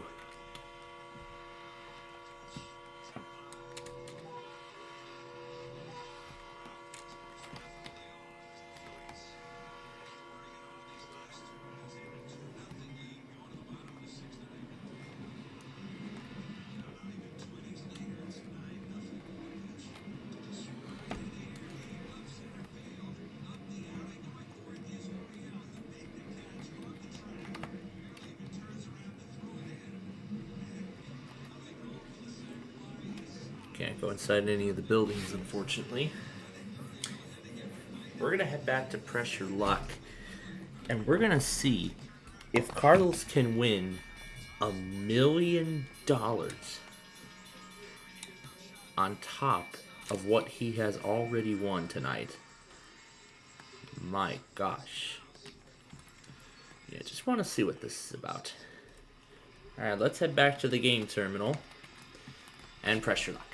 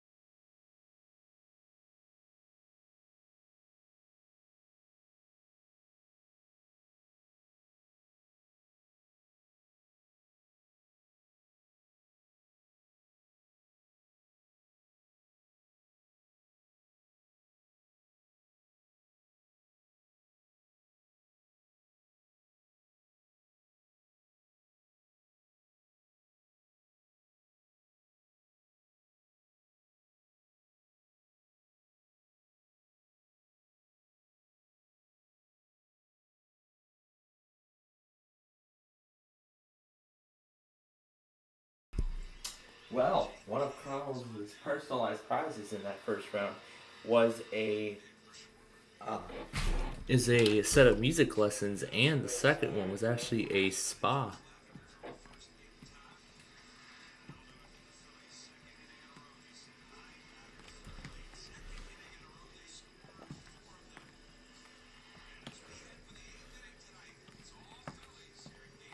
Let's see how vintage DeKalb really is.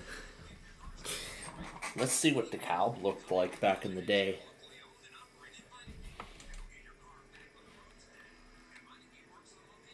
So how vintage did DeKalb look?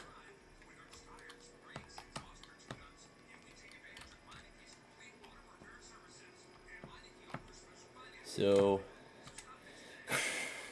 this is my first text, and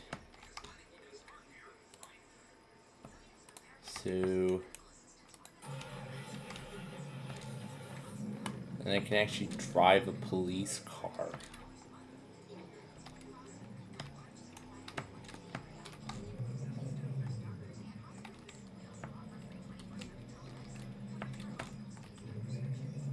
This is definitely vintage. All these here, they were mechanical bells. And there were wayside horns back in the day as well. So that's just nice. So this is what DeKalb looks like back in the day.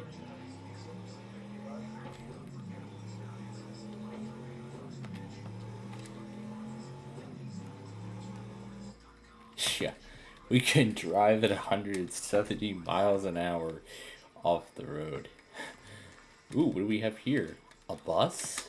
Ooh, sure, let's drive a bus. A New York City bus.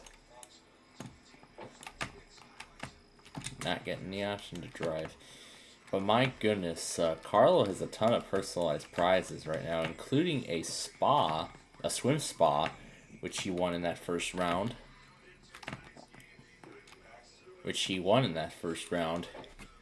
And then, what else did he accumulate? So he also won a, what else did he win? Well, he won the swim spa. I'm sure Naughty would like that. And cash.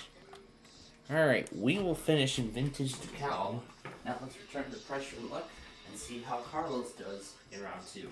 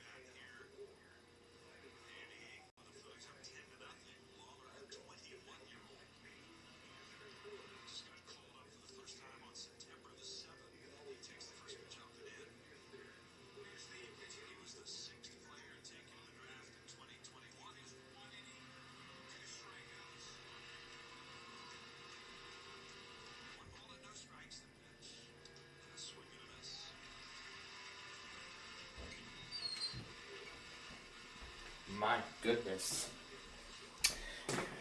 My goodness. Carlos is one gutsy man. So right now, he had $61,500 in both cash and prizes, and another whammy, which he took away. He lost all of it again after going in round 4. I have a feeling he's gonna go for the big bucks bonanza. He's gonna go for the big bucks bonanza, where the big cash prize, the top amount in this round, will be $100,000. That is an insane amount of money. So we're gonna head back to Carlos and press your luck in just a moment here. But first, we're gonna get ready for we're gonna get ready now for the Crashtown Game Thing finale. I have chosen, as I had mentioned earlier, I have chosen tonight's episode.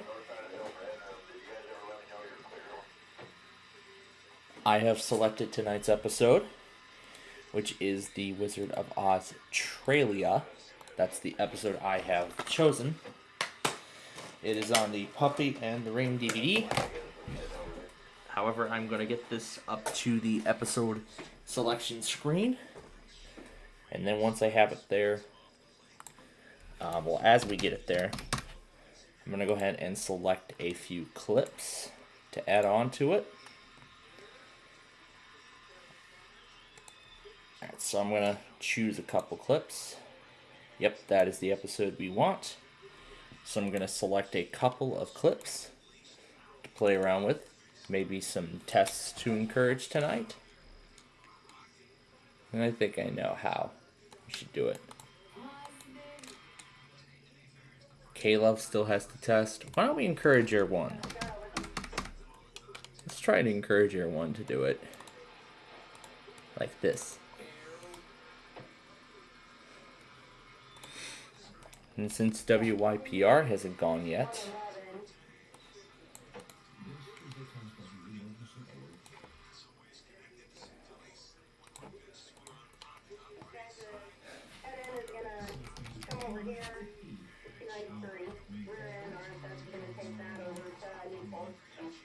let's do MRA as well. And since DC is testing tonight,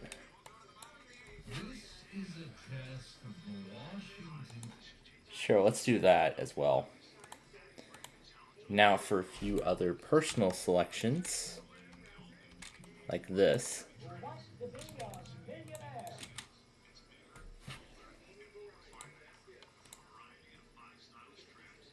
And sure, let's do that one too.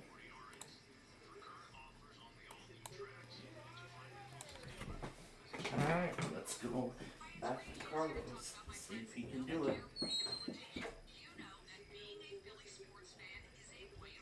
Whether you're dealing with aches and pains or making your health a priority, Novacare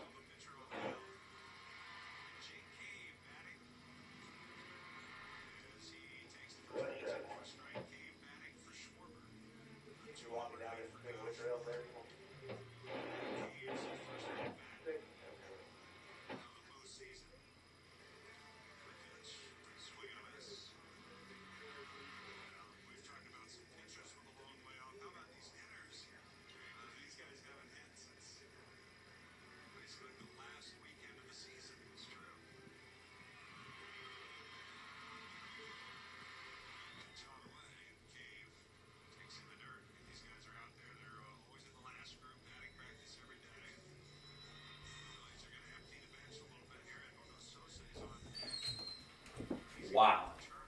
What an incredible run Carlos was on. So here's the Phillies right now. Bottom of the 8th. They lead 10-0. They could take game 2 right here. Alright. But wow, what a fight it was at the end.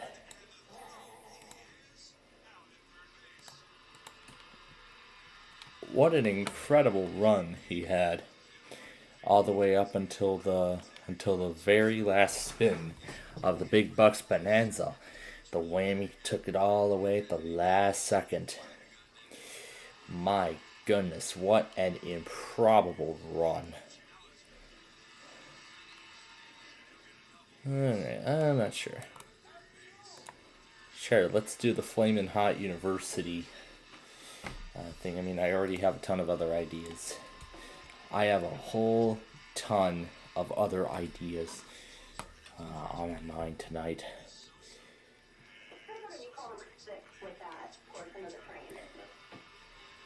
Oh, sure. Sure, let's do Sean and Matt as well. Now, as much as I would like to do that shopping cart, that may not work. So now, I'm going to pick a couple of files from this section here. I'm going to pick a couple files from this section, and then we will be all set to go. We have to do this. Oh my gosh, I remember that one. What else? What else? This? Yeah, the thing on that is bad. This thing. Sure, let's do the bounty thing, although I don't know how good that's gonna look. What else should we do? What was that? Oh, this thing. Sure, let's do that one. Let's do this one too.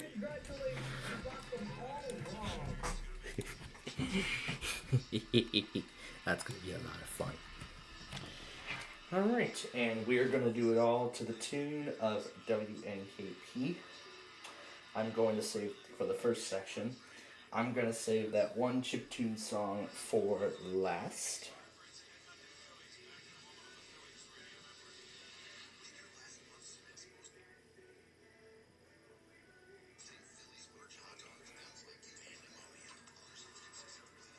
So we're gonna see. Here it is.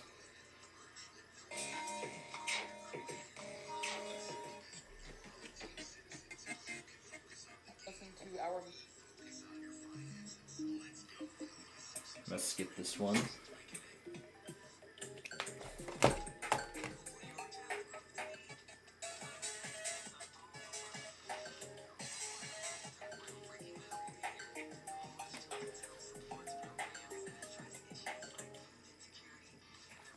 Okay, I have picked a good amount of songs, and now I think we are ready.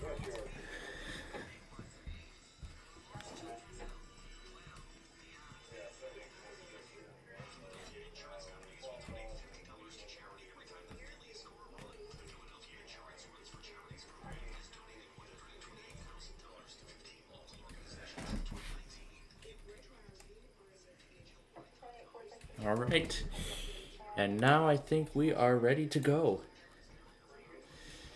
All right, and now, ladies and gentlemen, it's the moment. And now, ladies and gentlemen, it's the moment we have been waiting for all night. The Crosstown Game Thing Grand Finale. Let's go.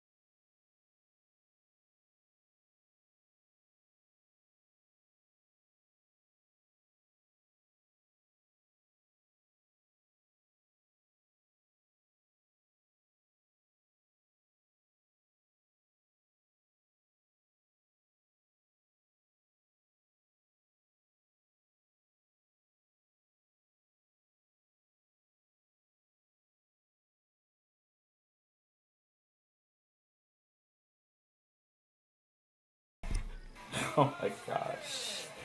You are the winner. You are the winner. Oh my gosh, I love that one. I don't know why, but I just do. And there's that glorious Nelvana bear.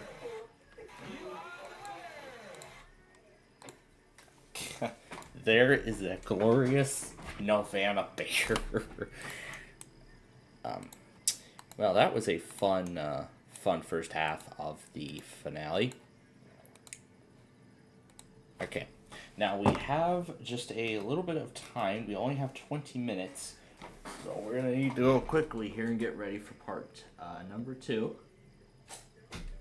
There we go. We're gonna wait for the disc to eject before I unplug it from the computer.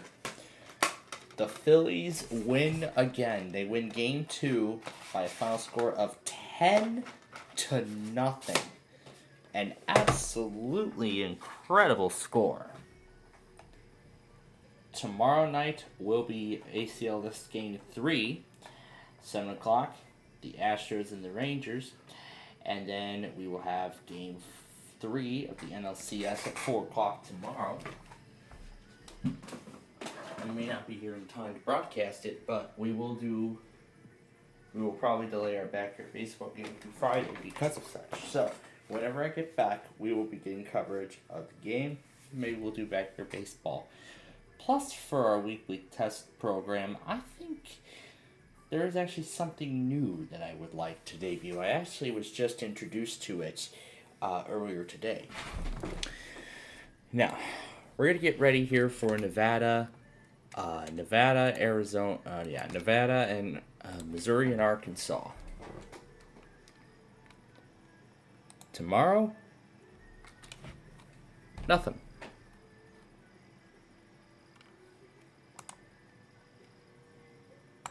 So we are in good shape for tomorrow. But let's take a look and see if anything else is.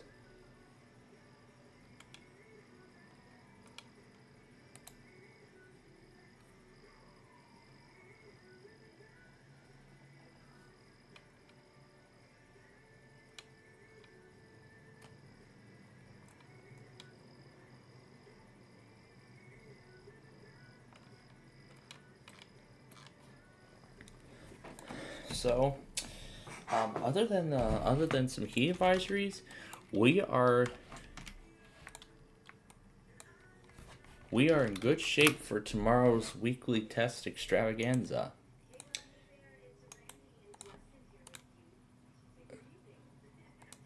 So we're getting ready for Nevada. That's the first state. Second state is Missouri. There are a few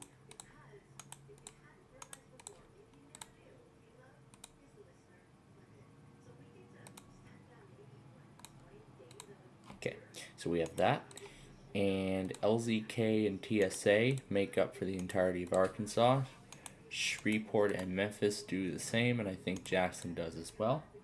So we are in good shape for tonight. So now that we have all that ready, now I think it's time we actually get set for the main attraction. Well, there are a couple things that we're going to be doing. We're going to do this quickly here, because I want to allow more time for the second portion of our finale sequence. Of course we're going to play the Flutter Realm, because that's really where it is. I mean, since we used the Puppy in the Ring DVD today, this is going to be a little special. Oh, and I need to make sure... Okay, we're good. Now, I need to put the DVD back. We're going to make this a little special. Since the Phillies are getting closer to the pennant, why don't we do this?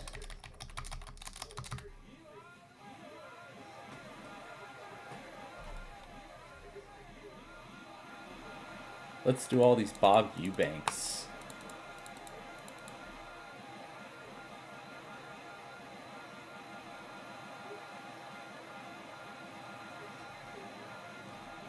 I don't want to fill up too much though, because it's lagging already.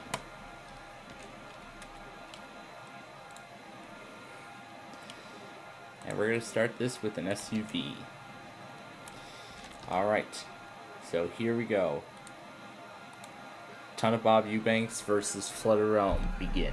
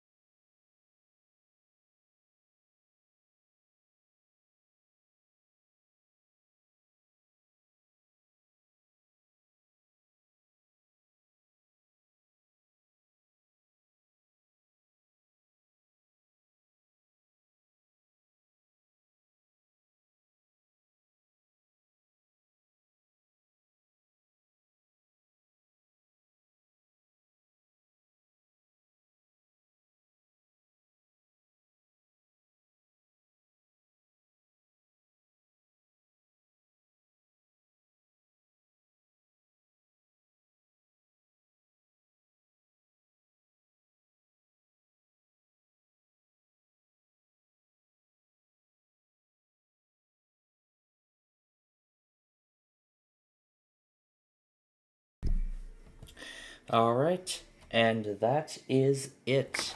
That is the end of our Roblox program for this week. Now, as I said already, we're ending the show early so we can accommodate for the Nebraska monthly test.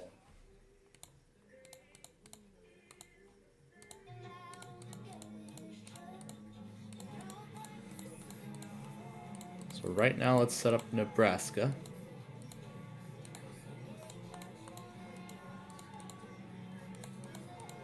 These do Kansas and Missouri, but I don't care.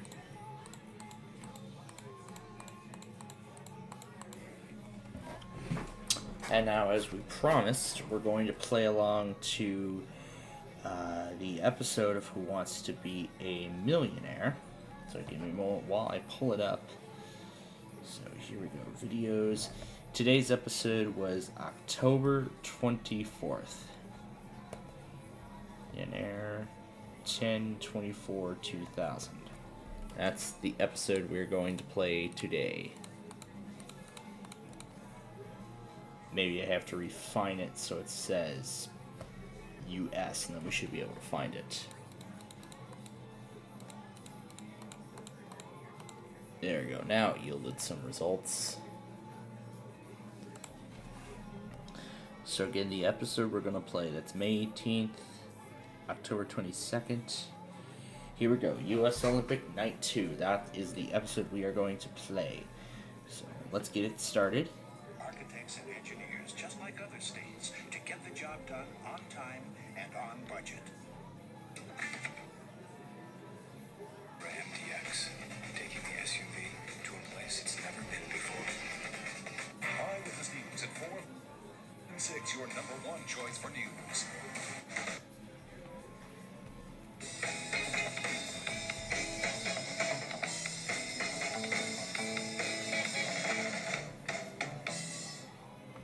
Okay, so we have the actual air. So yes, as we promised, we are going to play along to the actual airing on ABC as it was in the year 2000.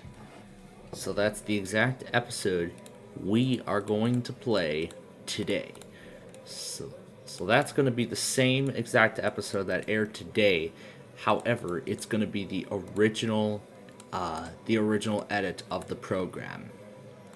This does Kansas and Nebraska, this does Nebraska, and the rest of these are Missouri. So this is Missouri, we don't worry about that yet. There is something we do need to be ready for, however. And that's an auto test. And that test would be WMMO, which I will set right there. Now, I'm not sure if John's going to take it, but we're going to see which sources John takes for it. Oh, that sounds like a good song, but that's for the auto test later on. Alright. Now, Nani, my good friend, I know we had a lot of fun with the Roblox finale, but now, with the time remaining before Nebraska tests, are we ready to start Who Wants to Be a Millionaire? Nani, I bet you are. So, let's go. So here we go. The actual airing as it was on ABC back in the year 2000.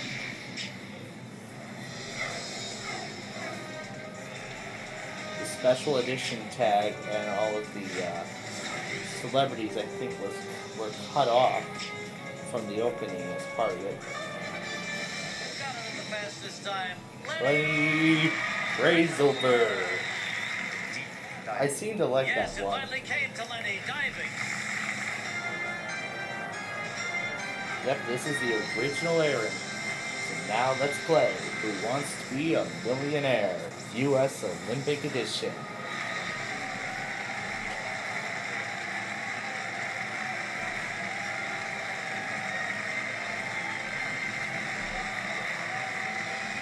So here we go.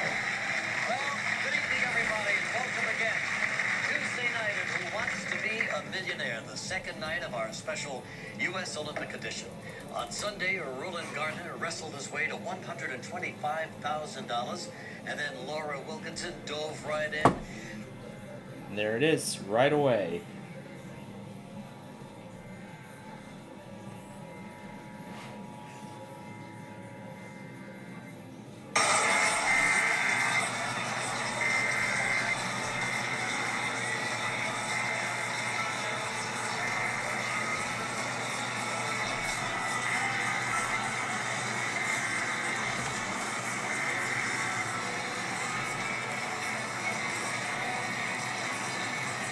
I know these two for sure are going to take it.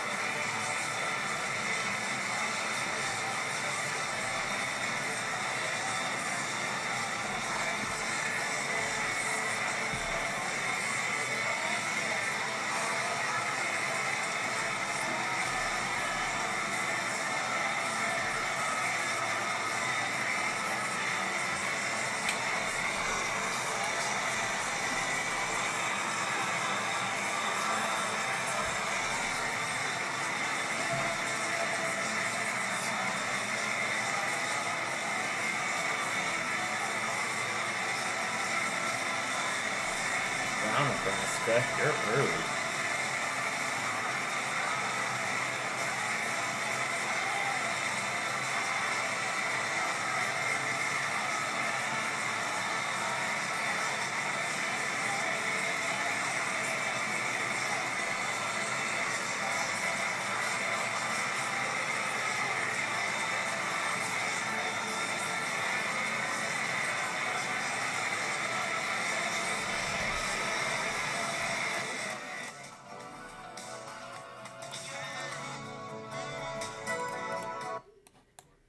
Wow, Nebraska.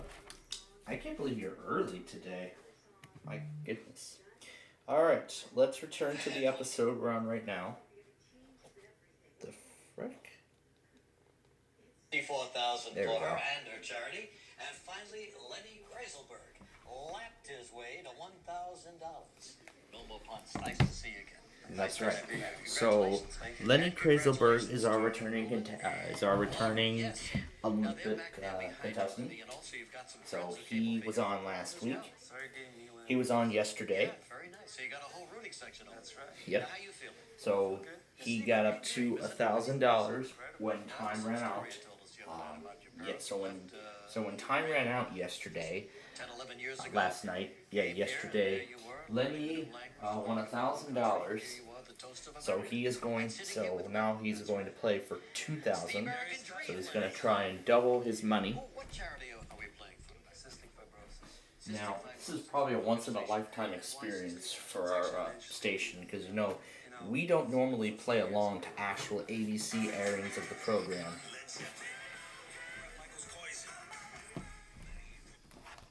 Oh, there's MMO. Because I heard it start in the background.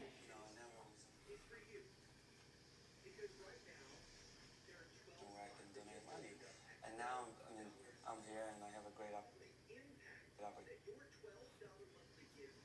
Architects This is incredible. Yeah, that was some story you told us the other night about your parents who left Ukraine 10, 11 years ago.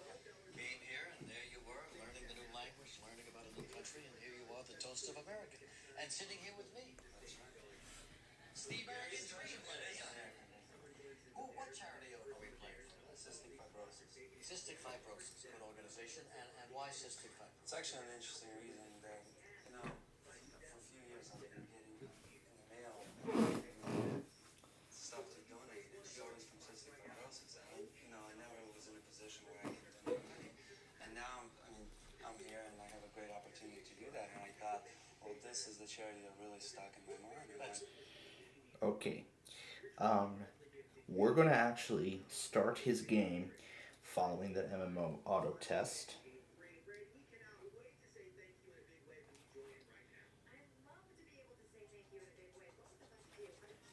So we now just wait for that to happen.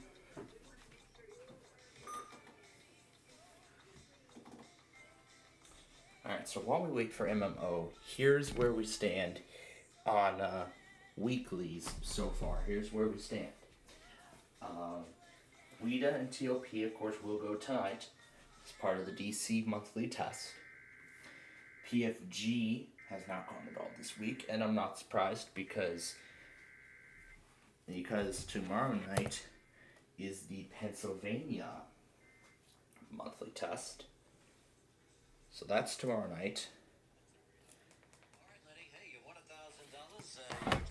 So as of now, 7 out of 16.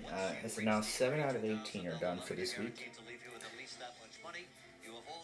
He still has all 3 of his lifelines with him: 50-50, phone a friend, and ask the audience. Yep, and join the millions of people using ABC's Enhanced TV. Alright, Nani, are you ready? Then let's play Who Wants to Be a Millionaire? And we will continue with Lenny's game for $2,000. RSVP is the abbreviation for a phrase in what language?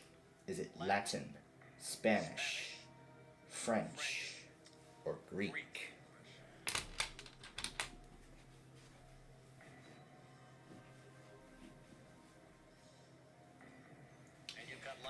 And I should be getting Verizon Mania ready on some of the other computers too. He's still got all 3 of his lifelines with him. Can we go to...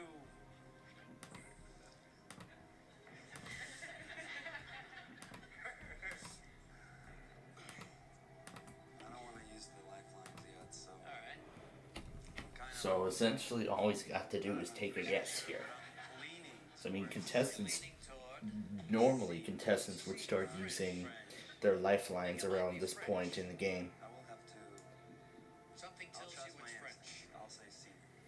So he's going to go with French, and that is the answer for $2,000.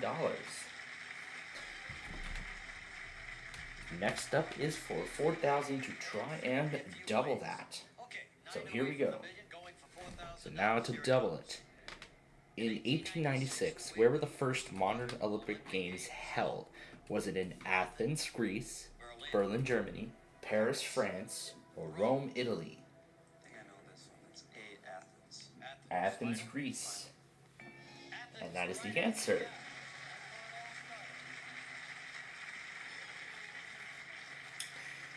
And now for $8,000. What is the name of the youngest Cosby daughter on The Cosby Show? Is it Vanessa, Rudy, Sandra, or Denise?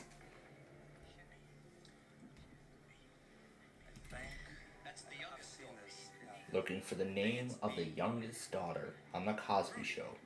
Now, honestly, I don't know this myself because I never watched The Cosby Show, and it is Rudy.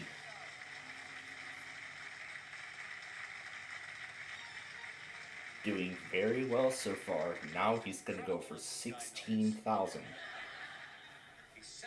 7, he's halfway there. In 1969, what U.S.'s name was the first word spoken from the moon? Was it Miami, Chicago, Denver, or Houston. Would be nice if it was Chicago, because at least our city gets some credit. This is before you were born. Yes, a few years before. Yes. I was not around in the year 2000, so honestly, I would have never seen Who Wants to Be a Millionaire. Well, this iteration of Millionaire, actually live on television. He said Houston, and he was right.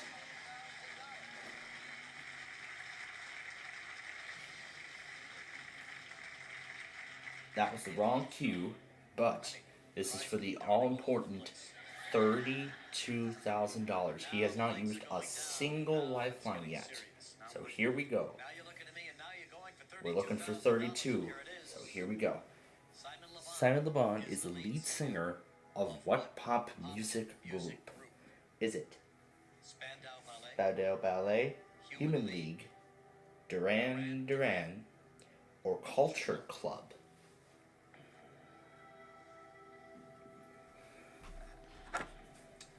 It's either C or D. C or D, huh? So it's either one. Either C or D. So he's already using a 50-50 without even using the actual lifeline. But you're pretty sure of this now. Yes. Duran Duran, final answer. He's going to go with Duran Duran. Is it your final answer, Lenny? Yes. Making that his final answer, and he is... he is correct. And now they're going to go on their first break. And when we skip past it, he's going to go for $64,000. Now, of course, these are all original commercials, too. So, of course, there's going to be a lot of Dell commercials. So there, that's the farthest I can go. And, alright, so as we return to Millionaire here, I should also mention, while he talks with Lenny a little more, I actually should also mention that as I was going through my recommended feed, I came across a video of a computer repair guy on YouTube. He actually does repairs of computers to customers. And one of those videos I found was that on the exact same HP laptop that I have on my desk right now, the one that I use for college, that one, I saw a video, somebody put a boot password on it. And the guy had to take it off. Anyway, now for $64,000, let's get back to the game. What Shakespeare play features the line, "Parting is such sweet sorrow"? Was it Romeo and Juliet, Hamlet, Othello, or Macbeth? And we should get Missouri ready too, because we're in the final. We're coming up on the grace period for setting this up. All right, he's gonna ask the audience. So here we go. On keypads, A, B, C, or D. Vote now.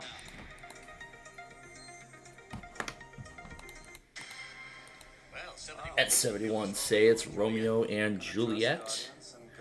I remember reading that in freshman English, making that his final answer, and he is correct.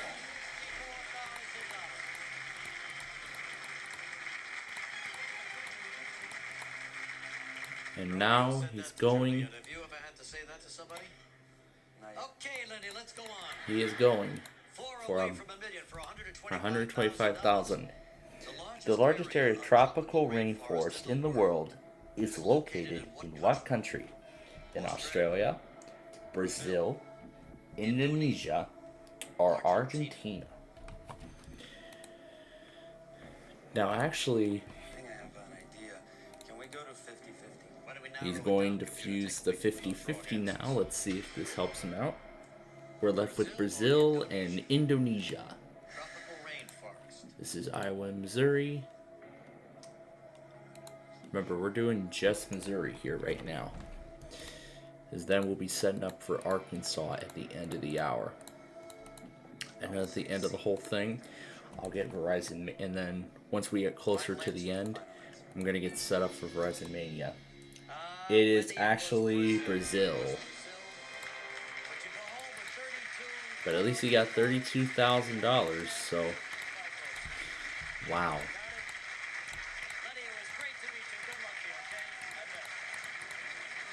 Yeah. Because Brazil's where the Amazon rainforest is.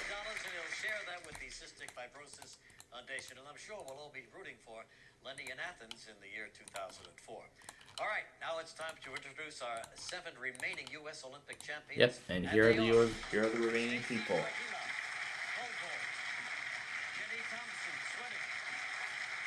Maurice Green of track and field. Gary Hall Jr. of swimming. Julie Fowley of soccer. And Lisa Leslie of basketball. And then Derek Torres of swimming. Hey everybody, welcome back. Nice to see you all again. Here's tonight's First fastest finger question. Put these leading men in the order of their birth, starting with the earliest. We have Paul Newman, George Clooney, Mark Wahlberg, and Harrison Ford.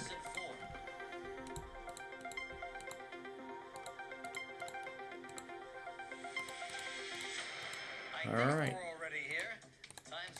Yep, let's see the answer. Paul Newman, then Harrison Ford, then George Clooney, and then Mark Wahlberg. And the fastest time, the winner is Jenny Thompson.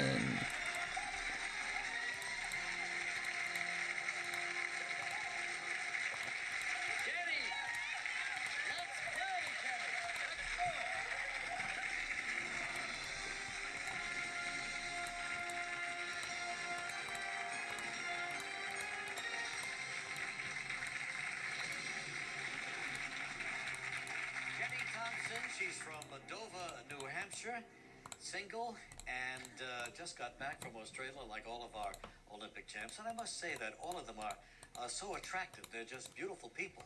I mean, all of them, very extremely, even the wrestler. So is this the 2000, was this the 2000 Summer Games, Summer Olympic Games in Australia? We've been on for about a year and a half, giving away millions of dollars, and we hope you're a million winner as well. What charity are you playing for? Greenpeace. Greenpeace, sure, okay. They do a lot of good work on the environmental issues. Now, she has won more medals, I think, than any other female athlete of the American team, right? Mm-hmm. My gosh, 10 Olympic medals, participated in 3 Olympics, 8-time a gold medalist, more than any other U.S. woman. But I think this is probably, or looks like, sounds like the end of your swimming career competitively in the Olympics, at least. You're going into medical school. Yeah, I'm not sure what's going to happen once I go to medical school. Stanford University? No, I'm going to Columbia, actually, in New York. Oh, Columbia, here in New York. Well, that's good. You graduated from Stanford, though, right? Yes. Oh, good schools you went to. Yes. Anyway, we're glad you're here. Thank you very much. So we're going to get started now. Maybe you don't know the rules, or do you? I'm pretty sure I know the rules. All right, fine. We have some lifelines to help you out. They're called 50-50. We can narrow it down by 2. We can ask the audience if you dare. And you can phone a friend if you'd like, okay? So if you're ready, Jenny, let's do it. Let's play Who Wants to Be a Millionaire. Alright. So here we go all over again for $100. What's the name for the exercise that is faster than walking but not quite sprinting? Is it lapping, sparring, jogging, or snatching? I'll have to go with C on that. Yes, you're jogging, absolutely. $200. What is the slang term for the expression that conceals a player's emotions during a card game? Is it blackjack face, poker face, roulette face, or denial? Hi, Maryland, I guess. Oh my god, John, you relayed that thing so quickly. Oh my flipping god, John, you relayed that thing so fast.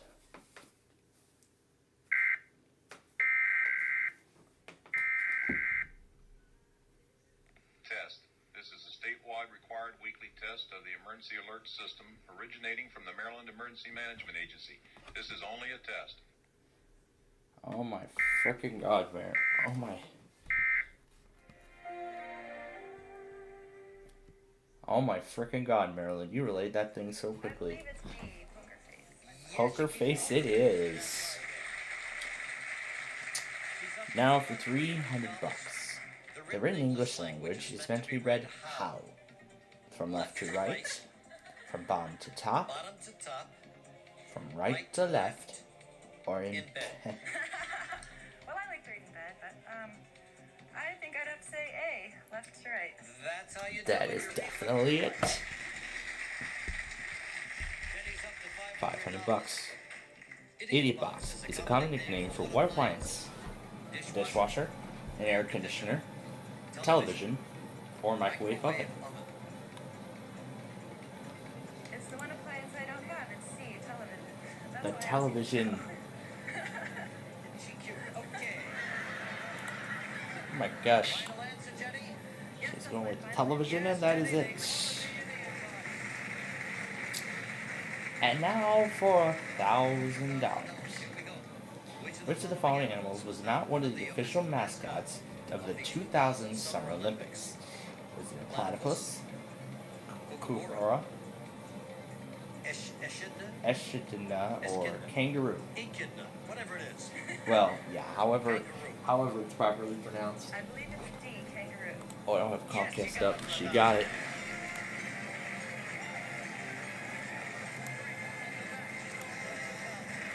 She's gonna go for $2,000 when Millionaire returns. But for right now, it's time for the Missouri Monthly Test. Oh, for fuck's sake.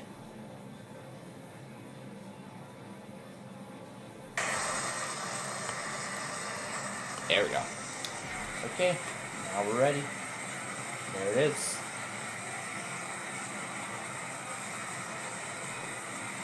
Alright. Now, while that goes,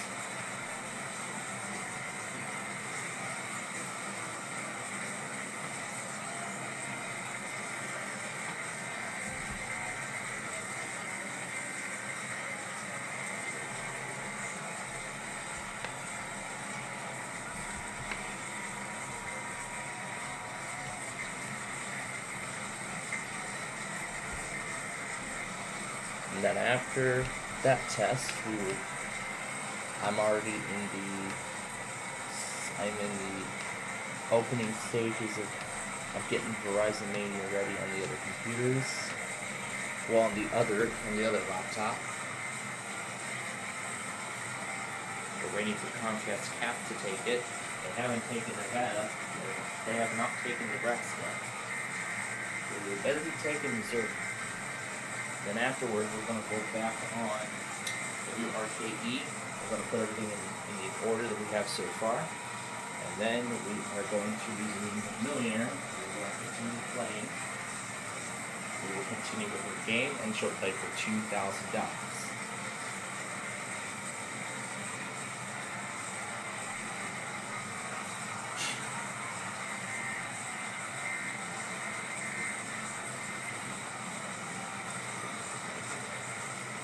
But meanwhile, we're going to see if K-Love runs their test eventually.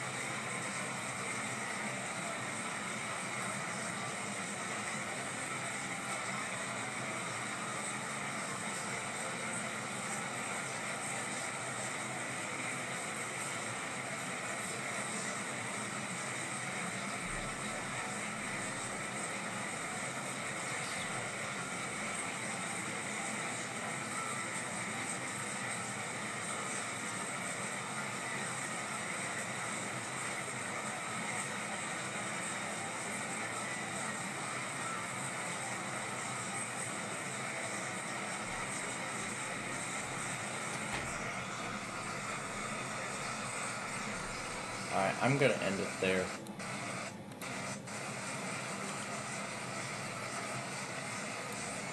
That's right, we should be good without fail.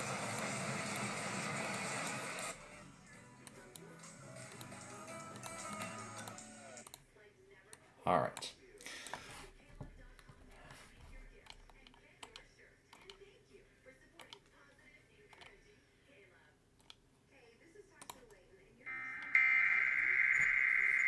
And now after we go back on this, we will continue.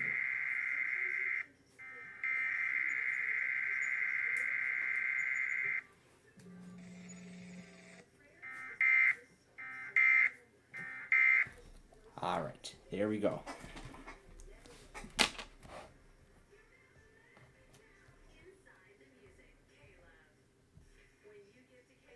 Oh, good.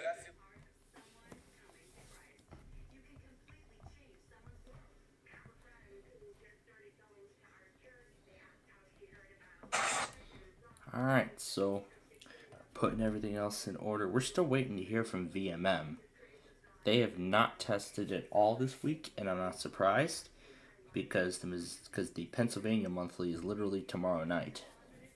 Or tomorrow morning, I should say.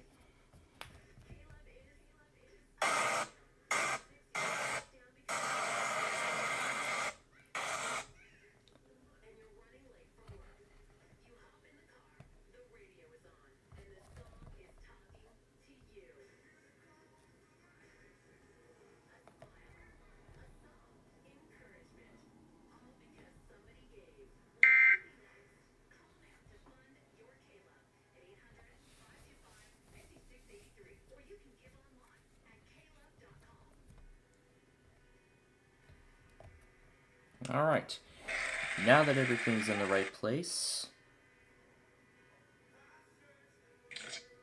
Taxpayer.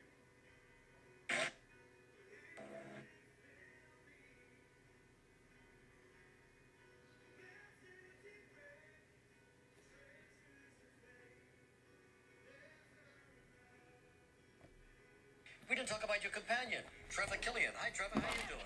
alright, so here we go. Now we're going to continue. So, alright, so now we are all caught up with everything. They're all gone now. All right, Jenny, you won $1,000. We're going for $2,000. So now she's going to go for 2. So let's return to the game. Here we go.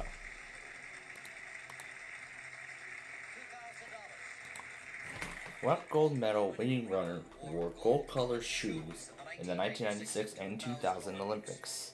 Was it Carl Lewis, Gail Devers, Jonathan Bailey, or Michael Johnson? The 1996 and 2000 Summer Olympics. The 1996 Summer Olympics in Atlanta and the 2000 Olympics in Australia. It was Michael Johnson. And by the way, the 2024 next year's summer Olympics will actually take place in Paris.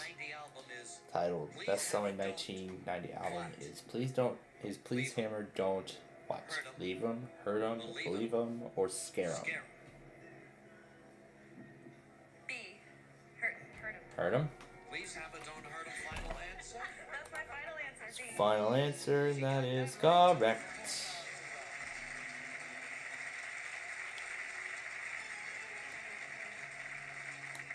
Doesn't watch TV, but listens to the radio. $8,000. Her national ad campaign features the slogan, the power of what? Of milk, butter, pork, or cheese? Can't anybody look me in the eye anymore? The power of... The power of cheese. I believe it's D. Cheese. Do you want to make that your... Gonna make that her final answer, and she is correct.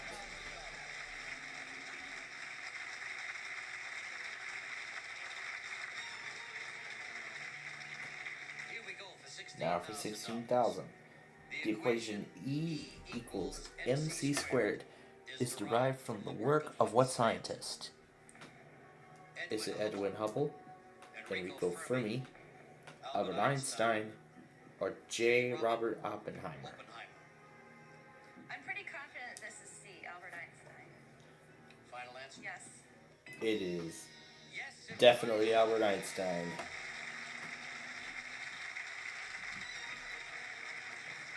Way back in 1905, almost a century ago, over a century ago now. Here we go. Which of these countries has all the same colors as the U.S. on its current national flag? Is it Russia, Japan, Canada, or Sweden? Same colors as ours. Well, I know it's not Japan or The same colors as the U.S. flag. The red, white, and blue. Going with Sweden or Russia? It is Russia, who uses the same colors as our U.S. flag.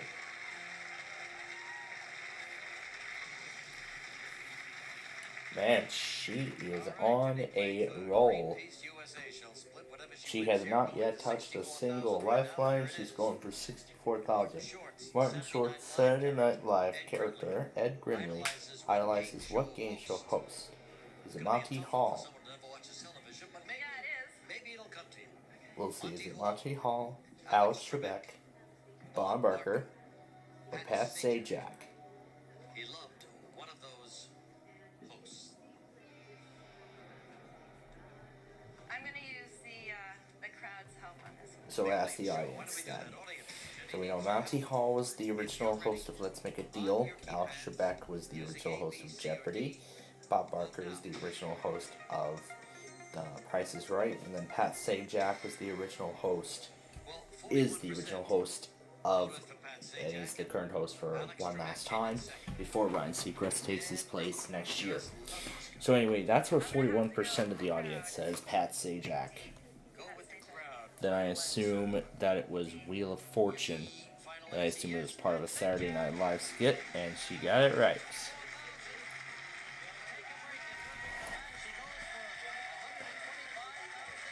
So she's going to go for $125,000 next. So we can skip right over here. Sunday it's Christina Ricci. Yes. In Casper. It's all part of your haunted Halloween weekend beginning Friday night on ABC. Are you smarter than your friends? Well, show them. Click onto abc.com and play the new Millionaire online game anytime. And now you can challenge your friend to beat your score.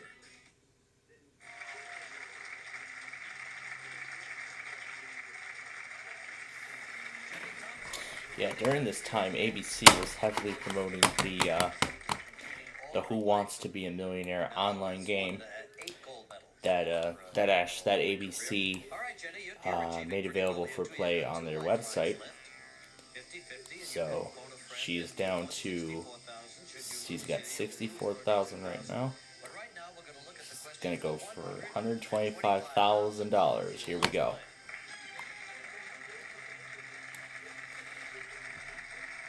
So here we go.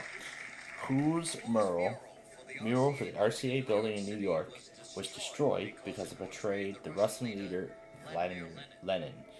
Was it Pablo Picasso, Diego Rivera, Mark Chagall, or Jackson Pollock?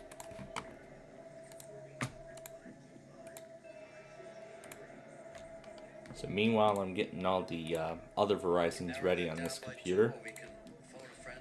As following the Arkansas monthly test, I'm going to be setting the rest up. I believe I'm going to phone a friend. Who do you want to call, Jenny? I'm going to call my friend Lisa. Lisa. Calling Lisa. Devotee? Well, her sister's an art historian, so I believe she would know something. Maybe we should call the sister. All right. Well, let's see if Lisa can help her out. And we won't have to worry about any split screens because this is the original ABC airing. That's right. She's going for 125,000. Hey, Lisa, I'll do the funny stuff. Oh, sorry about that. Very good, not bad. Okay. Okay. So anyway, So she's gonna read the question, the 4 answers, starting in 30 seconds. Whose mural for the RCA building in New York City was destroyed because it portrayed the Russian leader Vladimir Lenin? A. Pablo Picasso. B. Diego Rivera. C. Mark Chagall. I want to make sure all the Verizons that I have set are selected. Oh, I think I went in the wrong order on this one. And I would guess B, Diego Rivera. I think I went in the wrong order on this one. He's likely to be the one that would have. Well, that's time. Well, unfortunately, that's time for her. So, she now has the option. So, that didn't help her, so she can actually narrow it down by 2. Or do you think you want to go with it right now? Or do you want to walk for $64,000, keep that money rather than lose $32,000? Well, I'd like to save my 50-50, but since Lisa was guessing, I think I'll use it. Well, if that's the last option she's got, well, she's going to have to do it. Okay, so there goes 2 of the wrong, so there goes 2 answers. Diego Rivera, and I won't be mad at Lisa if it's not right. We all will. Make that your final answer? Yes. Diego Rivera is the right answer for $125,000. Nice. Boy, she's happy now. Okay, so that's all her lifelines used up. She's going for a $250,000. She's all on her own. So here it is, for $250,000. The Scoville scale is used to measure the intensity of what? The tartness of citrus fruit, the marbling in beef, the heat of chili peppers, or the sweetness of chocolate. You remember, I'm sure many of you remember that time earlier this year when we were talking about the Hershey chocolate world. It was heat of chili peppers that was the answer to that question, and she's going away with $125,000, a nice sum of money.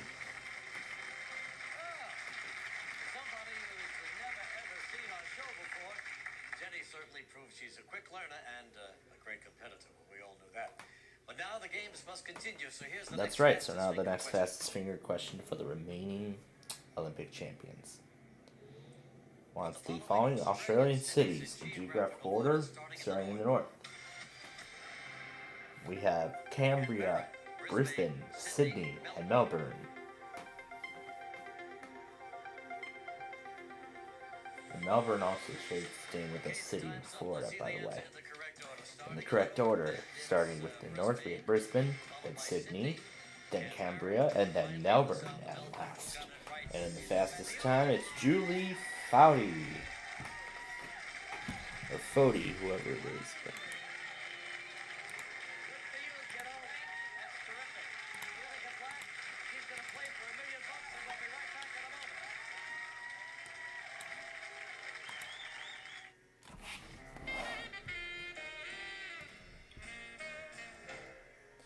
yep, all the promos and everything on this are original.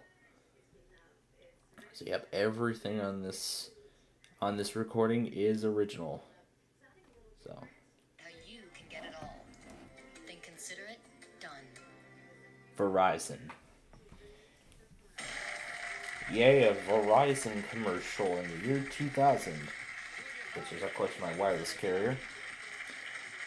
So we have Julie Foudy now in the hot seat, and she's going to play for, of course she's going to go for $1 million, but of course you know how we usually start off the game. It was a sign. I didn't think I was going to make it. So Nani, are you enjoying this rare occasion of an actual ABC airing of Millionaires so far? It's all about getting kids. You should be excited. You should be excited, because there were a couple of Olympic champions in swimming, which I'm sure that's what Nani likes. I'm sure he enjoyed the swim spa when it came up. Well, I know he would enjoy that when I saw it come up on Pressure Luck earlier. And And that's where we found out that the 2024 Summer Olympics were going to take place in Paris this year. It's great. You ready to go here? I am so ready. You've been waiting a while. Let's do it. And now he doesn't want to wait any longer. He doesn't want to wait any longer. He wants to do it again. So let's play. He wants to be a millionaire.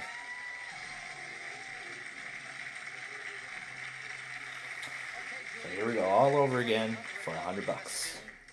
Which of these people would most likely give a chalk talk?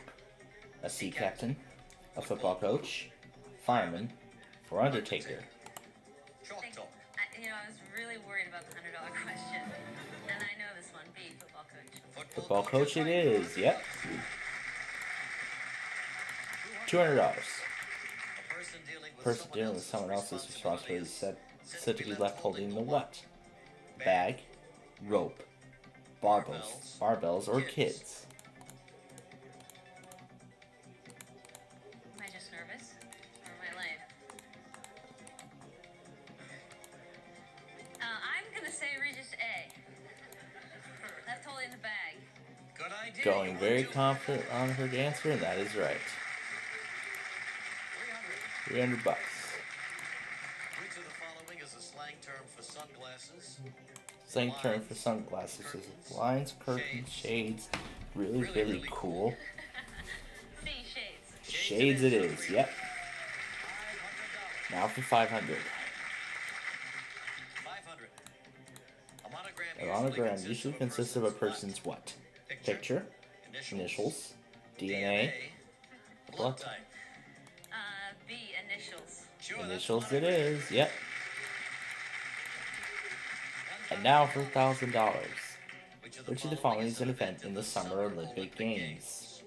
American football, Greco-Roman wrestling, curling, or sumo wrestling? Where's my man? Is he still here? B, Greco-Roman wrestling. Yes. Greco-Roman wrestling, yes, it is.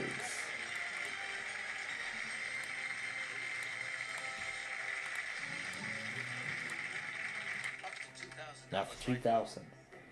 People can develop hypothermia after prolonged exposure to what? Heat, electricity, sunlight, cold. D, cold. Final? Definitely something, that is right. Definitely something I don't want to get.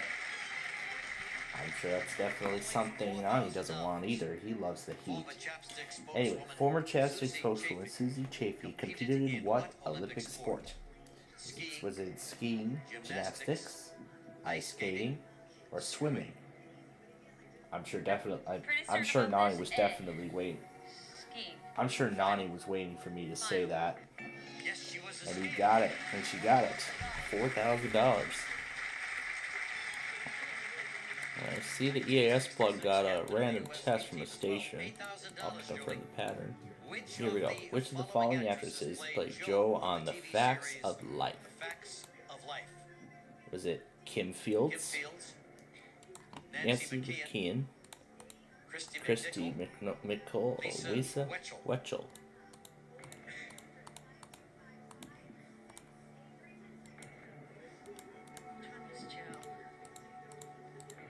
So I'm getting all the remaining stations for Arkansas ready to go. I'm going to say B. Nancy. Just came back to you. Just a hunch. Yeah. Well, let's see if it's right. Make that your final answer. I'm going to take that as my final answer. Gonna make that as her final answer. She's right.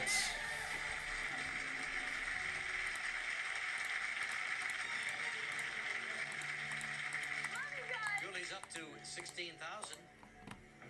The Bubbles inside a glass of champagne are made up of what gas? Of helium, oxygen, nitrogen, or carbon dioxide? D, carbon dioxide. Final? Yes. Knew that very well. For 16,000. So that's how much she's got right now. Next up is the all-important 32. Here we go. Singer Farrell, formerly of the band Jane's Addiction, founded what music festival in 1991? Was it the Family Values Tour, H. Horde, Lollapalooza, or Vans Warped Tour? I'm gonna phone a friend because I have a friend that is Mr. Pop Culture. Steve, buddy. He's a good friend to have around here. We'll get Steve on the line, AT&T, see if he can help.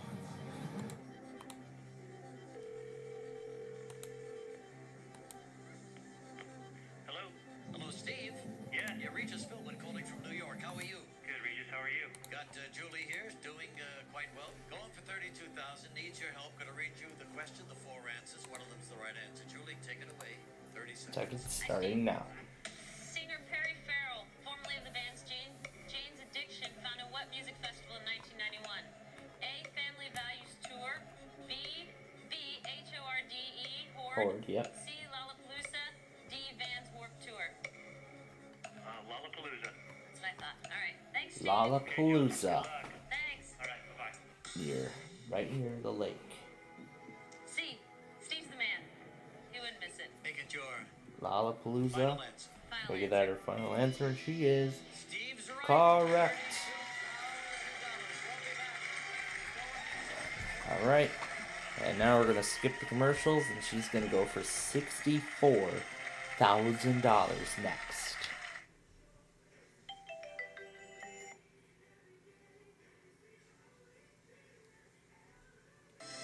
And back. Sears.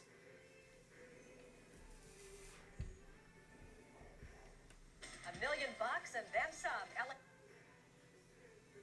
Sears days won't stick around for long. Get rolling. Get rolling to Taco Sears. Bell's Baja Chalupa, zesty pepper jack sauce and fiesta salsa with a 3-cheese blend, all wrapped in a crispy, tasty shell. It's enough to make you want to shout. My chalupa! One of 4 great flavors, now 99 cents each. They used the bomb back in some juice drinks 2000. only contain 10% real juice. Imagine if 10% were acceptable for other things in life. 10% just doesn't cut it. Libby's Juicy Juice. 100% juice for 100% kids. I remember Drake. I remember Juicy Juice back in the day. Greg's ready for the road trip of doom. The road trip of doom. It's just a, it's a Gina Davis promo. Right, on ABC. $1 million and then some. LA's Lucky Lotto winners at 11. This was recorded off of KABC in Los Angeles. So this was recorded off of this was recorded on KABC TV in Los Angeles. In Los Angeles. When does that start? It's going to start next April. 8 cities. So we're all split up, which will be interesting because we've been playing together for like 13 years. Do you know what city you're playing for? I'm playing for San Diego. Is that right? Yeah. She's gonna play for San Diego in some soccer competition. 2001. All right, here's where you are. You won 32,000. We're going for 64. She's on the 50-50 and asked the audience. So now for 64, let's go. What is the smallest element of an image on a TV screen? Is it a pixel, a polymer, byte, or a diode? I would answer this question. Wow. Wow, she's gonna ask the audience on such an easy question. I expected 95 on answer A. And I got what I asked for. Almost 989. I'm not sure, but I think I'm gonna pick A. And make it yours. Just say it's not sure, but that is correct. Alright. She is down to 50-50, which will be for $125,000. She is on a roll so far. Let's keep it up. The Vespa motor scooter takes its name from the Italian word for what animal? Is it a lion, wasp, hawk, or shark? Vespa? I have never heard of Vespa, and I have never. I actually had a Razor. I actually had a Razor scooter back in the day, so honestly I wouldn't know. So we're down a Wasp and Shark. Now, if I lose this, I go down to 32? That's correct. So she'll lose half of her money if she gets this wrong. Okay. She is all on her own from this point moving forward. Now that she used her last lifeline. B, Wasp. Going with B, Wasp. Make it her final answer. And it is correct.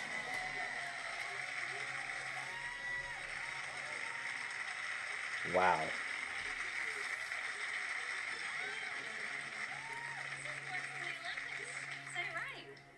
All right. Level of pressure, huh? God. 3 away from the million, miss. 250. So now for $250,000. What state has the largest number of active volcanoes in the United States? Is it Hawaii, Washington, Oregon, or Alaska?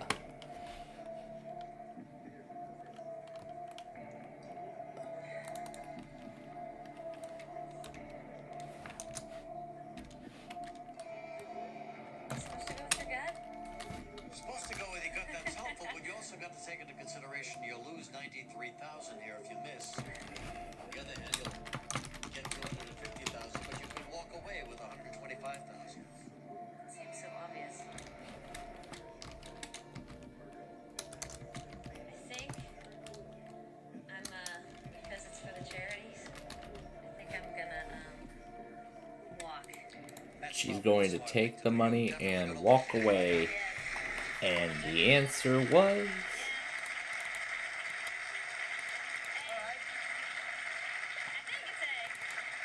She would have went with A. I'm curious about Washington as well. Well, the answer is Alaska. Alaska it actually is. Something interesting to know. So she got $125,000 out of that. Well, we hope she enjoys the money for her charity. Definitely. That's right. Do the right thing. Take the money. Walk away. $5,000 with the Uniroyal Taya Top Socket charity. Running out of time right Okay. now, so here's Time is almost up. So here we go. The last fastest finger question.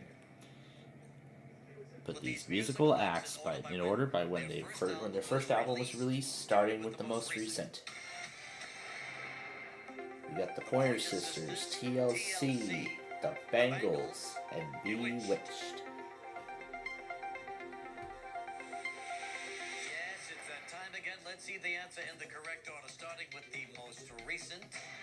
Bewitched, then TLC, the Bangles, and then the Pointer Sisters after that. And the press this time, it's Dara Torres.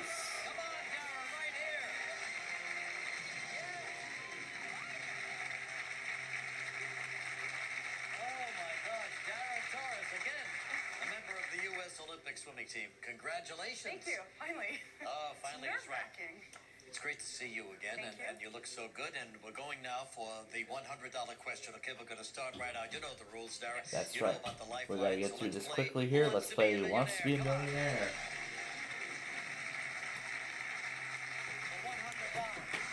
So here it is. In which of the following places would you most commonly find a sauna? A church, a dorm room, a health club, or a single sport? Definitely at a health club you would find that. Including Molly's favorite, a swimming pool. $200. A strong hand grip is often compared to what tool? A hammer? Is it a hammer, vice, wrench, or salad shooter? B. Final answer? Going with B, vice, and that is the answer for $200. And that is it. That is time. Having so much fun that we've decided to keep on going for an extra show. Dara will be back here tomorrow night. Stay tuned now to ABC for a brand new episode of Donna and Greg. Coming up next, followed by the Gina Davis Show. We'll see you back here tomorrow night at 8, 7 Central.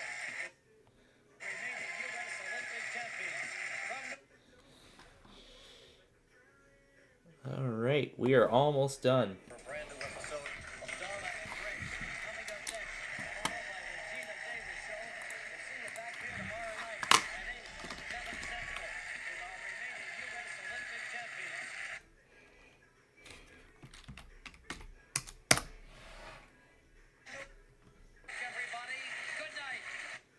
Yep, I'm just making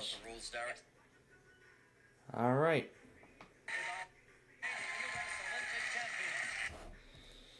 Alright. So that is it. We're going to let Regis Philbin close out our broadcast tonight as we get ready now for the Arkansas monthly test, which of course will be originated by Arkansas PBS. And I do have the desktop audio both muted and the screen hidden because of course there is an obvious reason as to why that is. So now I'm going to move this down so the only thing shown, looks like there's nothing on screen. Let's try and forward it live.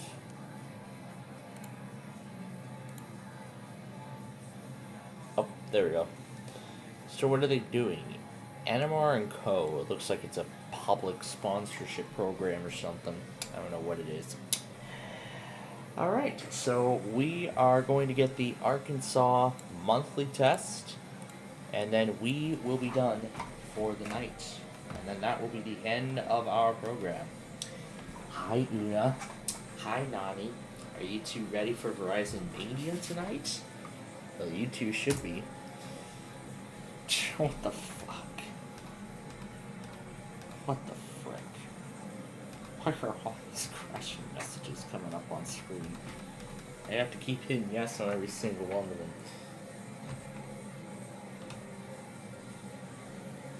No, no, no, no, no, no, no, no, no, no.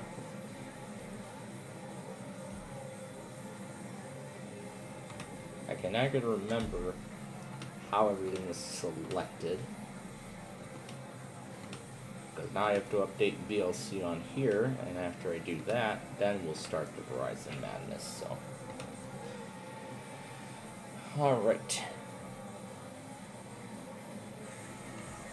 Alright, and now here we go. The Arkansas monthly test.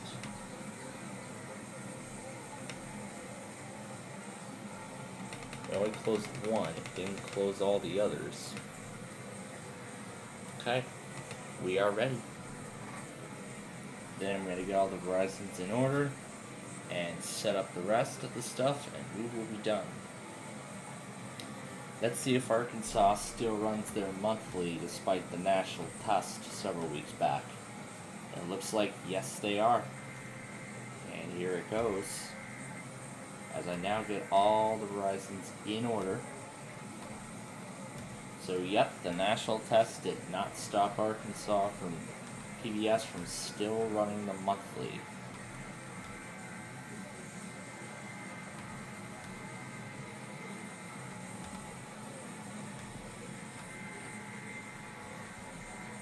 And there it is, required monthly test for all of Arkansas.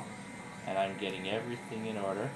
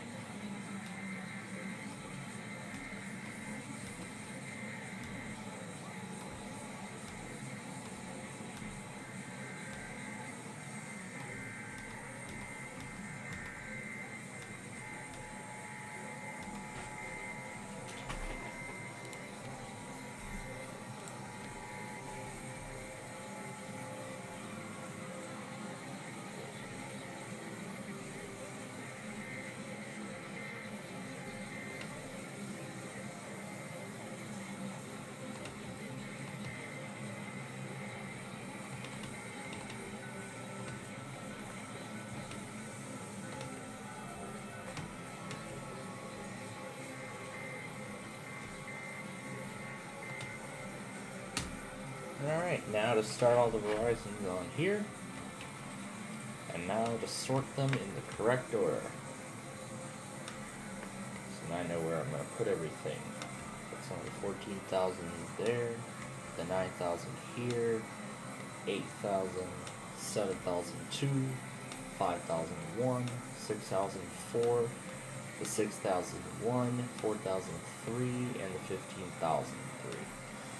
So I am now sorting all the Verizons in order.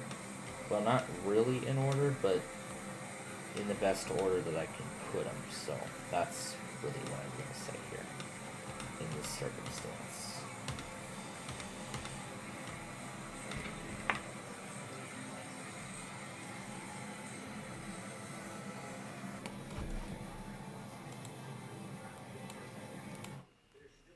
All right, and just like that, that is going to do it for us here tonight. So now I'm going to go ahead and get all of these Verizons up on screen, and then after we do that, we will leave you all for tonight. So before we get going, of course we do invite you to hold up. Why are they all muted? They're not supposed to be muted. Hold on, let me fix that. What the hell?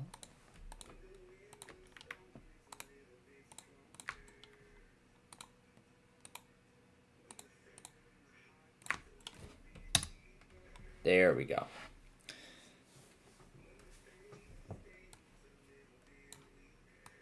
Alright, so now to put them all in the right.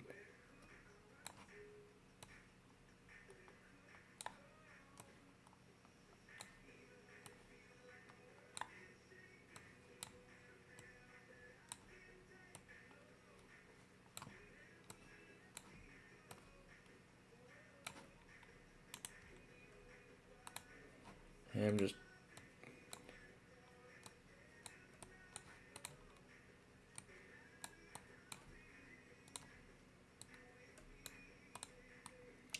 Alright, we have all of the Verizons in order, and we are ready for Verizon Mania to start.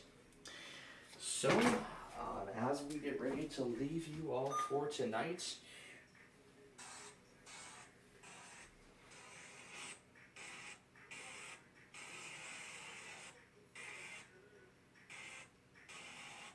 okay.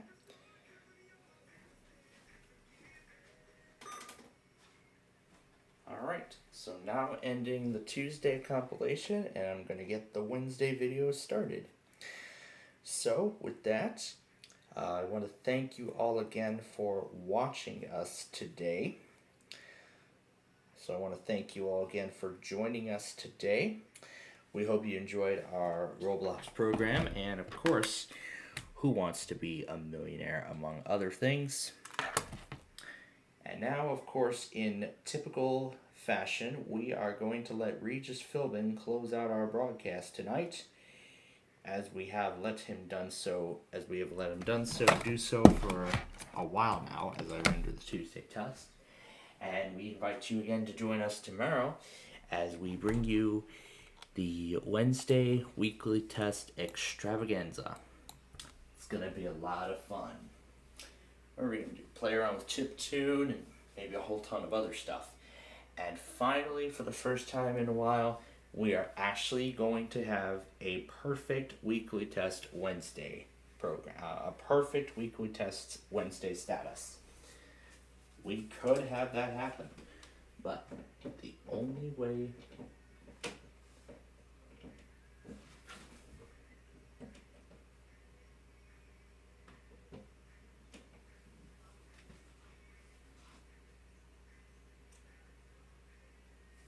I think I finally broke the cord or something, because it won't even fit now. Because now it won't even fit in the wall.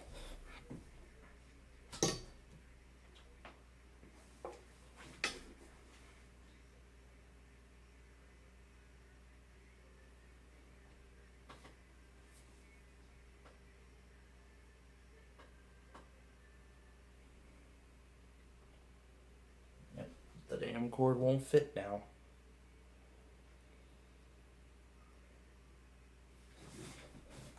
trying to get this to fit in the wall so I can charge it. There we go. Finally. Alright, so now with that said, again, thank you very much for joining us today. We hope you enjoyed our Roblox program and, of course, Who Wants to Be a Millionaire. We are going to conclude the U.S. Olympic special tomorrow. Tomorrow at the end of the weekly test program. And we hope you will join us then. So, and we hope you will join us tomorrow for our weekly test Wednesday extravaganza. But until then, we here at Plainfield TV wish you all a very pleasant night. And now, Regis, take us away. Take us away, Regis. Send us off the air, and we will see you all tomorrow.